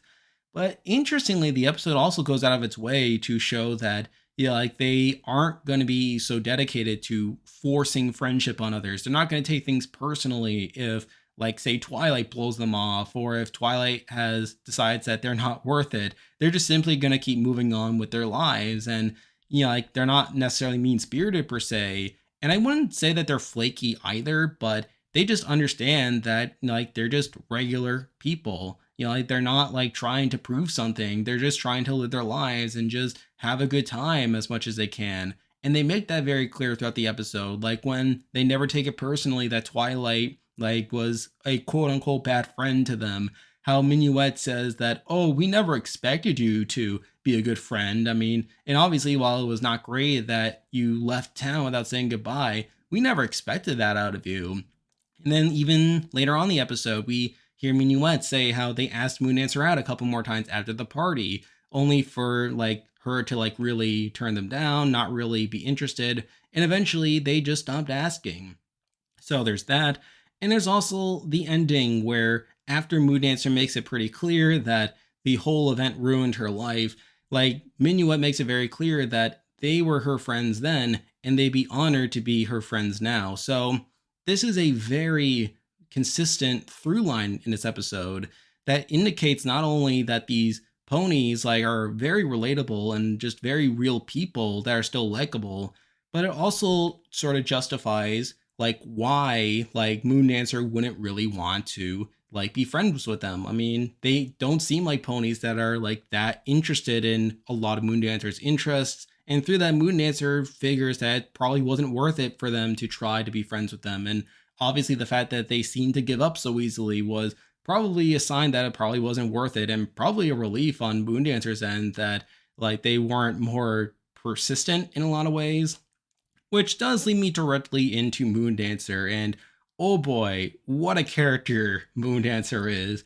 I mean, there's a number of ways you can go about that as well, where on one hand, the episode makes it very clear from early on that she's supposed to be this shadow figure to Twilight, how it illustrates how like Moon Dancer is supposed to be what Twilight would have been had she never moved to Ponyville and become friends with her. And that's very apparent as Moon Dancer did have a very similar main style to Twilight before moving to Ponyville. They're both people that have very similar interests. And obviously, Moon Dancer was not graced by the same level of destiny that Twilight was, where we know from season one that a big reason why Twilight was even nudged in the direction to become friends and become princess and do all these great things and self-actualize is because she of things out of her control, honestly. Like she obviously becomes forged with the main six through the Sonic Rain Boom. And the Sonic Rain Boom was a big reason why she even got admitted into Celestia's school to begin with. She's the reason why Celestia ended up forming this relationship with Twilight, and a big reason why Celestia was able to nudge her in the direction of making friends so that she could be able to save Equestria. I mean, were not things that Moon Dancer was gifted with, and it sort of shows how that very naturally led Twilight and Moon Dancer on these very different life paths. And Admittedly, if you were to nitpick this episode, they definitely could have gone way more into that, but considering the fact that it wasn't even that relevant to the episode, it's just more of an extra thing on the side that really just makes this story even more intriguing and gives you more to think about. But in addition, like, it goes beyond Twilight and Moondancer simply being opposites. The episode makes it very clear that Moondancer looked up to Twilight and saw her as his superior. I mean, we see this in multiple instances. We see it during the flashback, like when Moondancer not only had the same main style as Twilight, but was even like reading the book with Twilight, and Twilight was shown having the upper hand there, where Moondancer was trying to show off her knowledge by how far she was reading ahead, and then Twilight got the last word there by saying that she was proving Moondancer's point wrong, only for Moondancer to say, "Oh, I was reading the wrong book." So again, right then and there, we see that Moondancer sees Twilight as his superior figure, and Twilight herself gets to assert her dominance over Moondancer. And with all that in play, it does establish this idea that Moondancer looks up to Twilight, sees her as her only friend, and possibly even aspired to be her, or at least win her approval, as that was obviously a pretty critical part of Moondancer's character. We see it later on in the episode when obviously Moondancer is trying to shut out Twilight. But then when Twilight again gets the upper hand on Moondancer by doing this spell that allows her to go into the book, really impressing Moondancer again, that is the moment that rekindles their friendship. That's what motivates Moondancer to talk to Twilight, and they seem to be going back to their old ways here, with Moondancer like trying to learn more from Twilight, and Twilight again having the upper hand, where despite Moondancer aspiring so hard to be knowledgeable about everything by reading all these books, Twilight is the one who is able to get around that and learn things that Moondancer isn't able to. And that is something that Moondancer is impressed by. And obviously, that's another deliberate effort of Moondancer being shown to look up to Twilight. And then obviously we see it at the end of the episode when we see Spike's picture that he was going to give Moondancer the party. And it is a very telling picture where obviously it does establish that Twilight was distracted and she wasn't really a good friend by just reading a book while hanging out with her friends. But also in that picture, we see Moondancer literally sitting next to Twilight, looking up to her, like trying to read the book.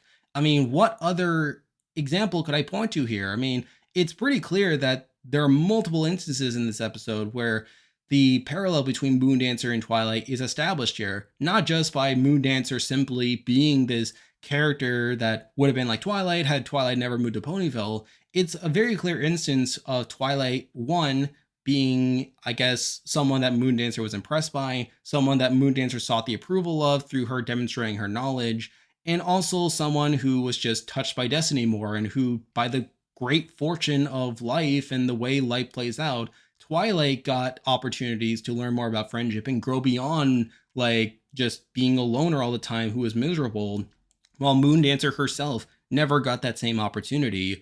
And that does play directly into the party, where Moondancer does start to open up. She does start to consider maybe that she could be a bit more extroverted. Now, it's never quite explained that Moondancer herself wanted more friends. She was just starting to come out of her shell more, and her party was her way of doing that.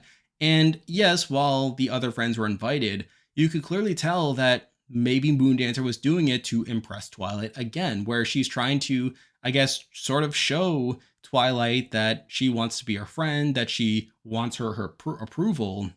And it's when Twilight just brushes her aside, doesn't really take her that seriously, that causes Moondancer so much distress. It's not just the idea that Twilight rejects his party when the two of them were equals, it's that Moondancer saw that as a blatant rejection. And the fact that Twilight goes even further and leaving Ponyville almost the same day or very shortly after Moondancer put this party together really just like put the nail in the coffin there, that this was not only Twilight rejecting her, but just outright removing herself from Moondancer's life, just really slapping it across Moondancer's face. And that isn't really talked about more. I mean, it's obviously something that is reinforced in the episode that it wasn't just that Twilight didn't go to the party. It's the fact that she immediately left Ponyville after this party, or attempt to invite Twilight to a party, without even saying goodbye. And obviously that devastated Moondancer to the point where she retreated and figured that because she had tried to go out of her way, that she lost the only pony in her life that she cared about, the only pony in her life that could have possibly understood her, and the only pony that could have truly accepted her for who she was. And yes, I know people will say that, oh, the other friends were there. She could have been friends with them. But again, ignoring the fact that Moondancer never said that the party was to make other friends. And yes, while she does say during her big rant that those three finally convinced me that I had value, that other ponies might like me and want to be my friend, I mean, again, considering how these other friends are presented, I mean, we can see how someone like a Moondancer could come to the conclusion that they were not going to be alternatives to Twilight, that they were not going to fill the void that Twilight left by ditching her and outright rejecting her. And obviously that leads to this loneliness. And because of that, I don't see like the friends being there as an issue, as it's clear that Moondancer, someone who is already not sure about herself, not seeing herself as that remarkable, could come around to see that maybe they weren't really worth it. And they in turn would not have given her the same level of like attention and the same level of acceptance for who she is versus them trying to make her do things that maybe she isn't that comfortable doing or really pushing her out of her comfort zone. So again, I don't really see that as much of an issue.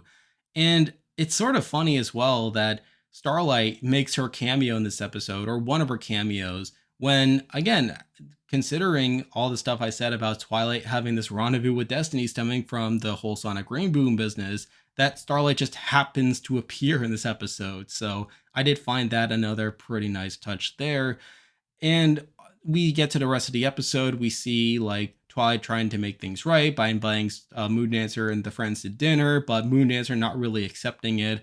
Twilight getting pretty upset and her realizing just how badly she screwed up and obviously trying to make things right by bringing along Pinky. And that's another thing about this episode. The fact that this episode literally still has Pinky in it, even though it's not even a Pinky episode. And the fact that Pinky plays a pretty good role in this episode is pretty nice as well. And just further highlighting how bad of a friend Twilight was, that was pretty humorous there. And then obviously, like, that leads to the Moondancer party. And what follows is one of the most interesting sequences in the history of the show, where Moondancer is drawn to this party and she tries, brushing it aside, saying that she's not really into parties. Twilight tries apologizing and admitting her mistake. And then Moondancer is like, big deal. And then Twilight's like, it is a big deal. And then we get to the rant. And oh boy, the rant is something. I mean, Moondancer literally lets Twilight have it. And the first time that I saw this episode, I couldn't believe what I was watching. I mean, we literally just saw Moondancer saying things that I never thought would even come to mind in an MLP episode, where she's saying like things like, those three finally convinced me that I had value, that other ponies might like me and want to be my friend, how Twilight ditching her like humiliated her and that she never wanted to let herself be hurt like that again, and how she didn't show up. And then Moondancer just breaks down crying and everyone is just standing there not really knowing what to do. And then Pinky's the one who tells Spite to bring along some of those other ponies. And then it's there that Twilight basically just walks up to her and then she says that, like, she can't make up for what has happened, but, and this is really something that I found interesting, Twilight tells Moondancer that she isn't asking Moondancer to forgive Twilight. She's telling Moondancer that she shouldn't let Twilight's mistake be the reason that she can't be friends with anyone else. And that's really the thing that also justifies Moondancer not being friends with the other three when they went to the party, is because Moondancer let all of her self-worth and her entire goal with the party being to impress Twilight specifically, and she let her entire life be dictated by Twilight. Sort of like how Twilight herself has influenced a lot of the events of the series with her saving Equestria and stuff like that. Moondancer let Twilight impact her life. She let her control how she felt about herself. She let her control how she viewed her approach to studying, where she's trying to get Twilight's approval. And she let Twilight ruin her life. She let this snubbing cause her own downfall here, where she loses all her friends and she falls into this pit of despair that's obviously pretty bad. And Twilight is basically saying in this instance that she is freeing Moondancer of that, to tell Moondancer to let go of all the attachment that she had to Twilight. And yes, while Twilight herself has changed as a person, she is also telling Moondancer to let others into her life, to let people like Minuet into her life, and Lemon Hearts and Twinkle Shine. And obviously that leads into like the three of them saying that they were honored to be her friends even so. Obviously, we see all the other ponies that Moondancer could be friends with all coming in there as well. And then Minuet having that line, "You've got a lot of friends, Moondancer." And that's really what the message of this episode is. I mean, it goes beyond simple forgiveness of Moondancer forgiving Twilight and Twilight just trying to apologize to Moondancer, and really about Moondancer growing as a character. Her sort of learning to go beyond Twilight and letting Twilight dictate everything, and for her to start to be her own person, to still allow herself to be her own character, but not let Twilight be the be all end all of her life. And it is sort of fitting that this episode comes not long after Slice of Life, which had a message that was all about like acceptance and about how everyone was the hero of their own story, and how there was more going on in life than simply like Twilight and the main six doing stuff. How there were other people who were like living their own lives, and how focusing all your attention on things outside of your control like that is pretty damaging, and how you have control over your own life. And obviously that leads into Moondancer having the party and obviously rekindling things with Twilight. And she does end up forgiving Twilight, which is pretty nice there. And then obviously we get to the ending when Twilight says that she has to go away. And obviously they'll be sure to visit again. And yes, they don't really visit much beyond that. But obviously there was that scene in Point of No Return, which was forever ago at this point on the list, but whatever. And then Spike gives Boondancer the gift that he was going to give her way back in the pilot, and it is the picture again. And obviously, it's a reminder of the past, but also one that leads right into the future. And obviously, we've seen Boondancer changing her life and how she's much happier now that she's allowed herself to become friends with people like Minuet and Twinkleshine and Lemon Hearts. So really, there's a lot of going on this episode, needless to say, based on how long I've already talked about it. And I know that I've already talked about this episode a lot, even in the season 5 video, but again, there's just so much to unpack with this episode. And plus, I feel like I feel the need to justify why this particular episode is so high when it has so much going on, and it seems on the surface to just be this mundane episode. And I know some people will feel like I'm reading too much into it, that, like maybe there isn't that much thought being put into it. But deep down, I mean, when you really look at everything that's happening, I mean, the pieces are there for all these interpretations. Like between like why Moondancer doesn't become friends with the other friends, like why she is the way she is, like what her being a parallel to Twilight really means beyond the superficial, oh, she has the same main style, and oh, she's what Twilight would have become if Twilight didn't go to Ponyville. Like you're allowed to have all these interpretations of the episode. And I feel like the episode entertains those interpretations as well, which is why I give it a ton of respect. But even going beyond that, despite all the layers and all the ways you can view this episode conceptually in terms of its execution, it's just a very relaxing episode to watch. I mean, it would have been one thing if this was just a boring episode, but this is a very entertaining episode and one that feels very different to watch compared to other episodes. I mean, there's this very relaxed tone that's present throughout a lot of it. There's a lot of scenes where people are just talking about the past and they're just being nostalgic for it. Like the whole scene where they're just walking down memory lane and they see the empty school and they have all those flashbacks. You also had the very ending, like when that accordion music is playing, when Spike is giving the gift to Moondancer, and obviously it plays as Moondancer goes out to interact with their new friends. Like it's just a very touching note there as well. This is a very entertaining episode, and one that just feels like a breath of fresh air compared to so many other episodes where beyond it just, like having the standard story, like it definitely has a different feel to it. You definitely feel like this tinge of sadness sometimes, like when you hear like characters talking about the past, like not just with Moondancer, but also with Twilight, like looking back and realizing just how bad of a friend she was. But there's also plenty of good moments as well, like when Minuet and the others are laughing about the past and how they were good friends. You also have scenes like when Twilight is apologizing to the other three friends and she makes this big speech and it's very heartfelt the whole time. Again, this episode is very wholesome. It's very unique in its tone and it's very relaxed in its tone. Like it doesn't feel boring at any point. It's consistently engaging. And yes, it doesn't have any musical numbers either, but it's still very refreshing to listen to.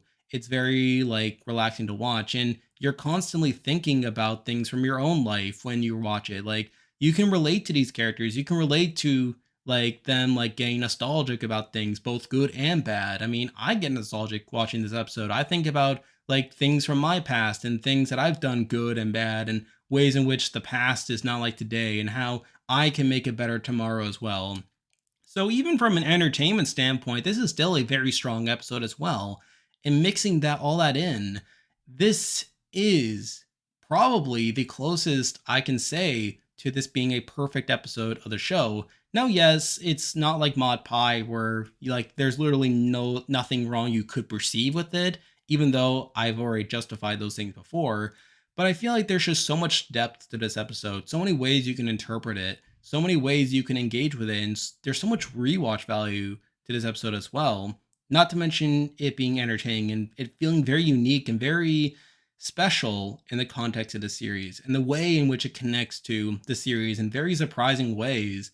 And it's just its placement in the history of the show as well. This is a very exceptional episode and one that I'm very proud to say is my favorite episode, and the episode that I feel like is objectively the best of the series.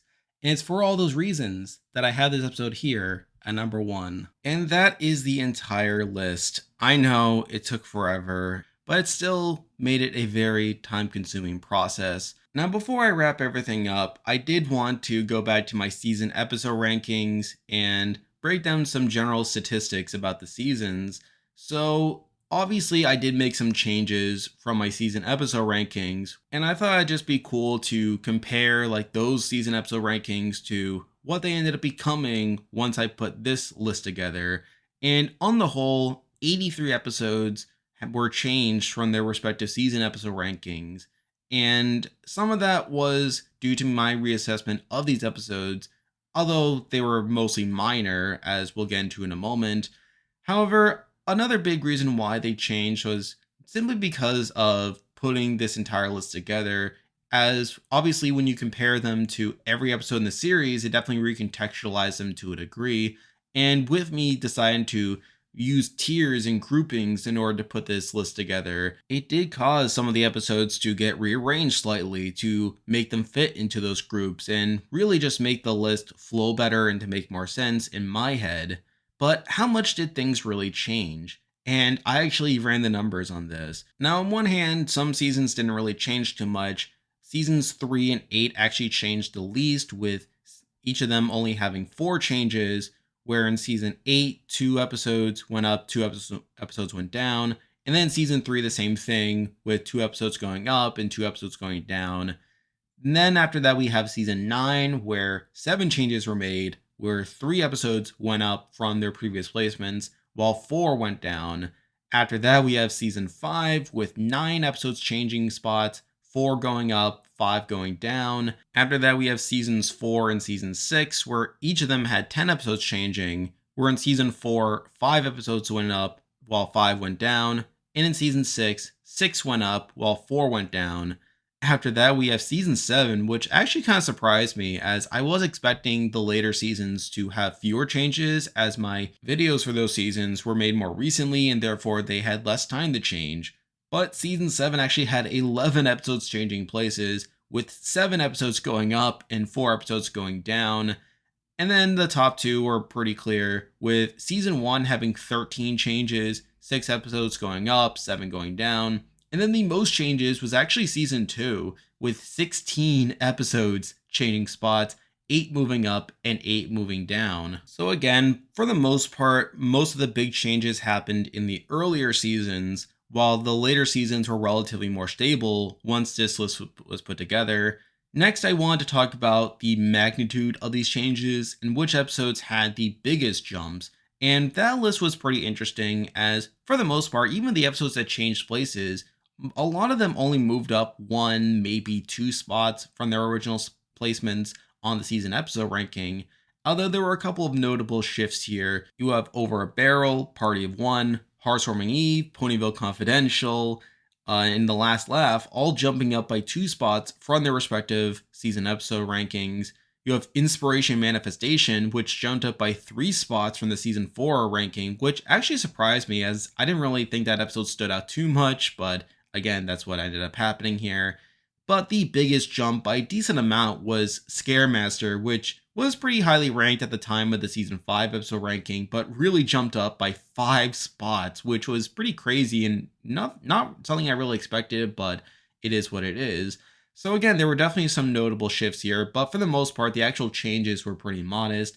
And on the other hand, you had some pretty notable drops for the most part, with Dragon Shy, Bloom and Gloom, Brotherhood Social, The Main Attraction, Fluttershy Leans In, Not Asking for Trouble, To Change a Changeling, all dropping by 2 spots.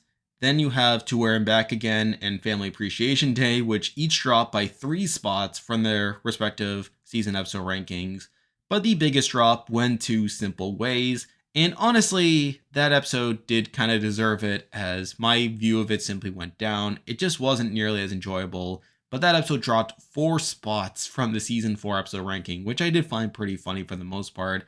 But again, similar to the episodes that went up, I feel like most of the drops here were pretty modest, only dropping by around 1 spot from the season episode rankings.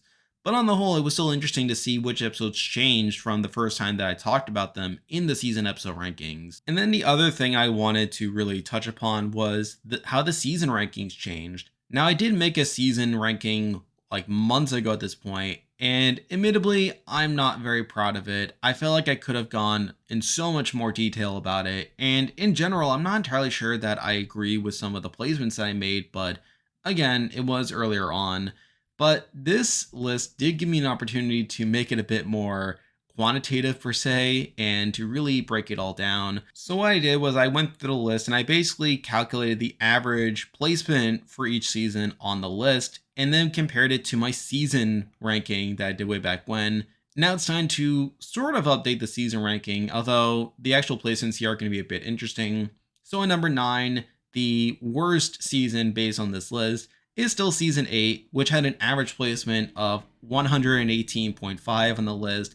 And I feel like that fits, as season 9 wasn't that great of a season, and in general had a bunch of really like mediocre episodes that sort of slid towards the bottom half of the list, so nothing too surprising there.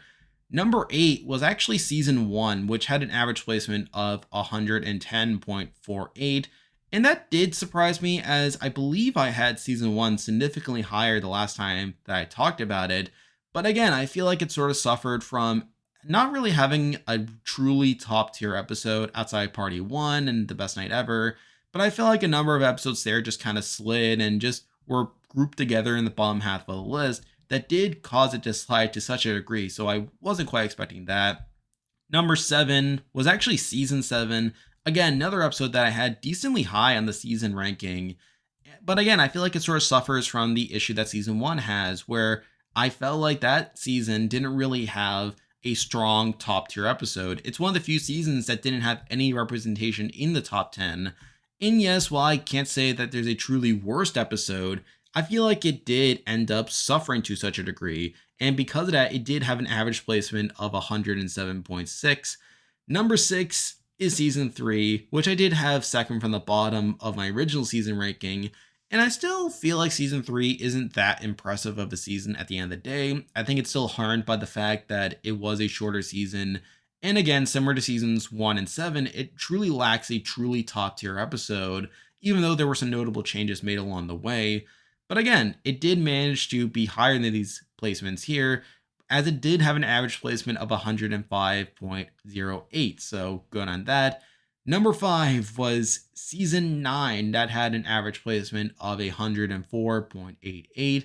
And admittedly, I feel like I'm more of a defender of season 8 than a lot of other people. I know people don't really like season 9 that much, but again, it did impress me in some regards, and it does have some genuinely strong episodes behind it.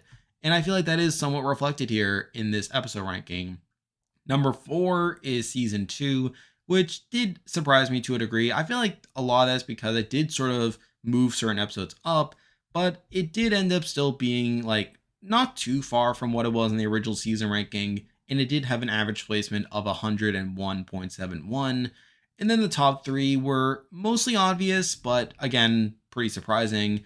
Number 3 was actually season 4. I'm actually a bit surprised that season 4 wasn't higher, as I do still feel like it's the best season in my opinion. I still feel like it has some of the most notable episodes here, and I feel like it wasn't as reflected in the ranking here, even though I feel like a lot of the top of the list was pretty stacked in my opinion. But it did have enough episodes that were weighing down the average to where it ended up having an average placement of 94.5.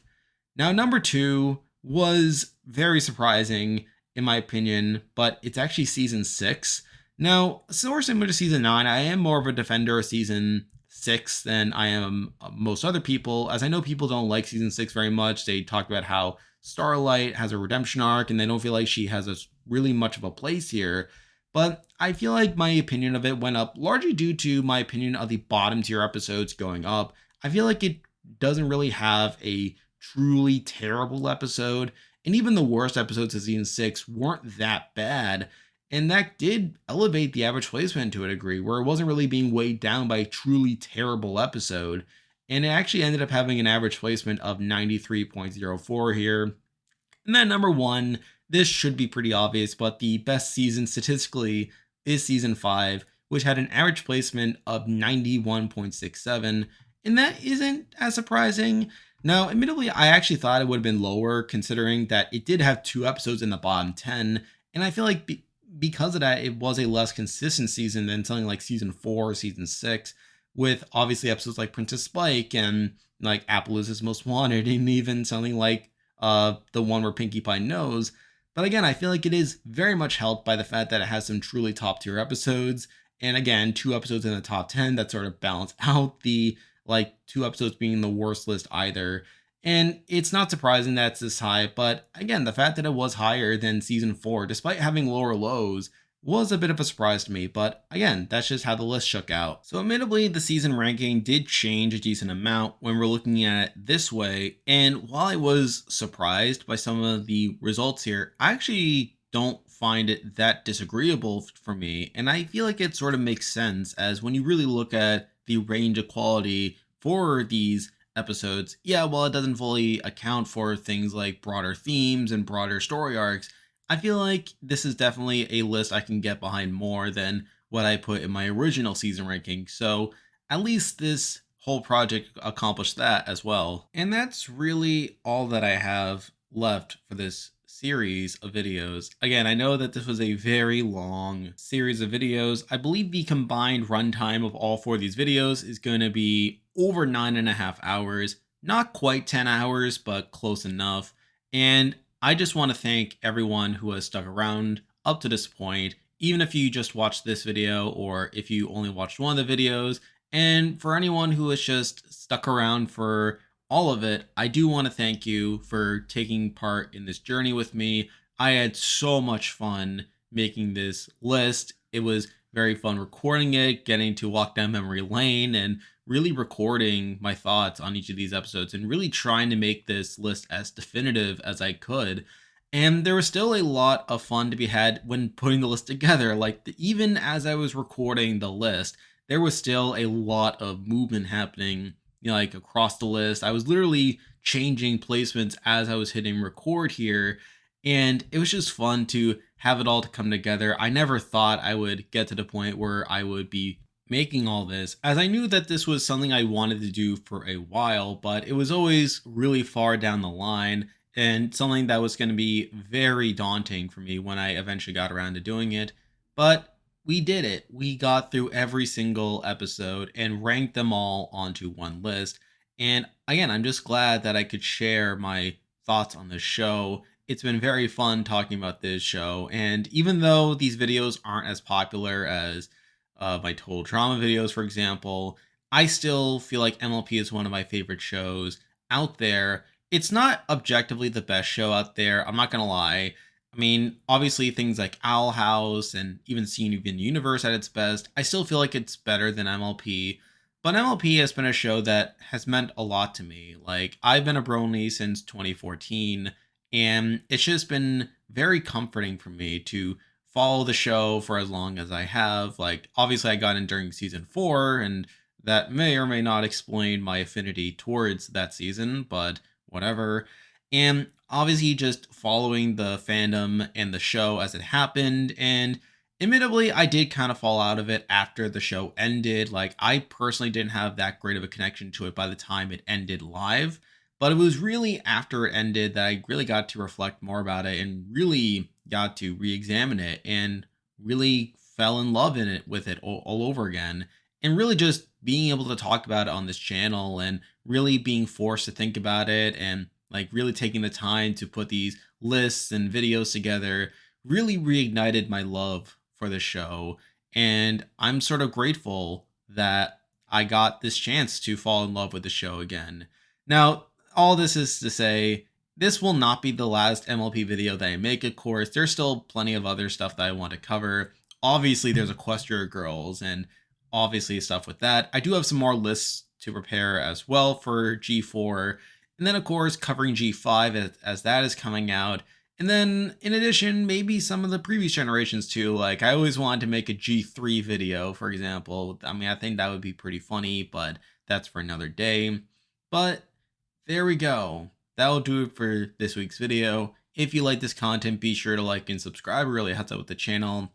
And as I promised, I do plan to make more videos like this moving forward. Obviously for MLP, for Total Drama, for Owl House even, and then hopefully expanding the variety of shows. I know that for a while it's been the MLP and Total Drama channel with like occasional Owl House and Molly McGee sprinkled in, but I am really trying to expand the variety here, and obviously we'll get more content like that moving forward, but also continuing with the MLP content, which I'm very happy to make. And if you haven't already, be sure to join my Discord server, which I'll leave a link to join below. Again, I want to thank you all for being part of this experience with me, and I look forward to making more content like this in the future. But for now, that is the video. See ya.